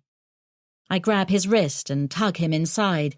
He falls, and I pirouette with him, and perhaps this is what it would be like to have a brother, a sweet younger brother who grew big and strong and could dance with me on my wedding day.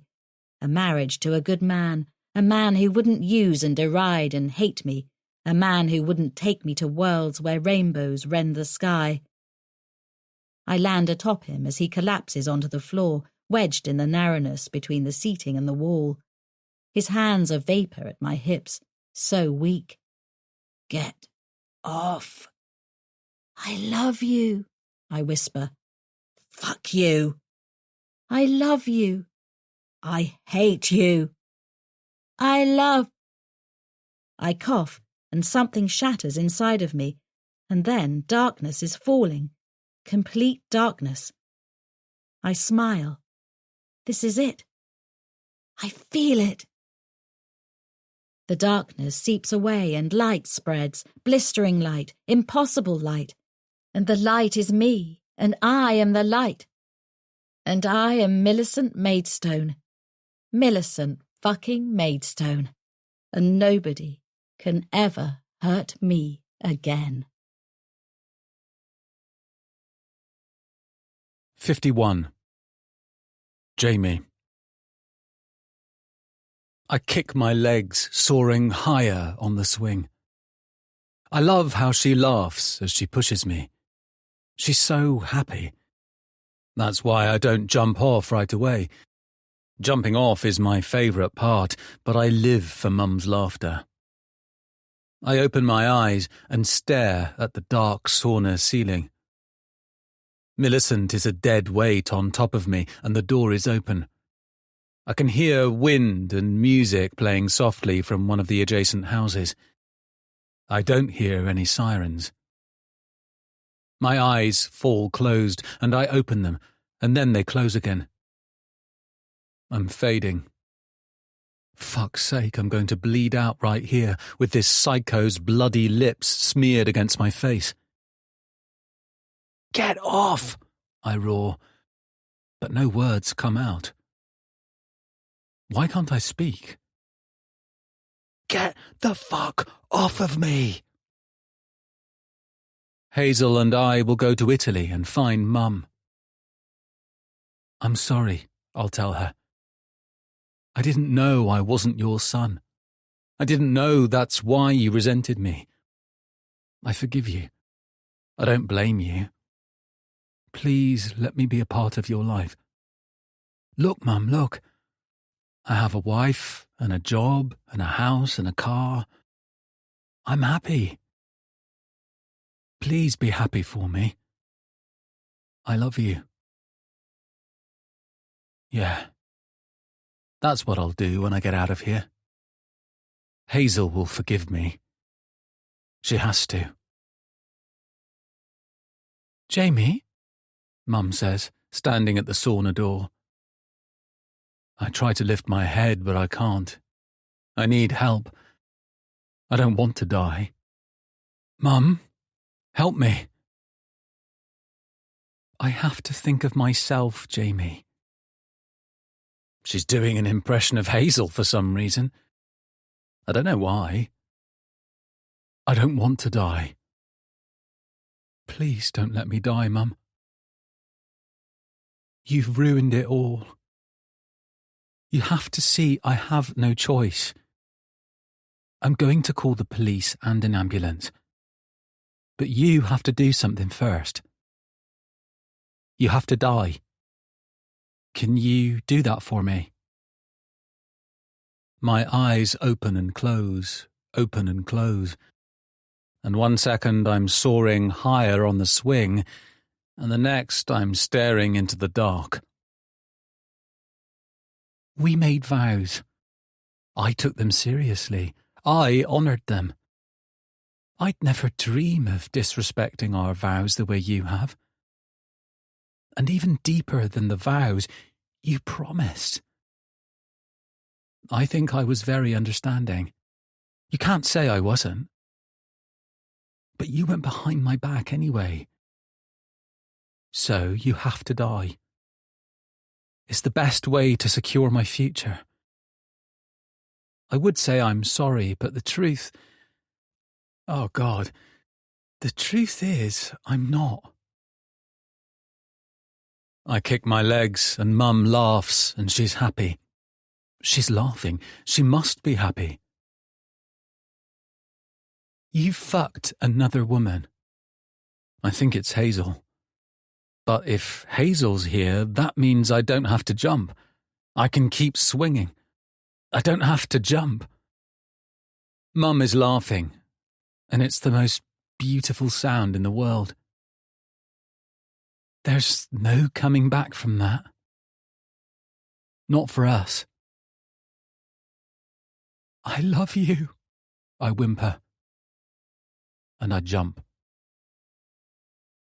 I soar, and I touch the sky. And then I'm in the grass. Mum leaps on me with tickling hands, and we laugh and hug, and I wrap my arms around her. She hugs me close. I close my eyes. I smile. 52. Before. I have decided to tell this story with a distance of language because simply it is too painful to remember it all as something I did, as a childhood I was subjected to. It is much easier to make me a she, an other, excised from my true self the day I killed my father. I have spent the time since these sad early years learning how to make them pay for what they did, blackmailing and torturing, threatening, possessing. I can't bring myself to remember it in full, vivid terror. It comes in bursts, fired at my mind like weaponry, and that's why I've written it down. Maybe I can push it away forever, dampen it, so I never have to think about what they did. It belongs to the page now. I don't like to pity myself. I've always looked down upon people who indulge in such unproductive behaviour. And yet, when I look back at that childhood, at the abuse and the rape and the gaslighting and the pain and the molestation and the neglect, I can't help but feel something. Something. Not the light, the gasp before the kill, the ephemeral ascension. This is something mundane and human. I want to wrap my arms around her, the little girl, myself, and tell her everything's going to work out in the end. I want to steal her away and let her develop in a decent place, surrounded by loving people. I think I could have been different. There were times when I valued the closeness of my mother's body over the call to the wild, the whispering that I should stab or steal or hate. But then she would turn on me, laugh at me, call me sick names that made me feel worthless. There is so much I could write about if I was willing to delve into the true perversion of my upbringing. I could paint these pages with the most grotesque torture methods, the most depraved sexual acts imaginable, committed against a girl too young and naive to know she was doing anything wrong. Everything men and women can do to a child, they did to me. But no. You see, by thinking of the past in distant terms, I can imagine things happened in a distant way, and with that little mental trick, I can remake reality. Father was a foolish, idealistic sadist, but he was right about a few things. Reality is nothing but what we make it, projections of our minds sending neurons fluttering like autumn leaves, and we choose which ones we catch. I don't have to be pathetic. I don't have to hate myself. I don't have to wish things had been different. If I believe hard enough, they already were. 53. Hazel, several months later. It's my 23rd birthday, and I've just surpassed 2 million followers. I stand in the art gallery, aware everybody is acting awkward about being near me while trying not to act awkward. They're behaving like I'm famous, and I am. Not Insta-famous, I'm famous. The gallery is displaying my art, and not as part of a larger event. Every single piece in here is mine. I sip champagne and study the painting in front of me. Droplets of rose red flare across the upper part of the work, joining the nature greens and the big swathe of sun yellow. It's an abstract nature scene with lots of vivid colours and personal expression in the piece. It's the painting I was working on when this all started. I didn't know what was really going on between Millie and Jamie. I didn't know Jamie had once been called William, and he and Millie were brother and sister. That came out a few weeks after their deaths. Lots of ex-cult members have started to speak up now Millie isn't there to stop them. One of the cultists has been arrested for meeting with an underage girl. Penelope, Diana, is being bothered in Italy, which is a shame, but also fuck her for abandoning Jamie. She was the one who screwed him up to the point where he'd cheat on me. After their deaths, I also learned Millie murdered Ray in his flat. One of his neighbours smelled something and called the building manager to investigate. I learned she caused some property damage the night she drove to our house, smashing into a bus stop, driving over somebody's garden, almost causing a car crash when she pulled out in front of a red light. She was so drunk, it's a miracle she even made it to our house. I guess she really wanted to kill. Or die. Maybe I'm a little fucked up. I know I am. But what infuriated me most was learning Millie was behind my follow account plummeting. The lunatic had hired some lowlife on the dark web to mass report inactive accounts, getting them banned from Instagram, so it seemed like I was being abandoned. She orchestrated it to make me feel alone, pathetic, needy, and I'm guessing it's because she wanted to swoop in like the predator she was and make me rely on her. She was using me the same way Jamie did, to justify some evil aspect of themselves. I hope they've got adjoining rooms in hell. I take another sip of champagne, focusing on the bubbles instead of my rage. I hear somebody approach me in high heels and turn away at the last second. I intimidate people now. It's crazy. It's awesome. I'm proud, and I'm not ashamed of being proud. It came to me as I stood at the sauna door, looking down at Millie and Jamie, both of them bleeding and near death. I think Millie might already have been dead. I'm not sure. It's kind of hazy. Hazy Hazel, Millie called me once. I guess she was right.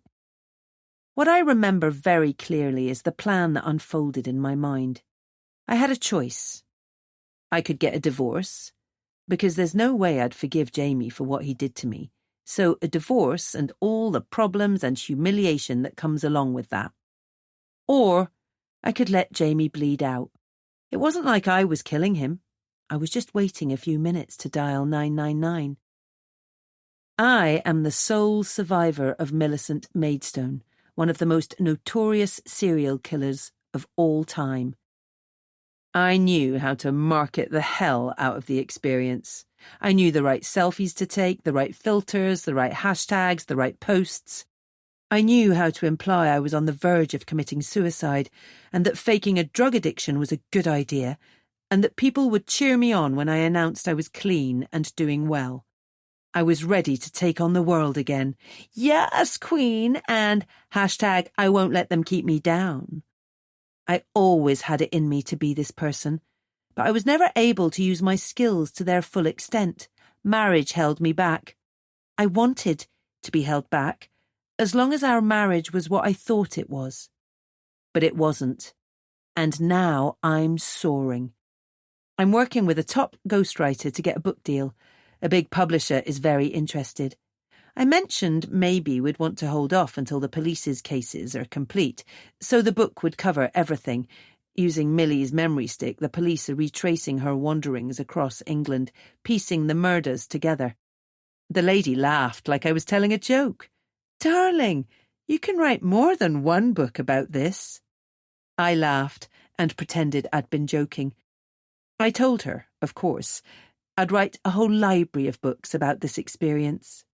Makeup, fashion lines, perfumes, meditation guides, diet and workout apps. I'm going to squeeze every last drop of fame and money from this I can.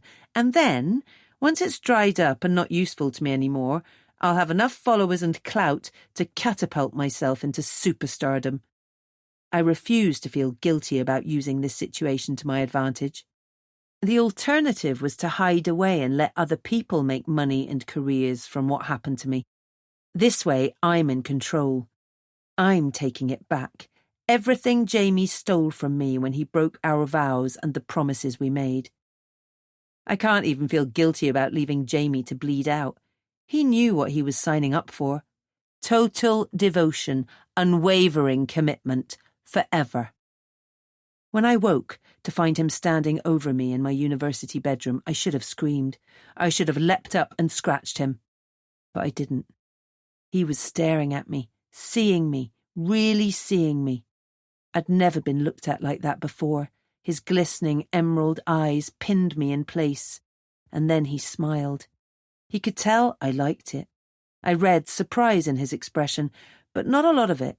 Not enough for him to stop. I see you, Hazel Paling. He moved to the bed, getting so close I could feel the heat of him. I see all of you.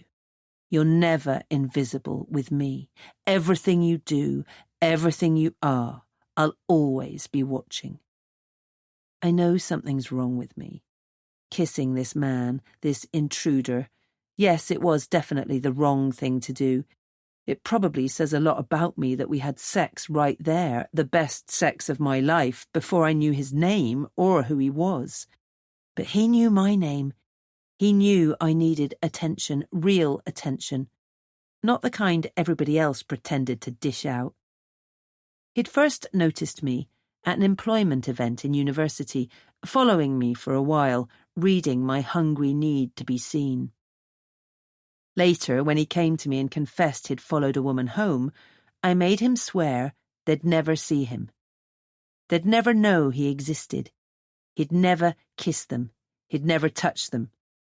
He'd definitely never fuck them. I see now how twisted this arrangement was. It was the same thing Mum did with Dad's cheating, pretending it didn't exist, lying to herself and saying it didn't matter as long as he kept it separate from their storybook life. But I was dead wrong. What Jamie did was sick, and I was sick for allowing it to happen, for allowing my fear of abandonment to lead me down this dark road. I should have slapped him across the face the moment he'd told me what he'd done, his puppy dog eyes pleading with me to accept him for who he was. I feel more anger trying to burn up inside of me. But it's not aimed at Millie, not even at Jamie. It's aimed at myself. These last few months have taught me that relying on other people is one of the stupidest things a person can do. Mum tethered herself to Dad, even when he cheated on her, and it made her bitter and resentful. I relied on Jamie, telling myself we had the perfect marriage, that the facade was the same as the reality, and it led to me getting cheated on, used, ignored. We never had a perfect marriage. We didn't even have a good marriage. We had a perverted connection formed when he stalked me. We had some underwhelming words spoken at a gaudy wedding. We had fear of being alone and complicity in the evil things my husband did. That's all. I take another sip, calming myself, and then I hear footsteps walk up behind me. Hazel? I may not be a teenager anymore, but hearing Kirk freaking Hope say my name sends a shiver up my spine. I've been tagging him for years on our shared birthday, and he's never responded. This time it was him who tagged me. He must have seen my earlier posts, or maybe one of his PR people told him about me. Whatever, it doesn't matter. He's here. I turn with the most alluring smile. I'm dressed modestly, glamorously and sexily all at once. It's a combination that should be impossible, but my stylist is incredibly talented. Kirk offers me his pearly white smile. He's wearing a tuxedo, and his blonde hair is tousled just so. All around us, dozens of cameras capture the moment. The end.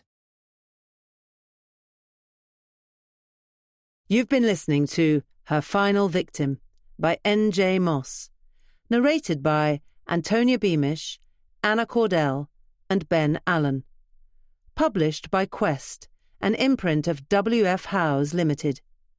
This work is copyrighted 2021 N.J. Moss. This recording is copyrighted 2023 W.F. Howes Limited.